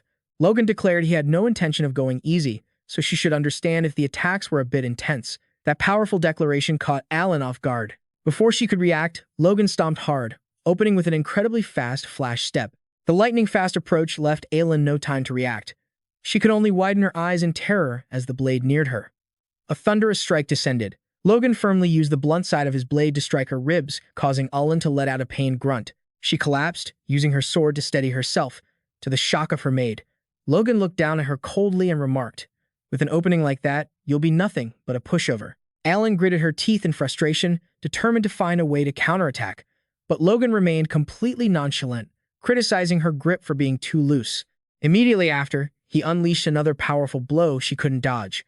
Logan urged her, "Move faster," followed by another painful strike that made Alan moan in agony. He kept picking apart her moves, pointing out how her sides were wide open, while landing one precise, punishing blow after another. It was a completely one-sided match. Alan collapsed to the ground, utterly exhausted and gasping for air, while Rick and her maid looked on from the sidelines, gripped by extreme anxiety. Logan looked down at the drained girl, offering a remark filled with concern. "Looks like you're tired, huh? How about you wipe the blood off your forehead first?" Taking advantage of Logan's distraction, Ellen suddenly launched a reckless, lightning-fast surprise attack, but Logan dodged it with ease, barely breaking a sweat. The girl could only grit her teeth in frustration as her strike missed the mark so bitterly. Unlike Ellen's annoyance, Logan nodded in approval, a sound decision. With praise like that, how's anyone supposed to handle it? The unexpected compliment left Alan stunned, completely unable to grasp what he was playing at. Suspicion flared in Alan's heart. She wondered if he was genuinely praising her or just mocking her incompetence. Logan kept his serious expression, continuing his instruction. "But keep your movements clean. All right." He landed a heavy strike that made Ellen scream in pain. This pushed her over the edge. She sobbed while snapping at him. "You're so annoying, you jerk." Logan observed her silently, inwardly realizing that Ellen had developed too many bad habits from training on her own all this time. However, he was also amazed to see her improve so rapidly after just a few pointers. Looking at Alan's raw, untapped talent, Logan quietly empathized with Master Felix's feelings when he first saw him. It would be such a waste if she didn't receive proper training. Stung in her pride, Ellen roared with fighting spirit. Alan executed a series of lightning-fast maneuvers, leaving after mages that made the very space around them seem to tremble with every step. Logan silently assessed that Ellen's footwork had become much more impressive, no longer as reckless as it was at the start. Ellen yelled out and madly swung her sword, but Logan easily neutralized it and countered with cold, precise strikes. The girl gritted her teeth in helplessness, realizing she was completely outmatched. Logan glided past her in a flash and dealt a heavy blow to her back, making Ellen stagger and lose her footing. She collapsed to the training floor, panting from pure exhaustion. Logan stood there watching quietly, thinking to himself, this is the real deal, talent and grit all in one. He sheathed his sword, stepped closer, and offered his hand with courtesy. Let me help you up, my lady. I'll say it again. Logan pulled Ellen to her feet and declared firmly, I'll give you another chance next time. Ellen gasped in shock. Logan was so close now it left her flustered. Looking straight into her eyes, he said in a deep, firm tone, join my team. You'll be a war hero, not a breeding machine. I'll make sure you have the freedom to train and duel, and I'll ensure you have an arena where you can make a name for yourself. Ellen went still for a moment before suddenly cheering in excitement. That sounds great. Logan felt smug, realizing her grasp of swordsmanship wasn't a bit inferior to Ronian's, and he felt certain that the rumors about this genius from his past life were absolutely true. He told himself that if the price for recruiting such a brilliant talent was just an engagement, then it was a steal. Logan wondered why his master had specifically introduced him to the Freud family. Felix calmly explained that there were two main reasons. First, the Freud family was highly influential in the capital but didn't align with any of the princes. They could represent Patrick, a family with no pre-existing connections in the complex central political landscape. Logan realized that with this backing, it seemed Bifrost would have to endure even more trouble in the future. Though he'd been so focused on the upcoming civil war, he had to admit his master's perspective made perfect sense. Felix suddenly leaned in, revealing the second, more important reason with a mischievous glint in his eye. I'm just really curious what'll happen if I pair a crafty brat like you with a wild girl like her. Logan was left speechless by his master's sudden weirdness, but he told himself that whatever the reason, as long as it served his plan, it was acceptable. Felix remarked that Logan's awkward expression while on this date made him look like a normal person his own age for once. The master expressed in a low voice that he didn't know exactly how heavy the burden on Logan's shoulders was, but he always saw him wearing an expression as if he were carrying the anxieties of the entire world. Felix placed a hand on his student's shoulder, sincerely advising him that he didn't have to bear it all alone and should open up and trust those around him so he could catch a break. He believed that young lady, Alan, could bring a bit of peace to Logan's soul. Logan smiled faintly, moved by his master's kindness, but deep down, he remained steadfast in the duty to change the future, a task only he could carry out. The touching atmosphere vanished when Felix suddenly added one more piece of experienced advice. Master's been single for too long, so I know, get yourself a partner early or you'll end up like me. The crude joke made Logan scream in panic and frustration. Master, really? In the training hall, the sound of weapons clashing rang out sharply, followed by pained groans. Henderson braced himself but was still sent flying. Logan stood there, coldly reprimanding him. You couldn't even block that. You better stay focused. 3 weeks had passed since arriving at the capital. Besides the boring social calls, Logan spent every waking hour training. He clicked his tongue, thinking to himself, either that, or I'm fighting these useless scrubs. Does this even count as training? When you're so strong that your opponents feel like toys. Logan secretly wondered why his subordinates' attitudes had become so strange and annoying since they arrived here. Seeing Henderson and the others beaming after being defeated, he was puzzled. Do I feel like these guys' actions are even more annoying since we got to the capital? Have I been hitting them too hard? The look of pure adoration in Henderson's eyes made Logan shudder. Outside, the Duke's Knights began whispering when they saw the Patrick troops training until they collapsed. They mocked them, saying, word is these knights are just mediocre, but by capital standards, only the bottom-tier trainees have to work that hard on swordsmanship. One guy even sneered, suggesting, why don't they just go find the reserve knights to spar with? Witnessing that arrogance, Henderson and his team just walked away in silence, marveling at their young master's boundless energy. Suddenly, Henderson stopped, realizing something incredibly strange. They really are strong, but it's weird that their swordsmanship is still somehow below the Iron Blood sword style. The teammate next to him immediately agreed. Yeah, I think so too. The knights from the capital never stopped bragging that their sword skills were learned directly from a master, while questioning why Marl's people use such inferior techniques. Pride comes before a fall. Those words left Henderson deep in thought. He wondered if what their family was learning really did originate from a master. A shocking thought flashed through Henderson's mind. Of course, this couldn't have been invented from scratch. The young master had mastered sword skills far superior to those of the Duke. He was convinced that it was Logan who granted them the ability to become the very best. With eyes brimming with emotion, Henderson and his comrades clasped their hands in admiration, silently confirming that everything was exactly as they had hoped from their great master. In any case, Logan secretly noted that luckily, Felix Esporanzap wasn't causing him any extra trouble. He watched and saw that the guy seemed to be focusing solely on training, which made Logan start to consider whether he should entrust him with an important task. At a bustling street corner in the capital, the air was filled with noisy, enticing sales pitches. A young man wearing glasses, looking quite sharp, stood amidst the crowd, holding up shocking advertising signs. Unique goods here. If you don't buy them, you're wasting your life as a noble. That was Felix Esporanzap. He was fired up and talking to himself. This is a once-in-a-lifetime opportunity to make a fortune. Felix Esporanzap enthusiastically pestered the nobles passing by, advertising that these were the most essential products for noble families in the capital. Seeing a customer who seemed worried, Felix Esporanzap immediately closed in and pitched smoothly. "Oh, sir, please take a look. You seem worried that this medicine will just wash right off." As soon as he finished his sentence, he turned around with a radiant smile. "Oh, sir, you look just like our master." The smile on Felix Esporanzap's face suddenly froze when he realized the person standing right behind him was Logan, with a dark, murderous look on his face. The sudden appearance of the young master and his knights terrified Felix Esporanzap. He immediately fell to his knees, his whole body trembling as he stammered. "The competition was so fierce, I had no other choice." Logan stared coldly at the man groveling at his feet. He spoke in a deep voice, demanding he stand up straight. "Is this how a brand representative acts? Like a beggar?" Logan firmly declared that he would help Felix Esporanzap make money properly, so he told him to stop pulling these petty stunts to earn a little extra. He ordered Felix Esporanzap to get up and announced, "We'll stop this here, and I've got a job for you." Hearing the words "new mission," Felix Esporanzap's eyes couldn't help but sparkle with curiosity. Immediately after, Logan introduced a group of knights in full armor, standing by and waiting.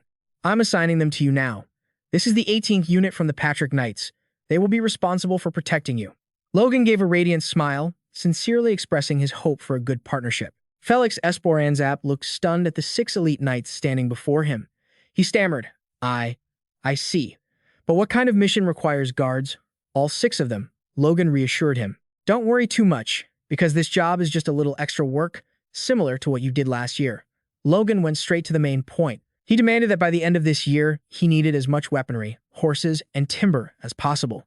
This news was like a bolt from the blue, making Felix Esporanzap scream in utter panic. "Are you planning for another war?" Logan gave a mysterious, slight smirk. He replied nonchalantly, "What, do I look like a warmonger to you? I'm just preparing for an emergency. The king of liars." Felix Esporanzap's face went pale, and he mumbled tremblingly, "An emergency? Every time you say that, something happens." A sense of foreboding made Felix Esporanzap wave his hands frantically. "Oh no, don't jinx it." After regaining some composure, he cautiously asked about the budget for this massive procurement. Logan looked at Felix Esporanzap with eyes full of trust and clearly stated a shocking figure. 30 million. Get as much as you can with that amount. 30 or 40 million. Felix Esporanzap gasped at the astronomical number Logan had just dropped. Logan was deep in thought. He had reached this conclusion after directly facing the Sinan family. He realized that by increasing the number of archers, an army could defeat an entire brigade of low-level knights using only common soldiers. He believed that if successful, this tactic would completely change the military landscape of the entire continent, reaching a level near that of the royal archers he had seen in his previous life. However, Felix Esporanzap immediately poured cold water on him, arguing that Logan didn't know the details of the trade and asserting that he wouldn't get even half the goods he imagined. Felix Esporanzap explained that when demand is too high, prices skyrocket, especially for war horses. He emphasized that horses cannot just be magically reproduced by throwing money at them, and they certainly can't be churned out overnight. Logan was slightly flustered. He wondered aloud if he had spoken too late, as he had assumed everything would be fine before war broke out. Hearing the word war, Felix Esporanzap panicked and demanded to know if the young master really intended to start another conflict.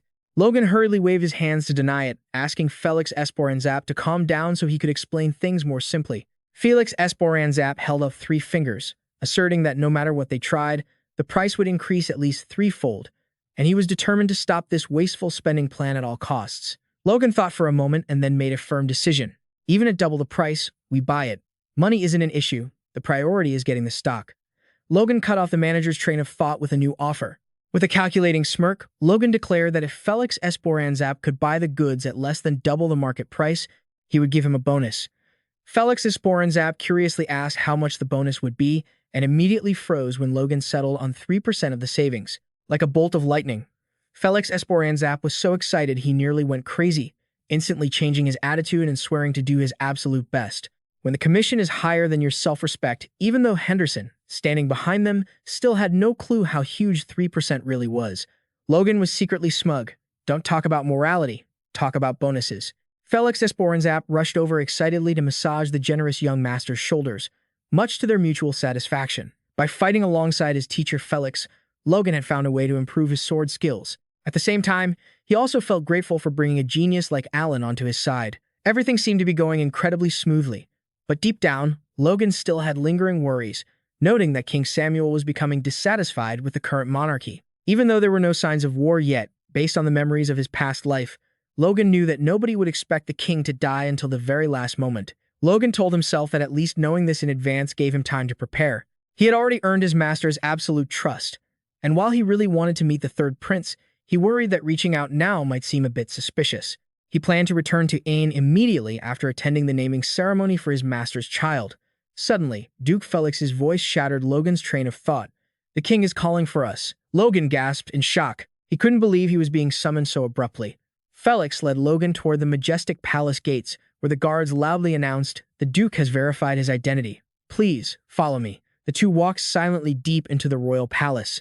Logan couldn't help but feel anxious, wondering why the king would want to meet an heir to a baron from a remote countryside, someone who never imagined he would ever be summoned. Noticing the heavy pressure on his apprentice's shoulders, Felix reassured him gently. "Feeling the pressure? Are you? Don't worry about it." He insisted that the king only wanted to see his student, as he was a man who truly appreciated talent, and this meeting would certainly do Logan no harm. Logan replied with a quiet yes, though his eyes kept scanning the magnificent beauty of Granvia Castle. He thought to himself that as long as the empire stood, this masterpiece would be preserved. But the haunting memory of how it became the residence of corrupt rulers after the war flickered in his mind. Looking at the palace's splendor, Logan told himself, "It's a beautiful place, but later it'll just be a nest for political rot." He vowed to never let that future happen again. The grand gates of the main hall slowly creaked open, revealing a long, magnificent corridor lined with red carpets and hanging flags. Logan followed silently as Master Felix headed toward the majestic throne. Upon reaching the ruler, Felix gave a clear command to bow before the king of the land. Both knelt down to perform the deepest sign of respect in the king's presence. From high above, the king's voice boomed as it always did. "I told you, there's no need for such formalities." Felix maintained his formal demeanor, insisting that if the elders didn't set an example, no one below them would, and that respect must be given where it is due. The king expressed his joy at seeing his old friend still holding on to his same old personality, and ordered them both to look up. He reached out his hand, expressing his desire to see the face of the student Felix was so proud of. Logan looked up, and finally, he saw the majesty of King Samuel sitting on the throne, with his white hair, long white beard, and a magnificent crown. The old man before Logan was none other than Samuel von Granvia, the king historically labeled as incompetent. Seeing how healthy he looked, Logan couldn't help but ponder, as no one would have guessed this king was about to pass away. He thought to himself, if the king had shown clear signs of failing health, the succession might have been handled smoothly, and the bloody civil war from his memories might never have occurred. Still, Logan told himself that at least everything was going according to what he already knew. Seeing Logan staring at him fixedly, King Samuel chuckled and remarked that this kid certainly had the guts to be Felix's student, because it was the first time he had met a young man who dared to stare at him like that. Logan snapped out of his trance and hurried to speak. "Ah, my apologies, Your Majesty." The king smiled kindly, saying it was fine and reminding him not to copy his master's overly rigid manners, as he really liked enthusiastic young men. Felix immediately spoke up, asserting that Logan didn't just have enthusiasm, but was also incredibly talented, having overcome all odds to lead his forces to victory in 2 consecutive battles. The master believed that with such courage and extraordinary intellect, his student was top tier. It would be a waste not to put him in a position of power. Hearing the glowing praise, King Samuel nodded in approval. "Oh, is that so? This kid truly is worthy of being your student, isn't he?" However, he was also curious and asked how the two of them had met. Felix lowered his voice and recounted how he had been severely wounded in the past, back when the king was still a crown prince. The story of this unexpected bond made King Samuel laugh heartily. Suddenly, the king's face turned serious. He looked straight at Logan and said, "Logan, is it? Truly, truly thank you." The remark left Logan stunned and bewildered. "Yes, your majesty." He wondered to himself why the king was suddenly thanking him. King Samuel said, "Moved. Seeing my friend crippled broke my heart. It was a heavy burden of guilt I never dared to speak of, so thank you for saving him." King Samuel looked at Logan with eyes full of respect. He insisted that by helping Felix Esperanza, he had also helped him lift 1,000-pound weight off his heart. Thus, a word of thanks was essential. Felix quickly spoke up, "Your Majesty, you are too kind," but the king remained firm in his resolve. He emphasized that without Logan, he wouldn't have been able to sit securely on this throne, and as a king, he had to express his gratitude in a way that was rightfully honorable. King Samuel gestured for Logan to come closer to receive a worthy gift, a bracelet set with gemstones that radiated a powerful, deep blue aura. Felix gasped in shock upon realizing it was a national treasure of the royal family. He anxiously tried to stop him, suggesting that His Majesty let him repay Logan himself rather than using such a precious heirloom. Logan stood frozen. In his heart, he was stunned to realize this bracelet contained an incredibly pure source of magical power. Just by looking at it, Logan was amazed. Confirming this was a top-tier item, wearing it would put him leagues above the rest. King Samuel firmly held the gift out, insisting this was a reward for Logan, helping them lift a long-standing grievance. He urged Logan to hurry and take it before he changed his mind, leaving the young master shaking as he accepted it and vowed respectfully, "I will etch this grace into my heart forever." Seeing his student accept the gift, Felix remained uneasy, thinking Logan shouldn't have accepted such a massive treasure so easily. King Samuel squinted at Logan, joking whether he found his gift too trivial. Logan immediately regained his composure, wore the bracelet, and vowed to cherish and use it with all his heart. Seeing Logan's resolve, King Samuel laughed heartily, remarking that this kid was even more generous and decisive than his master. He looked at Logan with a kind gaze, secretly hoping this gift would lead the miraculous bond between them to a brighter and more brilliant future. Before Logan stepped back, King Samuel advised him to always respect his master as the heavens and to dedicate himself fully to this country just as Felix had done. Logan pondered the king's words, but deep inside, a series of incredibly complicated thoughts began to surface. Logan wondered to himself whether his future actions were truly for the destiny of the kingdom or just for his own personal gain. Yet, there was one thing Logan was absolutely certain of with ironclad resolve. He would stop the Empire's expansion at any cost. Logan knelt down and swore an oath clearly before the throne. "Yes, Your Majesty, I will definitely get it done." As he walked out of the palace, Felix Esperanza mused that the king seemed to have grown softer than before. Logan calmly reassured him, "Master, don't worry so much." Even though they had only met for a short time, he sensed that the king was someone who shared everything with Felix. Logan cleverly added that if the king hadn't mentioned anything, it was likely something his master didn't need to know. Felix smiled slightly, admitting that perhaps he was just getting old and worrying too much. He was confused to see Logan accept the royal treasure without a moment's hesitation. Felix explained that it was the Rebirth Bracelet, a level 5 divine artifact that provided incredibly fast healing via restoration magic. Its effectiveness was equivalent to the spell of a high priest, leaving Logan stunned as he looked at the treasure on his wrist. Logan was shocked when he realized the true power of the bracelet.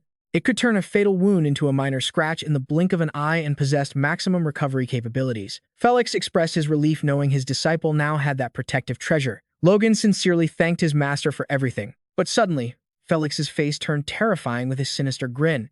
He declared clearly that he could now torture Logan to death without having to worry anymore because the bracelet would heal every injury. Felix coldly ordered Logan to prepare himself, radiating a dark pressure that left him frozen in terror.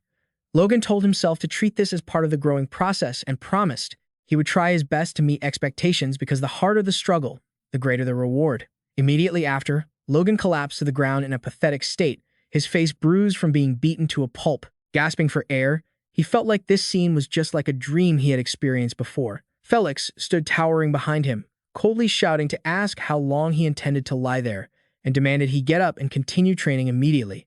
Nearly a week after the meeting with the king, the event everyone had been waiting for finally took place. At the Duke's estate, the atmosphere was more lively than ever with a luxurious party under brilliant chandeliers. The crowd of guests couldn't help but whisper when they saw the Sword Saint organizing such a massive ceremony just to celebrate the birth of a baby girl, showing the boundless love he had for his daughter, which made everyone admire him. Logan appeared elegant in his formal suit, holding a glass of red wine. His presence immediately drew every eye, and whispers broke out across the banquet hall regarding the identity of the Sword Saint's only disciple. A guest approached to introduce himself. Logan smiled politely. "It's a pleasure to meet you. I am Logan." But deep down, he understood that ever since taking on this title, hiding to avoid attention at parties had officially become a thing of the distant past. He turned his gaze toward his master in the crowded room. In the center of the party, Felix was beaming, hugging the little angel tightly beside his wife. Logan thought to himself, "Master is smiling so brightly. Did he already forget about beating me up a few days ago?" Suddenly, a loud announcement broke through the atmosphere. Bishop Matthew Crimson, representative of the unified church in the kingdom, had arrived. The bishop, with white hair and a long beard, exuding an aura of majesty, walked slowly into the main hall led by a servant. Bishop Matthew approached to offer his congratulations. "Congratulations on the new addition to your family, Duke." Felix shook the clergyman's hand with great respect, expressing how honored he was to have the bishop visit personally. The bishop smiled and affirmed that as the daughter of the sword saint, the pillar of this country, the girl's birth was a major event that he could not send anyone else to represent him. Logan watched silently, understanding that most nobles on the continent longed for their children to receive a blessing from the gods the moment they were born. Among the 9 gods, Aina, goddess of trees and life, was the 5th god whom every parent hoped their child would be blessed by because it brought strong health and vitality to the child. The presence of Bishop Matthew Crimson, the supreme priest, left Duke Felix unable to hide his radiant joy. Getting a blessing from the bishop for his daughter like this certainly made them the most prestigious family in the capital. The bishop slowly walked to the high platform in front of all the guests. Below, the tiny child stirred and let out weak cries, preparing for the most sacred moment of the ceremony. Bishop Matthew respectfully lifted the baby high while the baby's cries echoed throughout the hall.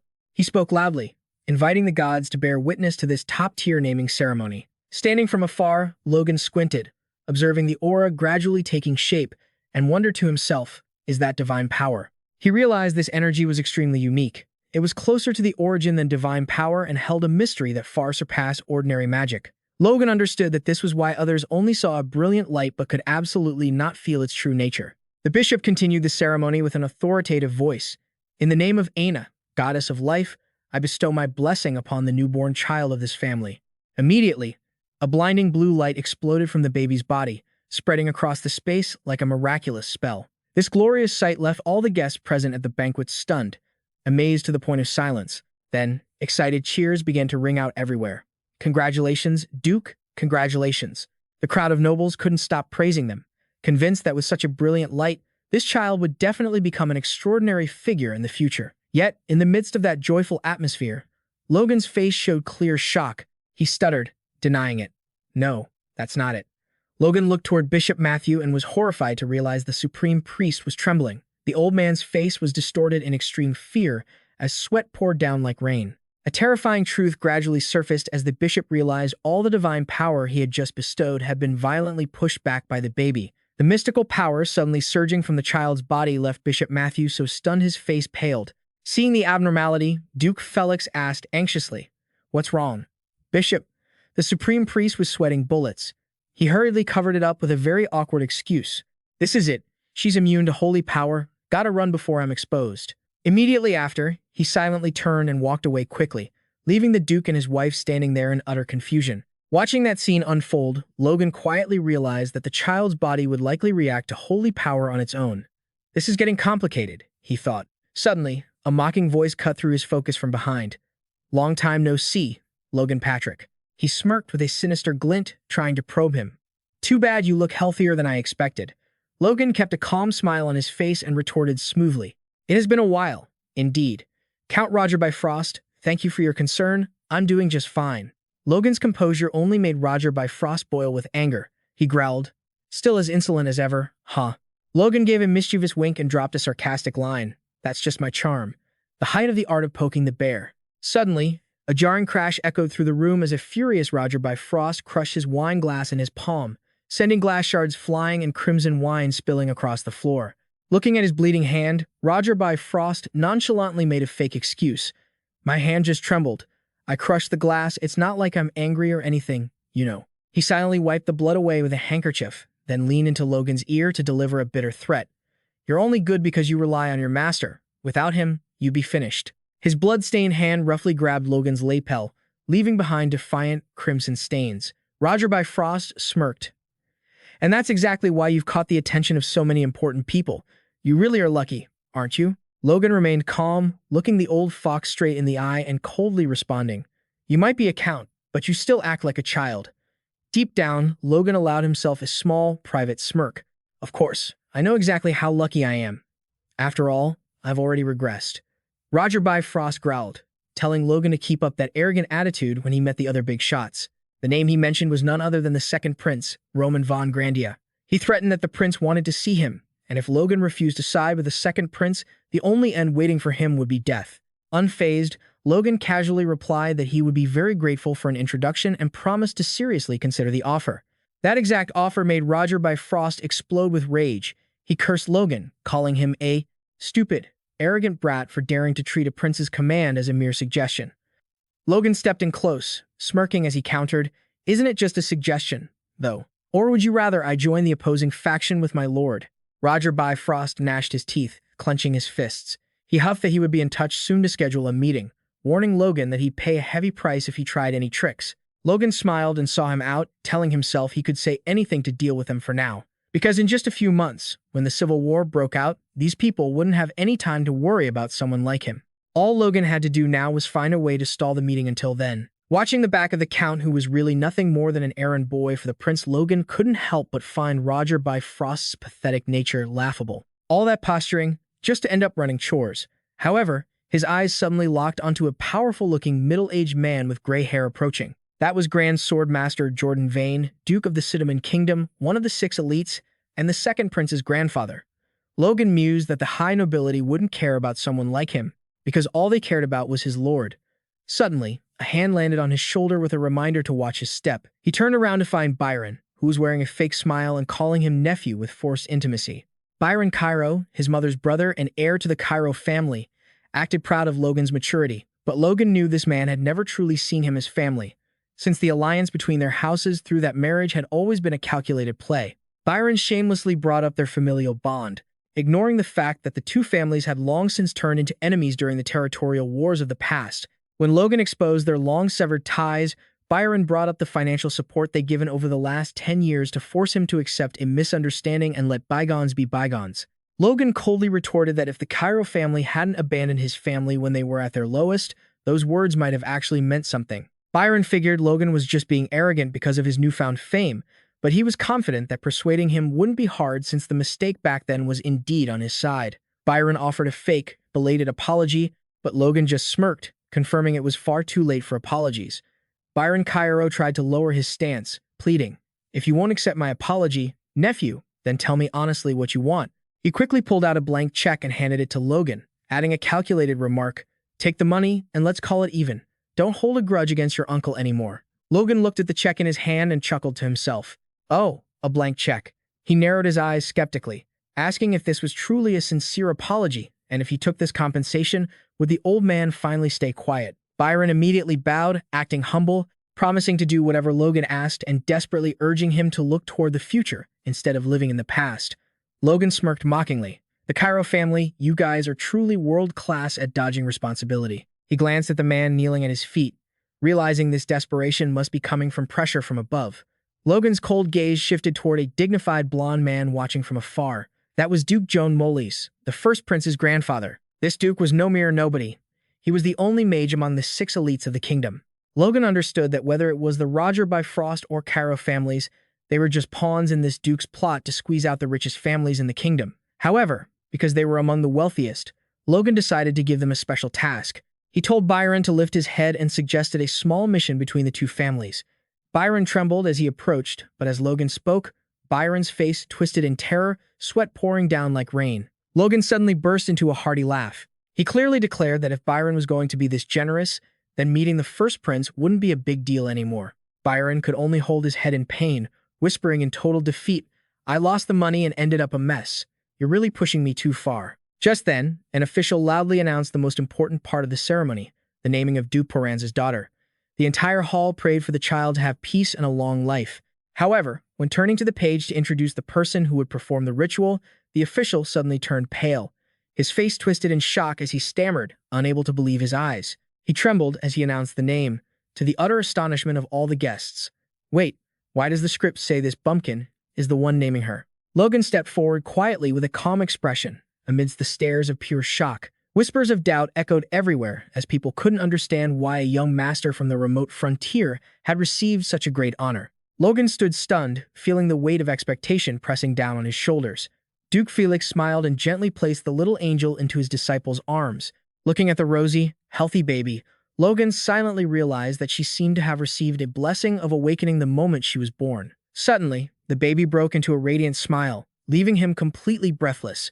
Logan was so flustered he blushed. He whispered to himself that although he had prepared a few names, his mind was now completely blank. Standing by the crib, Logan took a deep breath and declared clearly, "I'll name her Stella, so she sparkles just like my gold." He explained that in the ancient tongue, Stella means star, with the hope that she would become the brightest star, illuminating the night sky. This meaningful name immediately received absolute approval from the Duke and Duchess. They smiled with satisfaction and decisively accepted Logan's choice. Applause and cheers of congratulations resounded throughout the magnificent banquet hall to welcome Lady Stella. Logan looked at the baby lying snugly in his arms, still feeling worried about the strange power surging within that tiny body. However, seeing Stella's innocent smile, he gave a faint smile, reassuring himself that surely nothing serious would happen. Rick excitedly ran in with a thick stack of letters in his hand, shouting with excitement, "My lord, people have sent you so many letters. Ever since that naming ceremony, so many nobles have sent letters requesting to meet you." Logan still nonchalantly held his sword and coldly ordered, "Just leave them in my room. I'll reject them all later." Rick asked in surprise why. Logan said in a low voice, "It's time to return to the mansion. The civil war is about to start." Even though he regretted not being able to meet the third prince, Logan knew he needed to return to his territory quickly to prepare for the upcoming turmoil. He felt secretly glad upon hearing news from home that everything was going very smoothly. Through the magic orb, Wei excitedly reported that the projected harvest would be 20 times the normal yield, enough to last for the next 3 to 4 years. The news of the massive food supply made Logan incredibly eager, wanting to return to witness this great achievement with his own eyes. Seeing Logan packing his bags, his master Felix walked over and asked, "Are you leaving already?" Seeing his disciple greet him, he said gently, "Leaving so soon? Take this secret technique manual with you for self-defense." Logan was stunned and surprised, not understanding why his master would suddenly want to teach him a secret technique. Felix laughed, thinking it strange that someone with Logan's foresight would act so surprised. Logan nervously asked if it was that ancient technique. Felix smiled faintly and admitted that he used to mock it, but now realized that if one knew how to use it intelligently, it could surpass even his own techniques. He sternly asked Logan what was more important than any technique and received a firm answer from him: the fundamentals. Felix nodded in satisfaction and declared he would teach Logan the skill to maximize those fundamentals. Logan silently wondered about the concept of maximizing the fundamentals. Felix began to impart his life's philosophy of swordsmanship: limit the enemy's movement, maximize one's own movement, and ultimately become the one in total control of the battlefield. He explained, "The shattering sword is the first method that applies this grand concept." Logan clenched his fists, focusing on every step, moving according to his master's guidance, preparing to receive the important lesson he was about to teach. Felix clearly affirmed that this very essence of swordsmanship had elevated him to the level of an aura master. He demanded that Logan open his eyes wide and observe very carefully. Immediately, Felix moved with terrifying speed, vanishing from Logan's sight in the blink of an eye, leaving him stunned. He completely disappeared. Logan was shocked to realize he hadn't even seen his master lift his feet off the ground. Felix's way of moving was so strange that Logan's eyes couldn't follow it at all. Suddenly, the sword master appeared right behind him, out of nowhere. Logan shuddered as he remembered seeing this technique during their early training sessions when they were both still probing and keeping their guard up. Felix asked triumphantly, "Well, how was that?" Logan was speechless, silently judging that this movement was undeniably impressive, but still skeptical if it was enough to turn him into an aura master. Compared to someone at the sword saint level, Logan didn't dare hope he could keep up with that terrifying speed. Reading his disciple's thoughts, Felix asked what the fundamental foundation of all martial arts was. Logan replied that it was footwork and stance, but thought to himself that those things were only for people who couldn't use aura. Felix smiled, realizing Logan held a very biased view.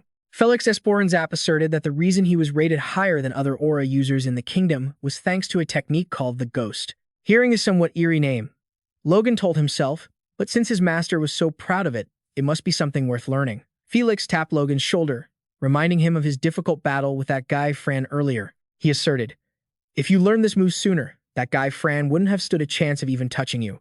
With a challenging smile, Felix asked, "So, do you want to learn it?" Without a moment's hesitation, Logan, with fire burning around his body, stated clearly that such a great opportunity would be a waste of his life not to learn.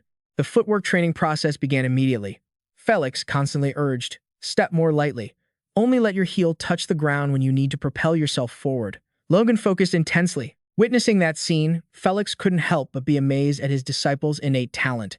Within a few short hours, Logan had gone from mimicking to mastering this complex technique. Felix Esperanzap whispered to himself that for decades, he had never found a worthy disciple. Perhaps destiny had arranged for him to meet Logan. However, he still kept a stern appearance, shouting to remind him, "Still too rigid. Move lightly. Carry your body weight only within your aura."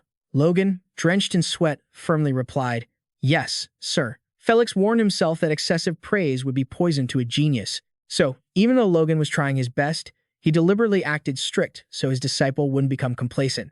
Finally, he ordered a stop. "Enough. That's good. Now, keep practicing and carve that technique even deeper into your body." "Well done." Logan collapsed to his knees, exhausted but filled with deep satisfaction. Seeing Logan's contemplative expression, Felix asked curiously, "What's with that look?" Logan thoughtfully admitted that the ghost technique was an extraordinary movement art, boosting his speed by at least double. But he noticed, it didn't seem like something created by an orthodox knight. Logan hesitated. "Master, what kind of swordplay is this? It feels more like a thief's skill set." Felix smiled, affirming that the observation wasn't entirely wrong. He began to recount the past, back when the king was still the crown prince. At the time, Felix was just an ordinary knight appointed as his bodyguard. Before ascending to the throne, the crown prince faced countless enemies and ruthless conspiracies that defied description. The knight protecting him back then had to shed more blood than any other warrior on the battlefield. To protect his master while simultaneously eliminating the swarms of enemies lurking in the shadows, that knight constantly studied new tactics. He was forced to find ways to move faster, sneakier, and more efficiently than any assassin. Felix explained, "Swift feet make for a sharp blade. If you can't outrun them, don't expect to cut anyone down." It was only after mastering this footwork to its absolute peak that he felt he had truly achieved his goal. And it was from that very moment that he could officially awaken his powerful aura. The master swordsman sternly warned Logan not to just practice the theory, but to spend his entire life perfecting the swordsmanship intertwined with this footwork. Logan bowed respectfully in acceptance. "I understand." A surge of absolute admiration swelled within him. His heart raced as he realized he was walking the very same path the greatest sword master in the kingdom had taken to become transcendent. Suddenly, Felix looked at Logan and revealed the real reason he kept him in the capital a while longer. "The third prince wants to meet you." Logan was so stunned he froze, unable to believe his ears. Under the faint moonlight, two cloaked, masked figures silently crossed the towering rooftops of the city. Logan secretly thought, "So that's why Master taught me the ghost technique to make sneaking around at night easier." Felix just let out a mysterious laugh and urged his disciple not to ask any more questions. The pair quickly descended into a deserted forest on the outskirts. Before them stood a dilapidated wooden house sitting lonely in the silent night. Logan couldn't help but feel suspicious that such a shabby, abandoned place could be the residence of a noble prince. Felix stepped forward quietly, knocking on a secret mechanism that caused an underground passage with stairs leading into a deep basement to appear right before their eyes. Logan still wondered if it was really necessary to be this secretive just to meet him, but Felix immediately dropped his voice and warned that many enemy eyes were currently watching the prince. Felix led Logan into the dark tunnel. He whispered, "Have you ever heard of the third prince?" Logan, now fully masked, pondered and replied, "I've heard the rumors that the other princes are all knockoffs, and only this one is the real deal." The blunt answer made his master burst out laughing. "Haha, don't go saying things like that in broad daylight anywhere. It could stir up quite the trouble." Both stopped before a solid stone door, where the truth about the mysterious prince was about to be revealed. Felix knocked and announced clearly, "Your Highness, it is I, Felix." Immediately, a calm voice echoed from within, "Come in." The door opened. Felix led Logan inside and bowed respectfully. "It's been a long time, Your Highness." The young prince with elegant blonde hair smiled in return. "Indeed, it has been a long time, Duke." His gaze suddenly landed on the red-haired youth standing next to Felix. He asked curiously, "Ah, and is this your disciple?" Logan stepped forward with his master and knelt to perform the highest mark of respect. Logan greets the third prince. Even while bowing, Logan's eyes flashed with a cold, calculating edge. He silently told himself, "Let's see if he has the mettle of a king or just a pretty face." The third prince looked at Logan with genuine admiration, not holding back praise for a teenager who had already become a true knight. Logan modestly replied that it was only thanks to having a skilled master to guide him. The prince laughed, believing Logan was being too humble, as in reality, he was on a completely different level compared to people of his age. He revealed he had heard a great deal about Logan's achievements, from saving his family from crisis to expanding his influence in extraordinary ways, confirming he was a talent worthy of the title hero. Logan was secretly shocked. He never expected a prince to be so well informed about a minor family from the outskirts that the capital's nobility usually ignored. Felix Esperanza tried to speak, but the third prince admitted it was precisely because of the Duke's high assessment that he had to investigate Logan himself. He asked anxiously if digging into his private life made Logan uncomfortable, but the young heir of the Patrick house quickly expressed his gratitude for the concern. The prince confirmed that Logan had even exceeded his initial expectations. Immediately, the atmosphere turned serious as the prince began to discuss the kingdom's endangered fate, where the nobility had split into two factions, ready to annihilate one another to consume the other side. The third prince remarked, "The kingdom is on the verge of collapse, yet those idiots are still busy bickering." He indignantly criticized those who only cared about power struggles without regard for commoners' lives, labeling them as a poison destroying the country. To save the kingdom, he clearly declared that he needed power, along with true talents, and genuine allies to kick out those gnawing away at the land. Seeing Felix intend to intervene, the third prince smiled self-deprecatingly, thinking a prince, without real power like himself, couldn't force a swordmaster's disciple to do anything. The art of the bitter meat trick. Looking straight into Logan's eyes, the third prince declared that Logan was a once-in-a-century genius, a true national treasure. He extended his hand, sincerely expressing the hope that a talented man like Logan would side with him and stand by his side when the time was ripe. Facing such a weighty proposal, Logan did not hesitate and decisively agreed, because that was the very hope he had been chasing. Witnessing the young prince's demeanor, Logan silently confirmed that the rumors of a truly regal talent were not off by a single bit. The third prince beamed with satisfaction at his new partner's commitment. Logan looked directly at the young prince and stated in a low voice that, for now, he could not immediately act according to his highness's wishes. The answer left the third prince momentarily crestfallen. He bowed his head, sighing in disappointment, as if he had lost the chance to recruit a genius. However, Logan immediately affirmed that not only did he still have a chance, but that chance was actually very high, because the remaining two princes aren't exactly the kind of leaders the people are hoping for. Logan's blunt words made Duke Felix turn pale. He hurriedly warned him, "Watch your tongue, kid. If you keep talking like that, I won't have enough time to buy you life insurance." But the third prince just waved him off. He smiled and signaled for Logan to keep speaking his mind. Logan dove into the practical issues, revealing that the Marl territory is currently locked in a tense conflict with Count Bifrost. He admitted that his opponent is a formidable and difficult foe, one the Marl family cannot handle alone right now. The third prince nodded thoughtfully. He confirmed the intelligence that Bifrost has long been a loyal ally to the second prince. Logan smirked, a cryptic look in his eyes. He stared straight at the young prince and made a bold pledge.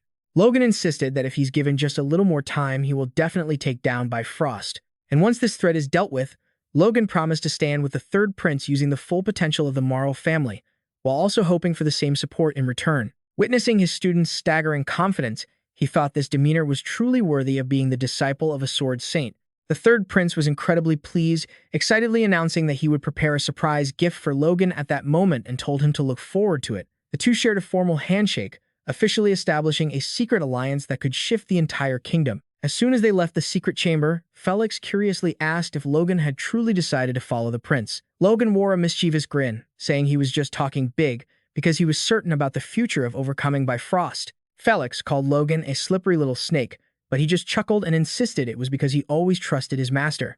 Felix lowered his voice, sensing that Logan was still hiding a much bigger secret. The master sincerely advised that Logan should feel free to share if he had anything on his mind, as he might be able to help him even more. Suddenly, Logan broke the tension with a sensitive question. "Master, out of the three princes, who do you think is the most fit to be king?" Felix Esperanza paused for a moment, his voice dropping as he answered with great caution. "That is not for me to decide. It is a matter for His Majesty." However, Logan didn't give up. He looked into the distance and confessed, "I once heard someone say this. The fate of the first prince is to become a tyrant who destroys the royal family, and the fate of the second prince is to become an ignorant king who ruins the country." These blasphemous words shocked the sword master so much that his face changed color. He roared in astonishment. Who on earth is bold enough to slander the royal family like that? Logan just stared quietly at his master. "It was you in your past life, wasn't it?" Logan continued to push, his tone full of conviction. "But I suspect your opinion now is very different. Regardless, I believe those words.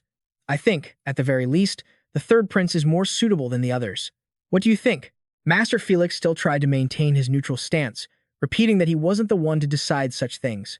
But Logan stared straight into his master's eyes with a sharp gaze. He firmly stated, "Right now, all I want to hear is your opinion." Before the disciples resolve, Felix sighed, his face becoming somber as he admitted, "My thoughts aren't much different from yours. The truth is often hard to swallow, folks." Logan smirked to himself, feeling triumphant. "That's enough. I'll take that as an implicit agreement." He told himself this was just a seed he had planted in the heart of this powerful master, and this seed would only truly sprout and bloom when an unexpected crisis occurred in the future. Logan silently held on to that hope. Until then, please keep an eye on the third prince until he comes of age, though chaos will likely break out before that. Witnessing his students' frightening growth, Felix adjusted his hood and sighed, "I always thought you were just a troublemaker, but now I can't read your mind at all." Under the dim moonlight, two dark figures silently left the majestic palace.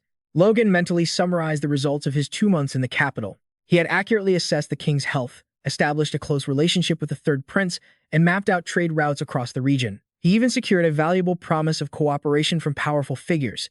Logan confidently confirmed his KPI was successfully met. Now it was time to head home and get ready for a fight. The sound of galloping hooves echoed across the green meadow, signaling the journey back. Logan led the cavalry, his heart full of determination. It's time to head back to the Morrill family. Behind him, the knights couldn't hide their excitement as they chatted about their trip to the capital. One stated clearly, "I've been training my swordsmanship as hard as I can." The other nodded in agreement, feeling incredibly lucky to have sparred with the knights of the legendary swordmaster's family. However, they looked at each other with knowing smiles when mentioning the most special event of the trip. But the real highlight of the trip was that, right? The talk of the town. Both nodded, agreeing enthusiastically. News of the Grand Duke's heir's engagement quickly became the hottest topic of conversation all over the capital. The crowd couldn't help but be amazed, gossiping about how Logan could find a bride so quickly, having even decided it on the very first day they met. Sitting alone, Logan sighed as he heard the rumors. He wondered why everyone was so fascinated when he didn't see it as anything special. Deep down, Logan knew the real reason he chose Ellen wasn't for romance, but because of her extraordinary combat ability. In reality, Logan wanted to recruit Ellen as a knight under his command, but to take her with him legitimately, he had to do it under the guise of a formal engagement. To get that yes, Logan had to spend quite a lot of effort convincing her father. Count Robert Freud had flown into a rage, screaming in extreme shock. "What? My precious daughter is going to become a knight, and you're taking her away tomorrow?" The old man grabbed his head, screaming in agony before glaring and threatening Logan with a terrifying tone. "If you lay a hand on her, you're a dead man, son-in-law. Do you hear me?" The emotional moment of parting came as the Count held his daughter's hand tightly, choking up as he told her, "If life there is too hard, just turn around and come back to Daddy, my dear." Ellen looked at her father with determined eyes. She understood that she had come a long way to get here, so she absolutely couldn't go back empty-handed. She turned to Logan and emphasized once more, "So please, you must keep your promise." Stepping out of the home he'd been tied to his whole life, Logan couldn't help but feel a rush of emotions, the emptiness of a traveler embarking on a new journey hitting him hard. Standing on the green grass, Logan took one last look at the majestic castle and answered decisively, "Of course." Ellen stood by his side, her eyes fixed on the distant horizon with intense hope. "I hope we reach the My family territory soon." Logan smiled faintly. He shared the same wish. "Me too." The carriage began to roll, carrying them away from the capital and back to the land of Mark Len, which was waiting for massive changes.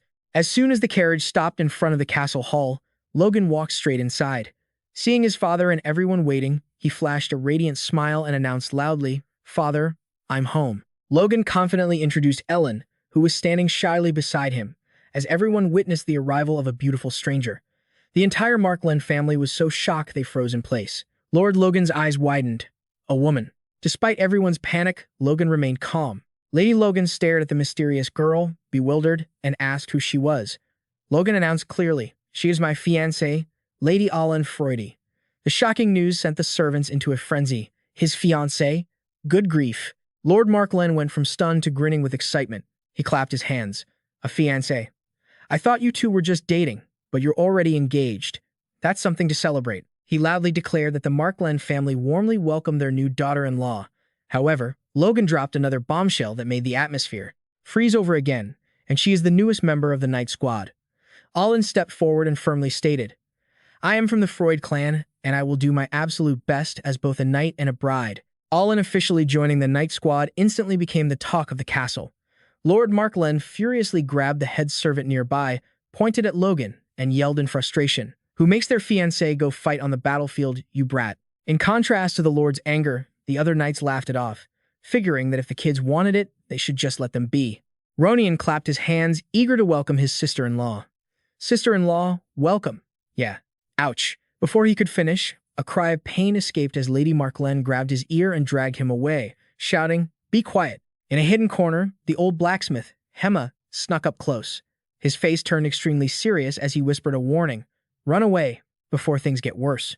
"You've been tricked." Ellen was shocked and asked, "Hema, what are you talking about?" Outside at the construction site, the workers kept hammering away, whispering about what weird thing young Master Logan was up to by putting his fiancée in the night squad. One soldier clicked his tongue, thinking that compared to when Logan dug through a mountain to lead water, this wasn't surprising at all. He then urged everyone to focus on their work as the sun began to set. Standing amidst the soldiers, looking at her with curiosity, Ellen maintained the demeanor of a true warrior. Lord Marklen held his head in exasperation. He was worried, as there had never been a female knight in the kingdom's history. Logan insisted that talent was more important than gender, especially since the territory needed to recruit more military strength for the coming unrest.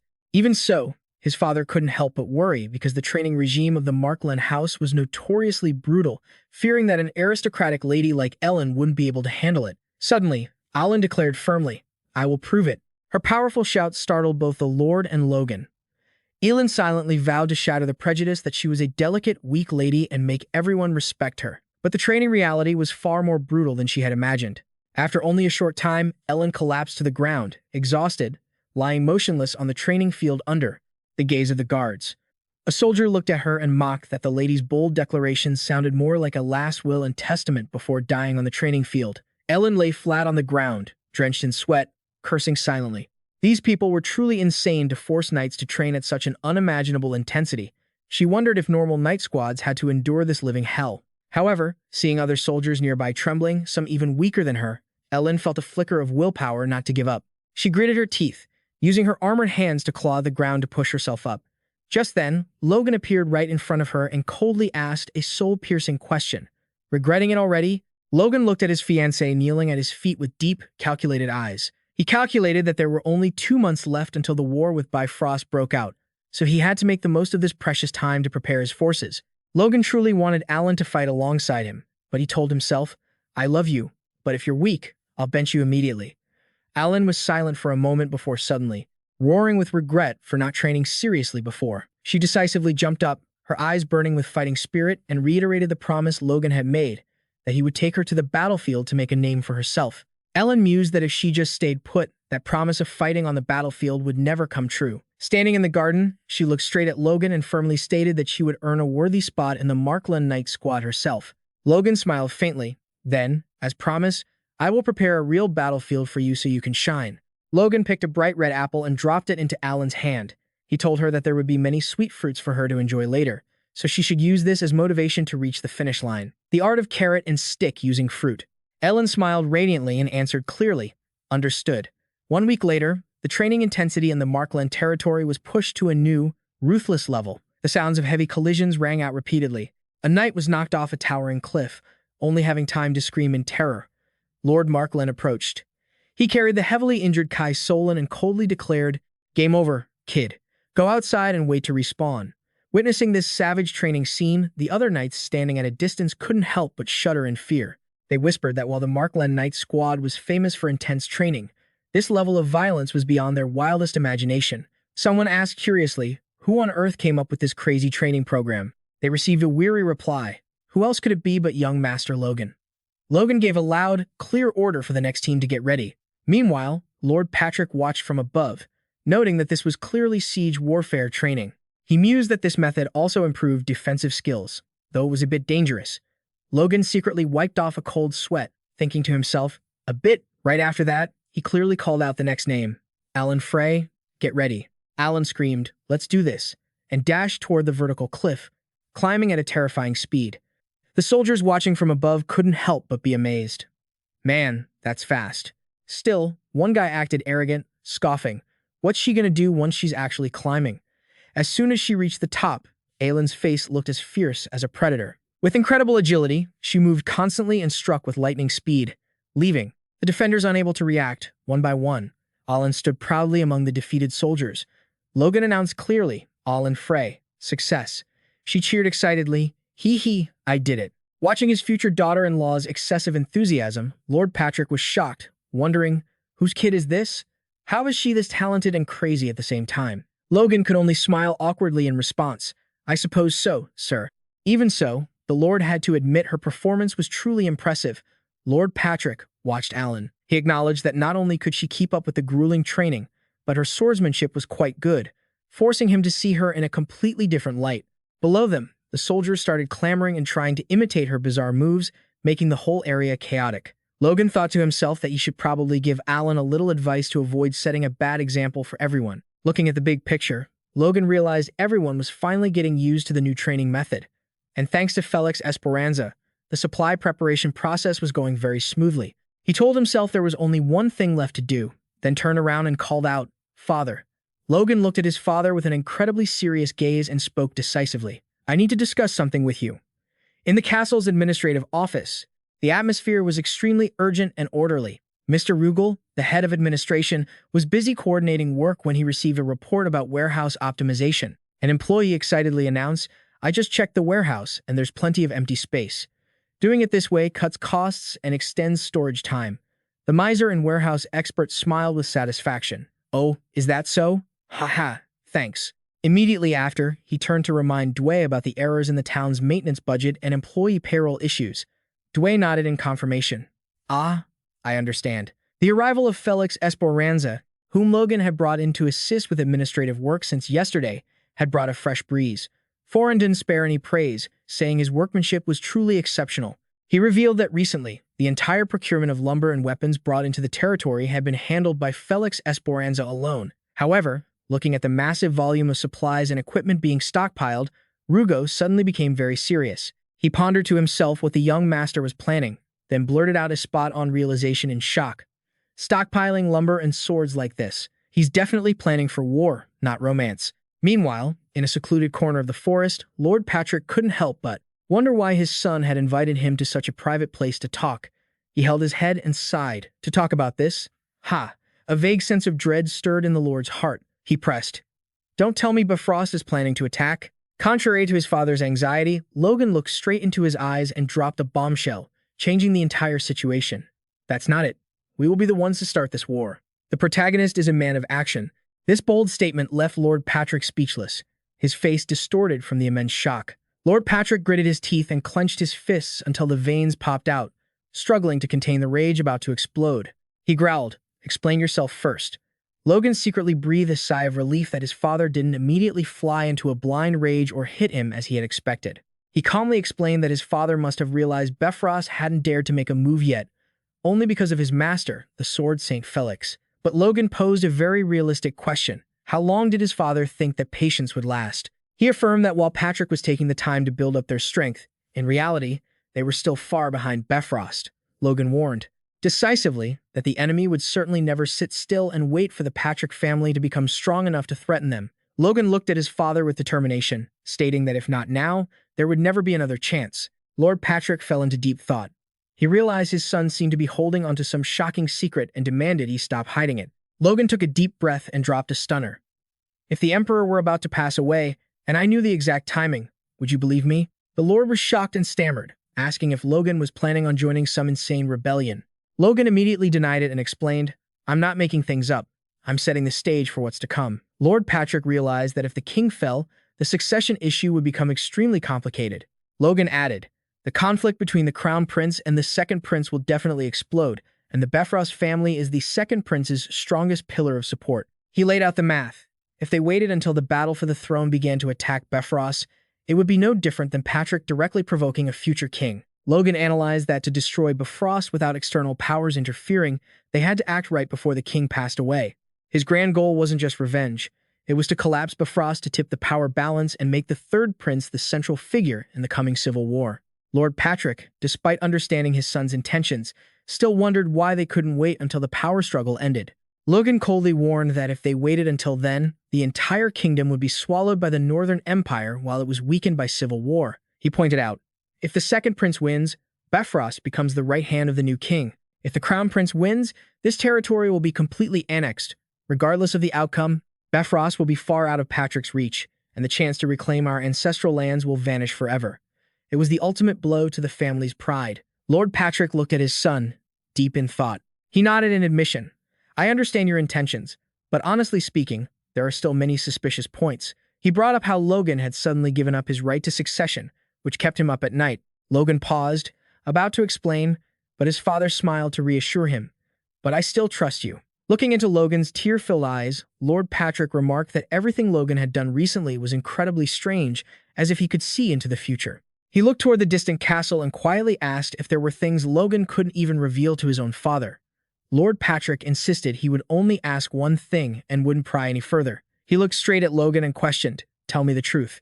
Are you doing all of this for the family, or because you want to be king?" Logan didn't flinch. He looked at his father with a steady gaze and firmly declared, "My goal from the beginning to the end has been to ensure our family's prosperity. That is all." Seeing that sincerity, Lord Patrick let out a sigh of relief. "All right, I believe you.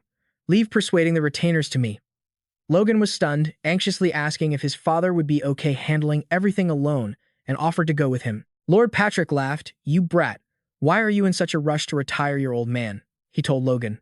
"Don't worry, because convincing the retainers is the only thing I can do to support my son right now." Immediately after, Lord Patrick summoned all the house retainers to the main hall. Standing at the head of the table with great authority, he loudly announced his shocking order. "Once the New Year's festivities are over, we're going to wipe out our neighbors." This news hit the retainers like a bolt of lightning. With the territory only just beginning to recover, their panicked reaction was inevitable. Yet, Lord Patrick remained unshaken.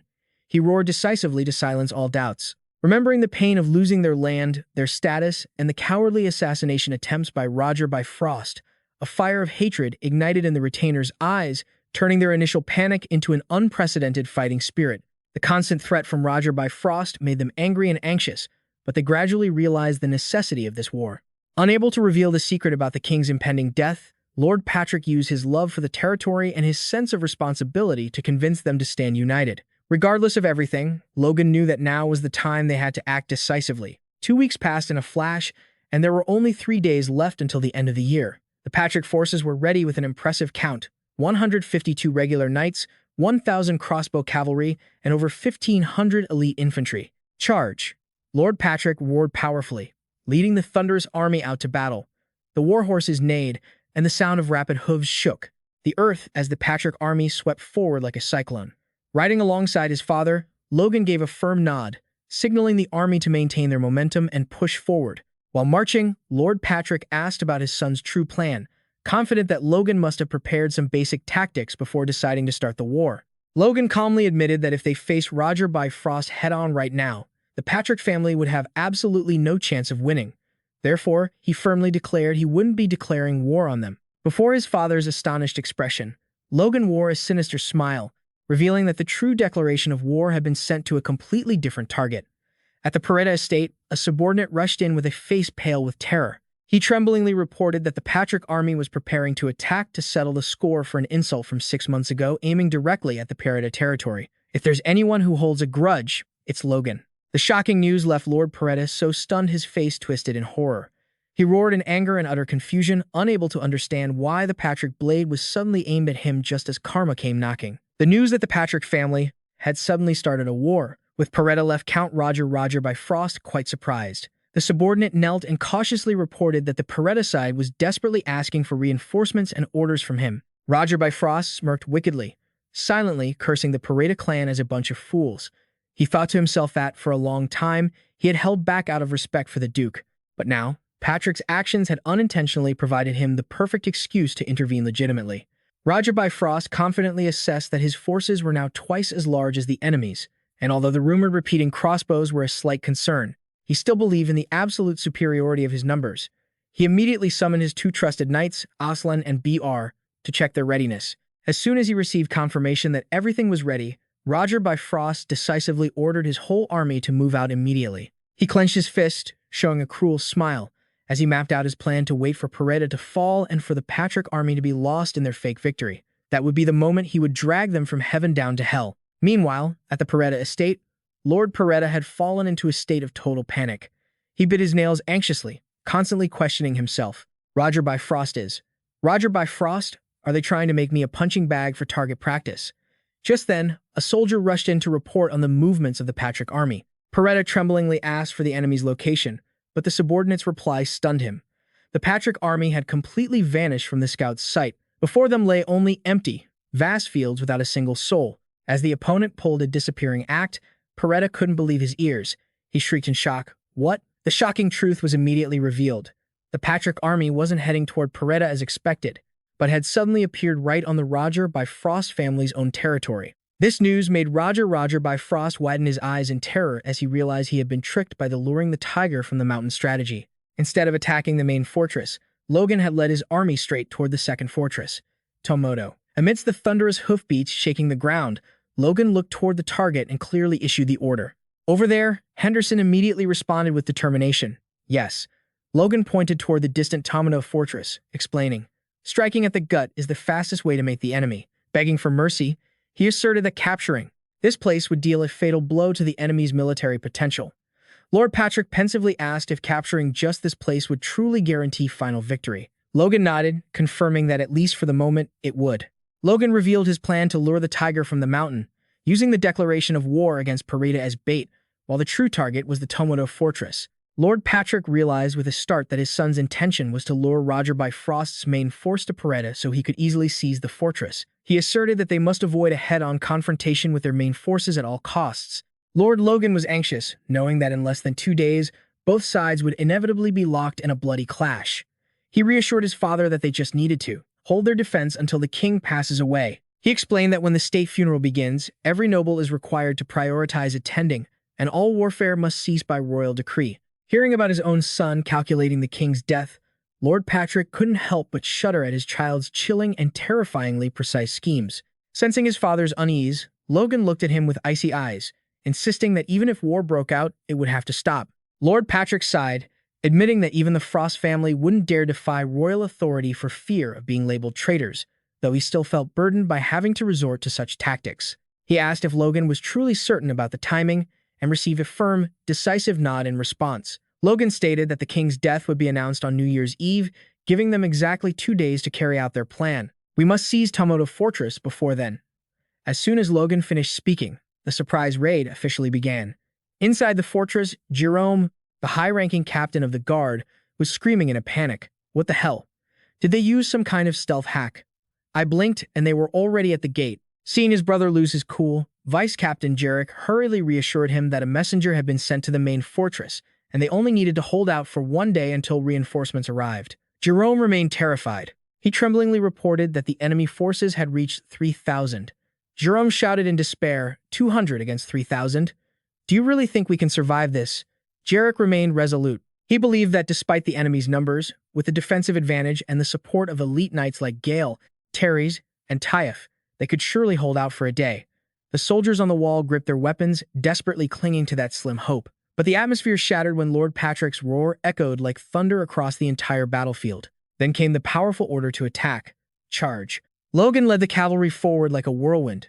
The Frost Guards panicked, scrambling to ready their bows and arrows in response. But Logan was 1 step ahead. He clearly ordered his repeating crossbow squad to take position. With a shout to fire, a storm of bolts from the repeating crossbows unleashed at once. A rain of arrows, glowing with golden inner energy, poured down on the fortress with terrifying speed. Jerome stood on the wall, his face twisted in horror as he realized they're too fast. Although the arrows struck with incredible velocity, he realized they couldn't penetrate the solid stone walls. A smug smile appeared on his face.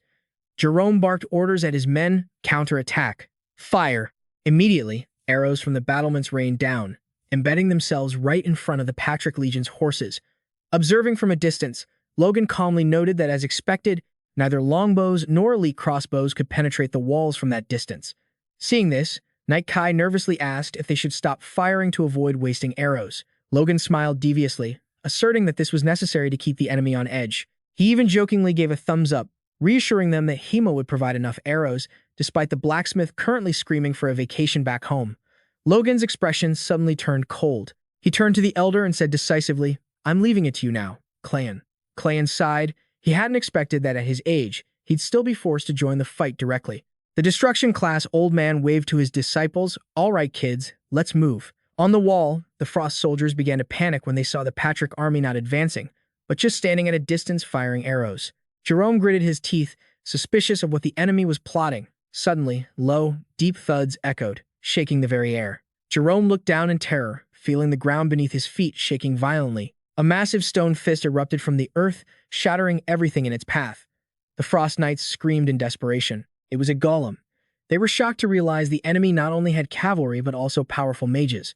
The giant golem, with its glowing red eyes, emitted a suffocating pressure. It gathered its strength for a destructive blow. A day earlier, Clan had mused, wondering if Logan really wanted to bring golems into the fight. Logan had firmly insisted they would be the perfect shields to protect his troops from enemy fire and easily break through the enemy formation. Seeing the elder's hesitation, he had enthusiastically urged, "We've got plenty of mana. You just need to go all out, old man." The elder sighed, admitting he couldn't use golems that way. Logan asked in surprise if it was a resource issue, but Clayon shook his head, stating that the lives of the mages themselves were at stake. Logan asked in shock, "Our lives?" Clayon explained gravely, something not everyone knew. If a golem takes too much damage, the feedback of magic energy hits the mage controlling it directly. While he was trying to improve it, Clayon admitted that this remained a dangerously critical flaw. Looking at the research results on the paper, Logan's dream of an invincible golem army vanished into thin air, leaving him so devastated he nearly shed tears. Seeing his young master stunned in disappointment, Clayon called out to bring him back to reality and unexpectedly suggested a more feasible method. Clayon began casting, causing surrounding stone slabs to levitate and assemble into massive stone arms. The colossal stone entities took shape, radiating immense pressure amidst the swirling dust. Two giant golems appeared, slamming 1,000-pound fists into the ground, creating tremors that shook the entire mountain range. The golems and mages suddenly retreated into the earth. The sound of the repeating crossbows also died out, leaving the atmosphere hauntingly silent. Jerome stood on the wall, bewildered, wondering what the Patrick Legion was planning. He suspected they were trying to tunnel through the wall for a sneak attack from within. Seeing his brother starting to lose his cool, Jarek hurriedly reassured him, "Look at the sky. They started digging this morning, and it's already dusk." Jarek insisted that at this pace, the main Frost army would surely arrive as reinforcements before the golems could breach the fortress. Jerome asked tremblingly, seeking confirmation, hoping that just holding out a little longer would save the castle. But a massive explosion suddenly rocked the entire area, causing Jerome to almost collapse. What the hell? The ground is shaking. The violent earthquake makes Jerome's eyes go wide with terror. He grits his teeth, bracing against the wall. As the intense tremors surge up from beneath his feet, he's completely panicked. Jerome screams out his brother's name, his voice trembling with dread.